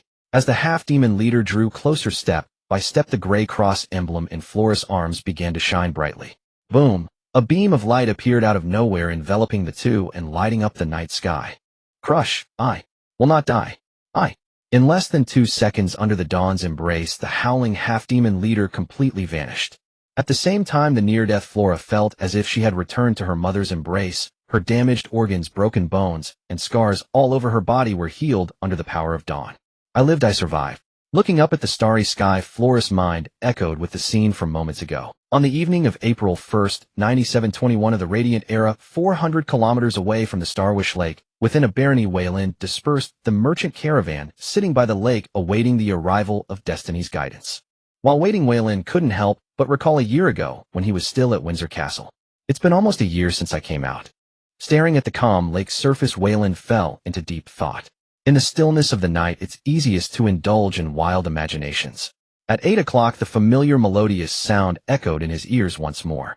5 months later, the famine cult would initiate a famine ritual, and the western part of the Elia Kingdom would be affected by extreme weather. The famine cult, extreme weather. Upon hearing this news, Weyland's expression grew serious. In the family library, he had some understanding of the famine cult, this evil god cult.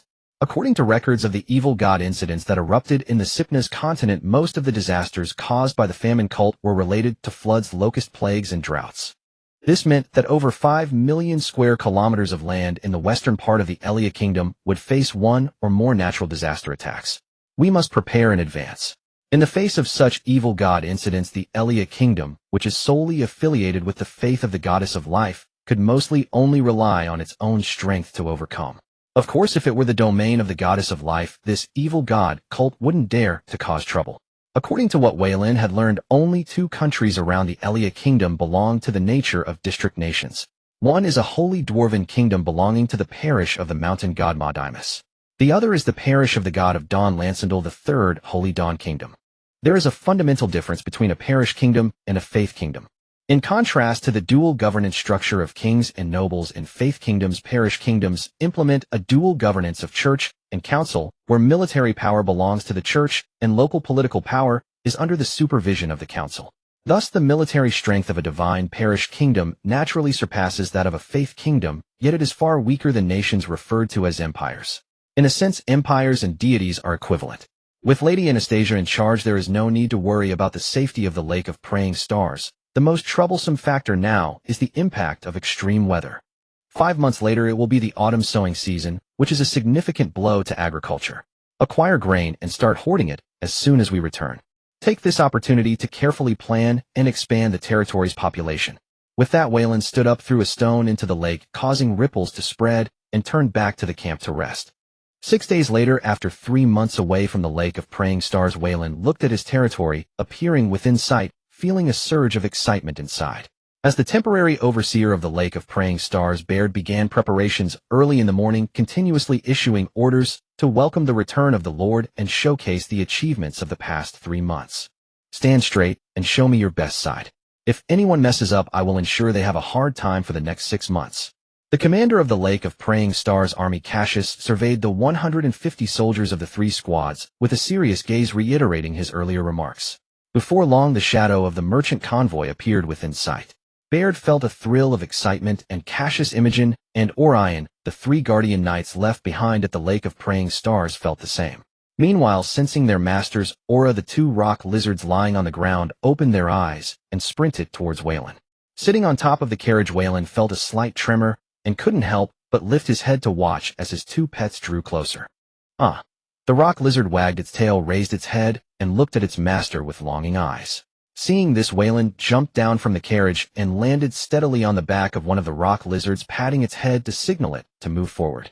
The rock lizard, receiving the command, turned its head and quickly crawled towards Baird. Meanwhile, Raimondo looked at the startled packhorse recovering from its fright and waved his hand, signaling the merchant convoy to continue. "Eating so well, you seem to be wealthed," Weyland said with a smile, stroking the head of the rock lizard. Upon hearing Weyland's words, the other rock lizard made a few excited calls. "Welcome back, my lord." Baird and the others bowed respectfully and said. The 3 squads, 150 soldiers, and 20 knight attendants stood tall, gazing at their lord. Weyland, standing on the rock lizard, looked beyond Baird and surveyed the warriors behind, nodding in satisfaction. "Not bad, everyone has cultivated their fighting spirit. Baird, Cassius, Imogen, Orion, you 4 did very well during my absence these past 3 months, living up to my expectations." Weyland jumped down from the rock lizard and approached his chief steward, patting him on the shoulder and casting approving glances at the others. "My lord, this is what we should do," Baird said, rarely smiling at receiving his master's recognition of their accomplishments. The other 3 felt relieved upon seeing this. During these 3 months, under the urging of their captain, who also served as the chief steward, Alexander had not slept well or eaten well, but perhaps tonight he could finally get a good night's sleep. "Let's go back to the castle first. I have some matters to discuss with you." Upon returning to the territory, Weyland did not rest and directly took Baird to the castle on the hill. Seeing their lord leave and catching sight of Raimondo, the 3 of them smiled and went to greet him. "Raimondo, long time no see." The 3 of them approached Raimondo one by one for a ceremonial hug. "Cassius, Imogen, Orion, your lives in the territory must have been much more enjoyable than mine." "You think too much. The captain has been pressing us like we are on a death march. There hasn't been a single good day," Imogen said with a wry smile. Hearing this, Orion couldn't help but complain. "If it weren't for my lack of knowledge and trade, I would have wanted to swap places with you." "By the way, who is this behind you?" Cassius asked, looking at the young man behind Raimondo. "Oh, I forgot to introduce him to you." Raimondo slapped his head, pulling Duke forward and explaining to his old friend. "Duke Grofner, the second son of Baron Whisk Grofner, a bronze-tier apprentice with mid-level strength, is a knight attendant newly accepted by my lord during the journey. I'm currently guiding his training. He's a good lad." "Duke, meet the esteemed seniors." Duke performed a standard knightly salute to Cassius and the others. "Good, I believe it won't be long before you catch up with us." "You flatter me, senior." "Haha, I am not just being polite." Duke felt a bit bewildered, seeing the 3 reminiscing with Raimondo. He didn't know what else to say. Walking along the spacious avenue between the village and the castle, Weyland admired the familiar surroundings, feeling particularly joyful. "My lord, there are 150 soldiers, 52, who have just become warrior apprentices, 87, who have reached mid-level warrior apprentices, and 11 who have stepped into high-level warrior apprentices. Among the 20 knight attendants we led, the lowest has grown to a mid-level knight apprentice, with 3 reaching high-level knight apprentices. As soon as Baird finished speaking, Weyland turned to him and said, "Everyone has entered the apprentice stage, which allows us to prepare for the next step of expanding our army. My lord, there have been no recent military conflicts. Isn't it a bit urgent to expand the army now? I've received news that in the second half of the year the kingdom will take military action against the monster clans in the Grey Wasteland to avenge last year's grievances." "Is my lord implying that we will be involved, Baird asked eagerly upon hearing this. "Yes," Weyland nodded and continued, "but that is not the most important matter. The top priority is to expand the granaries and acquire grain, aiming for a limit of 3 years' worth of rations for 30,000 people." "Understood, my lord." Baird did not delve into the reasons for acquiring grain. Even without asking, he understood his lord's intentions, which were likely to expand the population, something quite normal. However, the population number seems a bit high, but it is not a significant issue. As he entered the castle and made his way to the hall, he caught sight of the busy half-elf girl Eunice and offered her some encouragement. "How is Orlando's situation?" Veyland sat in his chair, gesturing for Baird to sit down and speak. "The clearing progress is excellent." Baird approached a chair and sat down, responding, "With most of the military forces of the territory, along with the slaves you sent back over 2 months ago, we have sufficient manpower. Currently in the southern region of the ice-cold zone of Lord Anasta's private land, we have cleared all the monsters within 600 square kilometers as planned. Meanwhile, Orlando and his team are working on establishing a buffer zone." Veyland rested his chin on his hand, looking at him with a smile, and asked, "How is it? Are you feeling pressured?" "My lord, it would be impossible to say there is no pressure." Baird chuckled wryly. "Ha, having pressure is good. It means your progress will be swift, and I will have an easier time later on." Seeing his chief steward's expression, Veyland rarely laughed out loud. "How about this? Let the supplies from this trade be left for you, and not given to Orlando and his group." Hearing this, Baird stood up directly and said seriously, "My lord, that is absolutely out of the question. I believe that with my abilities I can certainly outperform Orlando." "All right, then it will be split 50-50, and you two can allocate it as you see fit." Seeing that his lord did not insist, Baird let out a sigh of relief. Having achieved victory with the support of his lord, he felt embarrassed for doing such a shameful thing. Moreover, if he agreed, how would his brothers view him? "Is there anything else to report?" "Yes."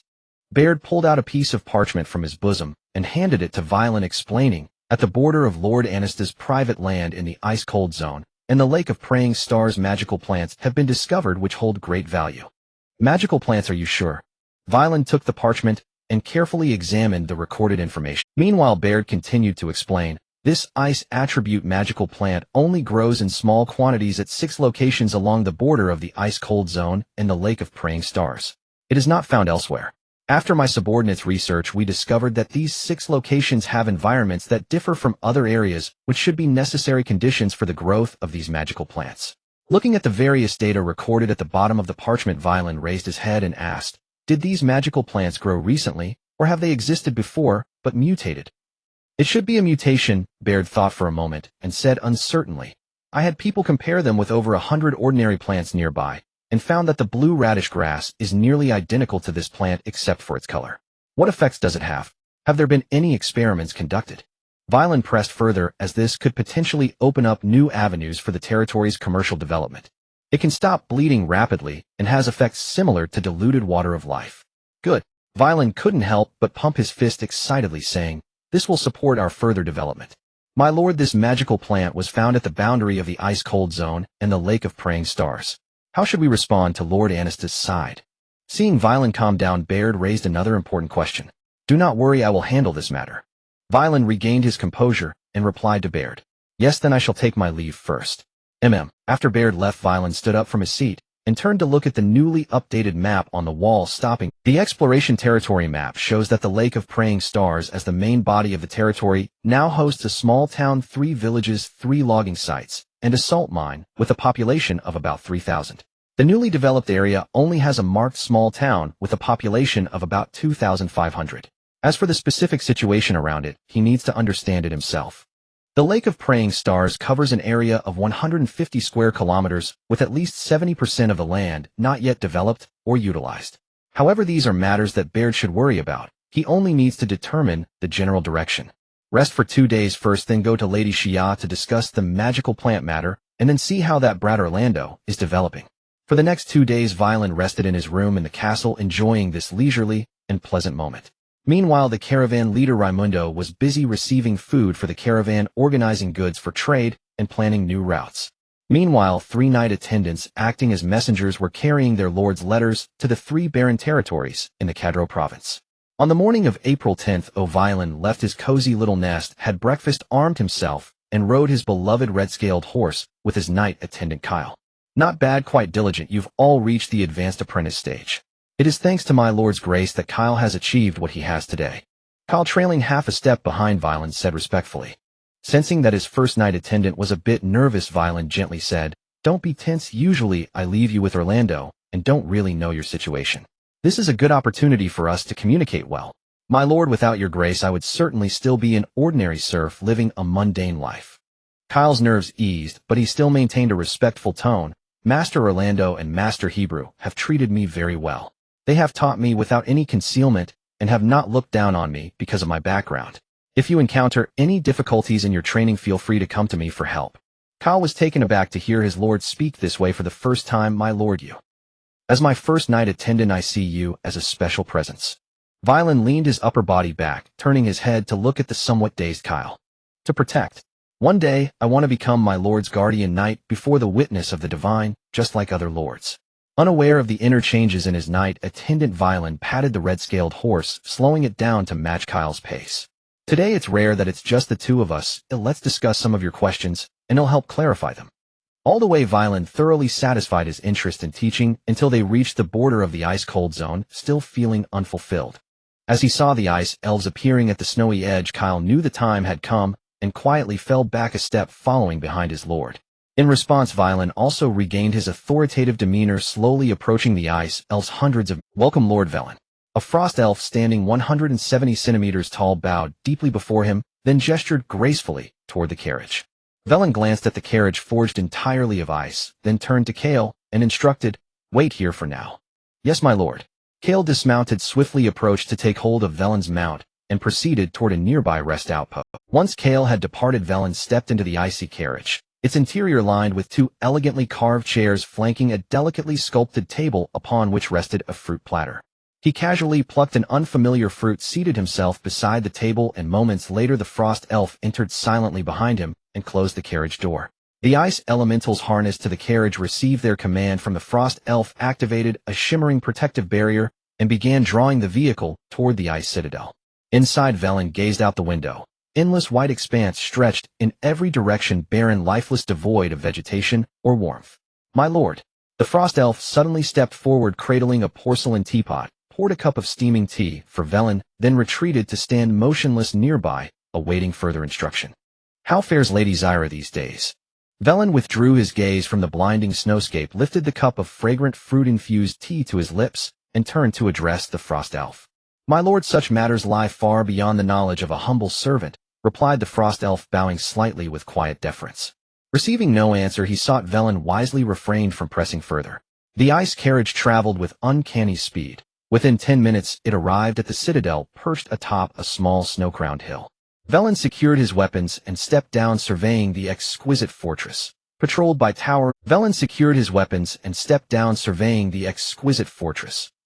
by towering ice elementals, each radiating immense power, their cultivation ranks unfathomable even to him.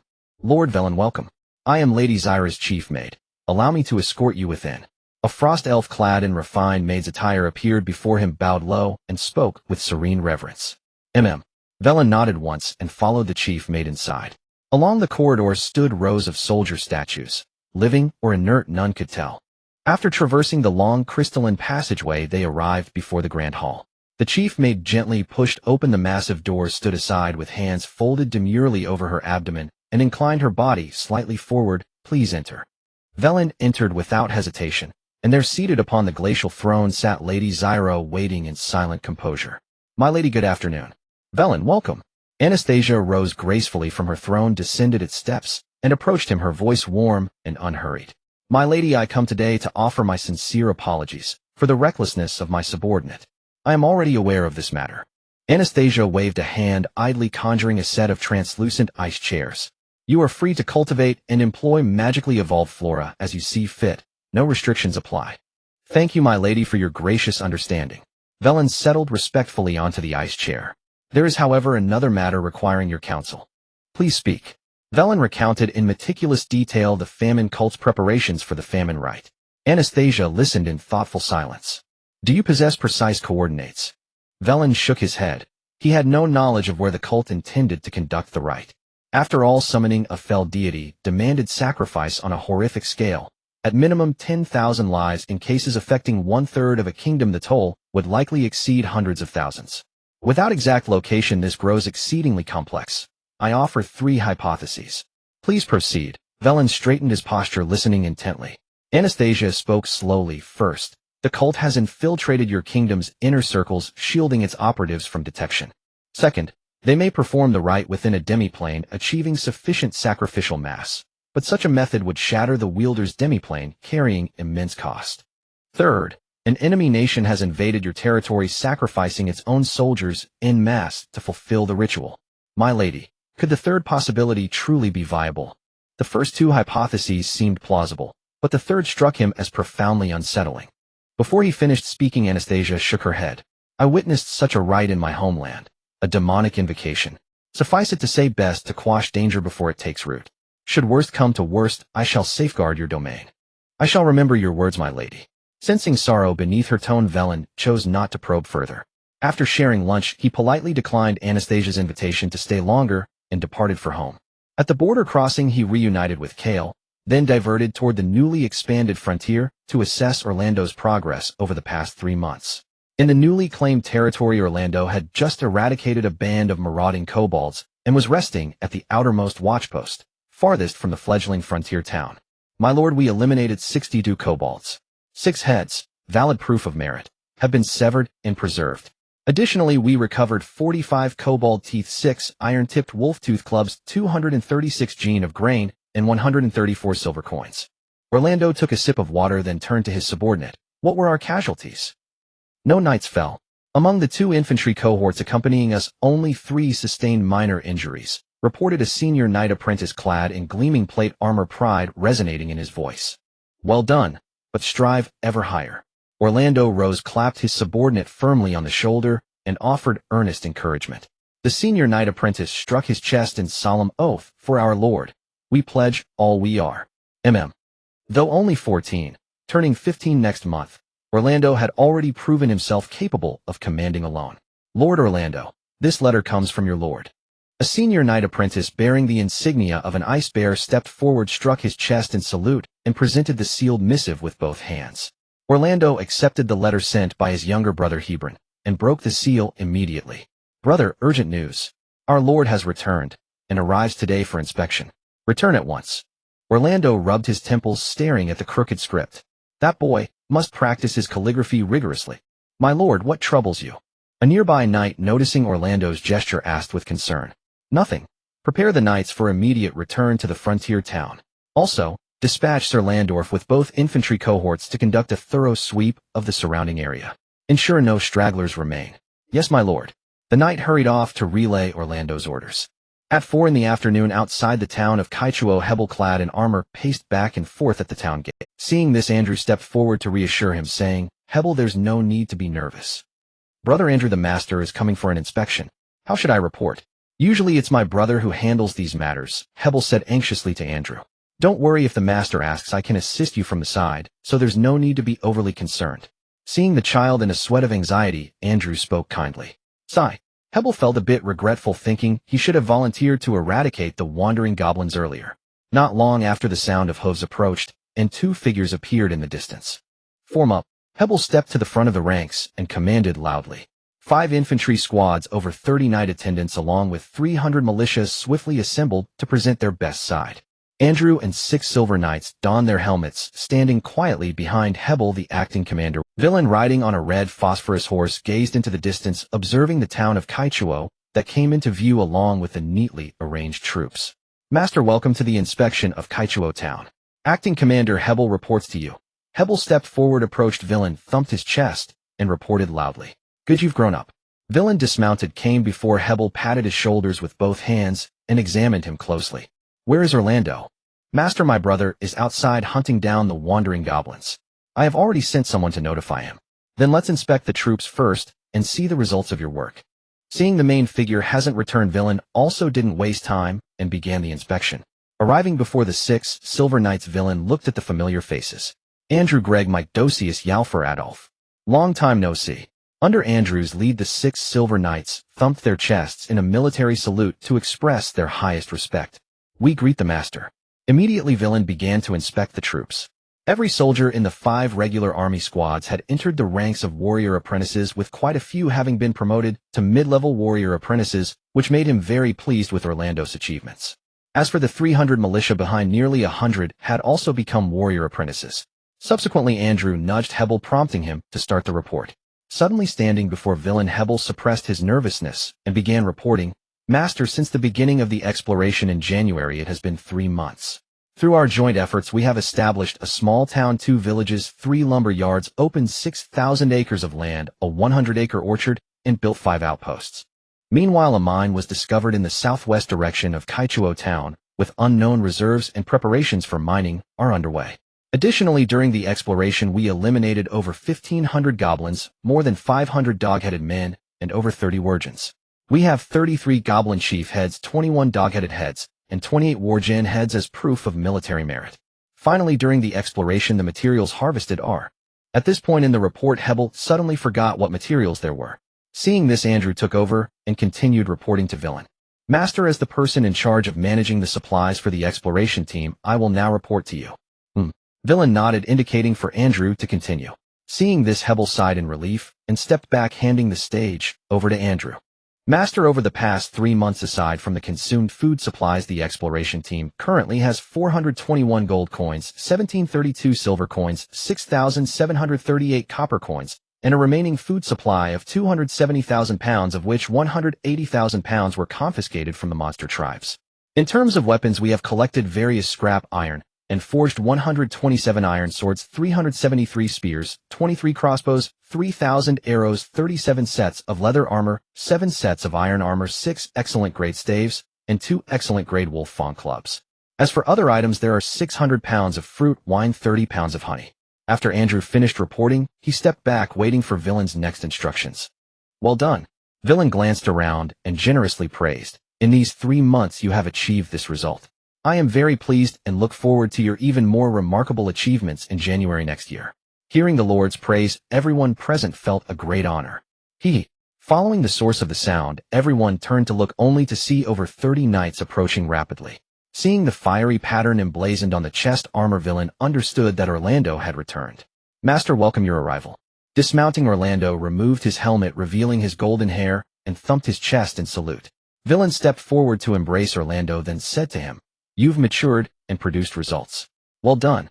It is the stage provided by the master that has allowed me to achieve what I have today. Everything stems from you, master," Orlando said earnestly, not taking credit for himself. "Come, take me to see the town you built. Please follow me, master." Orlando took on the role of guide, leading Veyrin to visit the fruits of his labor over the past 3 months. As night approached, in the administrative hall, Veyrin held a private meeting with both Orlando and Hebel. Half an hour later, after hearing Orlando's plans for the next 9 months, Veyrin did not intervene or give guidance. "Follow your own ideas. If you fail, I will back you up. I hope you two can truly become my right and left." At this point, Veyrin fixed his gaze on Hebel, saying, "You should learn more from your brother. Today you needed Andrew to help you with the report." Seeing this, Orlando immediately said, "Master, rest assured. I will fully supervise Hebel from now on. No matter which aspect, I will not let you down." Hearing this, Hebel immediately lowered his head, not daring to look at the master and his brother. "Don't be so serious, sit down, let's chat about something else." Veyrin beckoned the two to sit down and began discussing other topics. The next morning, Veyrin took Kyle and left Kaichuo town, setting off to return to the Lake of Star Prayer. For the time to come, until the royal army gathered, Veyrin did not plan to meddle in the affairs of the territory completely, leaving it to Baird and Orlando to handle. After more than 2 months, training must be doubled. We cannot fall behind in cultivation. On the other side, Baird began to purchase the remaining food supplies from the surrounding territories in batches according to Veyrin's instructions. In the territory of Barren, Cleveland Brandon paced back and forth after listening to the butler's report, contemplating whether there was a conspiracy involved. "Are you certain that they began hoarding grain half a month ago and show no signs of stopping?" With unease, Brandon once again confirmed with his butler. "Yes, my lord. They started acquiring grain from the Lake of Prayer on April 15th and are still ongoing. The surrounding lords have significantly raised their prices for grain, and they are purchasing at those rates without hesitation. The butler patiently explained once more in response to his lord's inquiries. Is there something I am unaware? After hearing the butler's words, Brandon muttered to himself and fell silent once more. Since failing twice at the hands of Veyrin X, he had paid extra attention to this neighbor, missing not a single move. My lord, what if we also join this frenzy, making a fortune and recovering our losses? Seeing Brandon's prolonged silence, the butler quietly suggested. The last war's defeat nearly left Barren Cleveland's territory in disarray. Let me think it over. There is no rush on this matter. Brandon found himself at a crossroads, unsure whether to seize the opportunity for profit or to follow his adversary's lead in acquiring grain. Knock, knock. The sound of knocking interrupted Brandon's thoughts. Come in. Hearing Brandon's voice, the servant outside gently pushed the door open, bowed, and respectfully reported, My lord, here is the information regarding the territories of the nobles Violetta, Caseley, and Barry for your perusal. The butler stepped forward to take the letter from the servant's hands, waved to dismiss him, and then handed it to Brandon. Upon opening the letter and reading it carefully, Brandon discovered that two of his neighbors, Caseley and Barry, were acquiring grain, while Violetta was still in the observation phase. Old bull, we should also acquire grain from other noble territories. After much internal deliberation, Brandon decided to take a gamble, feeling subconsciously that this was the right course of action. My lord, how much should we acquire? The butler inquired. The grain for 20,000 people for a year, based on this standard for acquisition. Understood. The butler bowed and was about to leave the study when Brandon added, Go to a farther place. The grain prices are cheaper there. Yes, my lord. After the butler left, Brandon sat in his seat and reviewed the intelligence again, murmuring to himself, I hope I am not making a mistake. As time flew by, 3 months had swiftly passed. 3 days ago, after receiving another hint from fate, Veyrin obtained important news. A book written by a foreigner is hidden beneath a civilian house at No. 76, a district 3 Lando city in the Quers province. As far as Veyrin knew, the Quers province was located in the central area of the kingdom, directly governed by the royal family, positioned north of his hometown, the Shia province, and bordering the kingdom of Aaliyah and the Iron Furnace Dwarven Mountain Kingdom, 3 provinces away from the Cadro province. The distance was too far, so he could only set this matter aside for now and investigate later. As usual, Veyrin continued to sweat at the training grounds, honing his combat skills while training his knight attendants. Under his guidance, Kyle had successfully advanced to a bronze knight, officially stepping into the ranks of professionals. After finishing the morning training, he noticed that Baird had been waiting nearby for quite some time. What is it? Veyrin asked while wiping the sweat from his body. Baird responded, My lord, there are 3 matters I need to report to you. First, the 5 blue root planting fields have been completed. The first batch of blue roots is expected to be harvested this December, but we lack the necessary preparation techniques for the blue root potion and need to hire a mage to resolve this issue. Let's proceed with the planting. I will handle the preparation techniques. Without any hesitation, Veyrin made his decision. Second, according to your instructions, for 30,000 people over 3 years, calculating at 300 pounds of grain per person per year, we plan to acquire 13,500 tons. We have now acquired 2,000 tons of wheat, 5,000 tons of bean tubers, 500 tons of rye, and 3,500 tons of black beans, totaling 11,000 tons, costing 110,000 gold coins. All of your private treasury and all liquid funds of the territory have been exhausted. Should we continue purchasing grain? Let's pause for now. The current grain stock should be sufficient. After a few months, we will earn back the money spent and also gain a population boost. There is no need to rush for now. After a moment of reflection, Veyrin quickly made his decision. In that case, my subordinate will halt the grain purchasing actions. Baird immediately replied, then proceeded to report the third matter. This morning, my subordinate received a public letter from the province issued in the name of His Excellency Medmonchi Colombo, the commander of the 16th Knight Regiment. Please take a look. Veyrin recalled the news his cousin Flora had shared with him 3 months ago, and then took the public letter. Inside, there was a letter mixed, in which Veyrin immediately tucked into his pants pocket before reading the contents of the public letter. By recommendation from the captain of the 3rd Battalion of the 16th Knight Regiment, Kadki X, the 16th Knight Regiment hereby invites the Frontier Knight Veyrin X to lead 20 cavalry and 200 infantry to assemble at the Falling Cloud Slope on the border of Cadro Province by August 15th. Baird, draw 5 knight attendants and 1 squad of infantry from your ranks, and take 15 knight attendants and 3 squads from Orlando. They must be in position at the barracks by tomorrow morning, as I will personally train them. Veyrin handed the public letter to Baird for review and then issued his orders. After carefully examining the public letter, Baird immediately asked, "My lord, should we also draw a few silver knights?" "No need. If I take 1/3 of the army, there will inevitably be gaps in the territory's security. I trust them to stay behind." "My lord, I understand." After Baird left, Veyrin finally opened the letter and read it carefully. "Dear Veyrin, it's been 3 months since our last parting, and I miss you greatly. This military operations main force will be the kingdom's Knight Regiment, and there is no danger, so please rest assured.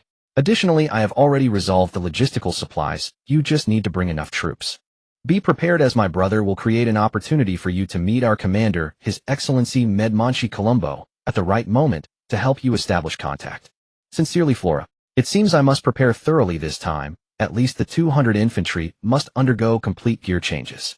After folding the letter, Veyrin donned his outer garment and returned to the study to formulate a training plan for the 200 soldiers for a month, striving to elevate their strength before the military operation begins.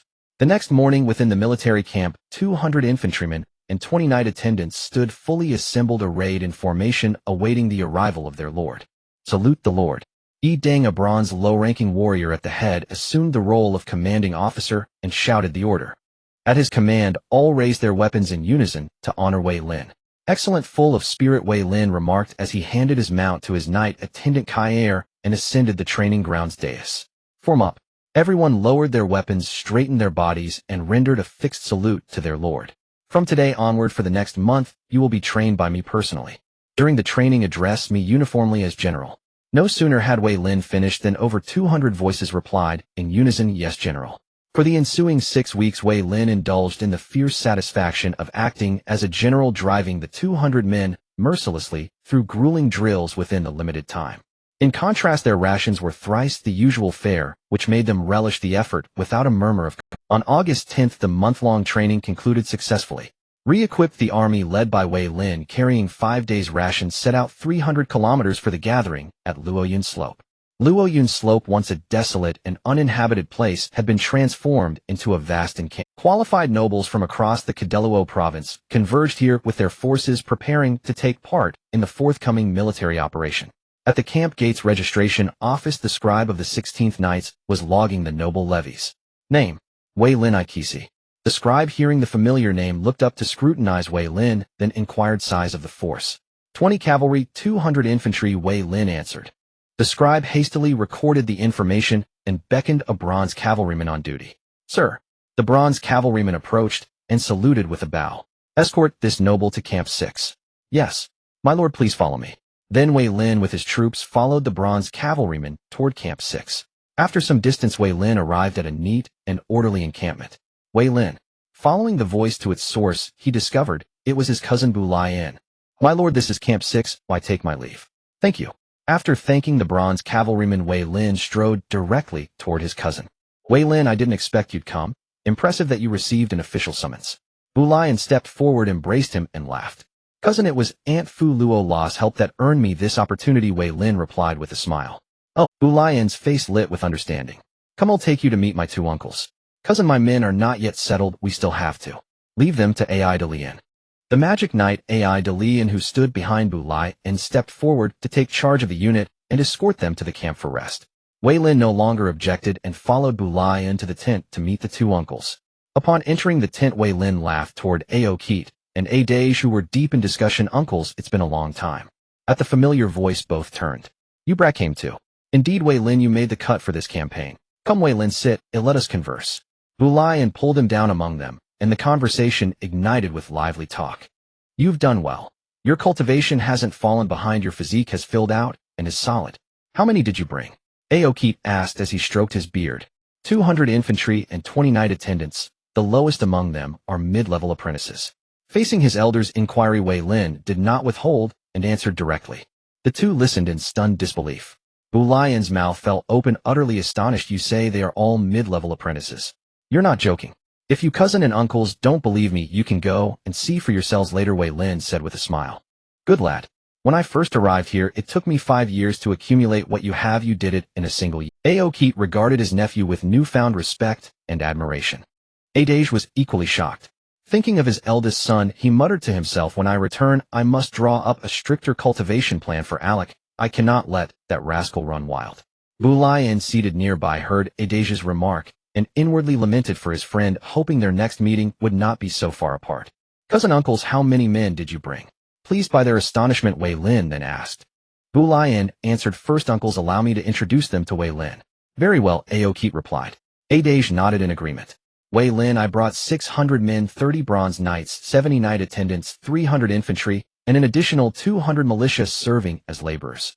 Uncle Aokit brought 800 men, 50 bronze knights, 150 knight attendants, 300 infantry, and 300 militia acting as laborers, Bu Lian added. As for Uncle Adage, Bu Lian continued, he brought a considerable force, 1,200 men, 50 bronze knights, 250 knight attendants, 600 infantry, plus 300 laboring militia. At this, Bu Lian suddenly asked Wei Lin, you didn't bring any logistics personnel? Wei Lin shook his head. He'll give you 50. From my side. And mine. Before the offers were finished, Wei Lin hurriedly explained, cousin uncles, no need to assign me laborers. Aunt Fu Luola wrote ahead that she has already arranged my logistics. I only need enough combat troops. That will do. With their nephew's logistics settled, Aokit and the others dropped the matter and turned up. Two uncles, how many military merits do you still lack to be elevated to Viscount? Faced with the question, Aokit and Adage fell into a rare silence.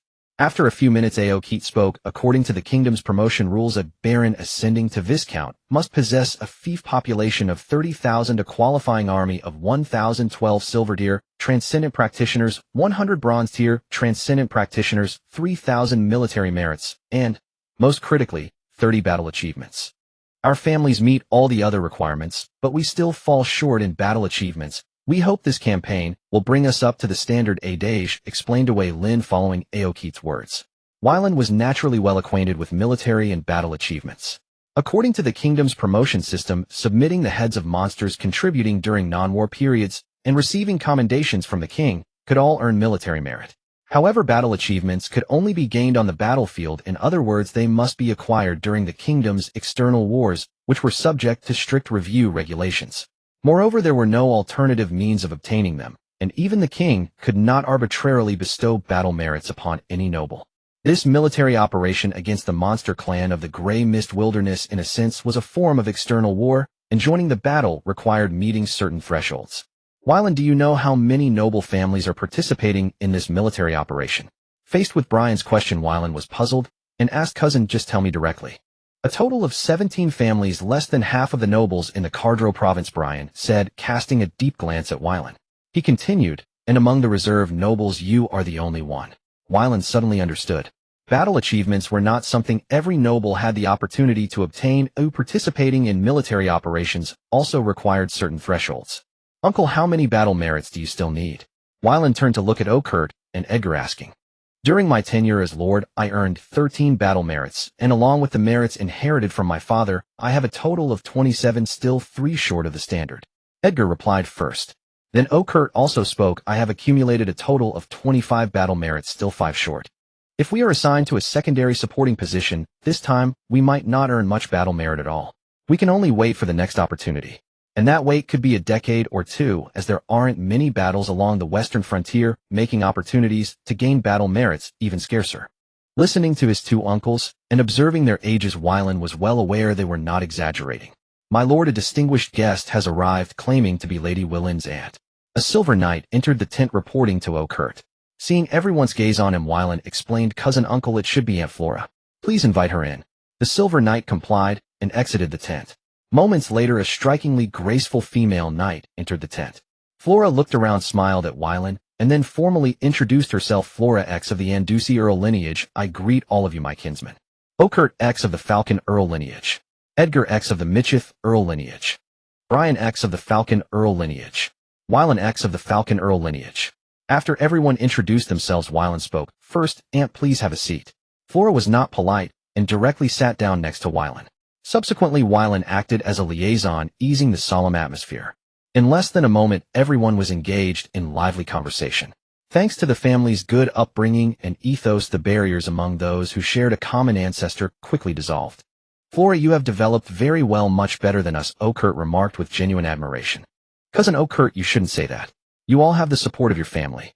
It's not like we have the help of elders. Our path has been smooth, free from so many worries. Flora said with a humble expression. That's not how it works. Elders are just guides. Your current achievements wouldn't be possible without your own efforts. Edgar shook his head, smiling, as he spoke to Flora. At that moment, Wylan interjected, and do you know how this military restructuring is being carried out? Okert and Edgar turned to stare at Flora. Even Brian, who was just a bystander, looked intently at his distant. I have some understanding of the military structure.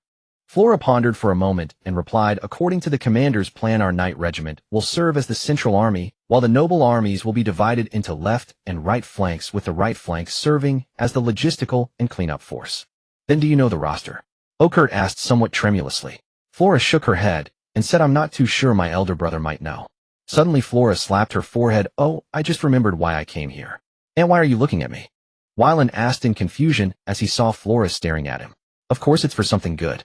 Flora ruffled Wylan's hair and said, this time I've arranged a great position for you. Others are waiting, so hurry up and come with me. Wylan suppressed his inner doubts and nodded in agreement. Flora stood up and said to the other three, I'll inquire about the roster, and if possible, I'll have my elder brother try to get you into the left flank. Thank you.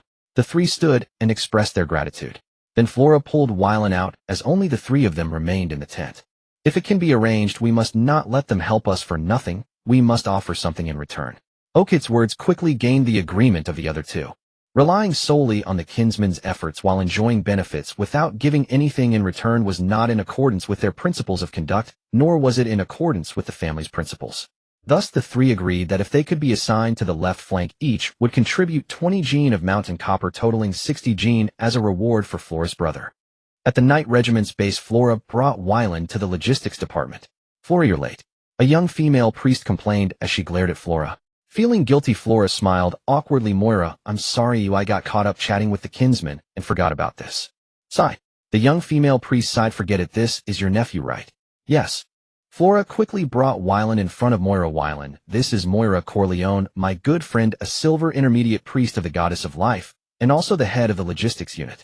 Then Flora turned to Moira and instructed Moira, this is my dear nephew. I'll leave him in your hands. Got it, I know. The commander just gathered the combat team officers for a meeting. You should hurry. Understood. Upon hearing this, Flora quickly said a word and dashed towards the largest tent at the Knight Regiment's base, without looking back. Wailing, please follow me. Moira gently spoke after sizing up her friend's nephew. Wayland followed behind Moira, continuously pondering what role he would play in the upcoming actions. About 10 minutes later, they arrived at the right side of the Knight's Regiment's encampment. Looking around, countless Knight attendants and laborers were transporting supplies. Along the way, several individuals paused their tasks to salute Moira. From the gazes of these people, it was evident that each one held nothing but respect for this mid-level silver priest. This was his most immediate impression. It seems this priest is quite esteemed in the Knight Regiment. Wayland thought, while following Moira into it. The interior of the tent was quite simple. A miniature statue of the goddess of life was placed in the center, with resting areas on the left and various holy waters, medicines, and herbs on the right. Come sit down, let's have a chat. Seeing the friendly face and hearing the gentle, melodious voice of the other, Wayland felt a wave of calm wash over him as he sat up straight on a small stool across from Moira. You come from the X family lineage. Moira poured Wayland a cup of tea and inquired. Wayland took a gentle sip of tea and slowly began to speak. I am the 5th son of the current Eagle Count of the X family. I remember the current Eagle Count is His Excellency Angus, known as the War God of the Kingdom, the Destroyer of the Mountain Dwarf Pola Legion, the Honorary Bishop of the Church of Life, and the Commander of the Auxiliary Military of the Holy Dawn Kingdom. Moira exclaimed in surprise, covering her mouth. Ah, yes, that is correct. Wayland, unaware of his father's many accolades, could only nod awkwardly. Ever since he was born, his father Angus always had an air of authority, and he never imagined there were so many titles, yet he had never heard his mother or other elders mention them. Do you have a portrait of His Excellency Angus? Moira suddenly stood up, gripping Wayland's hand eagerly. Seeing this reserved priest transform into an enthusiastic fan, Wayland nearly spat out the tea he had yet to swallow. Moira realized she had lost her composure, smiled awkwardly, released Wayland's hand, and gracefully resumed her seat on the small stool. Lady Moira. Just call me sister. Moira interrupted Wayland, her gentle tone carrying a Sister Moira, I do not have a portrait of my father. Oh. Moira's expression dimmed slightly before she quickly returned to normal. Well, do you have any token from His Excellency Angus? I mean, something of little importance he might have given you. Could you part with one for me to collect? Wayland looked at Moira's eyes filled with longing. You feeling a bit uncomfortable to refuse, he vaguely responded, let me think about it. It's all right, take your time to think, Wayland. Moira suppressed her inner desire and spoke softly. After several minutes of contemplation, Weyland finally spoke. Sister Moira, I have a wooden toy that my father gave me, but it is currently in my territory. Upon hearing Weyland's words, Moira excitedly pumped her fist. Weyland, after the military action ends, may I accompany you to your territory? Feeling the intense longing in her gaze, Weyland nodded of course. Moira suddenly realized something and hurriedly asked, by the way, is there anything you need my help with? I can help with architectural planning, potion manufacturing techniques, engraving magic circles, and even the statue of the goddess, among other things. Weyland was genuinely shocked by her capabilities at such a young age. Sister Moira, I hope you can help with planting a type of potion in my territory. Leave it to me. I will handle the planting plans, preparation techniques, and even sales channels for the potion. Before Weyland could finish speaking, Moira stood up, waved her hand decisively, making him momentarily speechless. Ahem, now, let's discuss your arrangements during the military action. Weyland softly replied. Then Moira approached the bed and retrieved a formal letter from beneath the pillow. This is the appointment letter. Take a look first, and I will explain it to you shortly. Weyland took the letter and opened it to read carefully.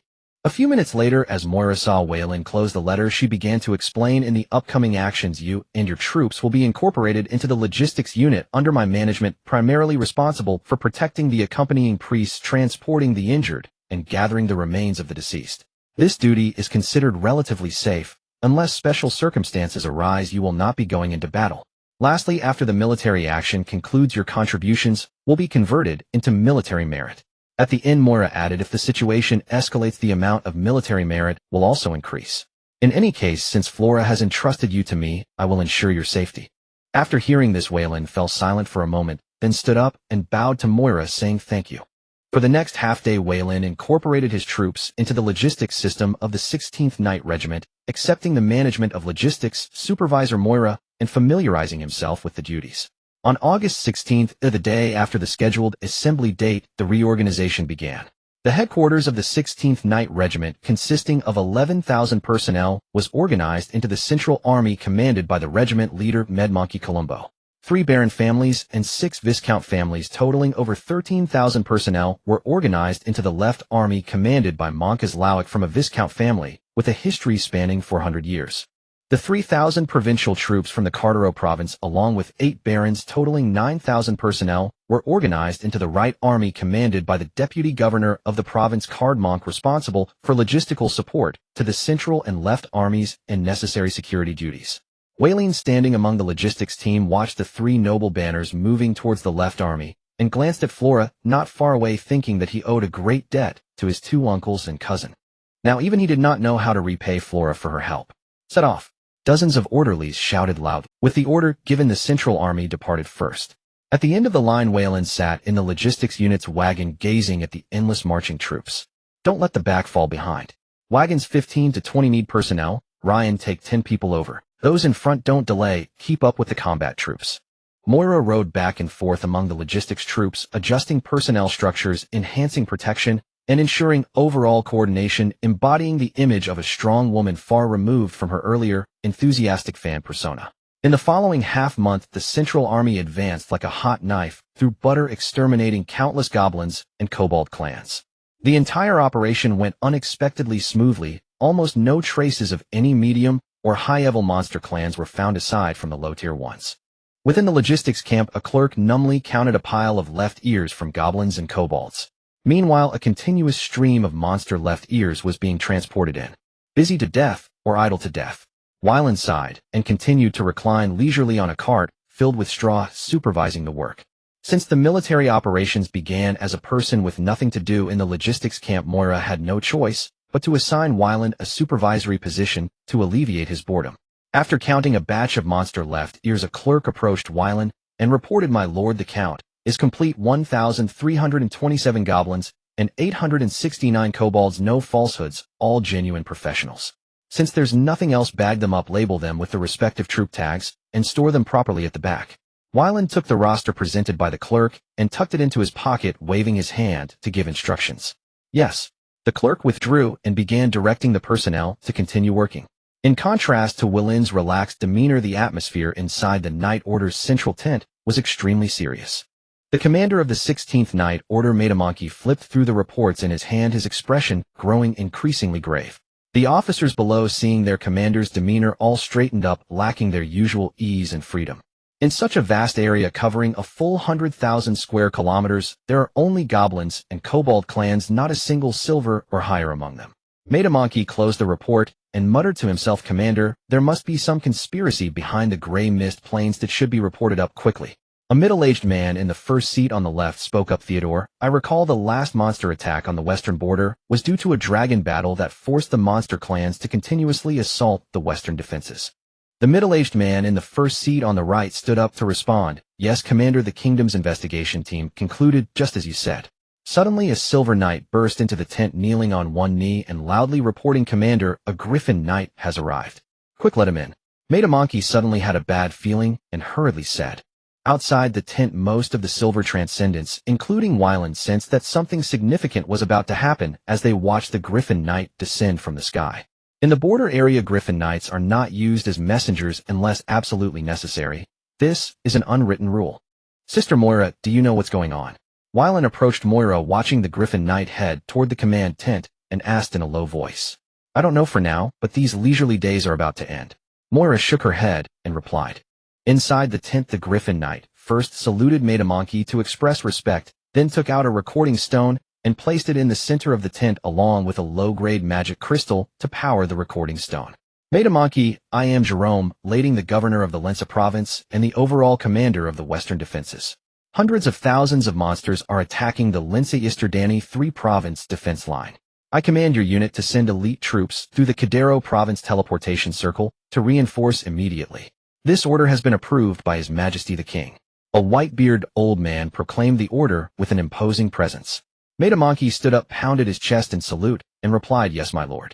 Then, as the energy of the low-grade magic crystal was exhausted, the image from the recording stone vanished. The griffin knight stored the recording stone and bowed, saying, My lord, I must proceed to the next location. I take my leave now. After the griffin knight left, Metamonkey surveyed the surroundings and issued orders, send commands to the left and right armies to assemble here by noon tomorrow. Yes. Everyone responded loudly, and then withdrew. In the afternoon, the entire camp became visibly busy. At night, Flora entered Moira's tent, removed her helmet, and casually placed it on a nearby wooden box. Flora, what is my father's plan?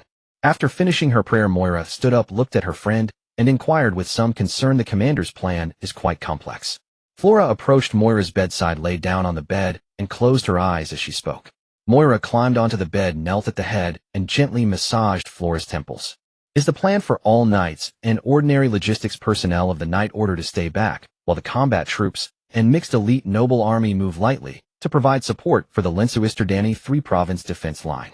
Flora, sensing an unprecedented relaxation, shifted to a more comfortable position and answered unhurriedly, no. Then what does it mean? The commander's plan is to leave all knight apprentices and ordinary logistics personnel behind, while the combat troops and priests form a mixed elite noble army to move lightly. Moira frowned and said, So my father's intention is for the remaining noble army and Knight Order personnel to guard against the monsters in the Grey Mist Plains. That is indeed the commander's intention. But if this is a trick to lure us away, then what about Cadero? Many lords, including Deputy Commander Theodore, have raised this question, but the commander persuaded us. Flora leaned her head back and continued. How can this be? Pulling away all high-end combat power. If monsters attack, wouldn't the millions of people in Cadero province be exposed to danger? I must go persuade him. Moira suddenly sprang up. Ouch! Flora rubbed the back of her head, and then grabbed Moira, who was about to leave. Don't go, the commander's pressure is also immense. This is an unavoidable decision. Think about it. If the Lensa Isterdani 3 province defense line falls, over 100 million people in the western region will be exposed to threats. At that time, the legendary powerhouses of the Grey Mist Plains will surely intervene. So you all have tacitly given up on these millions of people. Facing Moira's gaze, Flora silently nodded. You. So I volunteer to stay.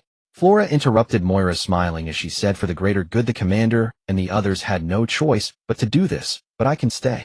The Lensa Isterdani 3 province defense line does not lack low-tier combat power. What is lacking are the commander and these powerful members of the Knight Order.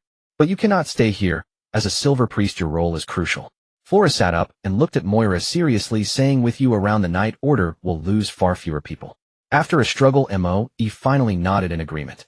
Flora, relieved to see Moe's consent, immediately laid down on the bed to rest. Before long, she was fast asleep. Moe helplessly rubbed her forehead, skillfully removing the armor from Flora's body, then stepped out of the tent to fetch a basin of hot water to clean her. After being busy for over 20 minutes, he finally laid down beside Flora and began to rest. Meanwhile, in another independent tent, Veyrin was studying the map of the Western Kingdom while summarizing and speculating on the information collected that day. The defense line of the Lunsaristardani 3 provinces has been subjected to a large-scale attack. Surrounding provinces will surely dispatch troops for support, and famine-related events are expected to erupt in September. Is there a connection between these occurrences? Carefully analyzing the information in hand, Veyrin had uncertain thoughts. "My lord." Kyle entered, lifting the curtain and saluting Veyrin with a fist to his chest. "Kyle, you're here, sit down." Veyrin set down the documents and turned to pour a cup of tea for Kyle. Just as Kyle settled on the bench, he hurriedly stood up to take the cup from Wayland's hands and carefully took a sip. "Take a look at the documents here, I would like to hear your thoughts." Kyle set the teacup aside, took the documents from the low table, and began to read them carefully, comparing them with the map. After more than 10 minutes, Kyle set down the documents, shook his head, and said, "My lord, please forgive my ignorance. I did not notice any unusual circumstances." Veyrin stroked his chin, muttering to himself, "It seems to align with what I thought. The upper echelons should classify this incident as a monster border conflict." Kyle's judgment, based on the available intelligence, was reasonable, considering he was unaware of the famine-related events.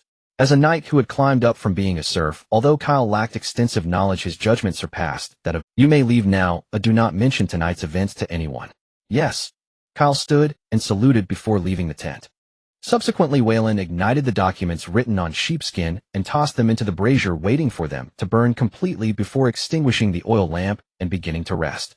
In the deep of night, in the Moni province, the territory of Count Fokries, in the central city of Fokries, a bustling city with a population of over 200,000. In the basement of the Lord's mansion, 4 figures in black robes gathered. "We have received orders from the front line. 2 night orders from Moni province, along with 50,000 provincial troops, have already set out, and commands have been given to 2 marquises and 6 earls within the province to assemble 80,000 troops. Count Fokries is gathering forces and is expected to leave Fokries city in 3 days." One black-robed figure spoke first.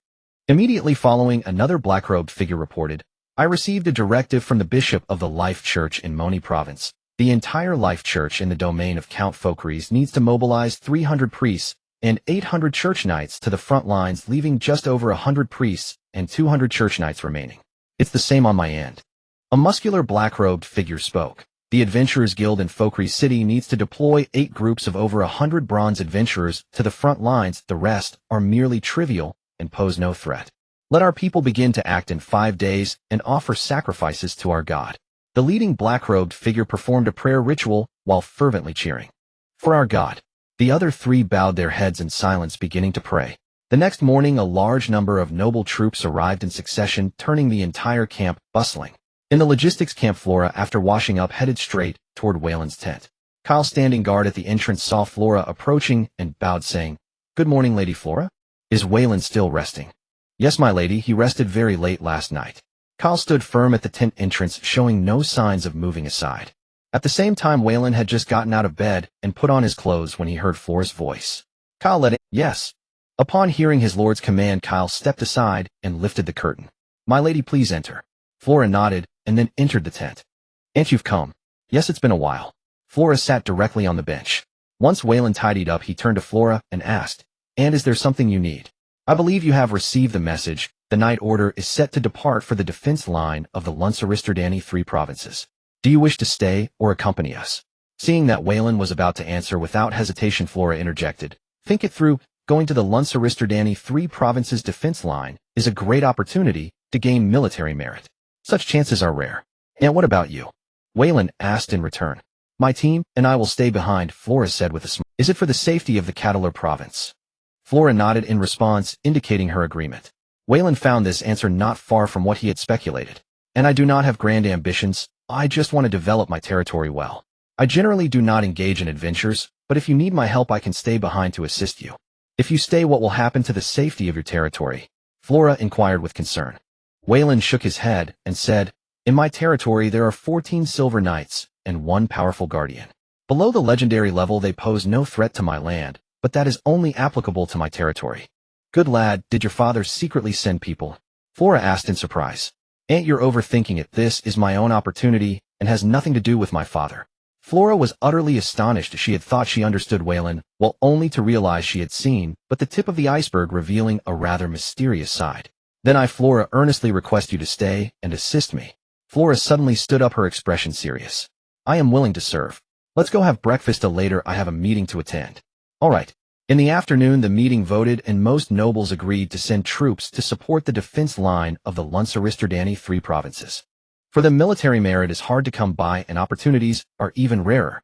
2 days later, elite personnel from the Knight Order mixed with elite noble troops, totaling 6,000, including 1 soul intent level powerhouse, 5 golden level, 400 silver level, and over 5,000 bronze level, heading to the provincial capital of Catalar to prepare to use the teleportation array to support the defense line of the Lunsaristerdani 3 provinces. In addition, the remaining personnel were organized into a defensive army responsible for guarding the border of the Cardro province, while the knights were dispatched to support the defense of the Lunsaristerdani provinces. To Veyrin's surprise, Eorkut, Edgar, and Brian actually stayed behind, choosing not to accompany the knights to provide support, thus forfeiting the opportunity to achieve military merit. Thus, despite having over 26,000 people in the large camp, the essence of the force was already drawn away. Veyrin, let's begin, Flora said to Veyrin beside her. Inside the command tent, everyone fell silent, their gazes converging on Veyrin. Ladies and gentlemen, the defensive army currently has 36 silver rank practitioners, 373 bronze rank practitioners, approximately 18,000 apprentice level, and the remaining 8,000 are all laborers and logistics support personnel. In terms of food, we have enough for over a year. In terms of weaponry, we can sustain the defensive army for 2 high-intensity battles. Report concluded. Seeing Veyrin return to his seat, Flora tapped the table and asked, now let's discuss everyone's views on how to defend this boundary line. Eorkut, as the most senior member in the tent, stood up to speak first. In my opinion, we should focus on clearing a section of the border area and then establish defenses in those places with the nearest troops providing aid in case of emergencies. I agree. I concur. I also agree. Without a doubt, the noblemen from the tent, along with the only pioneering knight, expressed their positions directly, leaving the other silver knights in the tent exchanging glances. Except for Flora's subordinates, the remaining 14 silver knights were all nobles left to lead the army, but lacking noble status or military position, they lost their voice. Inside the tent, the forces could roughly be divided into 3 factions. Flora and her 10 silver knights, along with a low-tier silver priest, represented the kingdom's military force, serving as the knights' representatives. Eorkut and the other 3 nobles, along with Veyrin the pioneering knight, belonged to the X family, naturally forming one faction with 10 silver knights. Lastly, there were 14 silver knights from the 14 noble families who had been forced to stay behind to lead the troops, who could only huddle together for warmth, vying for a voice. 3 minutes passed, and Flora remained silent, while the 14 noble representatives could only stay quiet, all looking down at the patterns on the carpet. Without noble or military identities, they were merely ordinary knights, which made them unable to. After an unknown amount of time, Flora looked at Eorkut and nodded, then stood up to announce, my full name is Flora X, current commander of the defensive army. For the safety of the province, I hope you will make a clear choice, otherwise don't blame me for being ruthless. Internal strife. Flora was very averse to this. The 14 silver knights exchanged glances, and they all understood that they had 2 choices: either obey the commander's arrangements and fulfill the tasks assigned to them, or find themselves dead for some reason with their lords unable to speak up afterward unless they wanted to be enemies with the X family. In the next moment, all 14 stood up and saluted Flora, saying, in the name of the goddess of life, we swear that until the military operation is concluded and our lord has returned, we will unconditionally obey the commander's orders. Good, since we have a unified opinion, let's directly commence the war meeting and arrange the next steps. Bring the map. The 2 silver knights, standing behind Flora, received the order and promptly spread a detailed map of the Cardro province and the surrounding gray wasteland on the carpet. Eorkut, you will deploy the plan. Yes, my lord. Eorkut took the map stick from Flora's hand, tapping various locations on the map, and began to outline. The 5 locations outside the border need to be prioritized for clearing. My lord, does the bottom location, near the Sipulo province border, also need to be cleared? A silver knight from the 14 noble factions straightforwardly asked. Veyrin glanced at the location mentioned, indeed in front of the Star Lake area. Remembering the discussion that took place last night with no one present, Veyrin had intended for the elders to cancel this area so that he could handle it himself. Unexpectedly, Flora said, you stay here to help your aunt. You must be compensated for that. It's decided, otherwise be careful of me beating you up. What do you have an opinion? Flora glared at the silver knight, who spoke her warning unspoken. My lord, he's being unreasonable. We have no objections. A leading silver knight from the 14 noble factions quickly stood up to speak, glaring fiercely at the knight who had just spoken. Since that's the case, the first stage will be to clear these 5 areas, and the second stage will be to establish defenses. Seeing that the situation calmed down, Aorkit continued to explain. Then they assigned personnel to carry out the tasks. Aorkit, Edger, Brian, and Flora were responsible for one area each, while the other area was handed over to a leading knight from the 14 noble factions. Under Flora's firm attitude, the army responsible for clearing the gray wasteland in the area of Star Lake had the largest number of troops, reaching over 8,000, and was personally commanded by Flora. Unsurprisingly, Veyrin was assigned under Flora's command. After the meeting, the various troops began to achieve the goal of controlling the army. Flora, Aorkit, Edger, and Brian only needed ordinary soldiers and low-level officers, avoiding medium to high-ranking officers to prevent affecting command efficiency. Under Flora's hardline stance, the 14 noble factions had no choice but to accept. That night, in a remote tent in the camp, the silver knights from the 14 noble factions gathered here. "I'll start." A leading silver mid-tier knight said. "My lord left behind 2,200 men, and Lady Flora took away 1,500, leaving less than 700. You are still better off." A representative of a Barren said dejectedly. "My lord left 800 men, and 700 were taken away, leaving less than 100. I'm about the same. 80% of my soldiers were taken away to reorganize, leaving me with only 200. One by one, the military officers from the other noble factions reported their situations. The leading silver mid-tier knight calculated, and the total number of troops among the 14 amounted to only 6,000, having lost a full 13,000. "Damn it, that damn woman, if it weren't for—" "Shut up if you want to die, don't drag us down with you." The silver low-tier knight who had spoken during the day couldn't help but grumble, but was forcibly interrupted, and even the other silver knights distanced themselves from him, glaring coldly. "Isn't it just an earl family? What are you afraid of?" Seeing himself suddenly isolated, the low-level silver knight couldn't help but shout.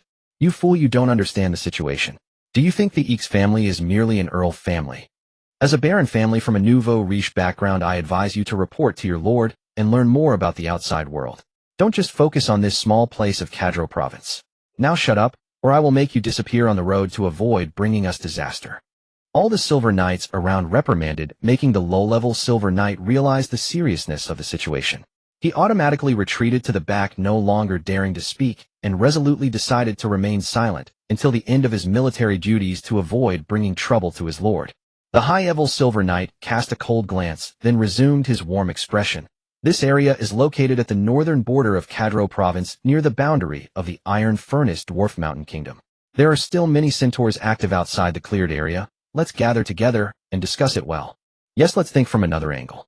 Our team has the highest end combat power. Compared to other units, we possess an unparalleled advantage." Upon hearing this, everyone pondered briefly and agreed, sparking a lively discussion, except for one fool. The next morning, according to the original plan, the defense army split into 5 units and left the original location of the night group. During the march, Flora called Veyrin aside and asked, "Is there anything in your territory that needs to be resolved? We can take care of it during this operation." Veyrin thought carefully and then shook his head, saying, "I'm not sure. My territory has just been developed for a year, and the surrounding reconnaissance area is not very large." "I understand." Flora then called a messenger to summon the vice commander. In a moment, a knight rode his warhorse from the front of the line to a small hill, dismounted, and saluted Flora, saying, "Captain, you called for me." "Miller, how is the unit's cohesion?" "Very smooth," Miller replied. The lower-level soldiers showed no signs of resistance. From the information reported by the commanding officers of various units, the lower-level officers are almost all actively cooperating with our command, except for a very few who I sent to the vanguard camp to be used up in the first wave.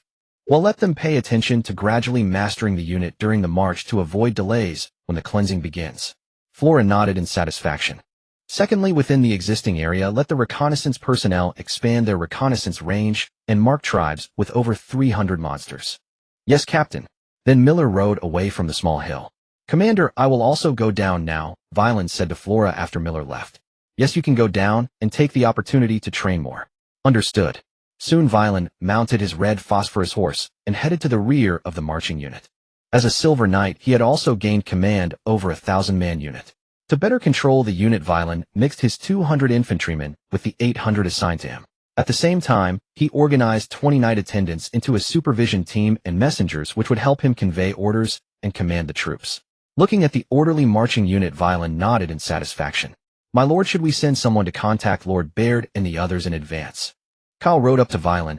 After some contemplation, Veyrin instructed, send 2 people back to inform Baird and Orlando to gather the troops and remain on standby, as we might need them. Yes. After Kyle's suggestion, Veyrin had a bold idea in mind. If possible, after the defense army withdraws, he could occupy the temporary earth fort they constructed as a forward base to explore the Grey Fong wilderness.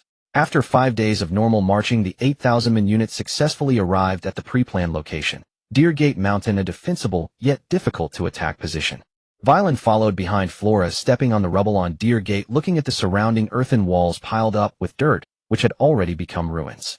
300 years ago, this was once a city of wolfmen. Suddenly, Miller, standing behind Flora, spoke up. Here. Is it really here? Veyrin asked uncertainly. That's right, it's here. Miller nodded and continued, 300 years ago my ancestor was an adventurer who came here. In the diary he left behind, it clearly recorded Deer Gate Mountain City, a small town of wolfmen, where over 6,000 wolfmen lived at that time. I see. It's just that it has fallen into such a serious state. As for why it had turned into the current scene, Veyrin had roughly figured it out. Miller, let's have someone clean this place up and set up camp. Tomorrow we will start assigning clear tasks. Yes, Captain. Soon a 1,000-man team arrived and began clearing the debris and leveling the ground. All 1,000 were professionals, each worth 3 or 4 strong laborers, making the work very efficient. By the afternoon, a large area of land had been leveled, and then a significant number of marching tents were set up. At night, in the command tent, the commander, vice commander, 8 centurions, and other officers gathered for a meeting. After discussions with Miller, we have formulated the following orders. 8 centurions, including Veyrin, stood up waiting for the commander Flora's orders. The 1st, 3rd, 5th, and 7,000-man teams will form the 1st battalion, while the 2nd, 4th, 6th, and 8,000-man teams will form the 2nd battalion. Every half-month will be a cycle, with the 2 battalions alternating between cleansing tasks and fortification tasks. I announce that the 1st battalion will take on the cleansing task, while the 2nd battalion will handle fortification tasks. Tomorrow I will distribute the combat tasks to each centurion, and the day after tomorrow we will officially implement the plan. Understood. The 8 centurions responded loudly and then returned to their ranks. Flora looked around and continued to command. The logistics team should prepare for supply tasks and ensure the safety of food and military equipment. Yes, my lord. The logistics officer, a silver knight, stepped forward and answered loudly. Now the meeting is adjourned. Oh, everyone go back and rest well. Understood. One by one the group left the tent and headed to their respective troop areas. As the centurion of the 7,000-man team, Veyrin arrived at the upper left area of the camp. My lord, do you need me to gather the centurions? Kyle approached Veyrin as he returned and saluted. No need, let them rest well. We will assign tasks tomorrow. Understood. Kyle took his leave and Veyrin directly entered his tent and collapsed onto the carpet to rest. On the morning of the next day, Veyrin received the order issued by Flora. According to the order, for the next half-month, he was required to lead the 7th rotation troop to eliminate 3 goblin tribes with over 300 members, 3 dog-headed tribes with over 300 members, and the remaining 20 or so smaller tribes. Kyle send someone to logistics to collect food and have everyone prepare. There will be no training today. Everyone should rest well. Standing guard outside the tent, Kyle heard Wayland's voice and replied loudly, Yes, my lord. Then Veyrin pulled out a map and marked the locations of the monster clans that needed to be eliminated according to the coordinates in the order. The 7th rotation troop was responsible for the upper left area of the camp, covering over 3,000 square kilometers, with 2 tributaries from the Huangsha River system, resulting in a higher density of monster clans. This is a fortune land. Veyrin firmly believed that this place would eventually belong to him, and no one could take it away. After a day's rest, Veyrin set out from the camp with the 7th rotation troop of 1,100 men, officially commencing the elimination task. Flora had risen early, standing atop a makeshift watchtower, watching the departing figures of the 7th rotation troop, instructing Miller beside her. Keep a close eye on Wayland's movements. I do not want him to face any dangers. Yes, Captain. Miller unconditionally obeyed his captain's orders after all his life was given by the clearing the branches and leaves from his mount. Kyle reported to Veyrin. Let the troops stop and rest in place. I will replan the route. Veyrin did not expect that it would be so difficult to march here, realizing that he had not done his job as a commander properly. On a nearby boulder, Veyrin had the map spread out and marked the existing positions, beginning to contemplate a The nearest tributary of the Huangsha River system is just 5 or 6 kilometers north. Based on Wayland's speculation, the road by the river would definitely be easier than forging a path through the thicket, but he was unsure whether his guess was correct, having never seen it before. It's a gamble. If it doesn't work, we'll have to spend a lot of time forcibly clearing a path. Fortunately, the magical energy in the eastern region of the Graylite wasteland was thin, otherwise they would not only have to face the dense thickets, but also the sudden appearance of magical beasts and savage creatures. In the afternoon, Wayland adjusted the direction and moved northward. After 2 hours of marching, they finally reached an unknown tributary of the Huangsha River, a stream about 5 or 6 meters wide. Standing by the stream, Wayland looked upstream and downstream, and with a burst of joy he said, "Good, I was right. This is much better than that damned jungle. My lord, thanks to your wise decision, we have been liberated from that green cage," Kyle sincerely praised from the side. "All right, let the warriors rest for a while. We will continue our departure later, aiming to complete the task of exterminating the first goblin tribe by tomorrow afternoon."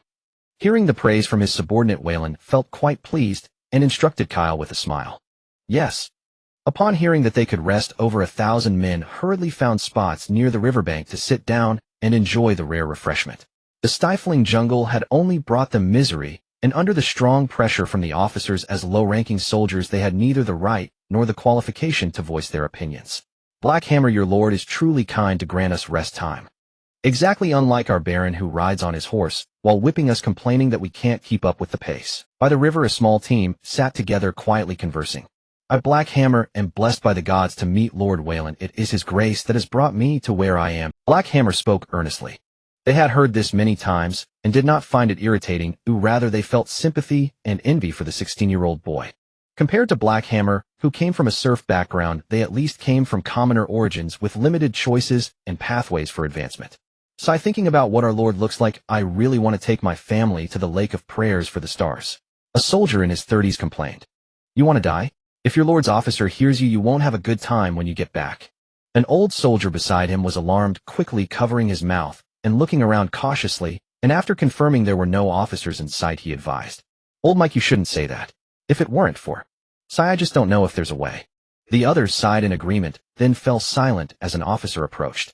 Once the patrolling officer left, Blackhammer looked at his comrades and said dully, "Why don't I ask my former commander if there's a way?" As night fell, the army halted 6 kilometers away from the goblin tribe. The hill in front provided enough cover to prevent the goblin clan from noticing anything unusual. Lighting an oil lamp, Wayland gathered 10 centurions of the troops for a meeting. "This is our first battle since the formation of the 7,000-man team. I don't care what your past states were. If there are any issues, bring them up now. When I give the orders later, I don't want to hear any other voices." Wayland looked sternly at everyone, delivering a cold warning. Of the 10 centurions, only 2 were his own, the other 8 were not his direct subordinates, so he was unsure of their capabilities. After a full 5 or 6 minutes of silence, seeing no one speak, Wayland instructed Kyle to unfold the parchment. A large map appeared before everyone with markings that clearly illustrated the surrounding terrain. "The first objective of this operation is the complete annihilation of the goblin tribe here. The 3rd, 6th, and 10th 100-man teams will depart at 4 in the morning, taking a detour to the downstream of the goblin tribe to block any escape routes. The 4th, 5th, and 7th 100-man teams will launch an assault from the flanking forest, while keeping watch on the outer side to prevent any reinforcements from the enemy. The remaining troops will follow me in a frontal assault." As Wayland issued the commands, he indicated the marching route on the parchment map. "Strictly follow my orders. Those who disobey will be executed." "Yes." The officers present, whether out of fear or submission, all responded loudly. Afterward, Wayland announced the meeting was dismissed and instructed the centurions to prepare. "Master, I have something to report to you." Kyle spoke to Wayland after everyone else had left. Wayland looked at Kyle's serious expression and commanded towards the tent entrance, "Clear all personnel within 20 meters of the tent. No one is allowed to approach without my orders." "Yes, master." The 10 knight attendants responsible for guarding responded loudly and immediately began to execute the orders. After a moment, once the surroundings became quiet, Wayland signaled for Kyle to sit down and speak. "Master, today the officers below reported that our soldiers..." After listening to Kyle's detailed report, Wayland opened his mouth to inquire, "Is this situation common?" "Many. There have been at least 10 cases reported to me." "Is that so?" Wayland fell into deep thought. He truly needed experienced veterans for combat. Moreover, every soldier has family to support. If they can attract people to the Lake of Prayer Stars, it would greatly alleviate the population shortage. However, these are soldiers owned by other nobles currently only managed under the name of the defensive army. There is command authority, but no ownership. This matter is difficult to handle. Veyrin shook his head, unable to think of a good solution at the moment. It would not align with his interests to offend so many nobles for just a few hundred soldiers. Let's set this matter aside for now, have the officers below keep their mouths shut and not leak anything. Veyrin rubbed his temples and instructed Kyle. Yes, Kyle replied, lowering his head. In the morning, Veyrin looked at the 400 troops, then glanced at the sky. Let's depart. Following the winding river, the 400 men moved lightly and swiftly towards the goblin tribe. By noon, the main assault team arrived at the attack location. Through the gaps in the bushes, Veyrin could clearly observe the specific situation outside the goblin tribe. Seeing the almost unguarded goblin tribe, Veyrin stood up, drew his knight's sword, and commanded loudly. Attack! All 400 men rose, led by the officers, and launched an assault towards the goblin tribe at the foot of the hill. The goblins lounging around the perimeter, caught off guard by the sudden appearance of humans, screamed, signaling their kin of the enemy's attack. With a cacophony, the goblins in the camp grabbed wooden hammers, stone axes, and fishing forks, rushing out in disarray, only to be brutally cut down within 3 minutes before fleeing in all directions. A strong goblin, witnessing his kin fleeing in panic, yelled a few times only to be beheaded by an ordinary soldier. As he saw the soldiers rushing into the camp, Veyrin, standing on the hill directing the troops, felt it was unbelievable. Is that it? It should be like this, Kyle replied, looking down beside him. Let's go take a look. Veyrin, still in disbelief, walked down the hill towards the goblin camp. The remaining 30 or so goblins were herded to the center of the camp, surrounded by soldiers with predatory gazes, causing the old, weak, sick, and disabled to bury their heads in the ground, hoping for a sliver of safety. Who can speak the common language? An ugly goblin raised its head, looking at the lad adorned in exquisite armor amidst the crowd, and spoke in heavily accented common language. Respectable sir, I can speak. Speak, where are the warriors of your tribe? Veyrin approached the ugly goblin, thrusting his sword before him, his tone filled with authority. Great, sir, our tribes, chieftain and great elder, have taken the warriors and followed the divine one, and have already left. The ugly goblin trembled in fear at the knight's sword so close to him, stuttering in response. Divine one. Upon hearing this key information, Veyrin furrowed his brow. Could it be that the attack on the western border is being orchestrated by some divine force? Veyrin then shook his head, dismissing such thoughts. The sky has fallen, and he is just a small pioneering knight. Why should he concern himself with this? After the centurion left, the surrounding soldiers quickly surrounded and executed all the remaining goblins. In the afternoon, 2 other teams arrived at the goblin camp to regroup and report to Veyrin. In the following days, Veyrin exterminated several monster clans, finding the situation similar to that of the goblin tribe. Almost all of them were old, weak, sick, and disabled, with only a few able-bodied warriors, most having followed their so-called divine messenger away. Half a month later, the 7,000-man team returned to the camp for rotation after completing their mission. When they left, it was still the barren Deer Gate Mountain. Upon their return, 3 walls had already been erected. Looking at the tightly packed layer of soil above, Veyrin had no doubt about its defensive strength. He first sent the troops to the camp for rest. Then Veyrin headed to the central tent to report to Flora. Aunt, that is the general situation. I suspect these monsters are conspiring to gather an army to assault the provincial defense line. Veyrin entered the tent and reported to Flora. Your suspicions are correct, but there are some discrepancies, Flora said sternly, while pulling out a document from the table to hand to Veyrin for review. Veyrin was taken aback and quickly opened it to check. 2 days ago, I received an official dispatch from the provincial governor. The monster coalition has begun its assault on the border of the Serap province. As Veyrin read the dispatch, Flora explained beside him. Veyrin closed the dispatch and asked, concern edging his voice, will Serap province's turmoil reach us? It remains uncertain, for now, but I believe it is only a matter of time. Therefore, we must accelerate our preparations. Flora then shifted her tone, her voice turning grave. Veyrin, the governor, is urging all noble houses across the province to raise levies and reinforce the provincial defense force. Additionally, 5,000 provincial troops will be deployed here the day after tomorrow. Commander, your orders? Veyrin stood upright, meeting Flora's gaze with equal solemnity. Upon the arrival of the provincial troops, I shall merge these 5,000 soldiers with your 7,000-man unit into a single formation. You will fortify a stronghold along the border between Serap and Cardro provinces, serving as an early warning force, forming a pincer with Lumen Mountain. Rest assured, Commander, I will fulfill this mission without fail.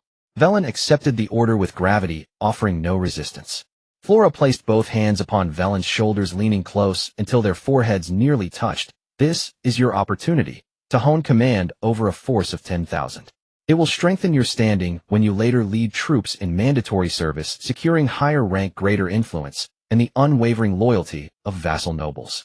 Should danger threaten your life, should mortal peril arise, you are to preserve yourself first. The consequences shall fall upon me. Aunt, you, look at me and answer my question. Yes, Aunt, I understand. Good. Return and rest well.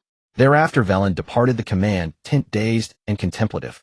Walking across the flat, sun-baked yellow earth, Velen pressed a hand to his chest. Warmth bloomed there, a sensation wholly unfamiliar, one he had never felt even in his mother's presence.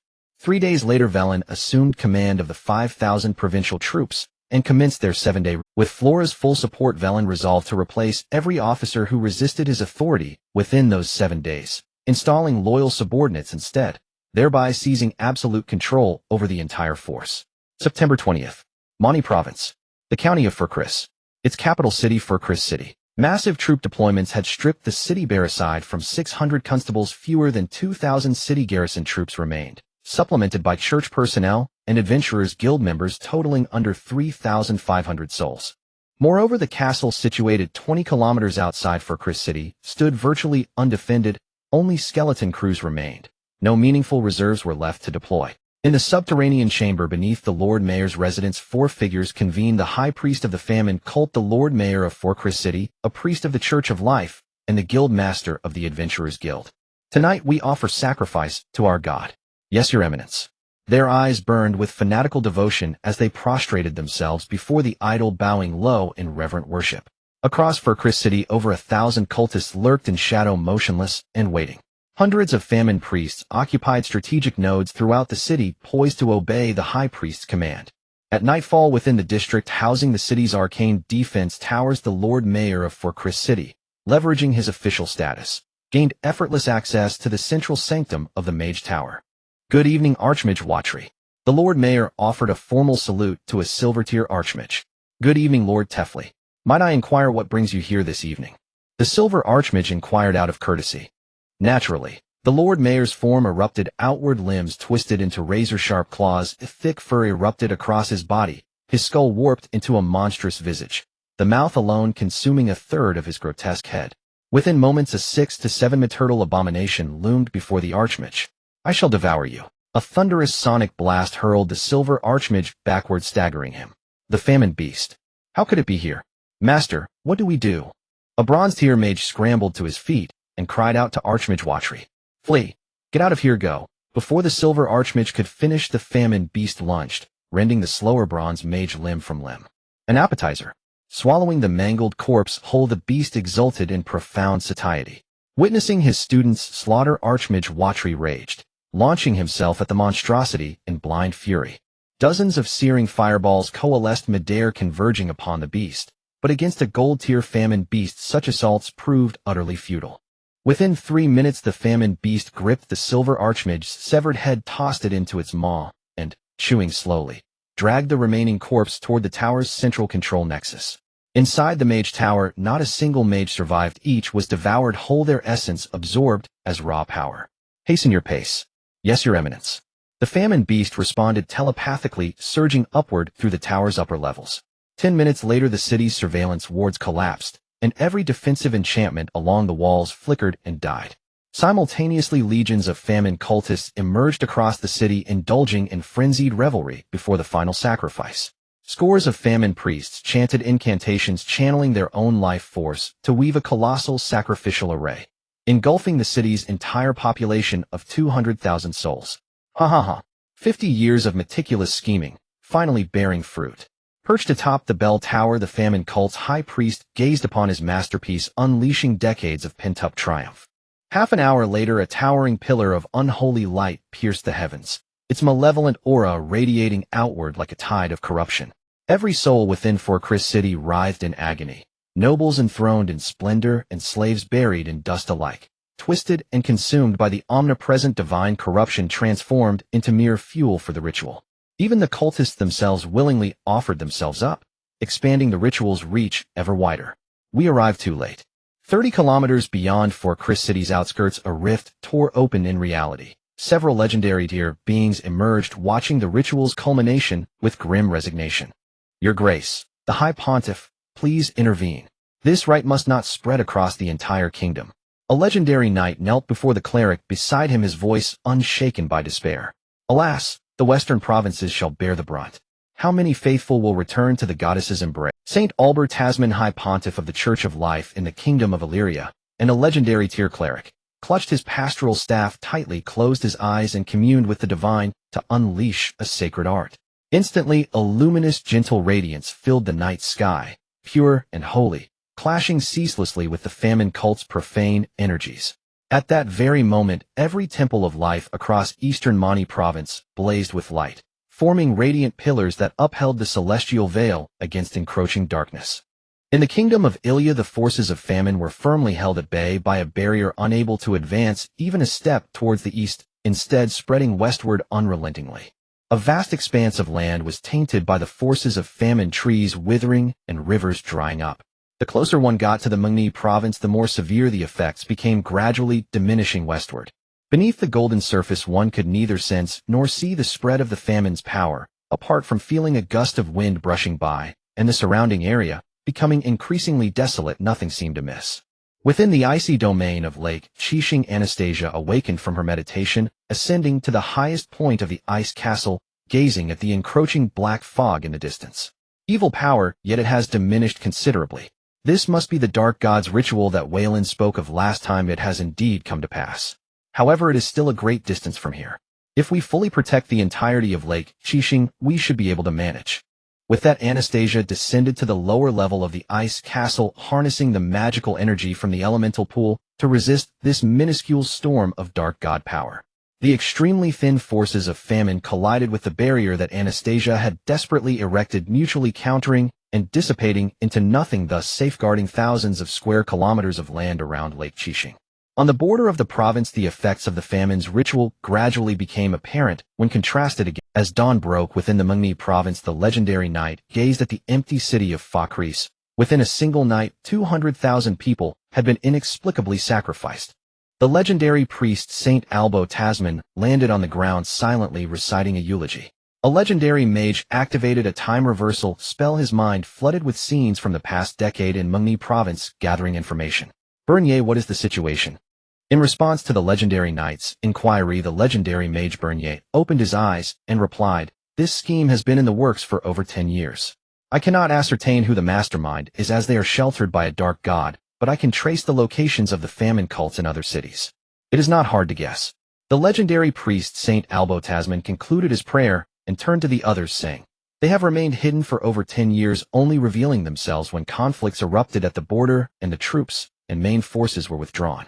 These damned scoundrels, it seems we must launch a military operation before declaring war on the iron-forged Dwarven Mountain Kingdom to diminish their strength and numbers. No rush. The war against the iron-forged Dwarven Mountain Kingdom is at least 10 years away. We have ample time to prepare and train our troops, as many have not participated in war for a long time." Bernier's suggestion is excellent. However, if these foolish creatures dare to assault the western defense line, they should not return. A legendary warrior gritted his teeth and declared, then set off towards the border. Before the legendary warrior could fly far, he was pulled back by Albo, who sternly scolded, "Your rash actions could trigger a series of events." Archbishop I. Daniel, heed the Archbishop's instructions. The enemy's legends have not yet entered the fray, we cannot act. This matter should be left to the army if our role is to intimidate. Moreover, you should understand. I understand. The legendary mage Bernier conceded, realizing the logic in what was said. At the border of the Cadello province, after a period of training, Veyrin had firmly grasped those 6,000 men under his command. During their march 100 kilometers south of Lumen Mountain, the troops were orderly, with no signs of negligence or disobedience. Standing atop the hill of Lumen South Mountain, he had a clear view of the situation around him. Apart from 2,000 men stationed for southern vigilance, the remaining 4,000 were digging earth and transporting stones to construct a temporary fortress on the hill. Lord Veyrin, a military order from the commander. A knight hurriedly approached the camp on the hill, delivering a military order to Veyrin. Veyrin first checked to ensure the letter was intact, and upon finding it unopened, he proceeded to read it. The kingdom has issued a notice the 8 provinces in the west will face unprecedented drought lasting over 2 years. It will take some time for the news to reach this side, so prepare early. Do you need my assistance? Return and inform the commander that Veyrin is aware. I hope she does not worry as I have my methods to cope with this. Yes, my lord. The knight took the message and turned to leave, returning to report at Lumen Mountain. After the messenger knight departed, Veyrin lost interest in planning the camp's layout, and instead moved to a scenic spot on the hill, sitting down to contemplate his subsequent plans. The famine ritual has erupted, affecting 8 provinces and nearly 400,000 square kilometers of land. Fortunately, we had stockpiled sufficient food and water in advance, though otherwise the consequences would be unimaginable. In his subjective consciousness, Veyrin believed that Lake Qixing would surely fall within the disaster zone, but things did not turn out as he wished. This time we must plan carefully, striving to attract a significant number of civilians to settle at Lake Qixing, achieving the goal of population growth without spending money. It can be said that apart from the initial 15 individuals, the rest of the population at Lake Qixing was acquired through money war and the exchange of resources. After completing a rough outline of his ideas, Veyrin returned to the camp to continue the deployment at Lumen South Mountain. In the afternoon, a knight attendant descended the mountain with a letter heading northeast. To the south, build outposts in these 4 locations in sequence. If a large number of monsters are sighted, light the signal fires for warning. To the east, in the name of the defense forces, issue orders to the pioneering knights and nobles in this direction to assemble and stand by, ready to provide support at any moment. To the west, eradicate and drive away the monster clans, cutting down and burning trees to ensure a clear line of sight on Lumen South Mountain. To the north, constantly monitor for the lighting of signal fires at the outposts. There can be no slackening. Veyrin surveyed the surroundings, his authoritative gaze fixed on everyone. I reiterate, these matters concern our lives. If you do not wish to lose your lives in vain, then give me your utmost attention. Yes, my lord. The 6 centurions thumped their chests in salute, responding loudly. All right, you may all leave. One by one they departed, and Veyrin seized the rare moment of peace to rest by his bed and regain his energy. The next month would be crucial for the construction of the city. Carelessness was not an option, and progress must be closely monitored. 5 days later, at the government office of Qixing Town, at Lake Qixing, Barren received a letter from his lord. Opening the letter, he saw it read, "Drought sweeps across the entire west. Prepare well to ensure the normal operation of the territory." After receiving this letter, Barren was quite puzzled. According to reports from the villages below, this year was bound to be a year of bumper harvest with ample water sources and no signs of drought. Food, right, the food we purchased. Looking at the few words on the letter, Barren suddenly understood something, though the direction of his understanding seemed a bit off. Subsequently, Barren had someone summon the caravan leader Raimundo. By the end of September, the earthen castle on the southern hills of Lumen had barely taken shape. The 6-meter-high yellow mud blocks forming the walls stood firm atop the hill, providing the station defense troops with a great sense of security. In contrast to the meticulously constructed walls, the internal layout was exceedingly simple, only ensuring the safety of water and food supplies, while keeping everything else minimal. In the end, aside from 1,000 people remaining on the hill, the other 5,000 were dispatched to participate in establishing watchtowers, cutting down trees, and clearing monsters. Such work continued until mid-October before it could be considered largely completed. In early October, Veyrin received another fate-guided insight, obtaining an unimportant yet relevant piece of information. In 3 years, Duke Layton's Maple Leaf County would form a natural spatial passage, a channel linking to the underground world. So far, there existed a small teleportation array sealed underground at the Lake of Star Prayer, connecting to an unknown underground world.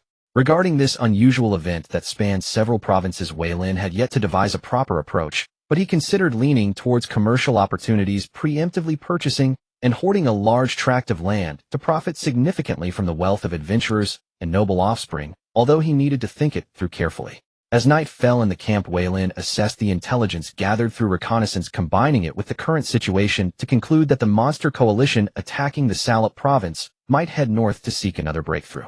Indeed, outside the borders of Salop province, the commander of the 4th Monster Clan Coalition, the legendary Red Dragon Vaxman's most trusted vassal, the half-dragon tribal leader Neural Vaxman, a powerful being at the soul intent level with 5 soul rings, faced relentless defeats, causing the once wise half-dragon to grow increasingly irritable. In the face of the Elia Kingdom's border wall of Salop province, no matter what strategy or force was employed, they could never breach it and enter human territory. Esteemed Lord, I believe we can take a detour and attack Salop province from the north by the Cardero province. A scarred lizard man stepped forward respectfully. Jangura, have you forgotten what the prophet said? We must never attack Cartero province. It is under the attention of more than one deity, or we shall face annihilation. A robust wolfman glared at the lizardman Jangura, speaking menacingly. Faced with the words of the wolfman, Commander Pelik, Jangura had no choice but to retreat to his place, falling silent. Nurul the half-dragon naturally understood the prophet's prophecy, so before departing the legendary figures had already designated Cartero province a small territory as an area to be avoided in their attacks, strictly ordering all tribal leaders and racial commanders to comply. Thus they withdrew all bronze and higher-ranked warriors from the monster clans surrounding Cartero province, integrating them into other monster armies to serve as cannon fodder and fulfill their remaining value. Moreover, the Goblin King, who had planned a surprise attack on Cartero province, was also ordered to halt his actions, causing years of scheming to go to waste, with all his elite forces conscripted and he himself reassigned to the southernmost battlefield. The legendary figures feared that this Goblin King had attracted the attention of the deities and decided to throw him as far away from Cartero province as possible to avoid unexpected situations. It should be noted that in the original plan, the Goblin King was to be the first monster army to attack the human. This was also a point of confusion for Veyrin, as the fate guidance he received after leaving the Guder territory indicated that a year later a Goblin King would launch an assault on the southern part of Cartero province, yet none of this occurred. Currently the north was inaccessible, and the south was within the attack range of other monster armies. Only the option to continue the offensive lay before him. As the most intelligent presence among the four monster coalitions, he deliberately waited a month after the other three coalitions launched their attacks before initiating his own offensive against Salop province. He had initially thought that the humans would relocate their forces from Salop province to the south, but contrary to his expectations, he was met with a human army that was better prepared. Commander, I have a suggestion. A Ratman wizard standing further back in the formation stepped forward to propose to the half-dragon. Speak. Facing the despicable and shameless Ratman, wizard Nurul the half-dragon felt deep-seated disgust, forcing himself to utter a single word. Unfazed by the commander's revulsion, the Ratman wizard began to expound on his plan with great enthusiasm. According to your plan, send a team northward, and without violating the rules set by the legendary figures, infiltrate Salop province from the border between Cartero and Salop for a surprise attack. Yes, my lord, that is exactly my intention, the Ratman wizard grinned, revealing a mouthful of rotten teeth, the foul odor overwhelming the nearby monster commanders. Then who will execute this? Upon this question, all the monster commanders stepped back a few paces. They were not dim-witted, nor were they foolish. If the execution went well, there would be no reward. If mistakes occurred, they would face the wrath of the legendary. Nurul the half-dragon surveyed his surroundings and noticed everyone retreating, so he turned to the Ratman wizard and said, Tatzel, since you proposed this plan, you shall be responsible for its execution. What? The Ratman wizard Tatzel was instantly stunned. What do you have objections? The other monster leaders looked at the Ratman wizard with mockery and sarcasm, displaying not an ounce of sympathy. Esteemed commander, our Ratmen are weak in combat, merely suitable as cannon fodder, but to execute such a critical plan, we are entirely unfit for it. Only other powerful races are qualified. The Ratman wizard wiped the non-existent sweat from his forehead, desperately defending himself. Then how about having other commanders provide the personnel while you take command? Evidently Nurul the half-dragon was not inclined to change his mind. My lord, our Lizardman Legion is willing to send 200 warriors. My lord, our Wolfman Legion is also willing to send 100 skull crushers to support the Ratman wizard. Other monster leaders stepped forward, each offering a small party, while others contributed 100 soldiers, quickly assembling an elite force for the Ratman wizard within mere minutes. With no way to avoid it, the Ratman wizard could only swallow this bitter fruit and accept the burden of executing this critical plan. Bring someone here. Outside the military tent, two low-ranked golden half-dragons entered the tent and saluted Nurul the half-dragon, saying, Commander, you two will follow the Ratman wizard Tatzel. If he dares to show signs of fleeing, cut him down immediately. The next morning, a team of elite comprising 2,000 monsters was handed over to the Ratman wizard. Looking at the ragtag group of elites, the Ratman wizard felt a desire to die, regretting. The next morning, a team of elite comprising 2,000 monsters was handed over to the Ratman wizard. Looking at the ragtag group of elites, the Ratman wizard felt a desire to die, regretting why he had stepped forward. Two half-dragons stood behind the Ratman wizard, watching his nape, searching for a suitable spot. Tatzel, the commander, has ordered that if we do not set off before noon, it shall be considered as fleeing. One half-dragon looked arrogantly at the Ratman wizard, declaring haughtily, Yes, I will set off immediately. The low-ranked golden ratman wizard could only respond cautiously in the face of the two low-ranked half-dragons. Subsequently, a force of 2,000 monsters deemed a lead along with 3,000 ratman warriors accompanied by 1,500 goblin laborers as supplies marched northward in grand fashion. In late October, the first outpost 50 kilometers south of Lumen Mountain ignited signal fires alerting the rear while gathering supplies and retreating. Seeing the black smoke rising in the distance, Kyle hurried to the tent to report to Veyrin. "My lord, a signal has come from the south. There is an enemy attack with at least over 5,000 troops. Inform all external troops to return to the Lumen Mountain Fortress immediately. Send a warning to the nobles and pioneering knights to the east, and additionally relay signals to the north to inform the commander of our situation." Hearing Kyle's report, Veyrin remained calm and issued orders methodically. "Yes, my lord." The troops stationed around Lumen Mountain received the orders, abandoning everything at hand and returning to the fortress they had built over the course of a month with only the necessary supplies. 20 kilometers from the first outpost to the south, the Ratman wizard squinted at the black smoke in the sky, his eyes darting back and forth. "Tak, master, what are your orders?" A 2-meter-tall giant Ratman approached the Ratman wizard Tatser, respectfully kneeling on the ground. "How many cannon fodder have you gathered?" "In response to the master, we have gathered 4,000 cannon fodder consisting of 500 able-bodied men and 3,500 elderly and weak, all of whom have consumed the plague potions you provided. I have nurtured them for a few days. It is time for them to prove their worth." After finishing his inquiries, the Ratman wizard urged his rat mount to continue advancing. A day later, at the foot of Lumen Mountain, over 10,000 monsters camped here, gazing at the fortress. A few scouts hid in the pits, carefully observing and recording the number of monsters through the cover of the bushes. The scent of humans. A Ratman soldier sniffed the surroundings, speaking uncertainly. "Are you sure?" The Ratman officer looked at his keen-nosed soldier in the patrol team and asked in a deep voice. "Captain, I am not certain, but there is a strong human scent around, even stronger than that of the humans left at those outposts. Search, send a small team to scout the area." The Ratman officer decisively ordered, choosing to trust the possibility rather than dismiss it. Before long, over 100 Ratman soldiers poured out of the camp, searching the surroundings carefully in teams of 5. Relying on their keen sense of smell, the search area gradually narrowed. "There's no time, we need to leave here," the lead knight squire said to the secretary beside him while watching the Ratman soldiers not far away. A few of them crawled out of the hole and headed towards the mountaintop. "My lord, humans, it's humans." Hearing the voice, the leading Ratman officer looked over and saw 3 human figures appearing several hundred meters away. It was definitely too late to chase now. "Continue the search, turn the area upside down for me." Watching the anxious Ratman officer, the remaining Ratman soldiers immediately scattered to conduct a thorough search. On the other side, after receiving intelligence about the monster army, Veyrin immediately convened a pre-battle meeting to deploy defenses and boost morale. "Kyle, start your report." Seeing that all centurions and above had arrived, Veyrin took his seat at the head and instructed. Kyle unfolded a sheepskin scroll and began to report. "According to our reconnaissance, the monster army numbers around 10,000, including 3,000 ratmen, while the numbers of goblins and kobolds are unclear. Based on the number of tents, it is estimated to be between 5 to 7,000, along with about 2,000 various other monsters, such as wargs, lizardmen, centaurs, ogres, and so on. Additionally, we have discovered the presence of half-dragons, though the exact number is unknown, but it is no less than 2. As Kyle finished his report, the atmosphere in the room became extremely tense.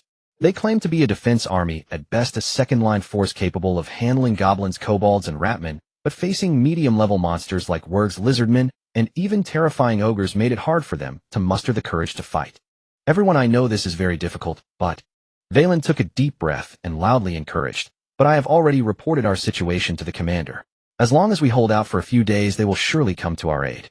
Moreover, with the monster army appearing here, I believe the provincial army and the kingdom's army will not stand idly by.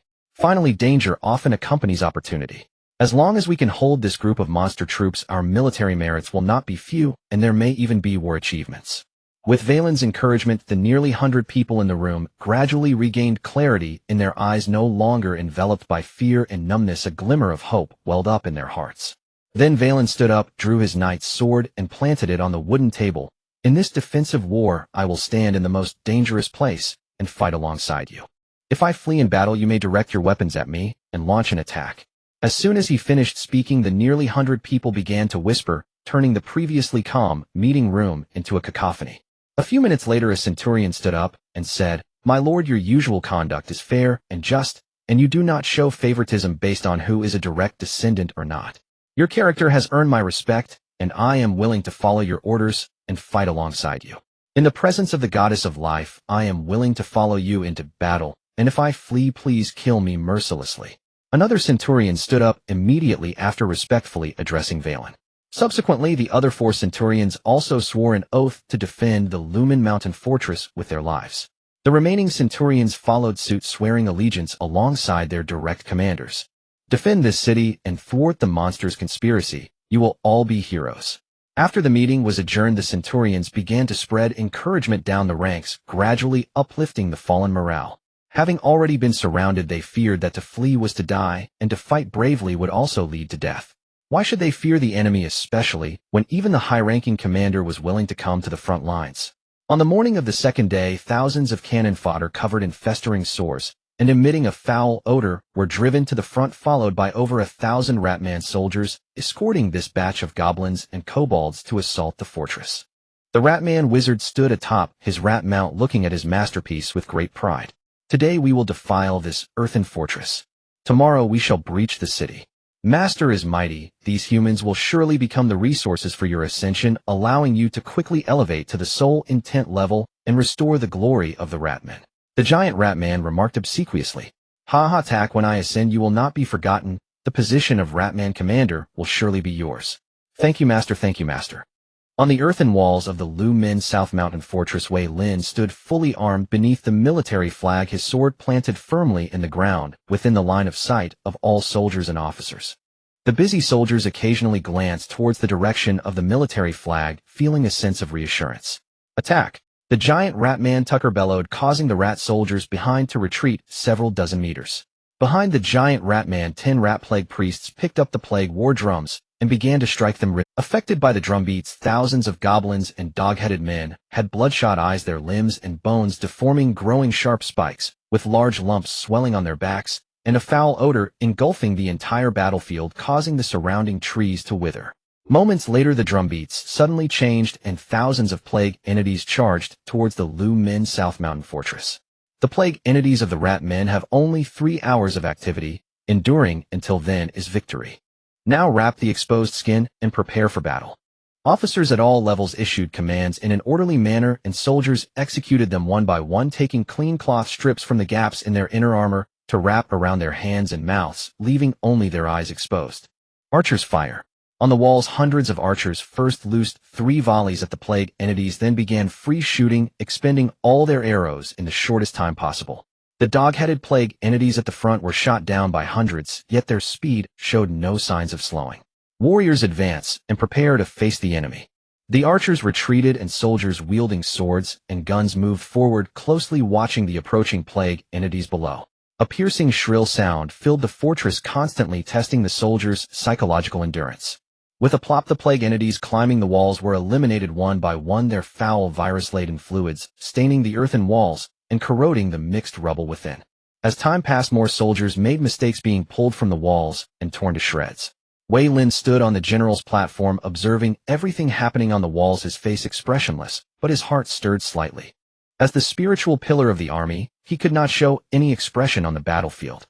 "Kill if the master is watching us. There are only half an hour left. This group of monsters will lose their activity. Hold on." Soldiers were continuously injured, but were quickly taken away to receive diluted life water for treatment and to remove the plague virus. As the war gradually approached its end, over 1,000 still active plague entities suddenly ceased their movements, collapsing into a puddle of liquid. Though the plague entities had all lost their activity, the defending soldiers still dared not show any signs of relaxation, for the real monster army had yet to begin their assault. "Master, the battle is over." The giant Ratman Tucker cautiously glanced at the half-dragon beside him and humbly reported to the Ratman wizard Tate, "Sir, withdraw, wait for tomorrow to take over this fortress." The Ratman wizard stopped his meditation and instructed the giant Ratman. "Yes, my master." Amidst the puzzled gazes of the defense forces, the monster army began to withdraw in an orderly manner. "Master, why is this?" Kyle, standing beside, asked with some confusion. "Things are not that simple. Have all soldiers rest well, take potions, and avoid plague infection." After Kyle left, Wei Lin looked at the monster army disappearing from view, his expression serious. With the presence of rat men, one must be cautious of poison. This is a widely circulated saying among the nobles of this world. Subsequently, Veyrin ordered that no one be allowed to drink any underground water, causing a huge uproar within the army, which was then suppressed by officers at all levels. At night in the monster camp, the Ratman wizard sat beside the fire, warmly entertaining 2 half-dragons. "Tate, sir, if we cannot take this earthen fortress tomorrow, you know the consequences." One half-dragon fixed his gaze on the Ratman wizard and warned. Understood, understood. Well, take the earthen fortress tomorrow." The Ratman wizard smiled broadly, full of confidence. Schemes and deceit. Ratmen are indeed a lowly and filthy race. Another half-dragon scoffed. Yes, yes, yes. Facing the half-dragon's mockery, the Ratman wizard could only respond humbly.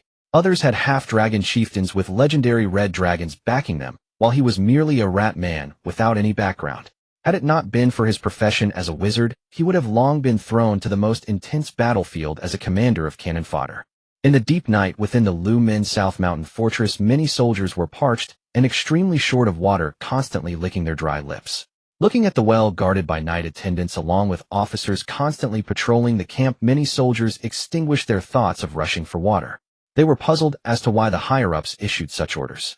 On the morning of the next day, light rain began to fall from the sky, causing the thirsty soldiers to remove their helmets and tilt their mouths upwards to enjoy the gift from above. Watching the light rain outside the window, Veyrin licked his cracked lips and smiled, truly feeling that the heavens were helping him. He had been uncertain whether the underground water was already contaminated and had thus forbidden everyone from drinking it. Understanding the Ratman's tactics, he had to take such measures. After finishing the dry black bread, the defending soldiers stood ready, preventing any sudden monster attacks. "Everyone hide behind the wall, do not expose yourselves, and wait for orders. Tucker, take your men to take over the fortress. That group of humans should be dead by now." The Ratman wizard spoke confidently. "Do not damage the human corpses. They are my resources for promotion." "Yes, little rat understands." The giant Ratman Tucker led the rat army, swaggering towards the walls. "Master, I think I just saw a human figure." A rat soldier rubbed his eyes, unable to believe it. "What nonsense are you spouting?" The giant Ratman Tucker slapped him, causing the rat soldier to spin in place before collapsing to the ground. "The master said this group of humans is dead, so they are dead." The other rat soldiers, upon hearing this, closed their mouths and dared not utter another word. As this group of rat men approached within 200 meters of the earthen wall, over 500 archers stood up, drawing their bows and preparing to shoot. Fire! Seeing the sudden arrows, the giant rat man instinctively grabbed 2 rat soldiers as shields and fled rapidly towards the rear.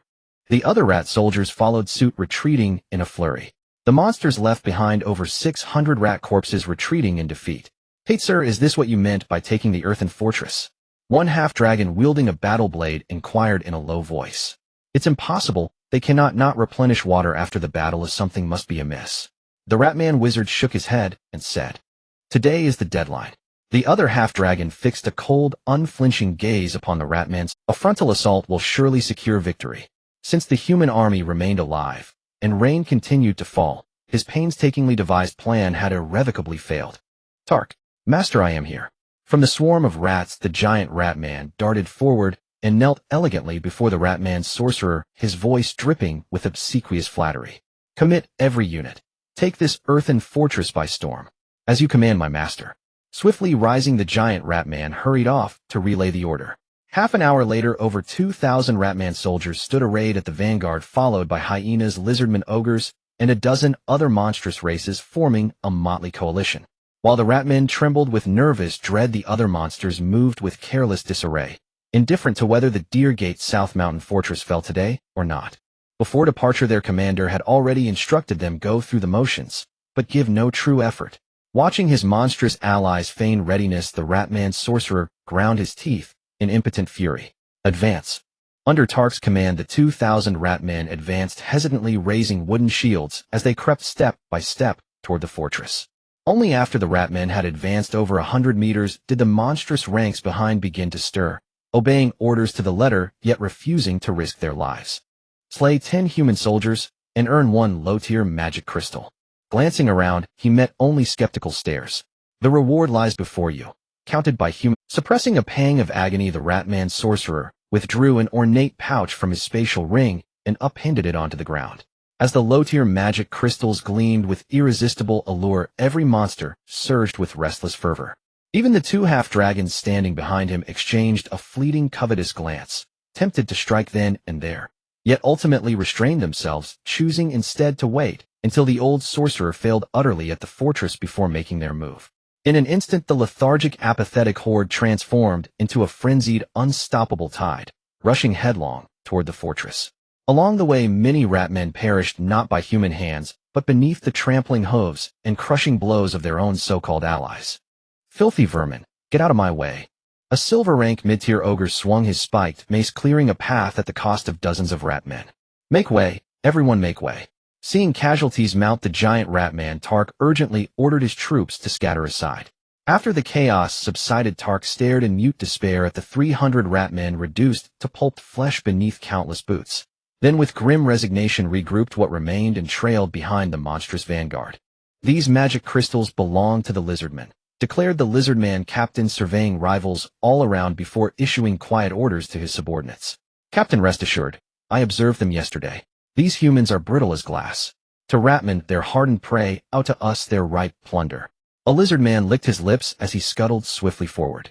Lads, draw your blades and harvest. A three-turtle hyenaman howled fiercely at the low, earthen ramparts. Reveal your weapons. Reap their skulls.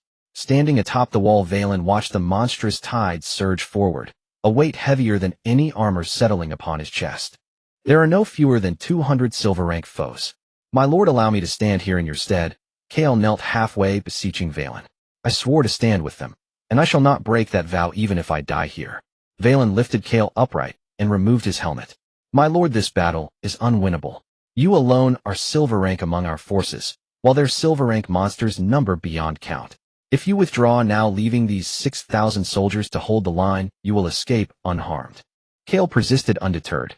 Veyrin's expression hardened into icy stillness as he locked eyes with him. Do you wish me to flee the battlefield? Never dare such a thought. Let me fulfill this duty in your name. It carries equal legitimacy under law and honor. Kale replied, meeting Veyrin's gaze with serene resolve. As they spoke, the earthen ramparts cracked open at multiple breaches, monsters pouring through like floodwaters, clashing violently with the defenders.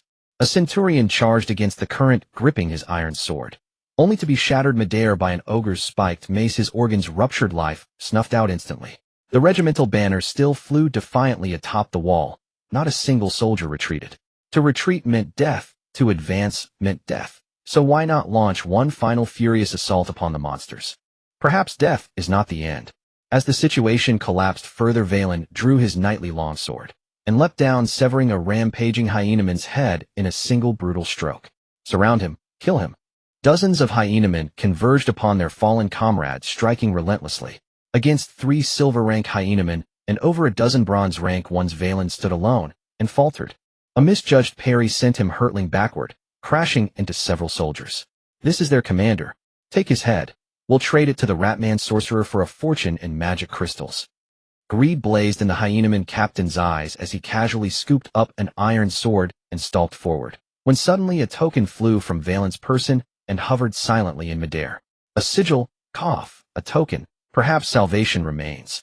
Gazing upon the familiar emblem, Veyrin recalled Anastasia's words when she gifted it. This token may repel 3 attacks. Any force below legendary rank. The hyenaman captain reached greedily for the floating token, just as a glacial realm descended.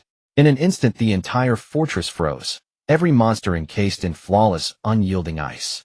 At the mountain's base, the ratman sorcerer and the 2 half-dragons beheld the hill transformed into a crystalline wasteland, and fled with desperate, all-consuming speed.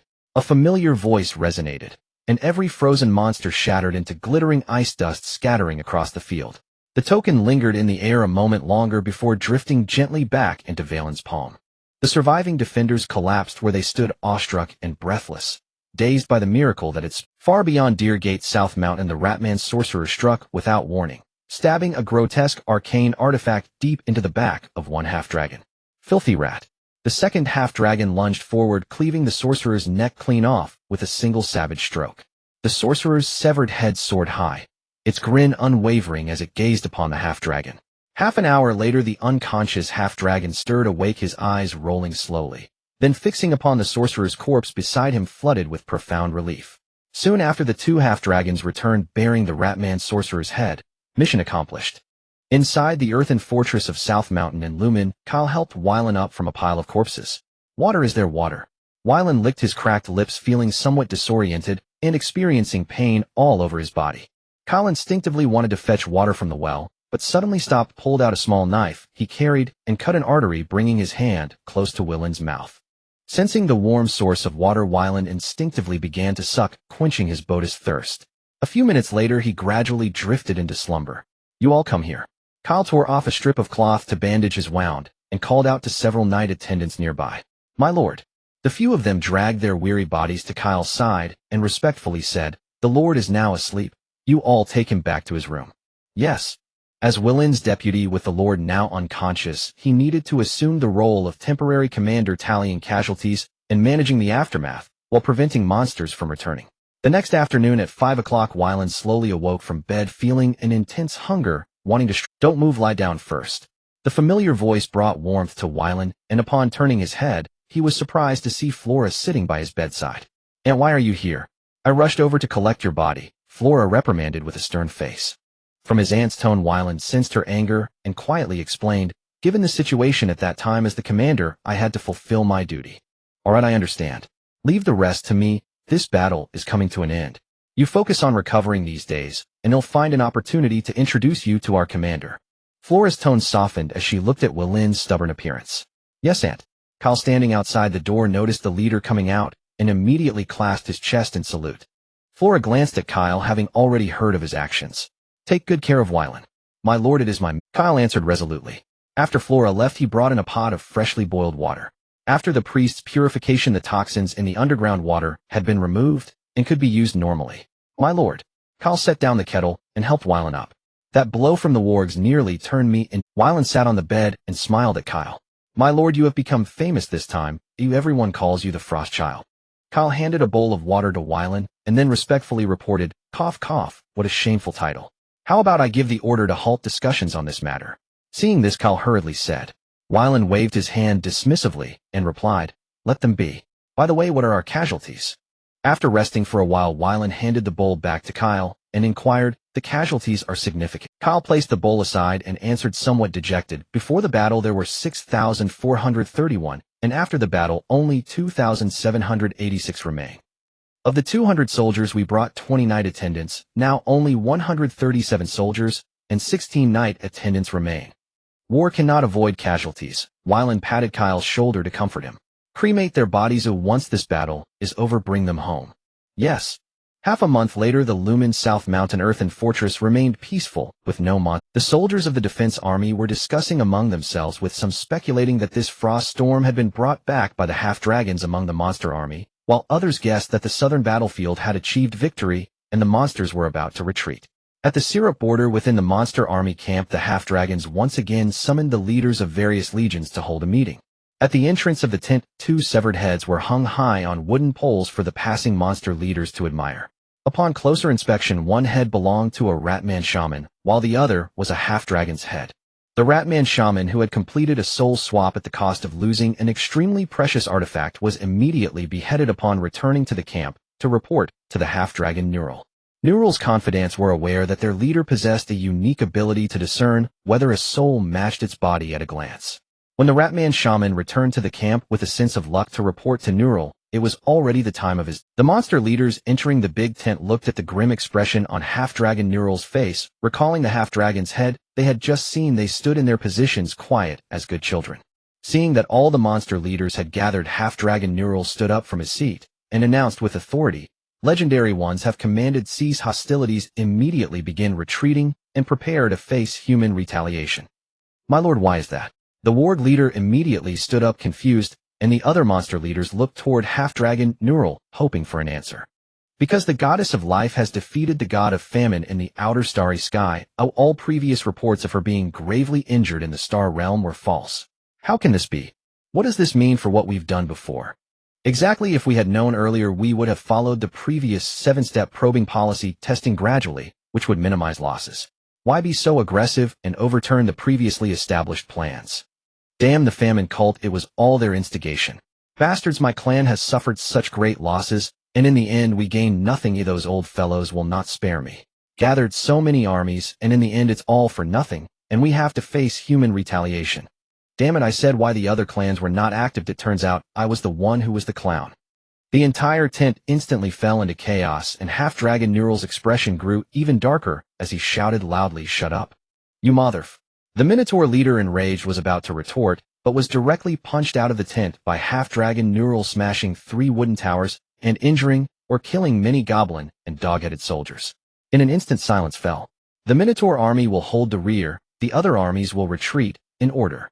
"My lord, what about those goblins and dog-headed men who were summoned?" the lizardman leader cautiously asked. "As slaves they will supplement your losses." "Thank you, my lord." Inside the big tent, all the monster leaders bowed in salute. Half a month later, the monster army retreated in full, and this battle ultimately ended with a Pyrrhic victory for the kingdom of Aaliyah.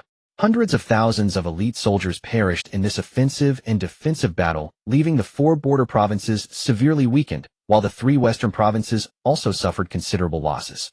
On December 8th, it has been more than half a month since the monster army retreated. The Cadro Province Defense Army regrouped at Luoyun Slope 2 months ago, and now comes the moment everyone has been looking forward to for the rewards and recognition. In contrast to the 6,000 who set out 2 months ago to support the provinces of Lincer Ister and Danny, fewer than 3,000 returned, with nobles losing nearly all their men. A significant loss, yet for these nobles it was worth it. While wandering around the camp, Weyland noticed many young nobles with new faces. After inquiring, he learned that they were the direct heirs of fallen nobles from the front lines here to represent their families in the reward ceremony. "Wailing over here." Looking into the distance, he saw Moira waving at him. "Sister Moira, long time no." With a smile, Weyland walked over and greeted Moira warmly. "It's been 2 months, you've grown quite a bit. I've heard about your deeds from Flora, truly worthy of being Lord Angus' offspring, equally outstanding." After 2 months apart, Moira appeared somewhat older, yet still retained her previously lively personality. "What are you saying, Moira?" Flora from behind pressed down on Moira's head and said through gritted teeth. "Ouch, ouch, let me go, Flora." Escaping from Flora's grasp, Moira moved to the side to fix her hair while continuously complaining. Weyland greeted them enthusiastically. "Come with me. Oh, I'll take you to meet my brother and the commander." "Wait, I'm coming too." Moira hurriedly followed the 2 who had walked away. After walking for more than 10 minutes, the 3 arrived at a secluded tent. As they reached the entrance, sounds were heard from inside. "Katki, when are you going to marry my daughter?" "Wait, just wait a bit longer. I'm only in my 40s, not ready yet, Commander, a father-in-law." "Humph, wait. You nearly died at the hands of a 2-headed ogre this time. If you keep waiting, Moira might be forced to remain a widow." Listening to this explosive conversation, Weyland slightly turned his head to the side, only to see Moira looking at him with a half-smile, slightly opening her mouth to say, "The days of calling you sister are numbered." Then the 3 entered the tent. They immediately saw 2 men sitting on the ground enjoying drinks and displaying a complete lack of decorum. "You've arrived, come sit, come sit." A young man with distinctly sculpted features warmly greeted them. Flora pulled Weyland to sit on the carpet while Moira sat beside Katkieks. The burly man sitting nearby, Commander Medmonkey of the 16th Night Brigade, was no longer as intimidating as before, instead resembling a friendly neighbor, creating a harmonious atmosphere. "Commander, this is Weyland." Weyland looked at Medmonkey somewhat nervously. Just as he was about to greet him cautiously, the latter spoke first. "Weyland, how is your father, Commander Angus?" Hearing this, Weyland was a bit dazed as he replied, "He's well. When I left, my father was in good health." Flora noticed Weyland's confusion and quietly said in his ear, "The commander's current achievements are largely due to your father. Haha, next time you see your father, please convey my regards. 30 years ago, Captain of the Flag Guard, Medmonkey Kalimpo, sends his greetings." "Commander, I will definitely convey that." Weyland stood up and bowed. Sit down, no need to stand, you're quite the fine young man." After a lively drinking session, Weyland became more acquainted with the 2 influential figures of the 16th Night Brigade. "By the way, is your territory nearby?" Medmonkey put down his cup and suddenly asked. "Yes, Commander, it's located not far from Luoyun Slope in the Huangsha region." Weyland answered, naturally no longer feeling awkward. "Does your territory need more people?" "Yes, very much so," Weyland responded without hesitation. "I've gathered a batch of people, about 30,000, all abandoned by pioneering knights. They are currently difficult to manage." "How many can you take in?" Of course, the more people the better, but Weyland was already aware of the impending famine's effects. Accepting these 30,000 people outright might cause the Lake of Star Prayer to suffer a catastrophe. As for the trade of people in this famine-affected area, it seems they are all selling serfs and slaves. After some deliberation, Weyland lifted his head and said to Medmonkey, "Commander, my territory is small, and I can only accommodate up to 10,000 people. 10,000 is fine, I will arrange for people to deliver them to you later." "Thank you, Commander." They continued with some other exchanges, and this meeting was nearing its end. In the following days, the award verification personnel sent from the royal capital began to verify the merits of the military achievements, recording them for the nobles, and preparing documentation. During this military operation, Veyrin received 0.2 military merit points for his role as a logistics guard of the Night Brigade. For participating in the Defense Army's extermination of the Monster Clan, he earned 0.5 military merit points. For defending against a small group of monsters attempting to breach the southern hill fortress at Lumen, he earned 1.3 military merit points, totaling 2 merit points, still needing 28 more to be promoted to Viscount. There's a long road ahead. However, he is still a pioneering knight. There are still over 2 years until the Barren promotion review starts, and he has plenty of time. As for the path to becoming a Viscount, it is still long, so there is no rush. Many barons nowadays have been struggling for decades, participating in numerous military operations organized by the kingdom, yet their military achievements are still fewer than Veyrin's. Military merit is indeed hard to come by. Veyrin sighed to Kyle beside him while holding the token in his hand. I nearly lost my life this time just to earn this little bit. My lord, I believe that within 10 years you will surely be promoted to Viscount. Thank you for your kind words. Veyrin replied with a smile, thinking that becoming a Viscount within 10 years was unlikely, but perhaps within 20 years it was possible. Lord Veyrin, my master invites you to a gathering. Adrian, tell cousin Brian that I will be there shortly. Understood. After a brief tidying up, Veyrin headed to the meeting. Inside Brian's tent, Elcott and Edgar were already seated, chatting amiably. This time I still have a gap in military merit for the promotion to Viscount, but it's not much longer. With another war I should be able to accumulate enough. Edgar, feeling refreshed, excitedly explained to Elcott. Brother, I envy you. Elcott said with a hint of melancholy. I still have quite a distance to go. I need to participate in at least 3 more battles.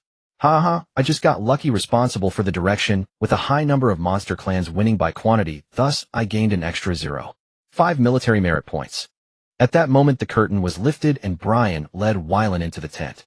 Veyrin, come sit down quickly. You have really made a name for yourself this time, earning the title of the Frost Son. Elcott stood up to greet them. The fledgling eagle has begun to spread its wings. The military achievements you have gained are almost on par with mine. Edgar also stood up, praising Veyrin. Veyrin said somewhat awkwardly, Uncles, please don't mention that title, oh, it's too embarrassing. Ha ha. The 4 of them sat around a low wooden table, which was filled with various foods and drinks waiting for them to enjoy. Come, let's drink a toast to celebrate that we have all survived. In response to Brian's suggestion, the 4 raised their bowls and downed the drink. After some casual chatter, Elcott looked at Veyrin and gratefully said, Veyrin, the 3 of us owe you our thanks. Without your letter, we would have suffered great losses this time, possibly even sustaining severe injuries. Veyrin humbly replied, Uncle, even without my reminder to stockpile food, wouldn't the kingdom's relief supplies suffice? Veyrin, you are still too young. Edgar shook his head and said, relief supplies still require funds. The food the kingdom sends to the west, are we supposed to pay for it ourselves? Veyrin asked with some confusion. Then Elcott revealed the truth. If there is no money, the food might just disappear halfway. Veyrin looked incredulously at his cousin Brian, who was usually honest and straightforward, but was now unusually silent. The interests involved are too great, it's better we do not discuss it. However, this time you have helped the 3 of us tremendously. Whatever you need, just say it, and we will certainly assist within our means. Elcott changed the subject, raising his bowl towards Veyrin. Veyrin clinked his bowl with the 3 and drank it all in one go, half-jokingly saying, Uncle's cousin, it's settled then. You can't refuse in the future. Ha ha ha, if you encounter difficulties in the future, feel free to come to us. Edgar patted Veyrin on the shoulder, speaking with a hint of affection. Being with such family members, Veyrin felt a sense of peace and warmth. As the wine was consumed and the gathering dispersed, Veyrin leisurely returned to his tent, falling into a deep sleep until dawn the next day. As soon as he got up, Kyle entered the tent with hot water and a towel, respectfully saying to Veyrin, My lord, please wash up. Kyle. Veyrin quickly tidied up and turned to the straight-backed Kyle. After we return, do you wish to stay by my side, or go lead troops? I wish to stay by my lord's side, Kyle answered without hesitation. Veyrin looked seriously at Kyle and asked again, You need to think carefully. If you go out to lead troops, you can gain greater glory, be known by more people, and obtain power to assert your authority. Staying by my side means none of that. My lord, I am willing to follow and serve you until the end of my life. Kyle suddenly knelt before Veyrin, speaking with a resonant and strong voice. Veyrin looked at the young man, who came from a peasant background, with complex emotions. If he were in Kyle's position, he would undoubtedly choose the former. Get up on my back will be entrusted to you from now on. Yes, my lord. Kyle stood up, smiling as if he had received a great honor. 3 days later the defense forces were disbanded, and each noble returned to their own homes. On the way back the roadsides were almost entirely a scene of ruin. Rivers had run dry, and the land was parched. When they came there were still some territories that had survived the last monster attack, but now they were no longer in existence. 5 days later Weyland returned to the Lake of Star Prayers. At this moment the scenery within the Lake of Star Prayers, although somewhat similar to the outside, was vibrant, and showed no signs of decay or withering. Additionally, Weyland discovered that the population within the territory had increased significantly, leaving him somewhat bewildered. Could it be that Metamonkey had sent over 10,000 people? At this moment Baird excitedly approached, bowing to Weyland, saying, "Respectful greetings, my lord, upon your return to your loyal territory." Baird has someone sent over a population. Weyland dismounted and inquired. Upon hearing this Baird looked somewhat puzzled, but answered truthfully, "My lord, the additional population at the Lake of Star Prayers were obtained through food trade, and I also sold 500,000 pounds of food to other nobles, raising about 50,000 gold coins." What? Weyland looked at Baird in astonishment. 10 minutes later, after Baird's patient explanation, Weyland felt a bit dizzy.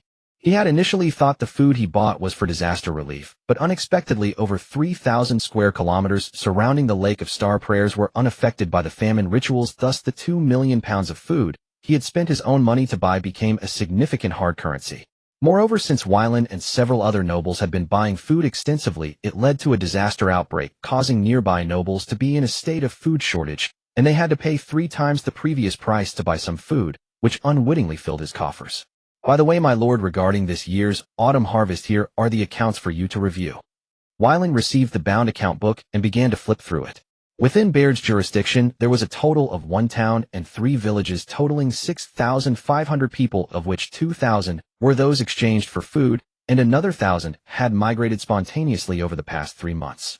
The arable land totaled 40,000 acres, of which 20,000 acres were tax fields. Among the tax fields, 10,000 acres were planted with legumes, 6,000 acres with root vegetables, and 4,000 acres with wheat, totaling a harvest of 4 million pounds of legumes, 120,000 pounds of root vegetables, and 600,000 pounds of wheat, amounting to a total harvest of 580,000 pounds of food. Based on the military rations of 2 acres of tax fields per soldier, 30,000 pounds of legumes and 15,000 pounds of root vegetables were allocated to 700 soldiers and officers. After these deductions, Baird had control over 17 million pounds of food. This does not include the food from Orlando's developing town, which should be around 2 million pounds. Thinking of this, Weyland breathed a sigh of relief and said to Baird, "Do not sell the remaining food, wait for a while. There will be 10,000 people migrating to the Lake of Star Prayers. Think carefully about how to receive them, whether to continue expanding north or divert to Orlando. The decision is up to you. My lord, rest assured I will handle it well." The day after returning to the territory, Weyland personally held a funeral for the fallen soldiers, burying them in the military cemetery established 3 kilometers from Star Prayer town. In the following days they continued with efficient training, striving to break through the barrier and advance to the mid-silver rank. In late December, 10,000 emaciated serfs were escorted to the Lake of Star Prayer. The escorting officer was a familiar face to Weyland, Myra, the logistics supervisor of the 16th Night Brigade, accompanied by a rather plump middle-aged man. "Weyland, I have come to fulfill our appointment." Upon seeing Myra for the first time, Weyland was not surprised. This fervent admirer of his father still clung to the wooden toy he had proposed, not expecting her to arrive. "Sister Myra, welcome. May I ask who this is?" Weyland smiled and greeted Myra warmly. "My lord, I come from the Southern Cour Commercial Association of Kuz Province. You can call me Huku. 2 months ago I was invited by Miss Myra, and I've heard you have a certain potion here. I apologize for intruding. Please do not hold it against me." The plump middle-aged man slightly bowed in greeting, showing respect to Weyland. "Welcome, Huku. However, the potion is still in the experimental stage, and you will need to stay in the Lake of Star Prayer for a few days." Weyland replied calmly, "The Lake of Star Prayer sounds like a beautiful and bountiful place, and I am sure it will leave me enchanted." Huku maintained a smile and responded with a hint of delight, easing the awkward atmosphere. Afterward, Weyland instructed Baird to take care of the population and arrange for the merchant, Huku from the Southern Cour Commercial Association, then led Myra toward his castle. In the castle's reception room, Weyland personally served tea to Myra. "Sister Myra, is the Southern Cour Commercial Association reliable?" Myra gently sipped her tea and replied at a leisurely pace, "The Southern Cour Commercial Association is well regarded, with a history of nearly 200 years. They have collaborated with the kingdom's army and many nobles, and one of the founders was the first Earl of Indosi. You can rest assured." Wailing, having listened to her explanation, did not entirely set his guard down. Where is your potion now? If possible, we can conduct the experiment right away. Myra put down her teacup and told Wailing, no rush, Sister Myra. The potion cultivation estate is still some distance from here. As soon as Wailing finished speaking, he entered the adjoining study and retrieved an old wooden box, placing it before Myra. This is what my father gave me when I was young. Myra opened the wooden box and looked at the somewhat ugly wooden knight inside, which still bore the name Angus. Without the slightest hint of disdain, she picked it up with delight and examined it carefully. Wailing sat quietly beside her, not interrupting, and after an unknown period of time, Myra placed the wooden knight back in the box and hugged it to her chest, expressing her gratitude. Wailing, thank you. Sister Myra, this is your reward. There is no need to thank me. Wailing shook his head and said, My lord, the banquet is ready. A voice from outside the door called, and Wailing stood up warmly, inviting, please come in. The next morning, Wailing, Myra, Kyle, and several other guardian knights arrived at the training ground. Today, Myra was dressed in a priestess outfit, raising her staff and solemnly declaring, in the witness of the goddess of life, I hereby commence the oath. Kyle drew his knight's longsword, and Wailing similarly drew his short sword, holding it upright against his chest, gazing seriously at Kyle. I, Kyle, swear by my own honor in the witness of the goddess of life to fight for this person before me to the best of my ability, fulfill my duties, and uphold the spirit of knighthood. Wherever the sword is, there lies my direction. I, Wailing, as your sworn object, accept your loyalty, never depart. May the goddess of life bear witness. A radiant light enveloped the two, an invisible bond intertwining their fates. The oath is complete. May the goddess bless you. Myra proclaimed solemnly, concluding the oath of the guardian knight. The two sheathed their swords, and the atmosphere of the training ground became lively. Baird and the others warmly welcomed Kyle, celebrating his true integration into their ranks as the 15th guardian knight after them. Kyle, you are better than us. Baird clapped Kyle on the shoulder, feeling quite emotional. A year and a half ago, this young man was still a serf, and now he could stand behind them. It is the Lord's grace that has brought me to this day, Kyle said, remaining humble without a trace of pride. In the afternoon, Wailing took Myra and several knight attendants to the No. 1 potion cultivation estate at the boundary of the Lake of Star Prayer and the Frigid Zone. This potion cultivation estate is the largest of the 6 cultivation sites, covering 30 acres of arable land with an average of 200 potion plants per acre, totaling 6,000 potion plants.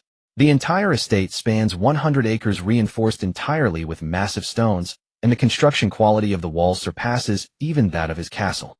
There were 50 serfs tending to the potion fields, responsible for caring for the 30 acres of land. Additionally, the No. 1 cultivation estate stationed 30 mid-level apprentice warriors, led by the only low-level bronze warrior, Eden, guarding this important location. My lord, Eden bowed respectfully upon seeing Wailing approach. Kyle dismounted quickly and came to Wailing's side, taking hold of the red phosphorus horse. Sister Myra, please come in. Myra was very curious about the many changes around her, especially the stark contrast of the icy, snowy landscape nearby. Despite this, she suppressed her inner questions. Everyone has their own secrets, and Myra was acutely aware that Wailing's willingness to bring her here was a tremendous trust. If she continued to probe, it would be somewhat ungrateful.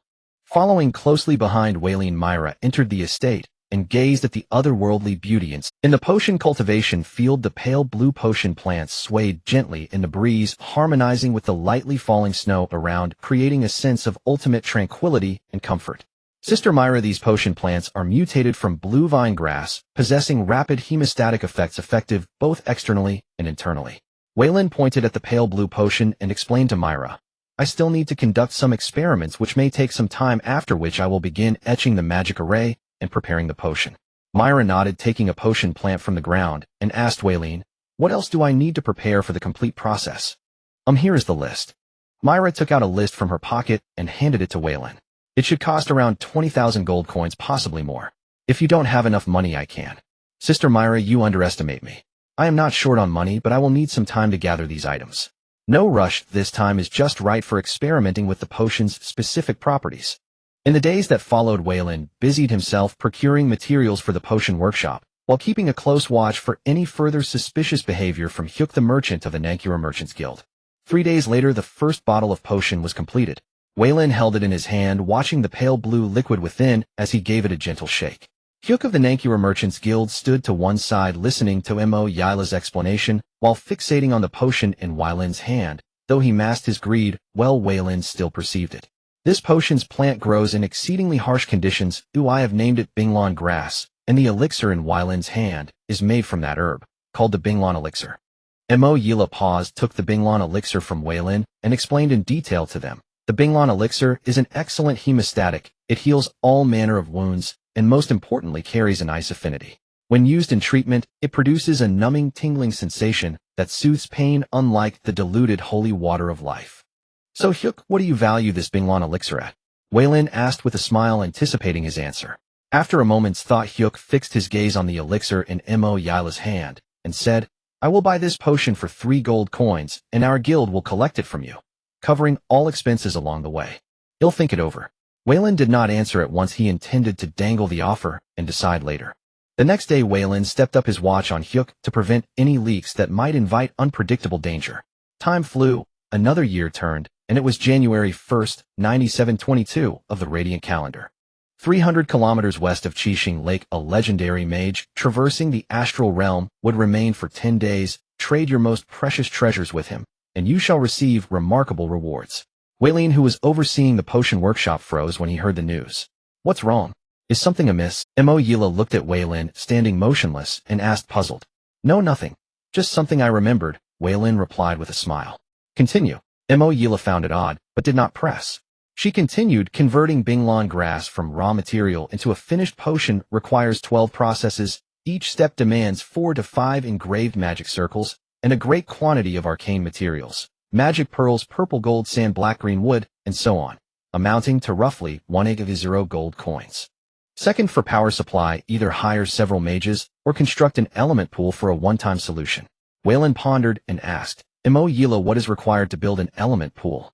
She explained, for a workshop of your size, you need 1 advanced magic crystal as the focal point of the elemental array, 6 mid-grade crystals as auxiliaries, and 30 low-grade crystals as fuel to bridge the elemental plane and form a micro-elemental pool that will power the entire potion workshop and drive the magic circles. I see. Weylin fell into thought at Mo Yila's estimate. 1 advanced magic crystal costs 80,000 gold, 6 mid-grade crystals 30,000, 30 low-grade crystals 12,000. To solve the workshop's power issue once and for all would therefore require 1,000 gold coins. According to Hook's earlier valuation of the sample, 1 bottle of Binglan elixir would fetch 3 gold coins, and 1 Binglan grass could produce 2 bottles. Pharmacy plantation no. 1 could yield 6,000 Binglan plants annually. With 5 other potion plantations combined, they could harvest 12,000 a year. Accounting for losses, a safe estimate of 10,000 plants equates to 20,000 bottles of Binglan elixir worth 60,000 gold coins. At most 3 years to break even, pure profit in the 4th year. Weylin murmured. The more he repeated the figures, the more excited he became. 60,000 gold a year made his heart race. Weylin, if you lean toward building an element pool, you can take a loan from the Nankir Merchants Guild. I can stand as your guarantor. No need, Mo Yila. I can provide all of that, Weylin said calmly, restraining his excitement. They'll trouble you with the rest. What? You can actually produce that? Mo Yila blurted in astonishment. Weylin replied serenely, Mo Yila, everyone has their secrets, do they not? My apologies for being presumptuous. As far as she knew, advanced magic crystals had value, but no market. They circulated only among the kingdom's upper echelons, and rarely found their way into the hands of lower nobles. Even knowing Weylin was the son of Angus, she could not believe someone would bestow such items upon his son. As for the widely circulated price of 80,000 gold per advanced crystal, that was merely the kingdom's unilateral pricing. Were one to convert the crystal to coin, its value might even double. In other words, her question was highly presumptuous. Sensing the awkwardness, Weylin promptly shifted the topic. Mo Yila, how long will it take you to complete construction of the potion workshop? About half a month. The engraving of the magic circles takes time. The duration was short, and except Mo Yila, I will have Bayard deliver the items you requested as soon as possible. I have matters to attend to afterward. Tell him whatever you need. Afterwards, Weylin left Potion Plantation No. 1 with Kyre and returned to the castle. Upon reaching the castle, Weylin instructed Kyre, send for Bayard and prepare 10 days' rations. Accompany me this afternoon. My lord, should any others accompany us? Kyre asked. No, just the 2 of us. The fewer who know the better. Understood. Handing the red phosphorus steed to Kyre, Weylin entered the castle and went to his study, retrieving the items Mo Yila required from his private vault and packing them into a wooden box. There was a knock. Enter. Outside the study, Bayard heard Weilin's voice, pushed open the wooden door, came before him, and saluted respectfully. My lord, you called for me. These are the items Moyila needs. Deliver them to her. And should she require anything else, meet her needs by any means possible. Also notify Aelandu and the others on January 15th, convene a one-year summary meeting. Lastly, how is the cultivation of Gantian grass progressing? The sap yield is poor. Either seek druids to cultivate it or abandon it. Very well, I'll make a decision after I'm done. Proceed with the original plan for now. Yes. Bayard picked up the wooden box and left the study. To be safe, he intended to deliver. After Bayard left, Veyrin returned to his private vault, once more opening an exquisite treasure chest that housed 8 vibrant 7-colored life flowers. Apart from leaving one as a reward, Veyrin took out the other 7 life flowers and packed them into a small wooden box. The most precious thing to me is only this. I hope it won't disappoint me. Veyrin carefully stored the wooden box, closed the vault door, and walked straight out. At that moment, Kyle stood at the castle gate waiting quietly. My lord, let's go, time is of the essence. We must travel overnight. Yes. Then the two rode on their red phosphorus horse, galloping westward without pause. Across the wilderness, they continued to race forward without a moment's rest. The straight-line distance was 300 kilometers, but they would actually need to travel over 1,000 kilometers, leaving no room for wasted time. All the way, Kyle silently followed his lord, not asking what they were doing or where they were heading, just closely trailing behind Veyrin. My lord, there is light moving towards us. Veyrin tightened the reins, bringing the red phosphorus horse to a halt, and looked in the direction Kyle indicated, where several figures were swaying. When they finally saw the target, Veyrin discovered that it was the silhouette of a minotaur, and he quickly said, Hurry, head north. My lord, we can't move, the horse's legs are stuck in the ground. Hearing Kyle's frantic voice, Veyrin realized that unbeknownst to him, all 4 legs of the red phosphorus horse were almost entirely trapped in the mud. Veyrin made a quick decision, drawing the knight's sword from his saddle and touching the token on his chest. It seemed he would have to use this treasure again. Damn it, my luck is terrible today. Just as Veyrin felt as if he was facing a great enemy, a gentle voice came from ahead. Friends on the opposite side, do not be afraid, we mean you no harm. Suddenly a minotaur with pure white skin appeared before Veyrin, nearly causing him to drop his jaw. In his experience, minotaurs usually had brownish skin and primarily worshipped the Minotaur god and the Great Bull god. Based on their beliefs, minotaurs who worshipped the Minotaur god were relatively short, most only 2.5 meters tall, preferring to raid those with partners regardless of race. The other kind, who worshipped the Great Bull god, were tall, reaching up to 4 meters as adults. In addition to their original pair of arms, they would grow an additional pair upon advancing from silver to gold level, hence, they were also called 4-armed minotaurs. Dear human friend, we are followers of Lady Surin, the goddess of the moon. Please do not be afraid. The dozen or so minotaurs surrounding Veyrin shed their brownish exterior to reveal their snow-white skin, and their somewhat cute appearance with gentle features made one feel an involuntary fondness. This is, you can call me Sarah, friend. I am a priest of Lady Surin. Among the group of snow-white minotaurs, one that was only 2 meters tall spoke gentle common tongue to Veyrin. Priest Sarah, may I ask why you are blocking my path with my retinue? We are lost and hope to get directions from you. Of course we will pay a reward. The snow-white minotaur priest spoke softly. May I ask where you come from? Veyrin looked at the group of snow-white minotaurs, clearly leading with this priest Sarah. We come from Alpu Island, following the divine oracle of Lady Surin to the misty forest. Sarah briefly described their origin. Alpu Island, I remember, is an island isolated in the northern part of the Sinapis subcontinent. Veyrin gathered the general information and did not pursue further. He then pointed southwest and said to Sarah, This is the border of the Cardro province in the kingdom of Alia. To reach the misty forest, you need to head southwest, crossing the entire Grey Emblem wasteland. Thank you, Priest Sarah gratefully said, then took out a moonlit stone and handed it to Veyrin. This is a moonstone equivalent to a mid-level magic crystal as a reward for your guidance. Veyrin did not decline accepting the moonstone and tucking it into his pocket, kindly reminding, Priest Sarah, if you plan to go to the misty forest, I suggest you head south along the kingdom's border to reach the Leia Great Forest, then head west, entering the misty forest along the Leakits Duchy. Thank you for your advice. Priest Sarah thanked him once more, then dispelled the spell that had trapped the red phosphorus horse. Farewell, Priest Sarah. Veyrin and Kyle remounted the red phosphorus horse and continued their journey westward. Until next 10 minutes after Veyrin left the snow-white minotaur, Sarah cast the spell again, and a dozen minotaurs transformed into 2-meter tall humans under the spell, heading south. After distancing themselves from that group of minotaurs by over 100 kilometers, Kyle couldn't help but ask, My lord, what was up with that group of minotaurs? Not sure, they might be a tribe of minotaurs that have converted to the worship of Lady Surin. It's not unheard of for racial branches to convert to other deities. Among the most widely known events in the Sinapis subcontinent was the Black Yab Beastman faith rebellion referred to among the human factions as the Holy Shia Incident. In the year 6527 of the Radiant Era, over 3,000 years ago, a massive branch of the Beastman race, known as the Black Yab Beastmen, lived in the east of the Death Desert to the south of the Holy Third Dawn Kingdom. At its peak, the Black Yab Beastmen spanned the southern part of the Sinapis subcontinent, nearly cutting off all communication between the eastern and western Sinapis regions and the western Sinapis. 200 years later, a war broke out to divide the Black Yab Beastmen.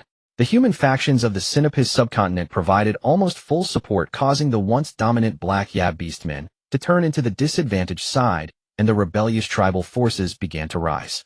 The war lasted for 300 years.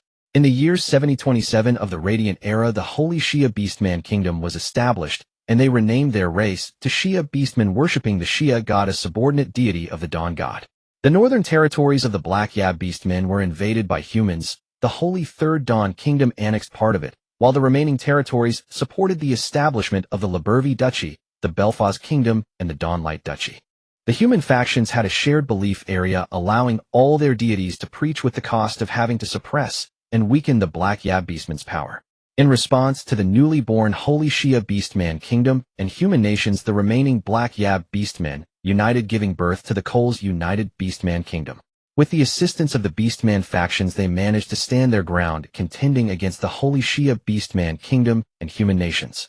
After this incident, the Black Yab Beastman god, originally of weak divine power, directly fell to the level of faint divine power. This astonished other deities at the Dawn God's scheme, while also prompting deities from other factions to increase their vigilance against the Dawn God, fearing they might unknowingly lose large areas of belief, leading to a drop in their divine rank. After a journey lasting 20 hours, they finally arrived near their destination. Note: deities cannot act without reason in the world unless offended by living beings. After arriving near the destination, Veyrin and Kyle took a moment to rest before beginning their search for the merchant from another world. "My lord, look, there's a mansion over there." Veyrin turned to see a mansion that was incongruous with the local environment standing before them. This should be the place. As they approached the mansion, they discovered numerous monster corpses surrounding it, now serving as nourishment for eerie plants. "The situation is a bit tricky. Should we turn back now and abandon this opportunity?" From a distance of over 1,000 meters, Veyrin roughly counted at least 3,000 monster corpses, most of which were minotaurs, with about one-third being silver tier or higher. There was even a 5-meter minotaur whose corpse emitted a lingering pressure that made it hard for Veyrin. Just as Veyrin entertained the thought of giving up, the mansion's front door suddenly swung open, revealing a being resembling an elf with 2 pairs of colorful wings and a body length of 1.5 meters appearing before the two. "Gentlemen, my master has been waiting for you for quite some time. Please follow me." The fairy girl spoke in a soft, soothing voice, healing the weariness in both of them. Unbeknownst to them, Veyrin and Kyle followed the fairy girl inside the mansion. "Welcome, esteemed guest. I am Alj Holmes, a merchant from the Star Realm. You may call me Gray, which is my new name in this world." A handsome middle-aged man explained to Veyrin while gently stroking the fairy girl's head. "Good morning, my name is Veyrin X's, an ordinary human noble. I have come to engage in trade with you. This is my attendant, Kyle." "Nice to meet you, sir," Kyle said somewhat nervously. "You are not ordinary." Gray, the merchant from the Star Realm, looked Veyrin up and down, then said to the fairy girl, "Enria, go prepare a cup of fruit tea. I want to treat Veyrin well." "All right, master." The fairy girl reluctantly left Gray's hand and walked towards the room on the left. "Come have a seat." "Thank you." Veyrin expressed his gratitude again, sitting cautiously opposite Gray while Kyle stood behind him. "Your world is truly vast, with many strong individuals. I can hardly wait to explore it." Noticing the atmosphere had grown quiet, Gray took the initiative to strike up a conversation with Veyrin. "Sir, may I ask if you entered as a stowaway or through other means?" Veyrin inquired cautiously. "Ha, no need to be afraid, relax. You can consider me a friend, though I am not that formal. As for entering your world, I naturally paid the entrance fee, though it was somewhat painful. However, being able to explore your world will greatly benefit my future." Hearing the answer, Veyrin felt somewhat reassured. At least he wouldn't have to worry about being wiped out after the transaction was completed. "Sir, why are there so many minotaurs outside?" Seeing the other party's gentle demeanor, Veyrin mustered his courage to speak. "Humph." Gray erupted with anger upon hearing Veyrin's question. "These foul creatures, the minotaurs, dared to try and steal my beloved Enria. It would have been too lenient not to use their souls for lamp oil." The thought of a married woman suddenly crossed Veyrin's mind, but he quickly shook his head, dismissing it to avoid any unpleasant associations. At this moment, the fairy girl Anria arrived in the living room with an exquisite tea tray, placing 4 cups of fragrant fruit tea on the coffee table, then quietly leaned against Gray's right arm. Waylon observed carefully and noticed that the fairy girl's face had turned slightly red, evidently having heard their earlier conversation. "By the way, I haven't introduced you yet," Gray said, patting his head. "Anria is my soul mate who has been with me for 300 years, as she is the love of my life." With this introduction, Gray seemed to open up passionately, recounting the story of his relationship with the fairy girl Anria, causing the fairy girl beside him to blush deeply as she buried herself in Gray's embrace. "Miss Anria, and your love is eternal. Ha ha ha, I gladly accept your blessing." Gray relished Waylon's blessing. "Here, this fruit tea is made from tea trees I personally cultivated. The translated name is Pure Life Tea Tree, but I prefer to call it tea tree. The translated name sounds too rustic. Enjoy it. It is highly beneficial for the pure energy within you, or you could say your fighting spirit." "Thank you, sir." Waylon lifted a cup, first offering it to Kyle before taking one for himself. He felt a warm sensation spreading through his body. Unconsciously, Kyle's fighting spirit grew stronger, breaking through the limitations of the low-level bronze rank and advancing directly to the high-level bronze rank. Waylon experienced an even greater breakthrough, reaching the mid-silver rank.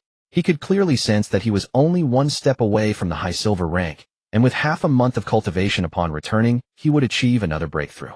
"Sir, I am extremely grateful. I enjoy making friends with you." Gray slowly sipped his fruit tea, speaking leisurely. "I have encountered too many people, some greedy, some hypocritical, and some arrogant, whose personalities are lacking. Yet there are very few like you who are considerate of your subordinates, filled with gratitude, and possess a pure heart. Perhaps that is a normal phenomenon, but I do not like it at all."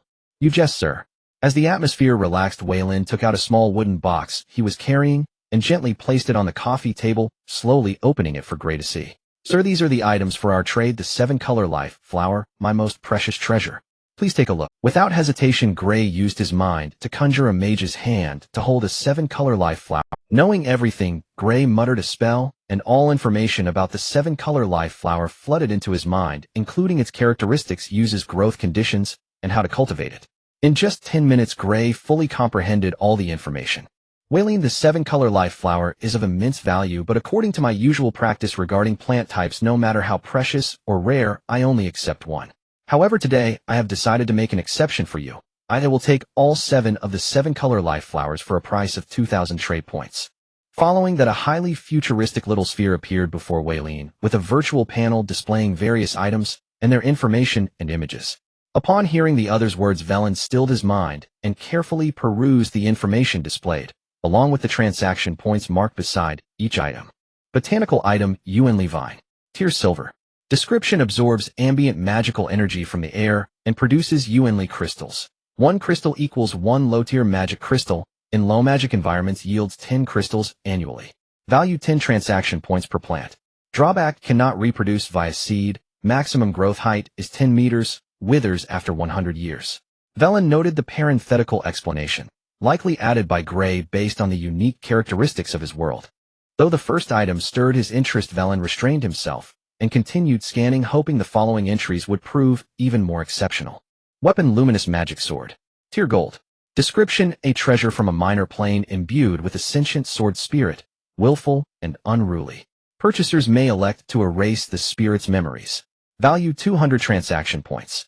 Drawback: prolonged use risks corrupting the wielder's temperament. Choose with caution. Botanical item: hollow fruit tree. Tier gold. Description: aids mages in cultivating spiritual awareness. Bears 30 hollow fruits every decade. Value: 300 transaction points per tree. Drawback: for those below gold tier, consumption is limited to once every 3 years. Exceeding this threshold transforms the user into a hollow fruit tree's spiritual puppet. Ingest with extreme caution. Zoological item: blackhide meat pig. Tier bronze. Description: tender magically enriched flesh, beneficial to transcendental cultivation. Value: 2 transaction points per head. Lifespan: 5 years. Drawback: enters estrus 10 times in its life, exhibits violent, indiscriminate aggression, requires strict C. He coveted this and that, yet held only 2,000 transaction points. This encounter might well be his sole opportunity to meet Gray, demanding utmost deliberation. Without hesitation, he realized that each botanical item listed, when properly utilized, could serve as the economic cornerstone of an entire domain or even a noble house. Veyrin, Have you found anything to your liking? Gray asked at last, noting the prolonged silence. My apologies for keeping you waiting, esteemed Sir, Veyrin replied respectfully. Your treasures have left me awestruck, so much so that I've fallen into bewildered hesitation. Huh. No matter, my friend, Gray chuckled warmly. Tell me of your circumstances. I'll offer guidance tailored to your needs. Veyrin responded. I am a frontier knight, having departed my ancestral house nearly 2 years ago. My domain spans roughly 500 square kilometers, but lacking an economic foundation, its growth has stalled. Then I recommend acquiring reproducible zoological and botanical assets. These will sustain your development while remaining resistant to seizure by rival nobles. Gray lifted his gaze and asked, which power currently shelters you? My own family. What rank do they hold? A count's house, comparable in strength to certain flourishing marquisates. And your father's standing within the house. He is the patriarch. Are there factions vying for influence among kin? None. Are your direct retainers loyal? They have sworn fealty as guardian knights, oath-bound before the divine witness. Ah, I see. Having posed these questions, Gray began selecting suitable items for Veyrin. 5 minutes later, the virtual interface cleared entirely, leaving only 6 items displayed. Golden apple tree, Qingting vine, red tea tree, Loanyo camel beast, blackhide, meat pig, luminescent grape. Of these, Veyrin had reviewed details for only 2. The remaining 4 were wholly unfamiliar. First, examine their descriptions. I'll explain my reasoning shortly, Gray said, gently, sensing Veyrin's. Thank you, sir. Veyrin then focused intently on the unexamined entries. Transaction items. Once Veyrin had absorbed the details of the remaining 4, Gray continued. The golden apple tree. You may acquire one, but it demands high magic terrain and constant care from a druid to soothe its temperamental nature. You likely cannot meet those conditions. Yet gifting it to your family could earn you favor and protection. The Qingting vine. You may obtain 4. Its fibers can be woven into inner armor, significantly bolstering resistance against magical assaults. Even against soul intent tier spells, it absorbs most of their force. A true lifeline. The red tea tree. You may acquire 6. Harvest its leaves, grind them with flour, and form medicinal pills to enhance battlefield endurance. Alternatively, consume them during training to accelerate physical recovery and mitigate bodily strain. The Luanyo camel beast, a versatile livestock species. 6 heads may be acquired, 1 male, 5 females. They mature from calf to adult in just 3 years, consume little, yet labor tirelessly. Their utility depends entirely on your ingenuity. The blackhide meat pig, a hardy omnivore with a rapid growth cycle, ready for market in only 6 months. Ideal for accelerating military readiness and fortifying your forces. 20 heads may be acquired, 3 males, 17 females. Luminescent grape, primarily heals latent injuries. 2 vines may be acquired. As Gray spoke, Veyrin silently calculated in his mind. 1 golden apple tree, 800 points. 4 Qingting vines, 320 points. 6 red tea trees, 300 points. 6 Loanyo camel beasts, 180 points. 20 blackhide meat pigs, 40 points. 2 luminescent grape vines, 300 points. Total 1940 points, leaving 60 points remaining. Thank you, sir. Your meticulous planning has multiplied my efficiency tenfold. Guided by a sage of vast experience, Veyrin felt fortune itself had smiled upon him. Gray gestured, opening a rift into a pocket dimension, then lightly patted the elf maiden Anlia's head, bidding her prepare the required goods within his demi-realm. Veyrin glanced through the portal. Its interior resembled a celestial paradise. Wondrous flora bloomed in vibrant rivalry. Terrifyingly powerful beings coexisted in tranquil harmony. After Anlia entered the demi-realm, Gray sealed the rift. Veyrin, you still hold 60 transaction points. What else would you acquire? Sir, may I take a few minutes to consider? His domain's development was secured. The remaining points could now be spent on something purely desired. Yet, what did he truly desire? That question left him adrift in quiet uncertainty. From the moment he was born, he accepted his ordinariness, preparing to remain in his family and live out his brief life of a few hundred years. However, after receiving guidance from fate, he suddenly desired to leave his family to create a world of his own, to build a paradise that belonged solely to him, and he took action towards this goal. After much contemplation, Veyrin raised his head to look at Gray and asked, Sir, is there a magical item that allows one's consciousness to enter a virtual space for simulated management and war simulations? Let me see. Gray, heeding Veyrin's suggestion, quickly searched through the projection magical items. Moments later, an item that perfectly matched Veyrin's vision appeared on the virtual screen. Item type: immersive gaming helmet. Level bronze. Information: a virtual reality helmet powered by magic, transformed from an unknown material world, equipped with 3 standalone games child's toys. Value 15 trading points each. Disadvantages: highly addictive, lack of self-control, please use with caution. Sir, I would like to exchange for 2 sets of this immersive gaming helmet. 2 sets. Gray looked at Veyrin in surprise. 1 for use, and 1 as a backup, or after all this may be my only chance to meet you in my lifetime, better safe than sorry. You are right, the world is vast, and the universe is expansive. Our first meeting may indeed be the only encounter we have. Gray seemed to reminisce, feeling somewhat emotional. So what do you wish to exchange for the remaining 30 points? I'm not sure. Do you have any recommendations, sir? Well, I suggest exchanging for 3 units of unyielding, forming a perfect closed loop with the immersive gaming helmet without the need to expend any yuan crystals, which you refer to as magic crystals in your world. Then I shall follow your advice, sir. With Anria not returning, Gray continued to share his travel experience. The colorful adventures, the peculiar races, and the worlds with unique rules opened Veyrin's eyes, making him feel a sense of yearning. Seeing the admiration shining in Veyrin's eyes, Gray's vanity was greatly satisfied. The admiration of those he valued brought him joy. For those he looked down upon, even if they feigned devotion to the divine, he would not spare them a glance. Sir, your life is truly remarkable. Ha, not at all. I simply enjoy adventure, collecting various precious and rare plants to perfect my botanical garden, and then engaging in some business, while making friends who catch my eye. Veyrin envied Gray's experiences, but understood that he could never choose a life of wandering, his nature inclined towards stability. After an unknown period, Gray's half-plane passage opened, and the fairy girl Anria emerged from within holding a book. With a gentle wave of his hand, the book flew into Veyrin's hands. This is a storage book woven from leaves with spatial attributes. It has a one-time effect. After retrieving items, the corresponding page will be damaged and cannot be used again. Thank you, sir. Veyrin had just been pondering how to take the items back when he realized the other party had already thoughtfully resolved it for him. Since the transaction is complete, we will not disturb you any further. Yes, Anria, please see them off. Understood, master. Following this, Veyrin walked behind the fairy girl Anria, leaving the mansion. Outside the mansion, Anria spread her gathered wings and began to cast a spell, creating an oval passage before Veyrin. This is a temporary spatial passage leading to 300 kilometers away. Oh, I hope you have a smooth journey. Thank you, Miss Anria. After expressing his gratitude, Veyrin, along with Kyle and 2 horses, stepped into the spatial passage. After a bout of nausea and chaos, the 2 men and 2 horses returned to the Lake of Star Prayer. Looking at the nearby town of Star Prayer, Veyrin felt it was surreal. After sending Veyrin off, the fairy girl Anria returned to the mansion and nestled beside Gray, curiously asking, Master, isn't he just an ordinary human?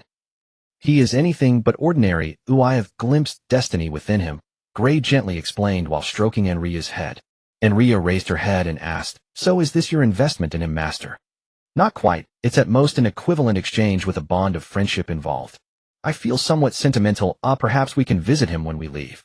Master, how long are we planning to travel in this world? About 100 years. Is that long? Not really. I don't even know if 100 years will be enough to traverse this world. This world is vast. For my over 1,500 years of adventure, this world would definitely rank among the top 3 of those I have seen. There are countless stronger beings, and I can sense a legend not far from here. Although I could easily crush her, the density of powerful beings is just too high. Although I don't quite understand, you must be the strongest, master. You will soon know someone even stronger. Upon returning to the Lake of Star Prayer, Veyrin headed straight to the castle, preparing to store the storage book, properly planning to later meticulously strategize for establishing his planting estate in a suitable location. Aside from the golden apple tree gifted to his family, the remaining 5 items would be sufficient for his development to the Viscount stage.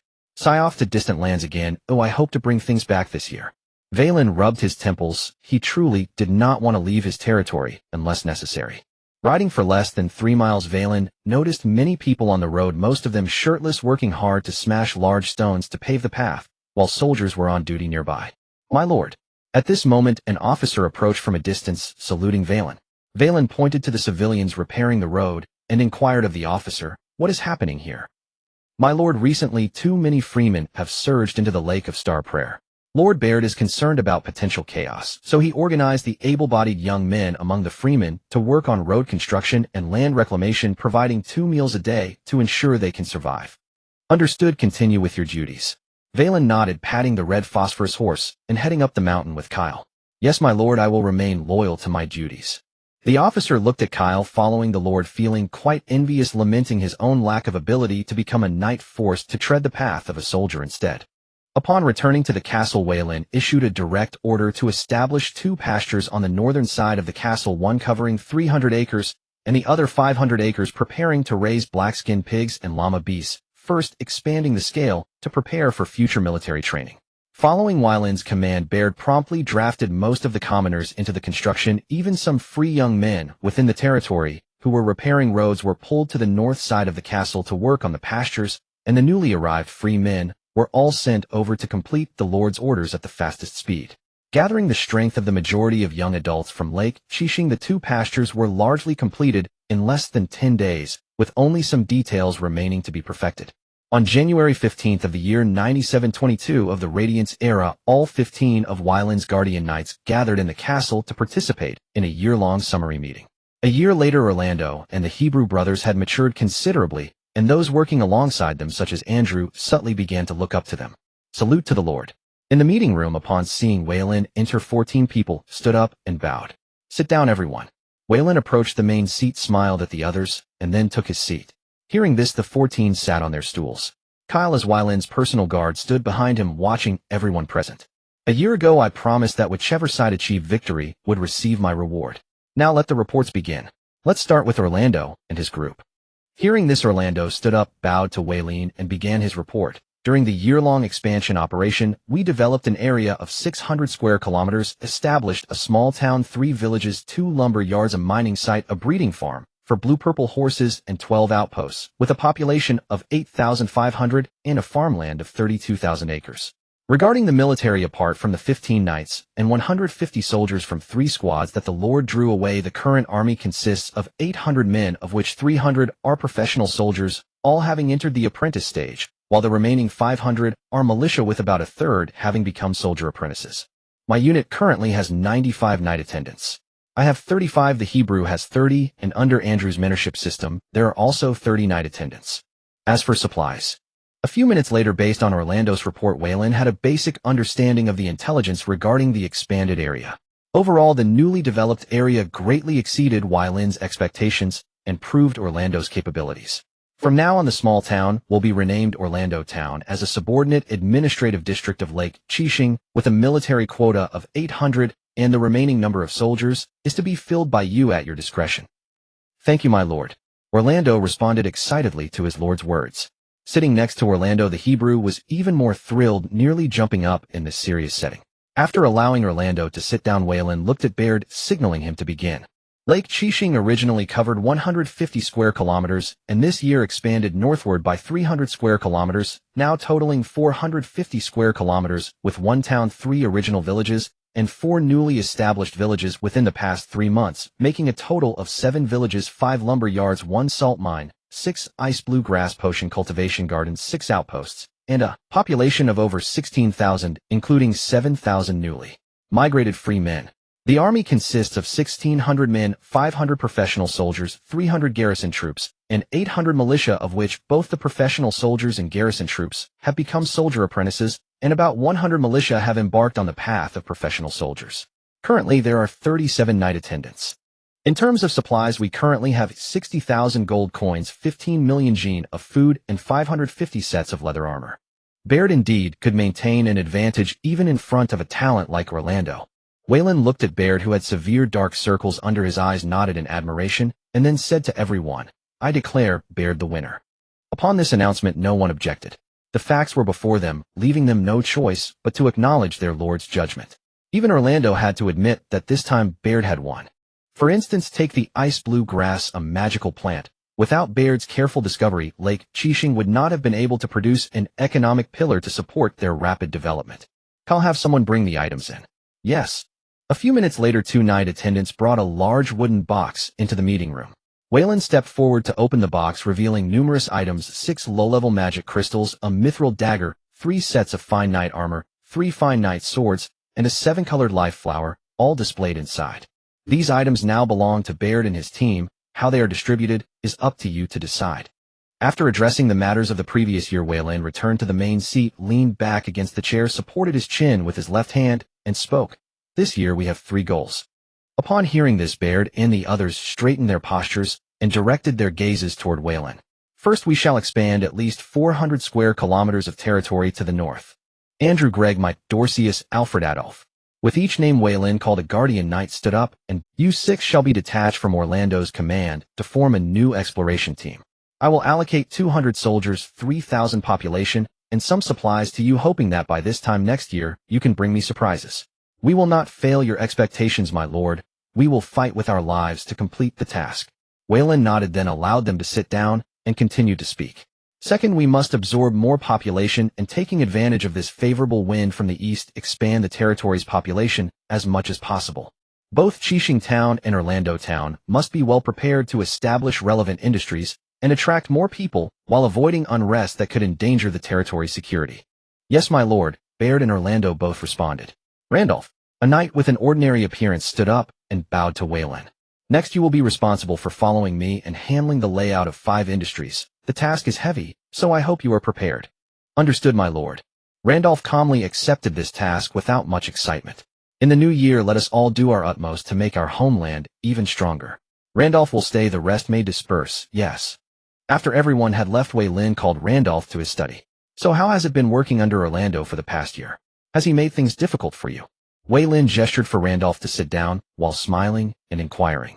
My lord, Orlando is quite... Randolph adjusted his posture and replied respectfully, in my 22 years of life, he is the most gifted knight I have ever encountered. His leadership skills are equally impressive. The fact that he has reached this level without formal training only proves that you, my lord, have an eye for talent. I merely provided him with an opportunity. The rest is all his own effort. Weyland waved his hand and said, feeling quite pleased, as if his own son had grown up and gained recognition from others. Without you, my lord, as his patron, even with talent, it would have been hard for Orlando to showcase it. All right, let's have some tea. As Kyle brought the tea, Weyland smiled and gestured for Randolph to help himself. The coming year may be a bit challenging for you. Upon hearing this, Randolph set down his teacup, sat up straight, and said, please, my lord, enlighten me. I have 3 types of plants and 2 types of animals that are crucial to the future development of the territory. Their importance rivals that of ice blue grass. Your task for the next year is to develop them. You trust me, my lord, and I am willing to stake my life to guarantee the completion of all tasks you assign to me.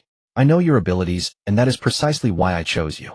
Weyland offered words of encouragement, then instructed Kyle to bring over the parchment from his desk for Randolph to review. This document contains information on 5 species of plants and animals, including their growth environments, planting requirements, and precautions. Your task for the next month is to seek out and modify the environment to suit these 5 species. The basic construction of the 2 ranches has been completed. All that remains is for you to make the necessary modifications according to the requirements outlined above. If you need manpower and supplies, simply request them from Baird. Additionally, I will assign 4 squads of soldiers to you who will follow your commands exclusively. Randolph listened carefully to Weyland's words while browsing the information on the parchment, then cautiously tucked it into his clothing. I understand your requirements, my lord. Please allow me to begin my tasks immediately. Randolph stood up and said firmly. Weyland stood and looked at Randolph, praising him. Indeed, you are swift and decisive. I will not delay your time any longer. After Randolph left the study, Weyland changed into a simple outfit and headed to the training ground to complete his training for the day. Ever since he drank the mysterious fruit tea from the Starry Mage, he felt that he was not far from reaching the silver high tier.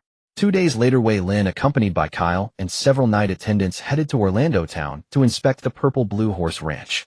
Riding on a red phosphor horse and enjoying the scenery around him, Weyland couldn't help but recall the time over a year ago when he seized the Purple Blue Horses. Back then, he had deliberately taken a long detour from the borders of the Desolate province, providing the other party with misleading information to seek revenge on the Harz family. More than a year had passed, yet it seemed there had been no reports of that Centaur clan harassing the pioneering knights of the Harz family, which left him feeling somewhat disappointed. Forget it, why dwell on it? If this opportunity is missed, they'll just find another one. They dared to ambush me on the road. Even though they failed, I hold grudges. Putting the matter behind him, Weyland quickened his pace, planning to inspect the Purple Blue Horse Ranch and then visit several outposts along the border. Outside Orlando Town, Orlando donned his armor, leaning against a large tree, quietly waiting. Beside him were 35 knights under his command, more than half of whom had reached the Bronze Knight rank. All their armor contained some mountain copper, and their weapons were mixed with a small amount of secret silver. According to rank classification, each knight was equipped with high-quality gear. Each knight had a fire lion engraved on the left side of their chest plate, symbolizing their unwavering loyalty and representing their fighting spirit in beast form. "Captain, the Lord has arrived," a bronze knight reported to Orlando. Orlando took the helmet handed over by a nearby knight and placed it on his head, slightly disheveling the red silk ribbon tied around his neck. He commanded loudly, "Mount up." The 35 knights moved in perfect unison, standing steadily on their purple-blue horses, forming ranks and waiting for Wei Lin's inspection. Orlando stroked his red phosphor horse and then mounted. "Salute to the Lord." All the knights drew their long swords, holding them in front of their chests as they saluted Wei Lin. Their youthful faces bore determined gazes and upright postures. Though they were all underage, they already possessed the stature befitting knights. Very good. He placed great importance on these 35 knights. However, by observing their military posture and strength, Wei Lin could clearly discern that 5 of them had recently joined Orlando's knight order within the past 6 months, showing some disparity compared to the other 30 knights. The red silk ribbon is not tied properly. Wei Lin rode his horse beside Orlando to adjust the ribbon tied around his neck. "Thank you, my lord." Orlando smiled and sincerely expressed his gratitude. "You little rascal." Even though he was not very old himself, barely under 20. "Let's go. Take me to the Purple Blue Horse Ranch. It has been over a year since I entrusted the Purple Blue horses to you. Let's see the results. Please follow me, my lord." Then Orlando led the way while Wei Lin followed closely behind with Kyle and several knight attendants, and the remaining 35 knights brought up the rear as they headed towards the ranch 7 kilometers away. On the way, with Orlando explaining beside him, Wei Lin gained a rough understanding of the scale of the Purple Blue Horse Ranch. The entire Purple Blue Horse Ranch occupies 5,000 acres and has 51 soldiers, 125 herdsmen, and 387 purple blue horses. There is also a village nearby where half of the tax fields are planted with wind grass, a plant that the purple blue horses particularly love, serving as both their reserve food and provisions for battle. With no monster clans or magical beasts present, the fields were bustling with hard-working farmers, their faces radiating genuine smiles. Upon seeing Wei Lin and his party, they all stopped their tasks and bowed as a gesture of respect for their lord. Seeing this scene brought even more joy to Wei Lin's heart. After a few minutes, the group leisurely arrived at the entrance of the Purple Blue Horse Ranch. At the entrance of the ranch, 10 soldiers stood guard dutifully, showing no signs of slacking off. "My lord." The leading officer stepped forward, saluting Wei Lin with a fist to his chest before instructing someone to open the ranch gate. Stepping into the Qingzi Horse Ranch, Veyrin discovered a glistening green meadow. Not far away was a stream and occasionally some low trees, while a group of Qingzi horses ran freely by. Found online, this picture is truly beautiful. "If it weren't for the ranch, I would have thought I had arrived at a resort," Veyrin said, spreading his arms to enjoy the gentle breeze, feeling quite refreshed. "If the master needs, I can have a small estate built here for you so you can come and enjoy your leisure time," Orlando said to Veyrin after careful consideration.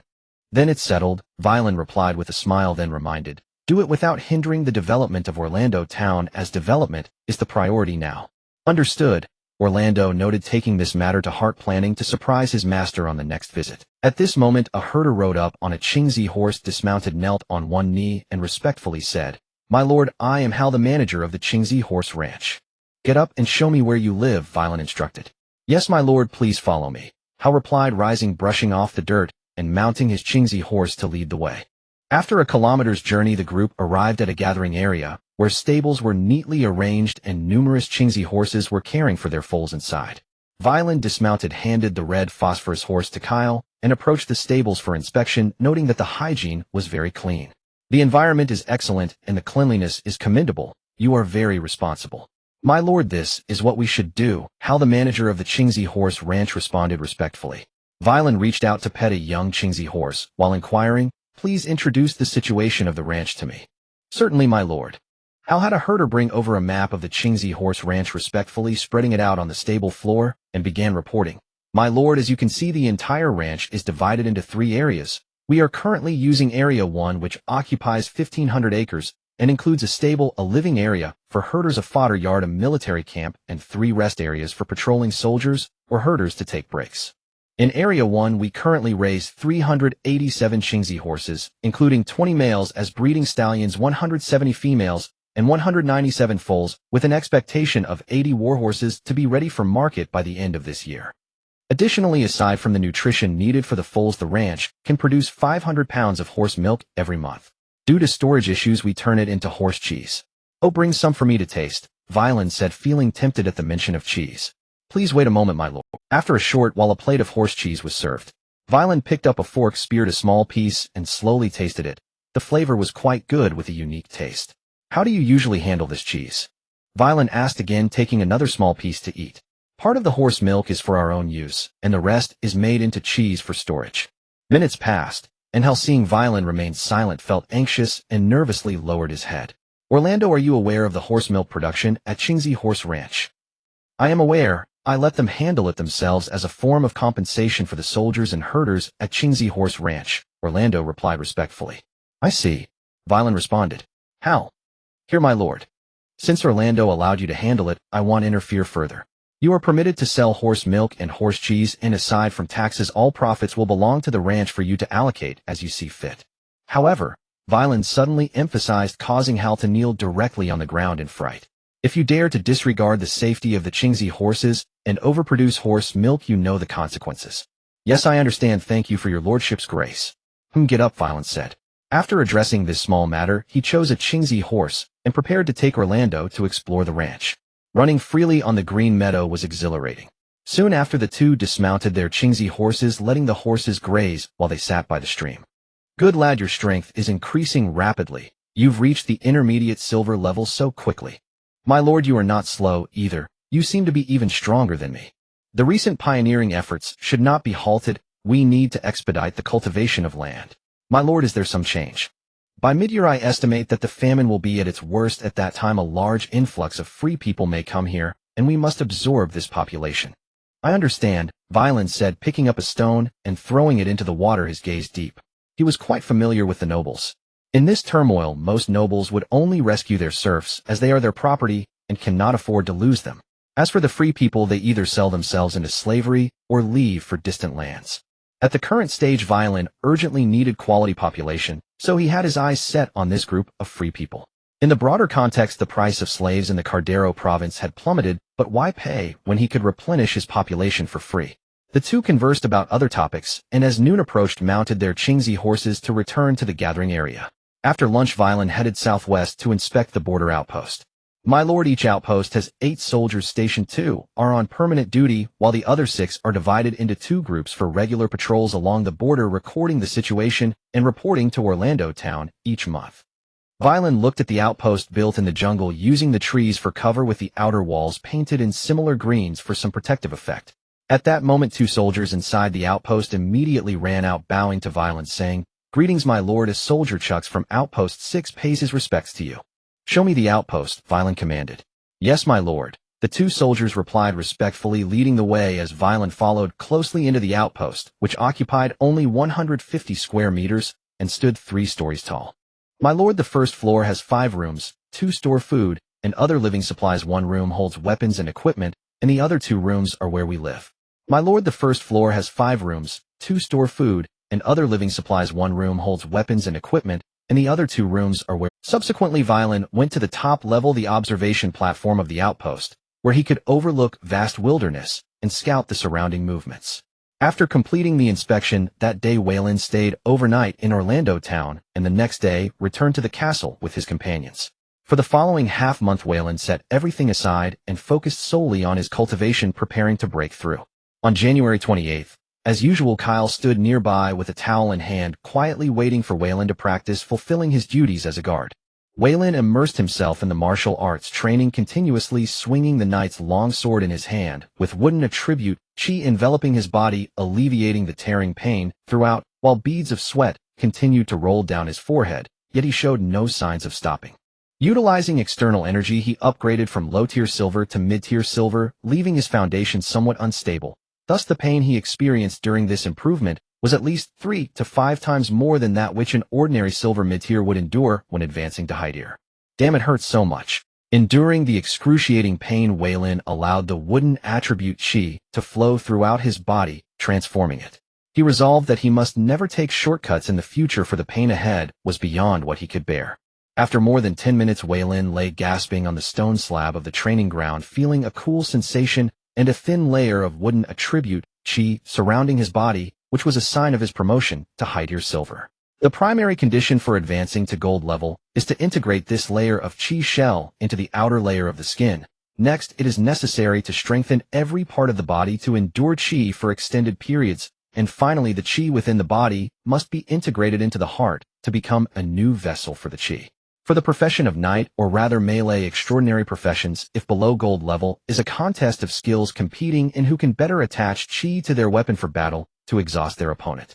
Above gold level, however, the body becomes several times stronger, transforming into a true combat machine, capable of releasing chi externally, forming unique martial techniques, with destructive power increased by dozens of times, easily changing the outcome of a small-scale battle. In Wyland's view, humans at gold level and above are akin to two different races, yet they are indeed of the same race, as their descendants remain ordinary humans except for those who inherit the bloodlines of otherworldly beings. Seeing that Weyland had completed his promotion, Kyle hurried over to help him sit on a nearby stone chair. "My lord here." Kyle opened a bottle of ice blue potion and handed it to Weyland. Weyland took the ice blue potion and drank it in one gulp, immediately feeling a cooling sensation, significantly alleviating his bodily pain. If not for Kyle being nearby, he would have groaned despite his pride. After half an hour of recovery, Weyland stood up from the chair, feeling his body filled with strength capable of defeating 3 to 5 of his former selves. Breaking through is indeed a good thing. Other attribute high-tier silver knights have a lifespan of 150 years. I feel that I can live at least 200 years. Perhaps this is due to the wooden attribute chi being weaker in combat capabilities, but compensating in other aspects. "My lord, Lord Baird requests an audience." A soldier from the castle jogged up to Weyland, saluting with a fist to his chest. "Let him come in." Weyland finished dressing and instructed the soldier. Moments later, Baird entered the training ground with a smile, and upon seeing Weyland, he momentarily froze before respectfully bowing, saying, "Congratulations, my lord, on advancing your cultivation further. Everyone's talents are not lacking. I believe you will catch up soon enough," Weyland replied with a smile. "What do you need from me?" "My lord, Lady Layla has completed the establishment of the ice blue potion workshop and is now waiting for you to conduct an inspection. I'll go fetch the box from the second compartment of the third row on my studies bookshelf." "Understood." Weyland asked Baird to wait a moment, and then went to wash up, changing into a set of white form. Outside Qixing Town, a heavily guarded manor stood with towering walls surrounding it, and over 100 fully armed soldiers patrolling back and forth, ensuring not even a mosquito could pass through. Weyland passed through 3 large gates, entering the underground core of the manor, the potion workshop. "My lord, the floors and walls of the potion workshop are mixed with a small amount of mountain copper, and Lady Layla has inscribed several warning magic arrays. We will be informed immediately if any unusual situations arise. Relocate the military camp nearby to enhance security. Additionally, all staff must undergo strict vetting. It is best to select from the military to prevent any leaks." "Understood, I will handle it immediately." Weyland walked forward while conversing with Baird, who was half a step up. After traversing more than 30 meters, Weyland arrived at the lowest level of the manor, the location of the potion workshop. Upon opening the large door, a potion workshop occupying over 100 square meters came into view, consisting of 12 magical machines. Due to the shielding, Weyland could not clearly see the structures inside. That said, even if he could see the operational structure inside, he would still be unable to comprehend the principles behind it. "Sister Layla, thank you for your hard work." After more than a month, upon seeing Layla again, Weyland noticed she had lost quite a bit of weight. "How is it? Is it progressing quickly?" Layla asked with a smile, pointing to her masterpiece. "Quickly, Sister Layla, you are the most incredible priest and the most powerful mage I have ever seen." Cough, cough, cough. Layla blushed slightly at the compliment and quickly changed the subject, saying, "Baird, go fetch a frost blue grass." "Yes, Lady Layla." A few minutes later, Baird returned with a frost blue grass from the nearby storeroom and handed it to Layla. Under Weyland's gaze, Layla placed the frost blue grass at the entrance of the potion workshop. With the infusion of energy from the small elemental pool, the potion workshop began working. The frost blue grass was lifted by a levitation array and entered the potion workshop. As it passed each magical machine, corresponding residues were expelled while ice water was sent in. 3 minutes later, Weyland arrived at the last magical machine, observing 2 transparent potion bottles placed in a groove. He saw a pale blue ice blue potion being dispensed into the 2 transparent bottles. Weyland stepped forward, picked up one bottle, and gently sniffed it.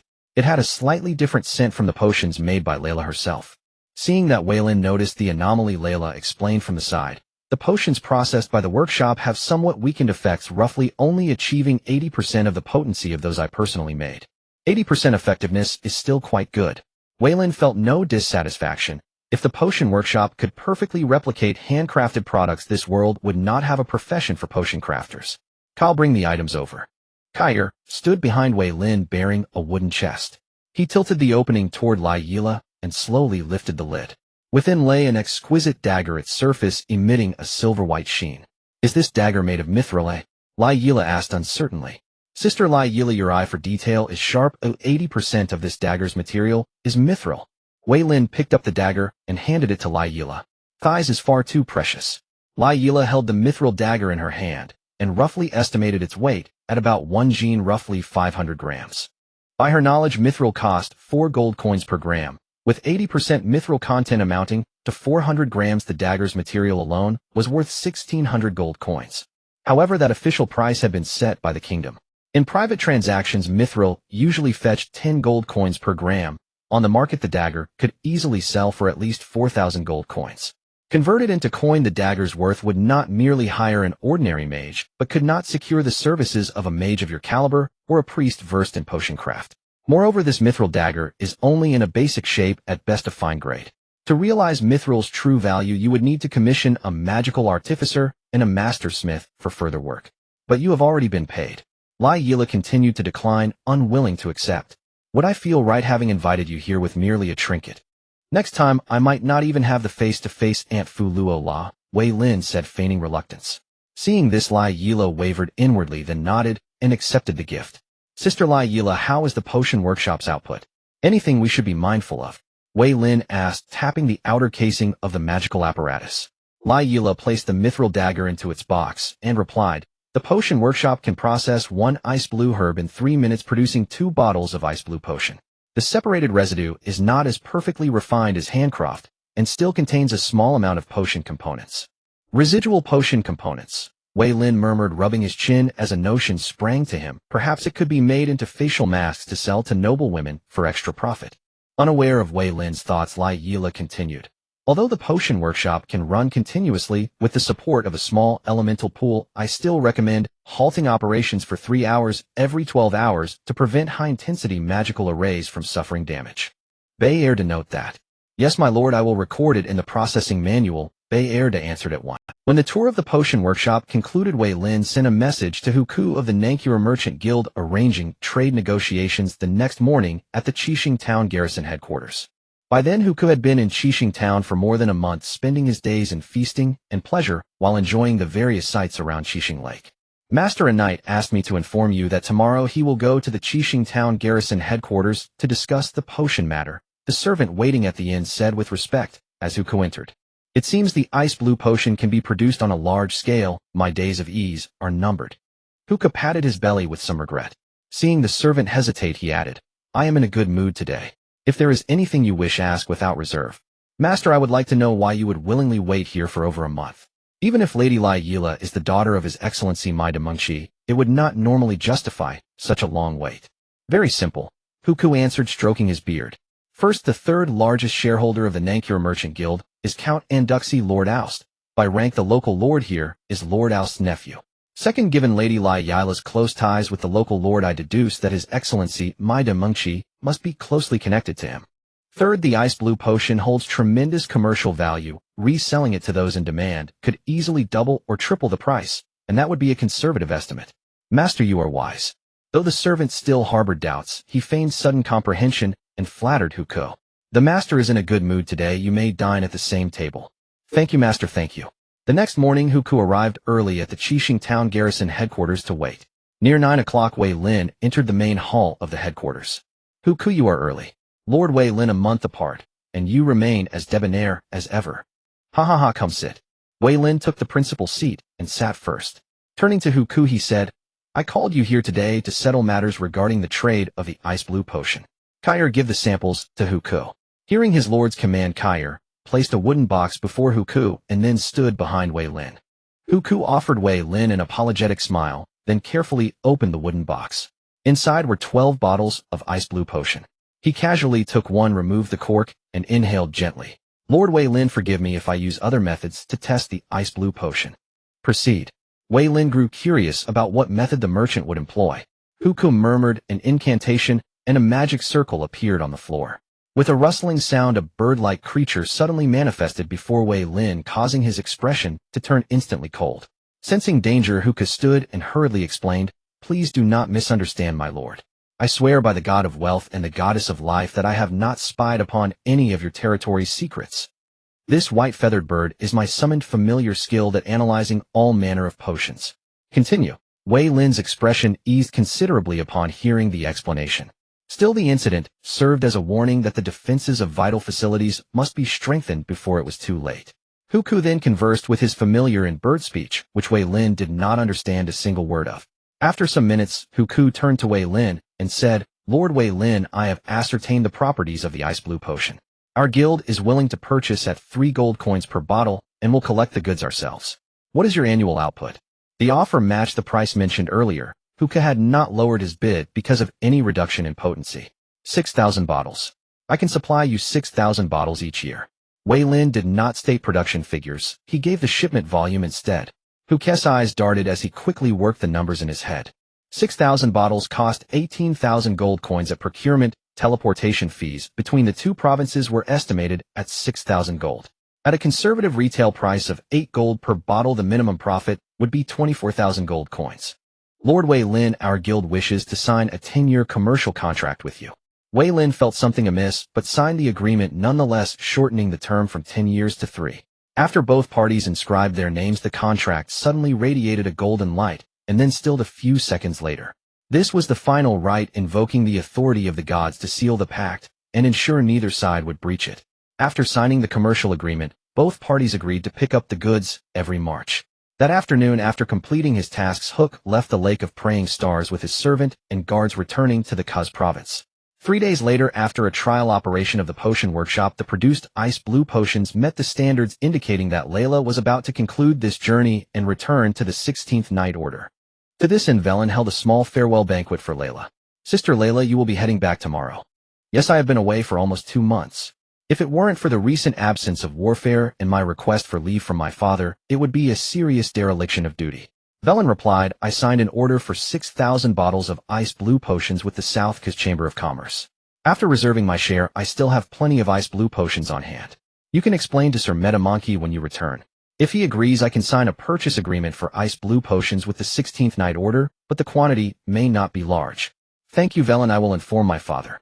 Veyrin raised his glass and Baird and others followed suit, lifting their glass. "Let us bid farewell to the honorable priestess Layla, thanking her for bringing wealth to our Lake of Praying Stars." "Farewell, Lady Layla." Everyone offered their sincere blessings. After 3 rounds of drinks, the guests began to eat and drink freely, thus concluding the small banquet. The next morning, Veyrin handed a gift box to Layla at the city gate. "Sister, this is a gift from my aunt. Please help me deliver it to her." Layla solemnly accepted the gift box, placing it on the horse's back, and promised Veyrin, "Rest assured, I will personally deliver it to Flora. I am sure she will be delighted to receive a gift from her nephew." "Goodbye, Sister Layla."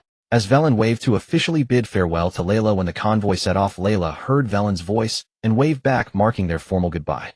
"Kyle, the next time we meet, I might have to call Layla auntie," Veyrin joked, looking at Kyle beside him. "Aunt." Kyle, somewhat confused, scratched the back of his head. "My lord, why is that?" "Ha ha ha, you will know next." Looking at Kyle's expression, Veyrin patted his shoulder, deciding not to reveal the answer. "Train well and build a solid foundation.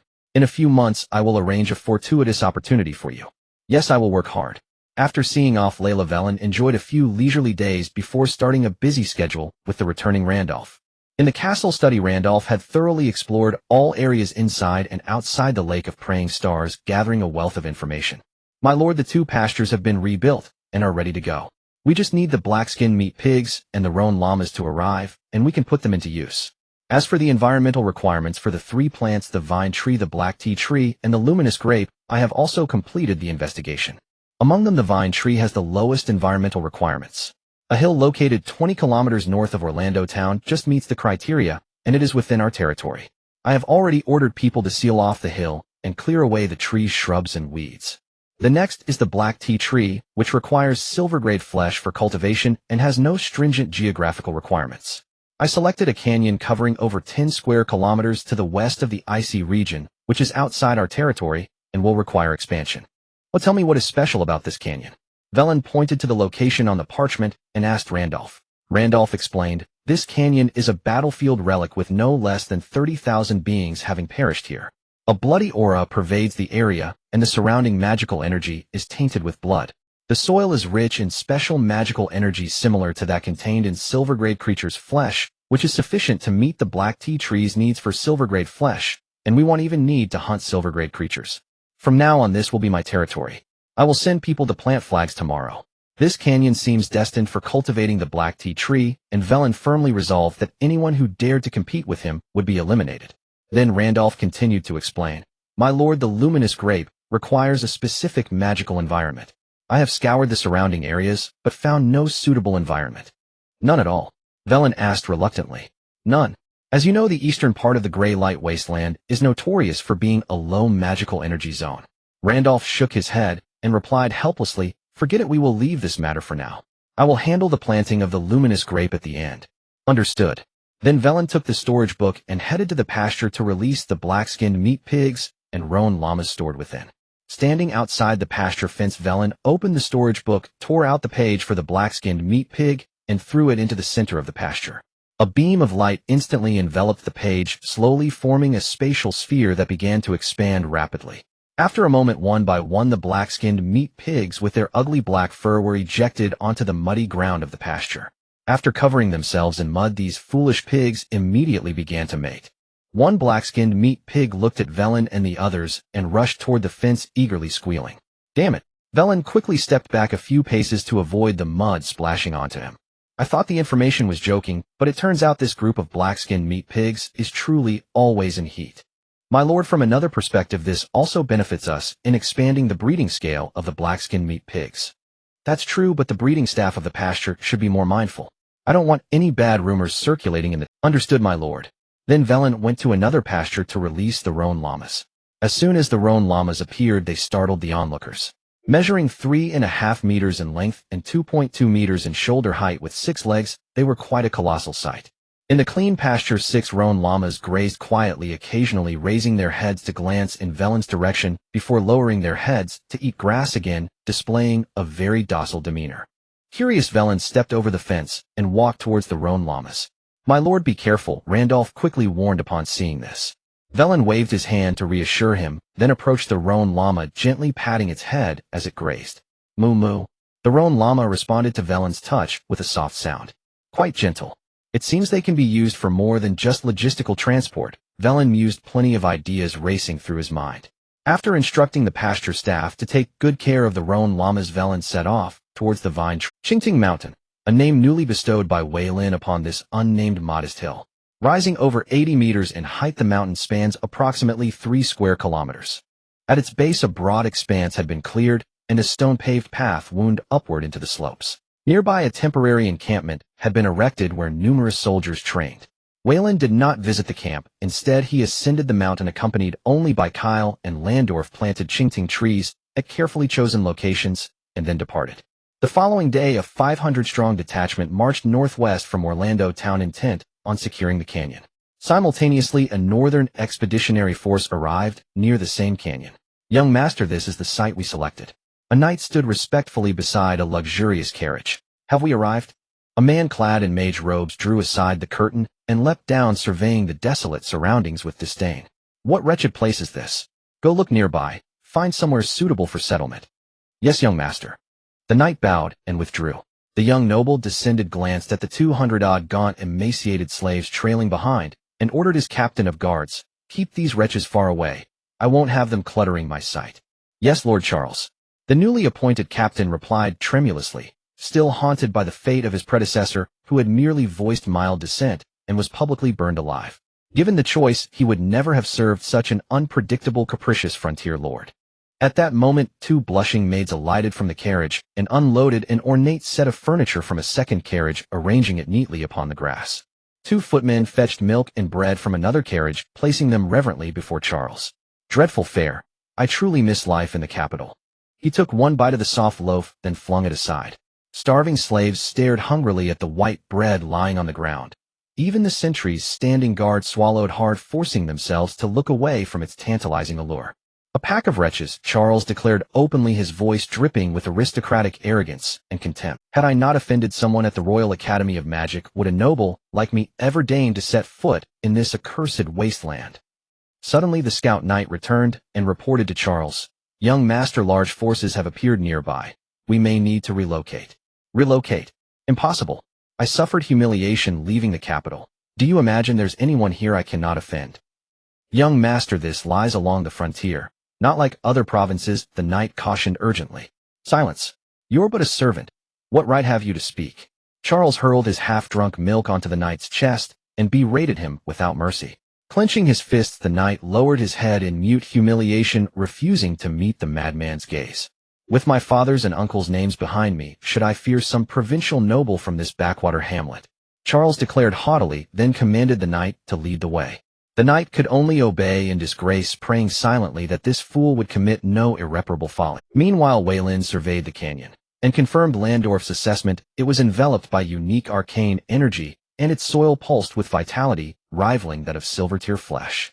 We shall erect a Mahdi and Bailey here, garrison a full cohort, plant tea saplings immediately, and later resettle populations, to fully secure this territory under our dominion. Indeed, my lord, Landorf nodded vigorously in agreement. Suddenly a commotion erupted from the camp. Let us go. Something has happened. Outside the temporary encampment, Charles's knight lay bleeding and broken after being struck by Orlando. Charles himself collapsed to the ground, trembling with terror. Know this. I am the son of a count, a prominent figure in the capital. My uncle is Fisk, governor of Cardro province. You dare not cross me. Stay back. Orlando hesitated upon hearing this. Seizing the pause, Charles grew bolder. You lowborn cur. Apologize to me this instant. The wounded silver-rank knight lay helpless on the earth, despairing. If reborn, he vowed, he'd live wisely, far from fools. What's occurred? Orlando's uncertainty dissolved the moment he heard Veyrin's voice. My lord, this noble's retinue arrived, demanding we surrender the site, spouting insults. I could not bear it, and acted without restraint. Veyrin frowned deeply as he regarded the young noble sprawled upon the ground. Seeing the master arrive, Charles grew yet more brazen.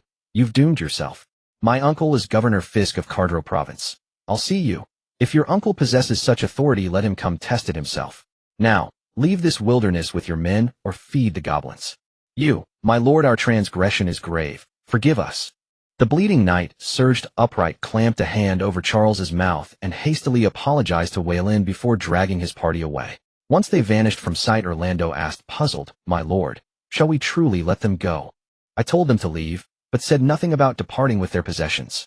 My lord, you mean, send men after them tonight, recover everything, and wear masks. Yes, my lord. Orlando departed to prepare. Landorf chuckled. My lord, when this noble complains to Governor Fisk, will his excellency spank him soundly. Huh. Landorf, I confess I'm curious too. Though I'd wager his father delivers the swat first. Wait and see. Governor Fisk will soon dispatch envoys to resolve this misunderstanding. Landorf smiled expectantly. The Dosk family knew better than to provoke the wrath of House Esk, so reconciliation would come swiftly. That night Orlando led his men northward from the camp. At dawn, laden carriages rolled in, greatly augmenting Veyrin's holdings. Elsewhere, a destitute Charles, clad in a single threadbare tunic, trudged back toward Cardro's provincial capital, accompanied by 20-odd unarmed soldiers, a handful of servants, and his grievously injured silver-rank knight. My lord, that young man has brought quite a lot of things with him. Oh, what are they, oi? Veyrin could not help but ask as he looked at Orlando, who wore an excited expression. 30,000 gold coins, 26 magic books, 56 magic scrolls, over 300 pieces of special paper for making magic scrolls, more than 50 bottles of various potions, over 20 exquisite dresses, 3 sets of fine tables and chairs, 6 sets of beautiful tableware, 2 magic staffs, 8 sets of wizard robes, and a heap of miscellaneous personal items amounting to more than 10 horse-drawn carriages. Additionally, there are 2 luxurious carriages and over 60,000 pounds of grain. I also brought back the 200-plus slaves. I didn't let go of the more than 20 people who were released. I searched them thoroughly, leaving only a single piece of clothing. Veyrin was greatly astonished upon hearing this. This was clearly not an expedition to develop territory, but a trip for leisure. By the way, my lord, there is a box of things that I find a bit confusing. Orlando scratched his head and said, let me see it. With his words, Veyrin's curiosity was piqued. Soon 2 soldiers brought up a beautifully crafted wooden box. Veyrin stepped forward to open a small crack, then quickly closed it again. This young man is indulging a bit too much. There are so many playful toys in here. My lord, what are these? Veyrin turned to look at Orlando's pure and naive eyes, and with a serious tone he said, You are still underage and not married. Why are you asking so many questions? These things are not suitable for someone your age to understand. Focus on your training and strengthening your abilities. That is the right path. Yes, my lord, I understand. Orlando stood at attention, heeding Veyrin's teachings. You all take this box and burn it. Forget it, don't burn it. These can still be exchanged for some money. Veyrin glanced at it a few more times. It would be a pity to burn it. Instead, he could hand it over to Raimundo, letting him sell it to those nobles for a large profit. After the morning's interlude, Veyrin began to have the valley cleared, preparing to level a piece of land for planting tea trees. After several days of wilderness survival, Charles and his group borrowed a few carriages and some clothing from a noble and hurried to the provincial city of Cardro to report to his Uncle Fisk. Inside a mansion in the provincial city of Cardro, Governor Fisk was leisurely enjoying afternoon tea with his son Kazak. Sir, your nephew Lord Charles seeks an audience. A male servant entered the hall respectfully reporting. My. Governor Fisk put down his teacup looking somewhat puzzled and said, What is this brat doing back here? Father, I think my cousin is unable to endure the hardships of pioneering life and has come back to seek your help in disgrace. Kazak spoke with a tone of mockery, though he appeared respectful. Bring him in. Governor Fisk did not mind his son's tone and instructed the servant.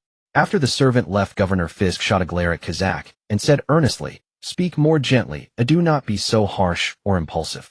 After all, he is your cousin, my brother's son.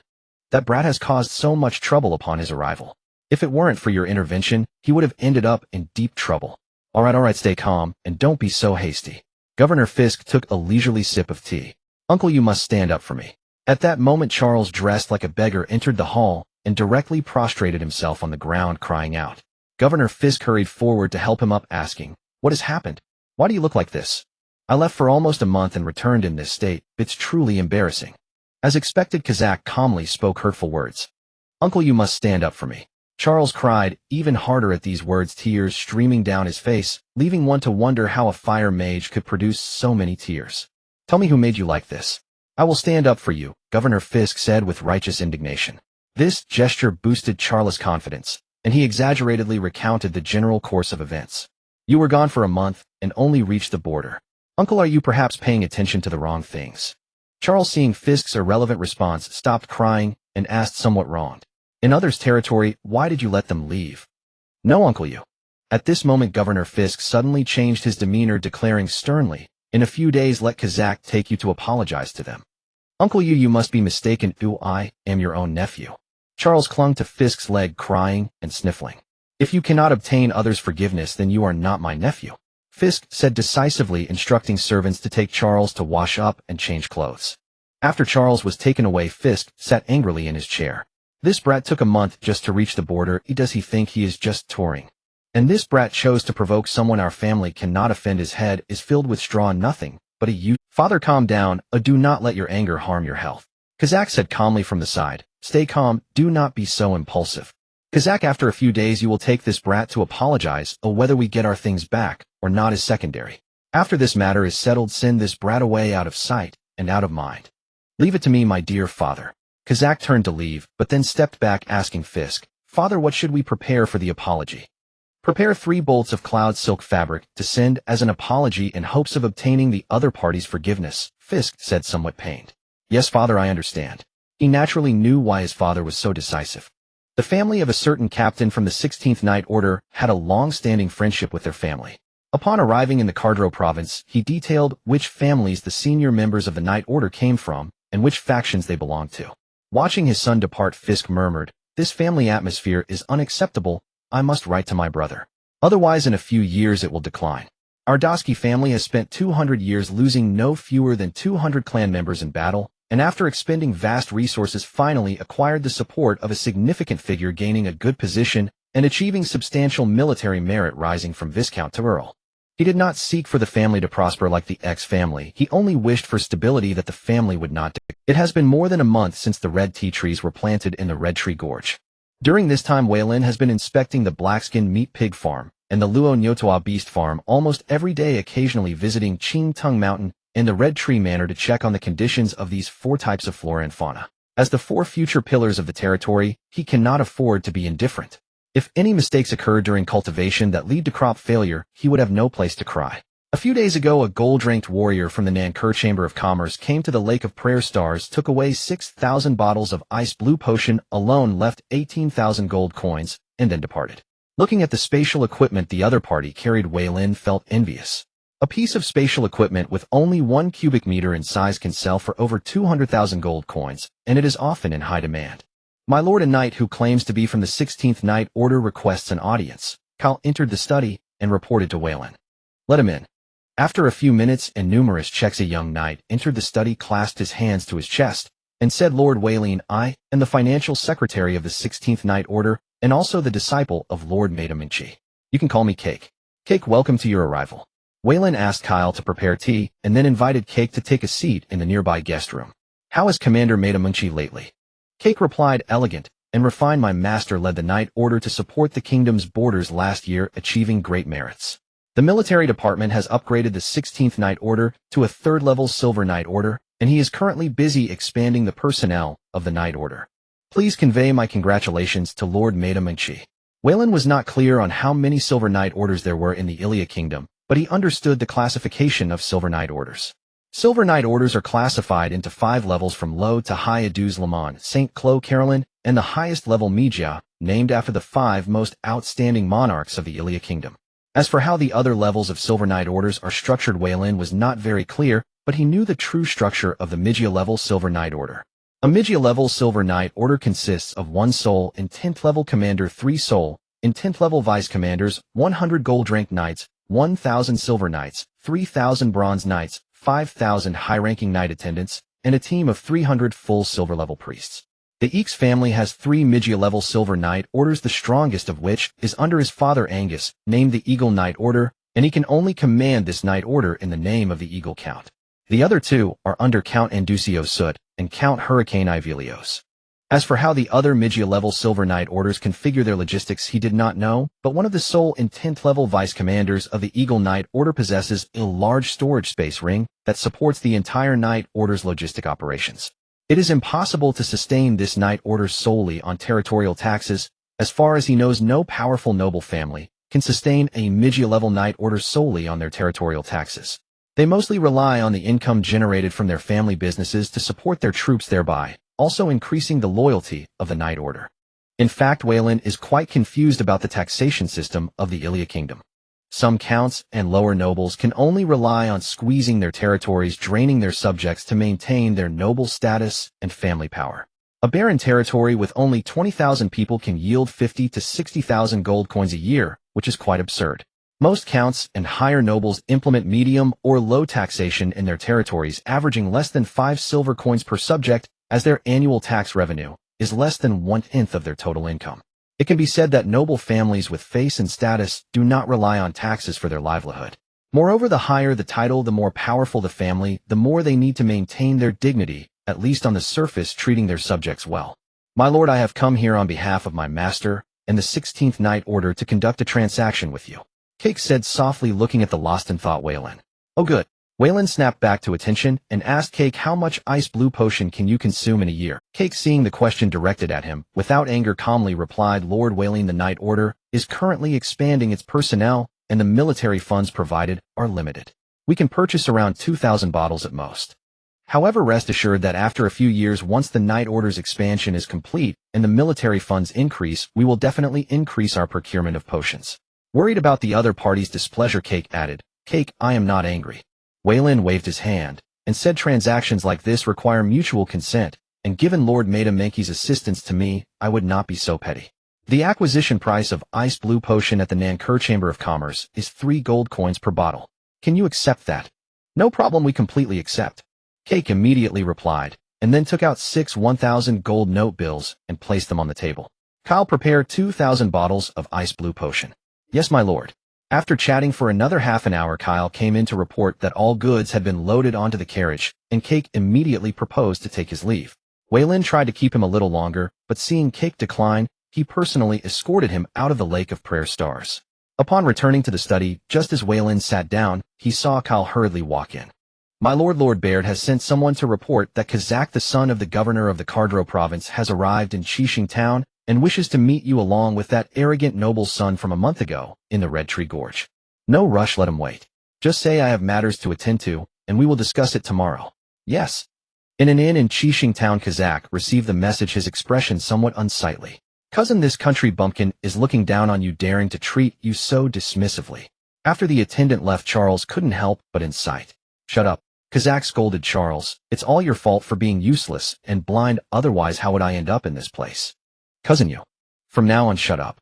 The news from Uncle's side is that if we cannot obtain the other party's forgiveness, you can prepare to be a pig for the rest of your life. After Kazakh finished speaking, he ignored Charles and left the room. Charles, hearing this, sat down on the ground, his expression blank. I don't want to be a pig, I don't want to be a breeding tool. My life has just begun, I don't want to. The door slammed shut, waking Charles up, and he couldn't help but crawl on the floor and cry. The next morning, Charles followed Kazakh with his head lowered step by step towards the castle on the mountain. Along the way, there was no communication between the two apart from the sound of footsteps. Standing at the castle gate, Kyle looked at the approaching group and calmly said to the leading noble youth, my lord has been waiting for a long time. Please follow me. Thank you. Kazakh politely took out a pouch of money and handed it to Kyle. Without saying much, Kyle accepted the pouch, directly hanging it in a prominent place at his waist, and led the group towards the castle hall. Upon entering the castle, Kazakh discreetly surveyed his surroundings. The overall style was rugged yet elegant. At that moment, Kazakh saw the half-elf Eunice passing by and couldn't help but glance a few more times before retracting his gaze. He didn't know whether this half-elf had already become the lover of a member of the X family, so he decided it was best not to pay too much attention to avoid trouble. This time he came to apologize, not to provoke hatred. At the entrance of the castle hall, two guards watched as the attendant Kyle approached, first bowing their chests in salute, then speaking, my lord Kyle, please have these people leave their weapons outside. I understand. Kazakh hurriedly placed his sword on the nearby weapons rack, then instructed his attendants to surrender their weapons. What is this? These are 3 bolts of cloud silk fabric, a gift for your lord. Seeing this, the two guards looked at Kyle, and upon seeing him nod, they directly allowed them entry. Inside the hall, Veyrin sat on the stone seat of the castle, looking down at the incoming crowd. On either side stood fully armored, high-ranking knight attendants, sword in hand, creating a significant sense of pressure for Kazakh and the others. Lord Veyrin, greetings.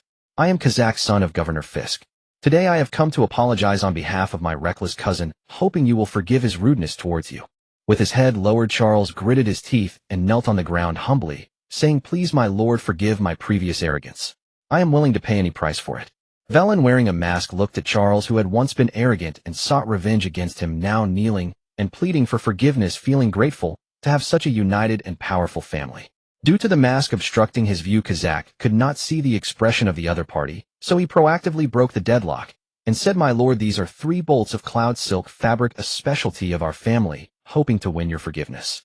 Veyrin slightly raised his head, looking at the attendant standing behind Kazakh, who removed the cloth bag to reveal the immaculate white cloud silk fabric inside. A specialty of the Dosky family, generally reserved for the royal family and a few ducal families. You actually dare to offer it as compensation. As long as we can gain your forgiveness and avoid enmity between our families, it is worth it. Kazakh replied very politely. Veyrin did not accept it directly, but instead asked, I heard that your cousin encountered misfortune after leaving you. Apart from more than 20 survivors, the rest of the belongings were robbed. It was his arrogance and lack of strength that led to the loss of those things. We acknowledge our misfortune. Kazakh's words directly defined the situation, indicating he would not pursue the matter further. That is also true. In the border areas, monsters abound, and combined with the drought's effects, bandits are rampant. What you say makes sense, my lord. Kazakh obediently replied, thinking whatever the other party said was right, and he did not contradict. Kyle later burned that letter in my study. Hearing his lord's words, Kyle was a bit stunned, then quickly reacted and answered loudly, yes. Upon hearing this, Kazakh was startled. If fortunately he arrived quickly, or it would have been disastrous. Charles felt his legs weaken, sensing he had escaped a near calamity, realizing his life was almost ruined. Upon hearing this, Kazakh was startled. If fortunately he arrived quickly, or it would have been disastrous. Charles felt his legs weaken, sensing he had escaped a near calamity, realized. Everyone leave. Seeing the guests depart, Veyrin removed his mask and waved his hand, signaling them to leave. Before long, only Veyrin and Kyle remained in the hall. My lord, this is the bribe given by the governor's son. Kyle approached Veyrin and respectfully said as he took the pouch from his waist. Since it was given to you, then accept it. Seeing this, Kyle happily put it away. Now that it's March, I will observe for another month to see how these 4 types of plants and animals are doing. If there are no problems, I should plan a trip back. Veyrin looked at the smiling Kyle, silently calculating in his heart. Since the teleportation fee was 300 gold coins per person, he planned to bring at most one person to save costs. This trip back to the West River province was not just about delivering the golden apple tree. He also planned to establish an estate in his territory to cultivate luminous grapes. If possible, he wanted to find a few merchant associations in the West River province to promote the ice. At the same time, he also planned to visit Rander City in the Kaz province to retrieve a book from a foreigner and see what treasures could be found, as fate had guided him to this information. This journey Veyrin roughly estimated would last 2 to 3 months. In mid-April, after finishing his affairs, Veyrin and Kyle traveled light to the provincial capital of Cadro province. At the beginning of the month, Veyrin received an explosive piece of news. In June, the Kubri Kingdom and the half-elf kingdom will erupt into the Third Ice Island War. When he received this news, Veyrin sensed the scent of wealth. It is well known that war means profit only for the countries that do not participate in the war. He still had 12,000 bottles of ice blue potion in his possession, and after reserving 2,000 bottles, he could sell 10,000 bottles and even be greedy enough to raise the price 5 or 6 times. This idea popped into his mind and spiraled out of control. This time, he planned to find some connections through his father to see if he could contact the military of the Kubri Kingdom. Veyrin rode on his red phosphorus horse, gazing at the provincial capital of Cadro, feeling a sense of melancholy. 2 years ago, he came here with 14 people, beginning his pioneering career. Today, 2 years later, he owned a territory, and it was only a matter of time before he became a Baron. Let's go to the teleportation array. Showing his identity, the guards quickly let him pass. Passing through a street that had its own flavor, there was not much difference from 2 years ago. It was still dilapidated. Outside the teleportation hall, Veyrin had Kyle hold the horse while he went to pay the fee. The fee for one person was 300 gold coins and 50 gold coins for one horse. The total fee for 2 people and 2 horses was 700 gold coins. Next, after waiting for almost 2 hours, Veyrin and his companion, along with more than 10 other nobles heading to the West River province, entered the teleportation array. For mages standing at the 4 corners of the teleportation array began to inject magic into the surrounding apparatus. The elemental pool beneath the teleportation array was activated, providing energy to the surrounding magical formations. Seconds later, a large number of magical formations were activated.